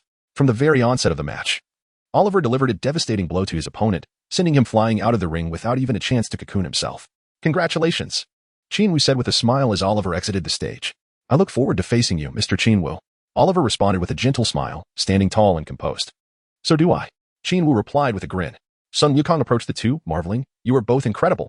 I never imagined there were so many skilled fighters in the underworld. I am truly excited. Oliver nodded amicably at Sun Wukong, maintaining a respectful demeanor towards this fellow contestant under the same realm king. Following Oliver was Sun Wukong himself. However, Sun Wukong quickly fell into his opponent's trap and nearly faced defeat. His adversary was a fishman, adorned with fins atop his head and a face covered in eel-like scales, reminiscent of the South Realm King, complete with two dangling entrails. When Sun Wukong hurled the fishman into the sky, the latter unleashed a formidable technique, transforming the stage into a vast fish tank that nearly suffocated his opponent. Of course, had they been fellow underworld competitors, death would not be a concern for them, as they had already perished once. Yet, Sun Wukong was very much alive. Within the confines of the fish tank, the fishman thrived effortlessly, swimming with remarkable agility. Sun Wukong, whose strength was already limited in water, found himself at the mercy of continuous assaults. Ultimately, it was only through a surge of anger that he shattered the tank-like barrier, narrowly avoiding suffocation. In the end, having returned to the stage, Sun Wukong naturally claimed victory. Meanwhile, Qin Wu found himself in a quandary regarding whether or not to steal the fishman's aquatic breathing abilities. Among the competitors of the underworld, there existed a myriad of races, each with their own peculiar abilities, yet he had always regarded such powers with disdain, finding them of little utility. Otherwise, he could have pilfered numerous abilities from the vastness of nature, even the vitality of a great tree. To steal or not to steal? He ambled to the back of the fishman. The fishman, clearly aware of his presence, politely nodded in greeting, albeit with a hint of timidity. It was evident that he was cognizant of Qin Wu's formidable reputation, which instilled a natural sense of trepidation within him. I came to this place to observe. The vantage point is much better here, Qin Wu stated. Though the fishman appeared somewhat apprehensive, he gradually relaxed. At that moment, standing before him was the large, displeased South Realm King, her anger flaring due to his defeat, as she incessantly berated him, spitting words in his face. The fishman listened meekly, continually apologizing. His elimination had effectively sealed the fate of the entire team from the East Realm, leading to their complete disqualification. Qin Wu listened intently from behind, his brow furrowed. This overbearing woman was exceedingly irritating. Initially, he had intended to usurp the abilities of the fishman, but he swiftly altered his course of action. Instead, he resolved to stealthily drain the life force of these realm kings. Otherwise, it would be a lamentable waste of their millennia-long lifespans. The attempts to pilfer were met with failure repeatedly, despite the woman possessing merely a combat power of around 10,000. Perhaps it was due to her overly vibrant life force that his numerous attempts at thievery, spanning several dozen, were thwarted. The woman continued her incessant complaints, her tone growing increasingly detestable. Frustrated, Qin Wu thought, if I cannot siphon your life force, it would be a disservice to myself. Enraged, he unleashed his theft technique like a cascading waterfall. At long last, after nearly 100 attempts, the system's success notification chimed. Congratulations, host. Theft successful. You have acquired the target's formidable life force. The target's affinity towards you is one of disdain. Though unaware of precisely how many years his lifespan had been extended, he estimated it to be quite considerable. At that moment, he sensed the woman's disdainful gaze upon him and hastily decided to flee. With the fishman's abilities no longer of interest, Qin Wu made a swift exit. Upon returning to his camp, Qin Wu was immediately confronted by the rotund North Realm King, who, with a puzzled expression, inquired, "Why did you go to the East Realm King? Do you know someone there?" "Not really. I just felt the atmosphere there was more favorable," Qin Wu replied, casually fabricating an excuse. That plump one, huh? So arrogant before, and now, after all her competitors have been eliminated, just look at her face, huh? The North Realm King continued, increasingly animated, casting contemptuous glares toward the East Realm King, oblivious to her presence. As the competition progressed to a crucial stage, determining the top two from each group for the finals, the Great Realm King was acutely aware of the strength of the various teams. Consequently, only the most formidable competitors would be placed in different groups. For instance, Qin Wu, Sun Wukong, Rib Ramen, and Oliver were all dispersed among various groups. Following the preliminary rounds, these four advanced to the finals. In a mere moment, the 8 finalists were determined. The North Realm King had 3 representatives, Qin Wu, Sun Wukong, and Oliver. The South Realm King had 2. One resembling a dragon from Earth and another a rather grotesque snake man. The West Realm King also had 3, and as the referee introduced his arch-rivals 3 contestants, he was thoroughly disgusted. However, when it was time to introduce his own team, he strutted proudly behind his 3 competitors, eager to proclaim to all that they were under his command. His smug demeanor was truly remarkable. Meanwhile, the East Realm King, with a fierce and menacing glare directed at the North Realm King and Qin Wu, stormed away in a huff, with one of the 3 adversaries having slinked off. The North Realm King could hardly contain his joy, his smile radiating unabashedly. The Great Realm King was evidently pleased with the 8 victorious competitors, cheering them on fervently, particularly Qin Wu, upon whom he bestowed the most attentive gaze. This young man, though still in his youth, possessed extraordinary prowess. He truly was an impressive individual. The Great Realm King harbored a peculiar admiration for Qin Wu, perhaps due to his unconventional spirit and penchant for defying norms. The finals commenced, and whether it was Qin Wu, Sun Wukong, or Rib Ramen, all wore solemn expressions. While others may have felt excitement, Qin Wu was indeed stirred. His purpose for this journey was to shatter his own limitations and ascend to a new tier of power. At that moment, despite his growing strength, he found no breakthrough to the second stage of Super Saiyan or the fabled legendary Super Saiyan. He understood that he needed to seek this opportunity through combat with Rib Ramen. In the first match of the finals, Sun Wukong faced a competitor from the South Realm, a formidable figure clad in dark, armor-like exoskeleton. The two engaged in an intense battle, their strengths seemingly evenly matched, exchanging blows with unyielding ferocity. The opponent, being a living entity, posed no fear of being killed, allowing Sun Wukong to unleash his full power without hesitation. Yet, The adversary was no slouch, holding his own against Sun Wukong in both speed and strength. Their clash escalated from the stage to the skies and back again, showcasing breathtaking maneuvers that left the audience in awe. This was undoubtedly the most exhilarating match since the tournament's inception. Ultimately, however, Sun Wukong, through his perseverance and a flurry of innovative techniques, managed to send his opponent flying out of the arena. The crowd erupted in thunderous applause, celebrating his victory. After the match, Qin Wu patted Sun Wukong on the shoulder, expressing his admiration. "Well done. That competitor was quite formidable. I had to exert considerable effort to defeat him." Sun Wukong, still shaken, replied, "I took quite a beating." He drew blood. After Qin Wu offered him a Senzu bean, he quickly regained his vigor. At this moment, Vegeta interjected with a different perspective, scoffing, "Kakarot, you fought too hard. You clearly possess superior strength over your opponent, yet you held back, fearing you might kill him." "Oh, you noticed, Vegeta?" Sun Wukong replied with a grin, seemingly unconcerned. Despite the apparent parity in strength, Sun Wukong had a significant advantage in stamina and combat capability. However, engrossed in the thrill of battle, he missed several opportunities to deliver decisive blows. As for Qin Wu, he refrained from commenting, knowing well Sun Wukong's nature. Vegeta, on the other hand, was unabashedly blunt, quick to criticize anything he deemed unsatisfactory. In the second match, Oliver faced Rib Ramen. This contest was equally fierce, surpassing the previous one in terms of skill level. Oliver's strikes were powerful and assertive, each attack infused with explosive energy. Rib Ramen, leveraging his speed and remarkable reflexes, launched a relentless offensive, each move calculated and rapid. The combat escalated beyond the confines of the stage, as shockwaves of their incredible speed reverberated through the arena, leaving the audience in a state of astonishment. Competitors watched in awe, relieved they were not pitted against either of them, while simultaneously marveling at their prowess.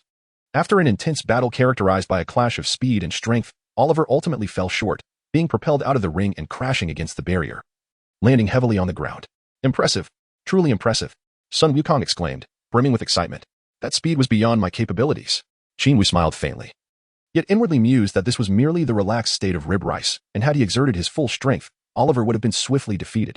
The final contender for the top four emerged amidst the juxtaposition of Qin Wu and the seemingly diminutive West King, whose youthful appearance and attire bore a striking resemblance to Astro Boy. However, once the match commenced, this Astro Boy-like figure showcased his pride and speed, tirelessly sprinting across the arena with astonishing swiftness. Spectators could only glimpse fleeting shadows as he darted from one place to another. "Impressive speed," Qin Wu reluctantly offered a compliment. Yet, the scene that ensued was utterly bewildering. The fellow abruptly halted, panting heavily, drenched in sweat, utterly exhausted. "Are you here to have fun?" Qin Wu was rendered speechless, and the audience shared in their confusion. With such remarkable speed, how could one lack the stamina to sustain it? In an instant, Qin Wu vanished, reappearing behind his opponent, delivering a swift kick that sent him tumbling out of the ring. Chapter 121, The Terrifying Rib Rice. Qin Wu effortlessly secured victory, leaving onlookers in a state of disbelief. This Astro Boy was undoubtedly a source of amusement. Everyone thought so. "What a breeze. You were quite fortunate," Vegeta remarked coldly as Qin Wu stepped down from the stage. "Indeed. It was mere luck. How about a match between you and me?" Qin Wu shot him a glance, prompting Vegeta to fall silent.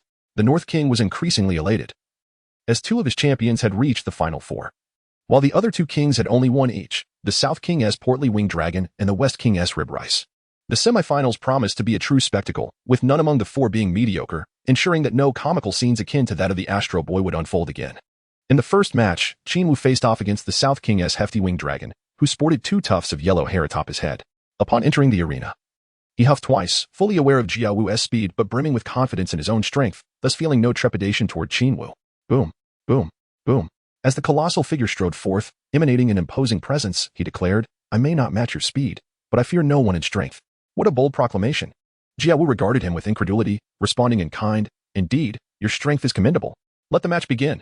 The referee bellowed, just as countless spectators anticipated an exhilarating contest. They were astounded to witness the hefty winged dragon unexpectedly soaring out of the ring, rolling several times before crashing against the wall. What just happened? They gasped in disbelief. The moment the referee announced the start, he just fell out. Is this a performance? Is he conceding? Wow, Qin Wu wins without a fight. The audience was utterly perplexed, unable to fathom the rapid turn of events, as they had only seen the winged dragon fall while Qin Wu remained perfectly still, even among the less skilled competitors. Bewilderment reigned as they stared at the struggling winged dragon. Only Sun Wukong, Rib Rice, and Oliver, who had been eliminated, understood the circumstances, their expressions grave. Vegeta and his companions might not have witnessed the unfolding drama, but they were acutely aware that Qin Wu was the cause. The speed of Qin Wu was astonishingly swift, so much so that his opponents believed he remained stationary while they inadvertently stepped out of bounds. In truth, it was merely a fleeting movement on Qin Wu's part that sent Fei Jilong flying. The match concluded with remarkable rapidity, catching everyone completely off guard. Fei Jieling, however, accepted his defeat with grace. He returned to the stage with a composed demeanor, shook hands with Qin Wu, and exchanged a few cordial compliments. Given the politeness displayed by his opponent, Qin Wu felt compelled to respond with warmth, smiling as he offered his best wishes before gracefully descending from the stage. Impressive. That last move was so swift I barely caught it. I suspect I would also have been knocked down by you, Sun Wukong remarked with a beaming smile, sincerely complimenting Qin Wu. It was sheer luck. Ha. Qin Wu replied with a hearty laugh. And now, what do you think of this rib rice? Sun Wukong inquired. His expression laced with anticipation as he sought to gauge the prowess of the rib rice from Qin Wu's perspective. He had yet to discern the true depth of the rib rice's strength, only aware of its formidable nature, and recognized that he might not possess the capability to match it. Qin Wu gazed intently at him and said solemnly, "You may not yet be his match, but you can certainly give it a try." "I will do my best," Sun Wukong replied, then made his way to the arena. At that moment, Sun Wukong's combat power barely exceeded 5 million, while his opponent, Rib Rice, boasted an overwhelming strength of over 2 billion. It was evident that he would be defeated in an instant unless Rib Rice unexpectedly transformed into a Super Saiyan, which might give him a fighting chance. Despite knowing he might not prevail, Sun Wukong exhibited no signs of fear. He maintained a calm and confident demeanor, his smile unwavering even in the face of a formidable adversary. Although he had trained diligently for 2 to 3 years to elevate his power to 5 million, he was preparing to face an opponent capable of easily dispatching him with a single blow, such as the monstrous Cell. Rib Rice's terrifying prowess was beyond Sun Wukong's current capabilities, having honed his skills in the afterlife for over a millennium. "Please, be gentle with me," Rib Rice, although incredibly powerful, remained expressionless yet courteous. Sun Wukong responded with a cheerful nod in kind. Thus, the battle commenced. Aware of the vast disparity in their strengths, Sun Wukong initiated the offensive. He unleashed his full power right from the start, dashing toward Rib Rice at astonishing speed and delivering a punch. Bang! Rib Rice effortlessly deflected the attack. The sound of impact echoed again as Sun Wukong, realizing his initial strike had been ineffective, pivoted and executed a swift kick aimed at Rib Rice's back. Rib Rice abruptly countered, exerting tremendous force that sent Sun Wukong flying. Kamehameha! While soaring through the air, Sun Wukong unleashed a powerful energy wave toward his opponent, not allowing him a moment to react. Boom! The energy wave struck Rib Rice with tremendous force, creating a massive explosion. Did I hit him? Sun Wukong's expression brightened. Have I won? Has Rib Rice been defeated? Countless spectators speculated. The energy from that attack was immense, capable of flattening a mountain with ease. However, in the next moment, as the dust settled and revealed Rib Rice unharmed, the crowd erupted in astonishment. This individual was completely unscathed. Remarkable. To withstand such a ferocious assault without a scratch was truly astonishing. Without any form of defense, Rib Rice had absorbed the Kamehameha entirely, remaining uninjured, his expression unchanged and still exuding an air of cold indifference. Sun Wukong, taken aback, rapidly descended and charged toward Rib Rice, his palms striking out like lightning. Bang! Bang! Once again, Rib Rice skillfully neutralized his attacks. How formidable! Sun Wukong felt a chill run through him as he unleashed a flurry of strikes, each one infused with relentless energy, the sound of wind rushing past indicative of inhuman strength. Yet, each of his efforts was effortlessly countered by his opponent, who far surpassed him in power. As Sun Wukong began to tire, Rib Rice retaliated with a single hook punch, delivering a force akin to thunder that sent Sun Wukong crashing out of the ring. Gasp!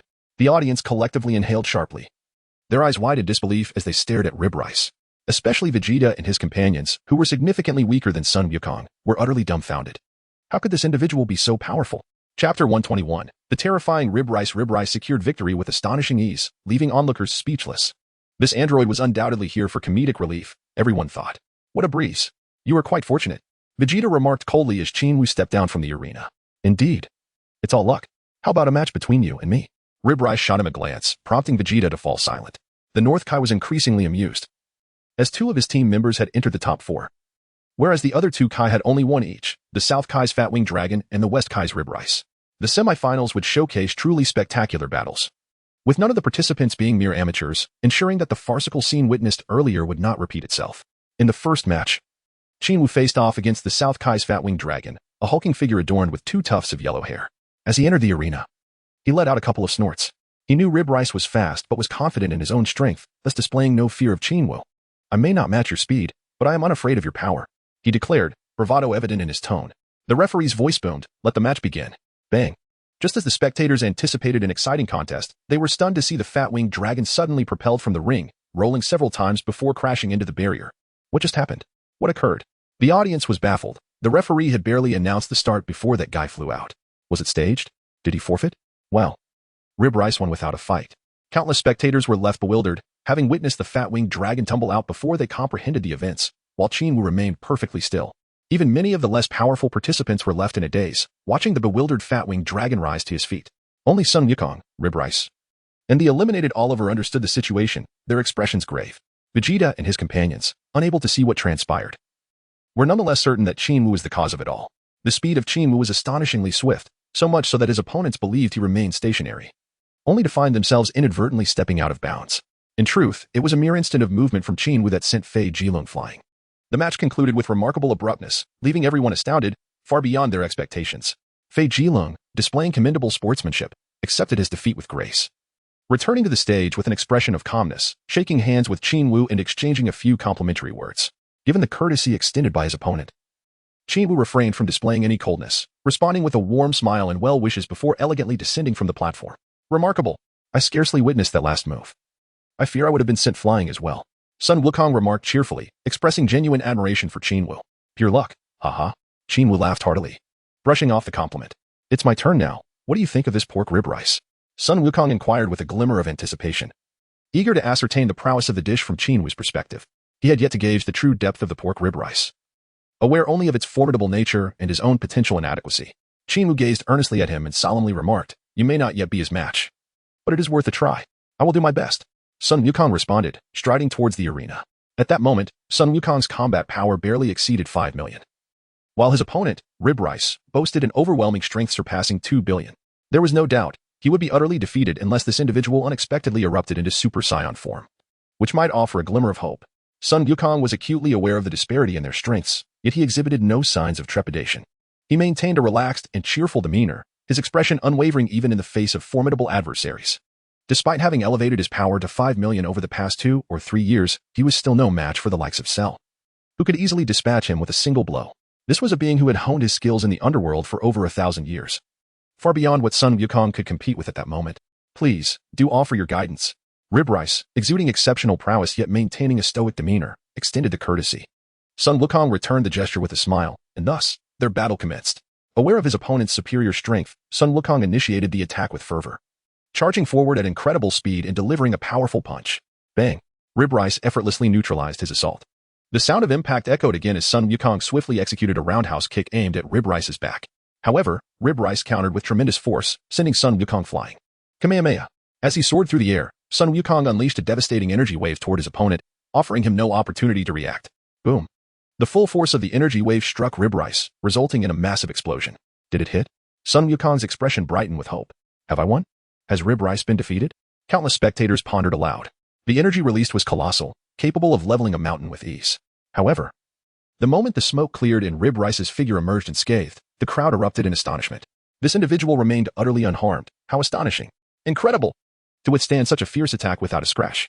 Rib Rice exhibited no signs of distress, his expression as icy as ever, even after bearing the brunt of the Kamehameha. Sun Wukong, taken aback, rapidly descended, launching himself at Rib Rice with both palms aimed to strike. Bang! Bang! Once again, Rib Rice effortlessly deflected his attacks. How formidable! Sun Wukong felt a chill run down his spine as he unleashed a flurry of blows against his opponent. Each strike was powerful, accompanied by the sound of rushing wind, transcending human capability. Yet, he faced an adversary far beyond his own strength, each of his moves effortlessly countered. As Sun Wukong began to tire, Rib Rice retaliated with a single hook punch, imbued with the force of a thunderclap, instantly sending Sun Wukong hurtling away, helplessly landing outside the arena. Gasp! The spectators collectively drew in a breath, their eyes wide with disbelief as they stared at Rib Rice, particularly Vegeta and his companions, who were significantly weaker than Sun Wukong. They were utterly dumbfounded. This guy is so powerful? Chapter 122, versus Rib Rice, 1,000-year kill. Qin Wu's expression turned grave. Previously, he had merely speculated that the combat power of the Rib Rice was around 2 billion. However, upon witnessing the instantaneous eruption of power that sent Sun Wukong flying with a single punch, he was astounded to discover a terrifying combat power of 25 billion. This exceeded his own by 4 to 5 billion. Was this truly the combat power capable of launching Cell away? Indeed, I have come to the right conclusion, Rib Rice. You are the catalyst for my breakthrough. As Sun Wukong stepped onto the stage, he shook hands with Rib Rice, exchanging mutual blessings before regretfully descending from the platform. Upon returning to the crowd, Wukong's demeanor shifted. He spoke solemnly to Qin Wu. He is formidable. You must exercise caution. I scarcely saw that strike. Yes, I will remain vigilant, Qin Wu replied earnestly. To await the final match, the Grand Kai allotted a half-hour intermission for both competitors to recuperate and refresh themselves. While the spirits may not feel hunger, Qin Wu and his companions were very much alive. Despite being in the underworld, delectable food and fruit were in ample supply. After a brief indulgence, even the ever-hungry Sun Wukong, along with Vegeta and others, felt the pangs of hunger, as did Qin Wu. During this interval, the referee passionately delivered an electrifying speech from the stage, announcing the rewards for the ultimate victor. The champion would gain the opportunity to be mentored by the Grand Kai himself. A fact that the latter confirmed with a nod. Upon hearing this, the audience and competitors erupted in astonishment. The prospect of receiving personal instruction from the Grand Kai? Such treatment was extraordinary. How delightful it would be to have such an opportunity.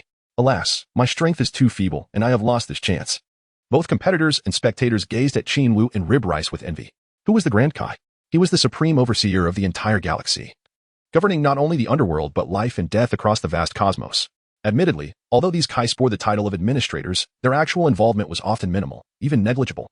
Nevertheless, on paper, they held dominion over their realms, and any significant calamity would draw their attention. To receive martial guidance from such ancient beings, who had lived for tens of thousands of years, was indeed an extraordinary honor. However, Qin Wu was indifferent to such accolades. His focus lay squarely on breaking through his own limitations, whether it be the second tier of Super Saiyan or the legendary Super Saiyan. His purpose in participating in this underworld martial arts tournament was unwavering. He would not forsake any opportunity to transcend his barriers. Half an hour may not seem long. Yet for those ancient souls who had been dead for hundreds or even thousands of years, it was but a fleeting moment. To maintain the excitement, the Grand Kai nonetheless instructed the other Kais to prepare entertainment for the interlude. Singing was out of the question. As these Kais possessed voices akin to that of a duck, none would dare to sing, lest they invite ridicule. Thus, the only remaining option was to present a dance ensemble, although the male dance troupe they organized performed in a manner utterly ungraceful, leaving the Grand Kai, who had been in high spirits, frowning in dismay. At long last, once this awkward display concluded, the final match commenced. Go, Qin Wu. I believe in your ability to defeat that rib rice. The Grand Kai personally extended his best wishes to Qin Wu. Qin Wu, you can do it, Sun Wukong encouraged, patting Qin Wu on the shoulder, his face brimming with confidence. Vegeta, however, merely snorted disdainfully, exuding an air of arrogance, yet his gaze remained fixed on Qin Wu. Oliver stepped forward, offering a friendly smile as he addressed Qin Wu. Give it your all and bring glory to our North Galaxy. Throughout the many editions of the Underworld Martial Arts Tournament, we have consistently secured the runner-up position, perpetually the second place. Has it been held for so many editions? That's impressive, Sun Wukong exclaimed in astonishment. Indeed, the Underworld has existed for countless years, and the Martial Arts Tournament is held frequently, providing an opportunity for leisure and fame. I have participated in dozens of editions myself, Oliver replied. Dozens of editions and still a runner-up? Qin Wu asked incredulously. Taken aback that someone of Oliver's caliber had consistently placed second, he felt a wave of discomfort wash over him. How embarrassing, Oliver admitted. His face flushed with awkwardness as he glanced at the rib rice on the opposite side of the arena. It's because he has been present in every edition. Ah, I see, Qin Wu thought, his mind momentarily in disarray. He recalled that the edition of the martial arts tournament Sun Wukong participated in was supposedly the very first. How could so many iterations have occurred? Had he misremembered? Regardless, Qin Wu resolved to respond positively, clasping his fists together and declaring, I will do my utmost. Yes, we all believe in you, Oliver said, looking at the pale-haired figure adorned with golden accents before him. Qin Wu waved farewell to them, turning his back as he ascended the stage. At that moment, Rib Rice stood solemnly at the center, arms crossed, gazing at him with unwavering intensity. Hello, Rib Rice. Qin Wu greeted him amicably. Greetings, Qin Wu. Rib Rice responded, surprisingly devoid of the anticipated aloofness. I look forward to your guidance. Likewise. After both parties bowed respectfully, the competition commenced. With the referee's command, Qin Wu charged forth without hesitation, unleashing a punch imbued with a shockwave that struck fiercely at his opponent's abdomen. Since he was in pursuit of a breakthrough, he resolved to exert his utmost until he reached the pinnacle of his power. Rib Rice, witnessing the overwhelming force of the shockwave, appeared momentarily dazed but swiftly leaped aside, narrowly evading Qin Wu's assault. Boom. Instead of striking his target, the blow collided with the viewing platform of the Great King, creating a significant breach. Yet, the Great King remained unperturbed, observing the scene with calm detachment.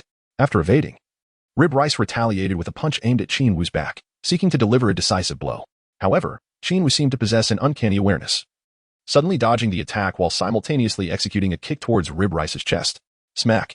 Rib Rice deftly deflected his foot and spun around, delivering a left hook aimed at his chest. Anticipating this move, Qin Wu countered with a knee strike, successfully blocking the counterattack, and then unleashed another punch, charged with a shockwave, directed at Rib Rice. Boom. Taken aback by Qin Wu's swift reflexes, Rib Rice was unable to evade in time and was struck in the abdomen, propelling him out of the ring. Nevertheless, with exceptional prowess, he remained unharmed, halting in midair less than 5 meters from the audience. At that moment, Qin Wu suddenly appeared beneath him, hands radiating with violet light, aimed at his vulnerable spot, and unleashed a powerful assault. Chapter 122. Versus. Rib rice, 1,000-year kill. Qin Wu's expression grew grave. Previously, he had merely speculated that the combat power of rib rice was approximately 2 billion.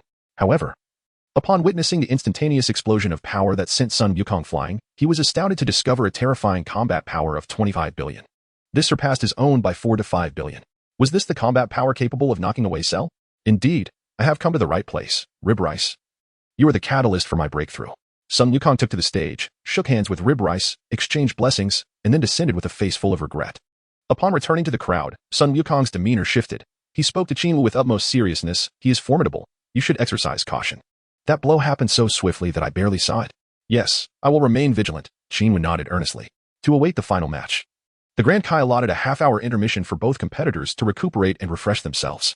While the spirits may not require sustenance, Qin Wu and his companions were very much alive. Despite being in the underworld, delectable food and fruits were in abundance. After indulging alongside the gluttonous Sun Wukong, Vegeta and the others, too, found themselves ravenous, as did Qin Wu. During this interval, the referee passionately delivered an electrifying speech from the arena, announcing the rewards for the ultimate victor. The champion would earn the opportunity to be mentored by the Grand Kai, a declaration to which the latter nodded in affirmation. The announcement sent shockwaves through the audience and competitors alike, eliciting gasps of astonishment. The Grand Kai teaching personally? What an extraordinary privilege.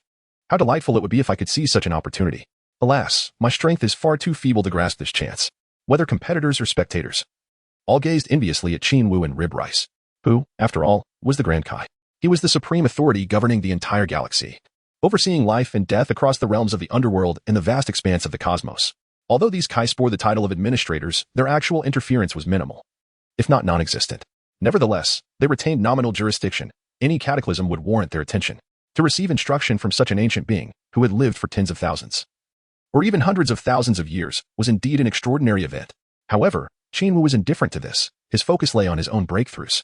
Whether it was the second level of Super Saiyan or the legendary Super Saiyan, his purpose in participating in this underworld martial arts tournament had always been clear. He would not forsake any opportunity to transcend his limits. Half an hour may not seem long, but for those ancient beings who had perished hundreds or even thousands of years ago, it was a mere blink.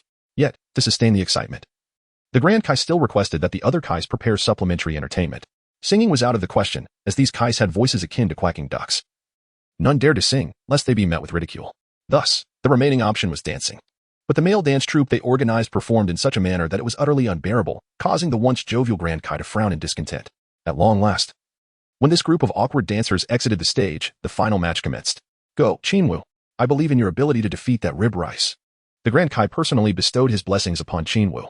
Qin Wu, you can do it, Sun Wukong exclaimed, clapping Qin Wu on the shoulder, his expression brimming with confidence. Vegeta merely snorted, exuding a haughty demeanor, yet his gaze remained fixed on Qin Wu.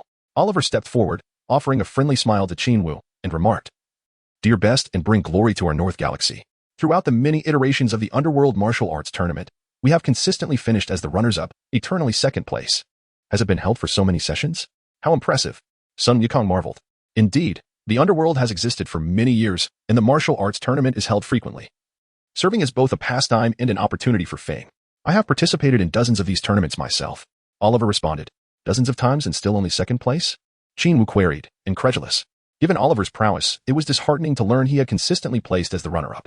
How embarrassing, Oliver said, a sheepish expression crossing his face as he glanced at the other side of the arena, where a plate of ribs caught his eye.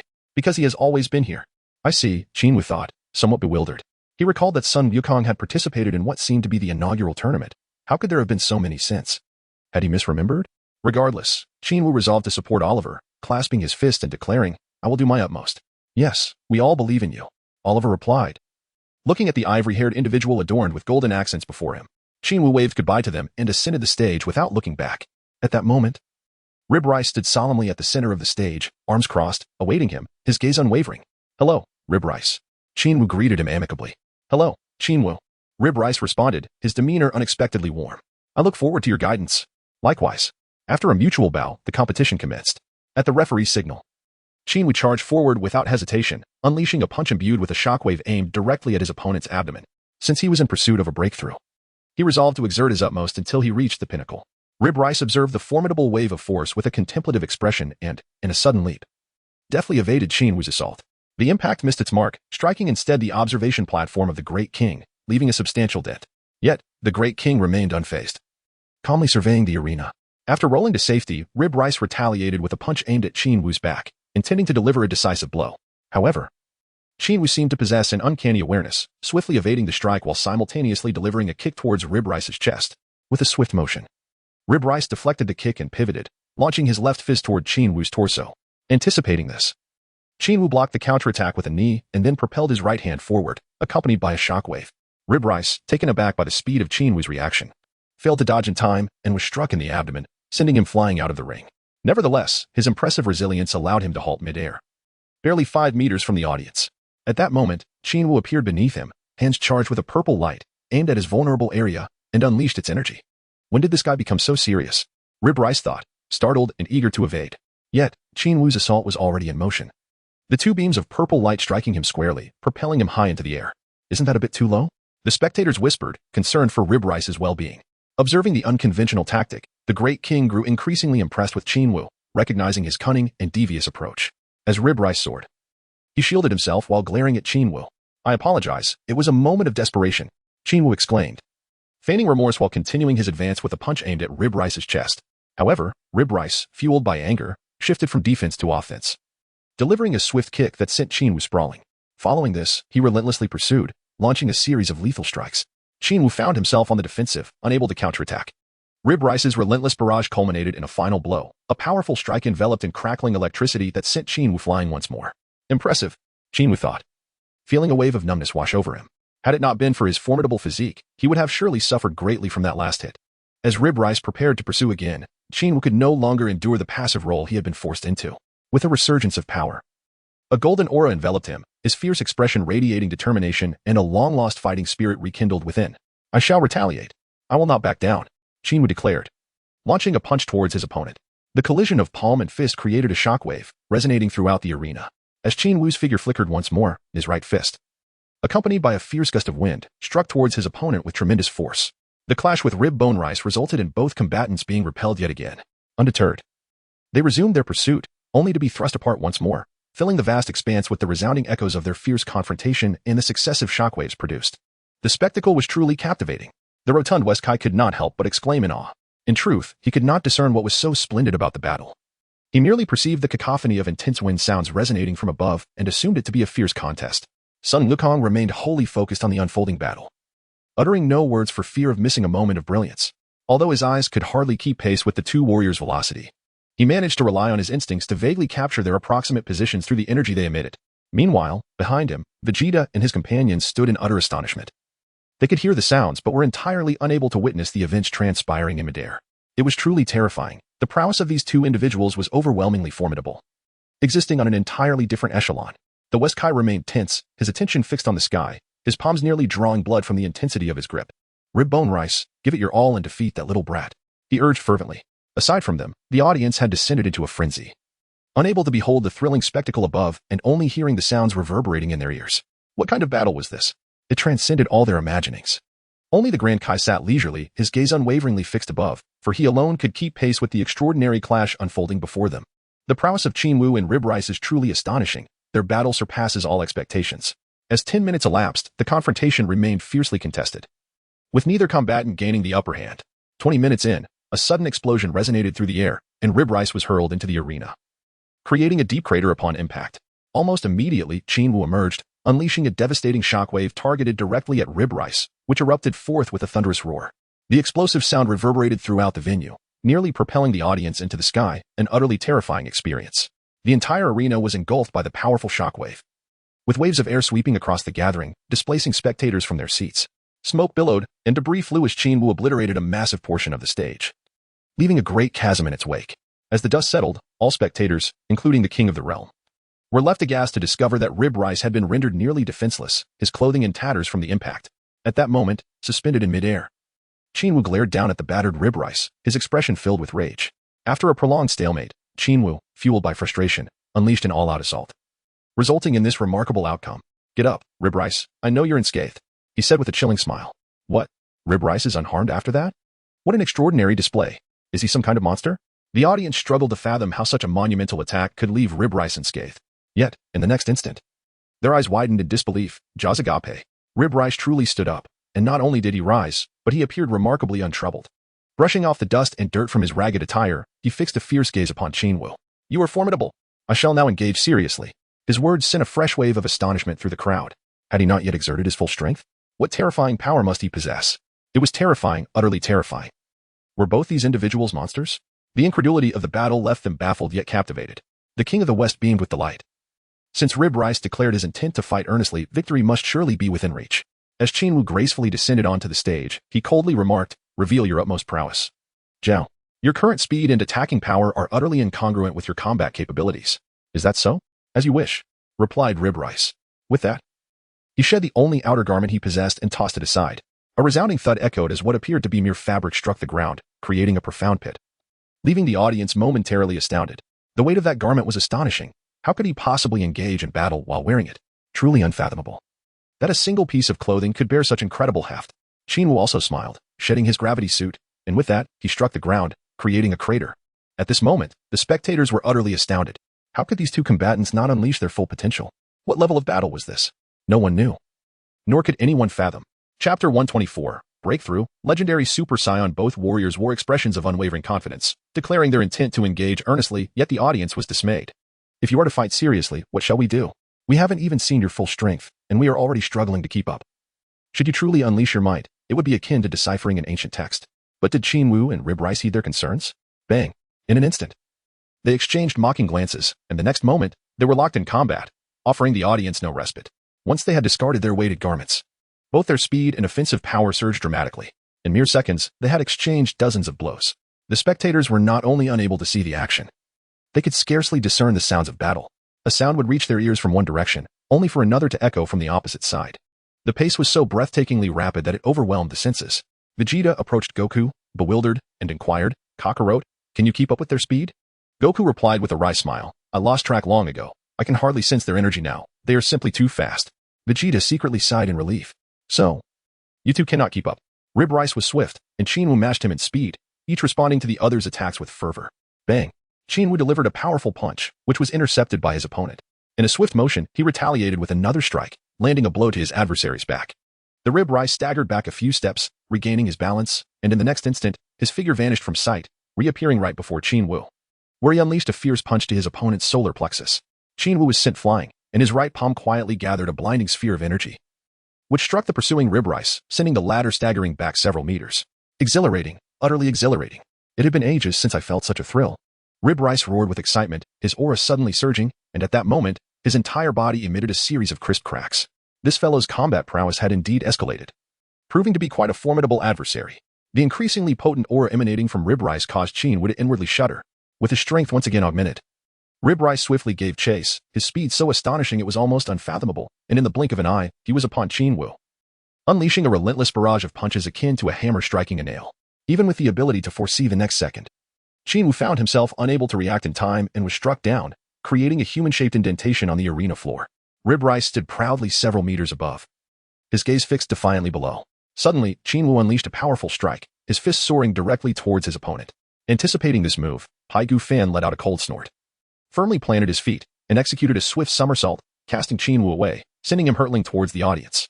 Had Qin Wu not adeptly controlled his momentum, he might have collided with a throng of spectators. The scene was indeed startling, causing the onlookers to break into a cold sweat. "I refuse to believe that I cannot defeat you." With eyes like lightning, Qin Wu's fury surged, unleashing a searing strike. Die. The shockwave cleared a path, and abruptly, a figure vanished. Rib Rice effortlessly evaded the incoming blast, soaring 10 meters into the air. However, before he could react, Qin Wu materialized behind him, delivering a powerful kick aimed at his back. A sudden sensation jolted Rib Rice, prompting him to swiftly turn and grasp Qin Wu's foot, hurling him back onto the arena, crashing into the pit once more. Damn it! Rising from the ground, Qin Wu's face was smeared with blood, his body marred with scratches seeping crimson. His anger intensified, his strength swelling dramatically, and an aura crackled around him like electricity, resonating ominously. "I refuse to believe I cannot defeat you." As the battle raged on, with his opponent growing increasingly formidable, the inferno within him blazed hotter. Strands of milky white hair atop his head began to show signs of change. With an explosive force, Qin Wu shot forward, creating a large crater beneath him as the powerful gust from his momentum surged. Boom! In a blink, Qin Wu closed the distance, delivering a resounding palm strike to Rib Rice's chest, sending him hurtling backward to collide with a small celestial body suspended in the air. With a thunderous crash, the small orb shattered, fissures spidering across its surface before it erupted in a violent explosion, scattering debris throughout the venue. How's this guy growing stronger with each exchange? What is this power? Rib Rice, nearly crying out from the pain of Qin Wu's punch, was nonetheless awestruck by the ferocious aura emanating from him. Aya. Realizing Rib Rice had yet to be vanquished, Qin Wu roared, his already terrifying presence swelling further, the surroundings echoing with boisterous sounds. Another dull thud resonated as Qin Wu, in a wild leap, struck Rib Rice's blocking hand with a fierce blow.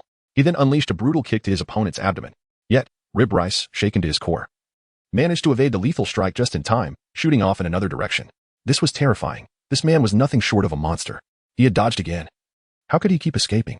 Qin Wu, his eyes ablaze with fervor, felt the silken strands of his pale, green-tinged hair rise as if animated by an unseen force, resembling the tentacles of an octopus yearning to reach the heavens. The prowess of his opponent, Rib Bone Rice, surpassed his own, displaying a speed that was subtly superior, leading Qin Wu to realize that he was consistently outmatched, unable to deliver a more devastating blow. Each time he aimed for a decisive strike, it was deftly evaded, igniting a fury within him. His gaze flickered with a menacing crimson glow as he recklessly summoned all the energy contained within his being, his physique suddenly swelling, the well-defined muscles transforming into formidable masses. The bottleneck that had plagued him for so long shattered in that instant, as he surged forth into a new realm. His hair, once a blend of milky white and faint grass green, transformed entirely into a vibrant green. Concurrently, a resounding explosion erupted in his mind, revealing an expansive clarity that was both magnificent and vast. In that moment, the anger that had consumed him dissipated, leaving behind a lucidity akin to crystal-clear water. His hair, his straight brows, and even his irises gleamed with a radiant green hue. He had transcended into a legendary Super Saiyan, his combat power skyrocketing to unprecedented heights, exuding a terrifying aura that left even the audience, positioned 100 meters away, gasping for breath. Chapter 125, Young One, would you care to train with me? The great king of the universe bore a grave expression, feeling the immense pressure emanating from Qin Wu following his breakthrough. The ability to achieve such a transformation in the midst of battle, was this the hallmark of a Saiyan? The notion was indeed terrifying. His astonishment mirrored that of Vegeta and his companions, who, as fellow Saiyans, were taken aback by Qin Wu's sudden advancement. They had always known this day would come.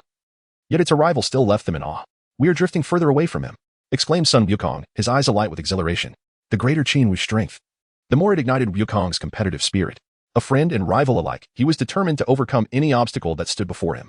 The spectators, too, were enveloped in a profound sense of shock, the terrifying aura radiating from Qin Wu instilling a palpable sense of insecurity, as if it could explode at any moment, claiming their very lives. Simultaneously, they anticipated that Qin Wu's burgeoning power would render the contest even more thrilling and filled with suspense. The imposing aura of Qin Wu instilled a profound sense of threat, even in a distant location like the Rib Rice. Although his adversary did not exhibit an overtly menacing demeanor, an unsettling feeling of trepidation lingered in his heart. Suddenly, with a swift motion, he darted towards Qin Wu, unleashing a formidable punch imbued with the force of an avalanche, crashing towards his opponent with overwhelming intensity. With a fierce glare, Qin Wu emanated an intimidating aura of menace. As his opponent launched an attack, Qin Wu merely executed a single kick, directly meeting the oncoming fist with his own. The chilling sound of the wind slicing through the air accompanied the swift motion, sending the bowl of Rib Rice hurtling countless meters away, crashing into his small celestial body and erupting in a spectacular explosion. Suddenly, Qin Wu's figure flickered, and as he appeared before his opponent, he unleashed a powerful punch, sending the Rib Rice soaring even farther. With a single strike, Qin Wu succeeded, yet he refrained from pursuing further. He clenched his fist, feeling an immense power surging within him, one that even the full capacity of the first stage of Super Saiyan could not experience. This individual's strength had far surpassed his own. A truly unreasonable disparity. The impact of the strike left Rib Rice reeling, his body resonating like a bell, his head echoing with a cacophony, and his form convulsing as he clutched the area of pain, trembling. Despite Qin Wu's seemingly casual counterattack, he had delivered a blow so potent that it threatened to expel his very innards. Such formidable strength was indeed remarkable. Qin Wu knelt, a gesture imbued with gratitude and admiration. Without the formidable presence of his opponent, he might have required an even longer span of time to transcend into the legendary Super Saiyan. This sentiment was difficult to articulate. He was acutely aware of his own breakthrough, yet he understood that it did not equate to the so-called second stage of Super Saiyan, characterized by an aura shimmering with brilliance. Previously, he had been engulfed in a tempest of anger, accumulating a reservoir of rage that, once unleashed, could rival the terrifying intensity of Broly's fury. However, he did not possess the kind of overwhelming power that would render him irrational. His consciousness remained clear and composed. The rice bowl was sent flying with a kick, and the sensation of shock within him intensified. He realized that his opponent, after the breakthrough, had transformed from the one being tormented to the one inflicting torment, experiencing a staggering surge in power. Yet, how could he concede so easily? As a champion with 100 titles to his name, he was unwilling to relinquish his standing today. With a thunderous roar as his form vanished in an instant, A deafening shockwave erupted from the point of his departure. He streaked through the air like a meteor, exuding a fierce aura as he charged towards Qin Wu. Nevertheless, his full-force strike was effortlessly neutralized by his adversary. Whether it was a matter of counterattack or a contest of speed, he found himself at a distinct disadvantage. Bang! Bang! As Qin Wu defended himself, he delivered a powerful thrust with his head, sending his opponent flying. Boom! Another planet was obliterated by rib rice. And across the vast expanse of the cosmos, the number of exploding planets multiplied under their relentless assaults. Yet, the Grand Kai remained unfazed. Watching the battle with a serene demeanor, increasingly acknowledging Qin Wu's prowess. Whether it was due to the influence of East Kai or Qin Wu's escalating valiance, he held deep admiration for him. Bang! Boom! As Rib Rice launched another attack, Qin Wu effortlessly blocked it with a single finger, simultaneously unleashing a piercing gaze that shot forth two beams of green light, propelling his opponent backward. As Rib Rice was sent tumbling several dozen meters away, Qin Wu swiftly vanished, only to reappear with an intense gust of energy directed at Rib Rice's abdomen. Caught completely off guard, Rib Rice was struck down, crashing onto the arena, fortuitously landing in the deep trench left by the previous combatant. At that moment, the previous fighter vanished once more, unleashing a blinding shockwave that struck Rib Rice's back with tremendous force. The unleashed energy from the shockwave swept through the arena, causing the audience to be tossed from their seats as if caught in a tempest of unprecedented ferocity. This devastating blow rendered Rib Rice unconscious. Had he not already faced death once, existing in a spectral form, he might have succumbed again. When the referee declared the champion, the stunned spectators rose to their feet, erupting in applause. Whether it was due to the slow realization of the outcome or the chaos wrought by Qin Wu, the audience was united in their appreciation for the thrilling and fierce battle the two had provided. Remarkably, Rib Rice, a champion of countless tournaments, had been defeated. Who could have anticipated such an outcome? Qin Wu, the North King, a rotund figure, was so overwhelmed with excitement that he could scarcely articulate his thoughts. He clapped joyfully, bouncing about, his eyes glinting with a smug satisfaction as he gazed at the West King. Let us wait and see, humph. The West King seethed inwardly. Unable to retort, his teeth clenched in frustration. His strongest competitor, Rib Rice, had succumbed to Qin Wu's prowess. Such is fate. Fortunes shift like the tides, and this year, the winds of fortune had favorably blown towards the North King. As the cheers resonated around him, Rib Rice, battered and bruised, rose to his feet, his expression tinged with melancholy. His body bore the marks of numerous injuries, a testament to the fierce battle he had endured. Approaching Qin Wu, he scrutinized him closely before finally extending his hand for a shake. Congratulations on your victory. I owe you my gratitude. Without you, I could not have achieved this breakthrough. Qin Wu responded with a gentle smile, grasping Rib Rice's hand firmly. Rib Rice nodded, his expression bittersweet yet not sorrowful. I hope we shall have the chance to spar again. Indeed, Qin Wu replied with a smile. As he descended from the stage, Qin Wu approached the North King. Before he could utter a word, the Great King suddenly appeared, tilting his head in inquiry. Young lad, I admire your skills. How about training with me for a while? Chapter 126, The Great King's Martial Arts Wisdom Training with you? Rib Rice was taken aback. What could you possibly teach me? I seem to have no need for any additional abilities at the moment. Seeing the skepticism in Rib Rice's eyes, the Great King chuckled, without hesitation, striding towards Qin Wu. At this moment, Qin Wu had yet to dissipate the state of transmission, having just broken through, his combat power surging explosively, reaching the pinnacle of his strength. Yet, astonishingly, he was sent flying with a single kick. How swift! Qin Wu was taken aback. The opponent's seemingly casual kick, light in force, had sent him flying. Yet, before he could regain his balance, the Grand King suddenly appeared before him, poking his chest with a single hand. In an instant, Qin Wu felt as if he were a cat whose tail had been stepped on, experiencing excruciating pain that made every hair on his body stand on end. But the assault did not end there. The Grand King's hand retracted, his arm arched back, and with a sudden elbow strike followed by a downward kick, Qin Wu was hurled to the ground like a cannonball, creating a deep crater upon impact. The speed was astonishing. The Grand King's strikes were executed with such swiftness, and the transitions between moves were so rapid they were almost unfathomable. Qin Wu had no time to mount any defense, being relentlessly battered by a flurry of blows that left him utterly defenseless. Were it not for his formidable physique, those few strikes could have easily claimed his life rather than merely causing him to spit blood. Not only were the attacks rapid, but they were also exceptionally precise. Each strike from the old man employed short bursts of power, and the relentless succession of assaults came like a tempest, leaving no room for reaction. With just a mere breath, he had brought Qin Wu to his knees. This old man was indeed no ordinary opponent. After struggling to rise, Qin Wu realized that his previous state of transcendence had vanished. He bowed slightly, sincerely proclaiming, Grand King, please teach me the ways of cultivation. The Grand King, having knocked him down, wore an expression of indifference and smiled slightly as he replied, So, have you made your decision now? Yes. I have resolved to follow you in my training. Qin Wu nodded, and through the recent experience of being struck down, he seemed to have gained a moment of clarity. However, this epiphany was fleeting, elusive, and impossible to capture. Haha, that's more like it. Don't be under the illusion that upon breaking through to a new realm, You are unmatched. The pursuit of knowledge is endless, my young friend. The great king of the universe chuckled heartily before turning elegantly to depart. Qin Wu glanced at Sun Wukong and the others, who were staring in astonishment at the retreating figure of the great king. Clearly, they were left in shock by the sequence of events, especially given that someone as formidable as Qin Wu was effortlessly subdued. Just how immense must his power be? Sun Wukong felt a surge of eagerness to train alongside Qin Wu, yet upon witnessing the expression of admiration on the North King's face as he regarded Qin Wu, he realized he might not possess the requisite qualifications. Vegeta and his companions were rendered numb by the day's astonishing revelations. The unexpected prowess of the great king leaving them in a state of disbelief, no longer inclined to speculate. Any attempts to fathom such strength felt utterly futile. As the great king departed, the gathering naturally came to an end. As everyone began to disperse, Qin Wu bid farewell to Sun Wukong and the others. And in an instant, his figure flickered and materialized beside the great king.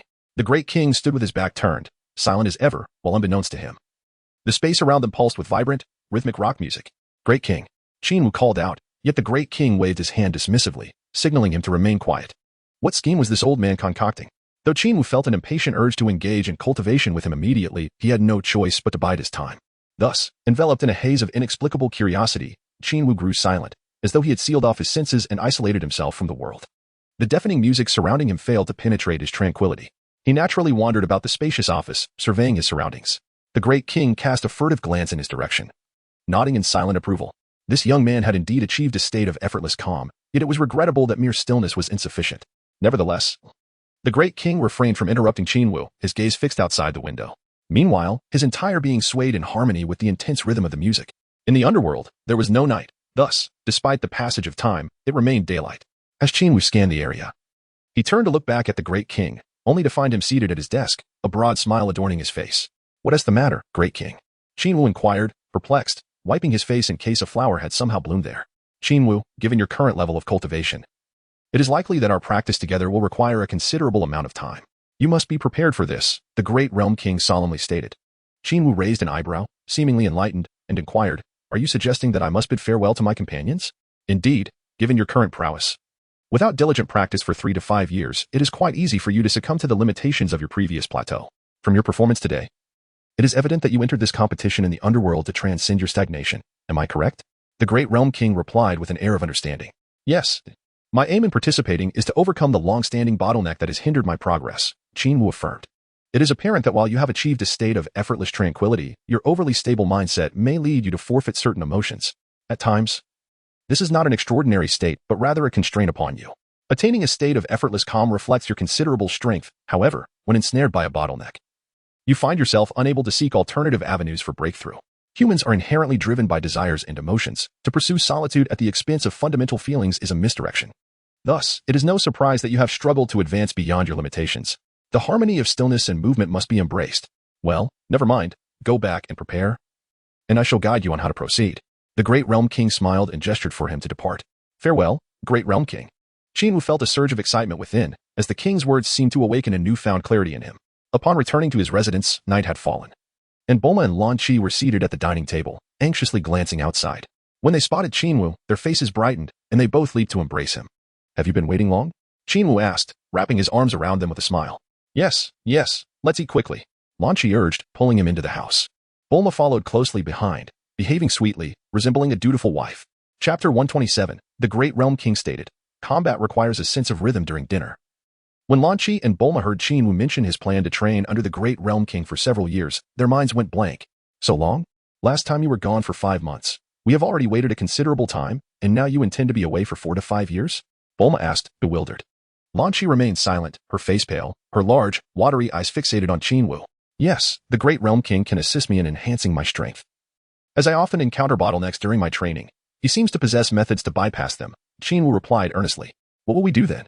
No matter where you train or for how long, we will support you. But what about us? Bulma inquired anxiously, her voice tinged with urgency.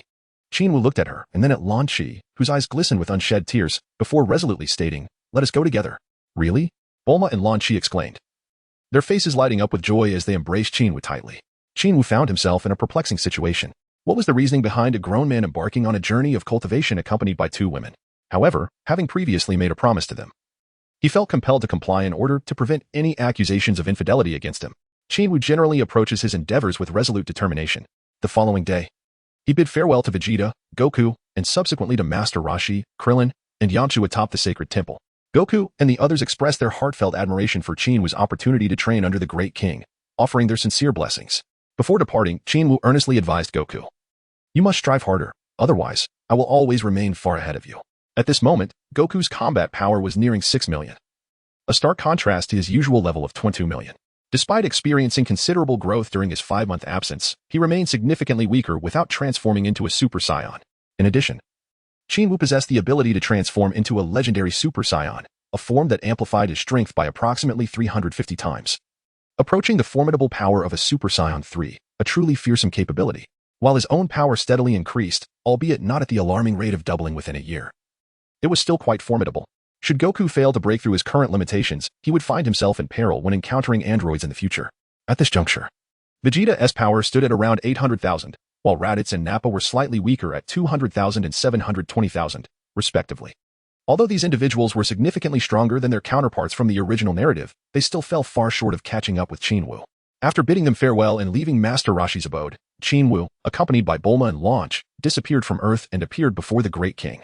The Great King was momentarily taken aback to see Qin Wu accompanied by 2 lovely ladies. "My 2 wives may trouble you often in the future. I apologize for that," Qin Wu said with a broad smile. The Great King, bemused by Qin Wu's nonchalant attitude towards the matter, eventually conceded.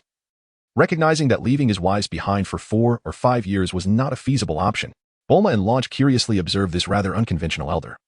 Surprised by the nature of the so-called Great King, which expanded their understanding significantly. Subsequently, while the 2 women sought a suitable spot to set up camp, Qin Wu began to receive instruction from the Great King alone. The Great King's combat power was extraordinarily high, nearing 8 billion. Yet he demonstrated a unique fighting style that allowed him to successfully overpower Qin Wu, who was only slightly beneath him in strength, a truly remarkable feat. Before commencing their training, Qin Wu inquisitively asked the Great King, "Is your power level greater than that of East Kai?" No. I am still far from surpassing him. I wouldn't dare to," the Great King replied, his demeanor seemingly lighthearted. However, what he truly thought remained a mystery to Qin Wu. "You wouldn't dare to surpass him? From your words, it seems you have already done so." Qin Wu understood that during the Buu saga, East Supreme Kai possessed a power level exceedingly close to that of Super Saiyan 2. Theoretically, it seemed that he was vastly inferior to the Grand Supreme Kai at that time. However, in reality, both Goku and Vegeta had reached an exceptionally formidable power level in their base forms. Rumor has it that Goku's base power level surpassed 100 million during that period. This implies that if Goku's Super Saiyan 2 power level was 100 billion, then the East Supreme Kai's power would be at least 90 billion. Thus, it stands to reason that the East Supreme Kai's strength would considerably exceed that of the Grand Supreme Kai. It was utterly ridiculous for the Grand Supreme Kai to boast that he dared not claim superiority over that individual, leaving Qin Wu quite astonished. The Grand Supreme Kai, gazing intently at Qin Wu with a hint of mockery, remarked, "You must have used the power level detector employed by the Frieza Force to assess someone's strength, correct?" "Indeed," Qin Wu replied succinctly. However, he could not disclose that his own detector was bestowed by the system, one that would not malfunction regardless of how much stronger it indicated he was. It is precisely for this reason that you may overly rely on power levels to discern a person's true strength," the Grand Supreme Kai lamented. Qin Wu remained silent.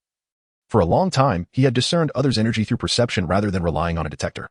The data yielded by a detector may serve as a reference but lacks absolute accuracy. Take Frieza, for instance.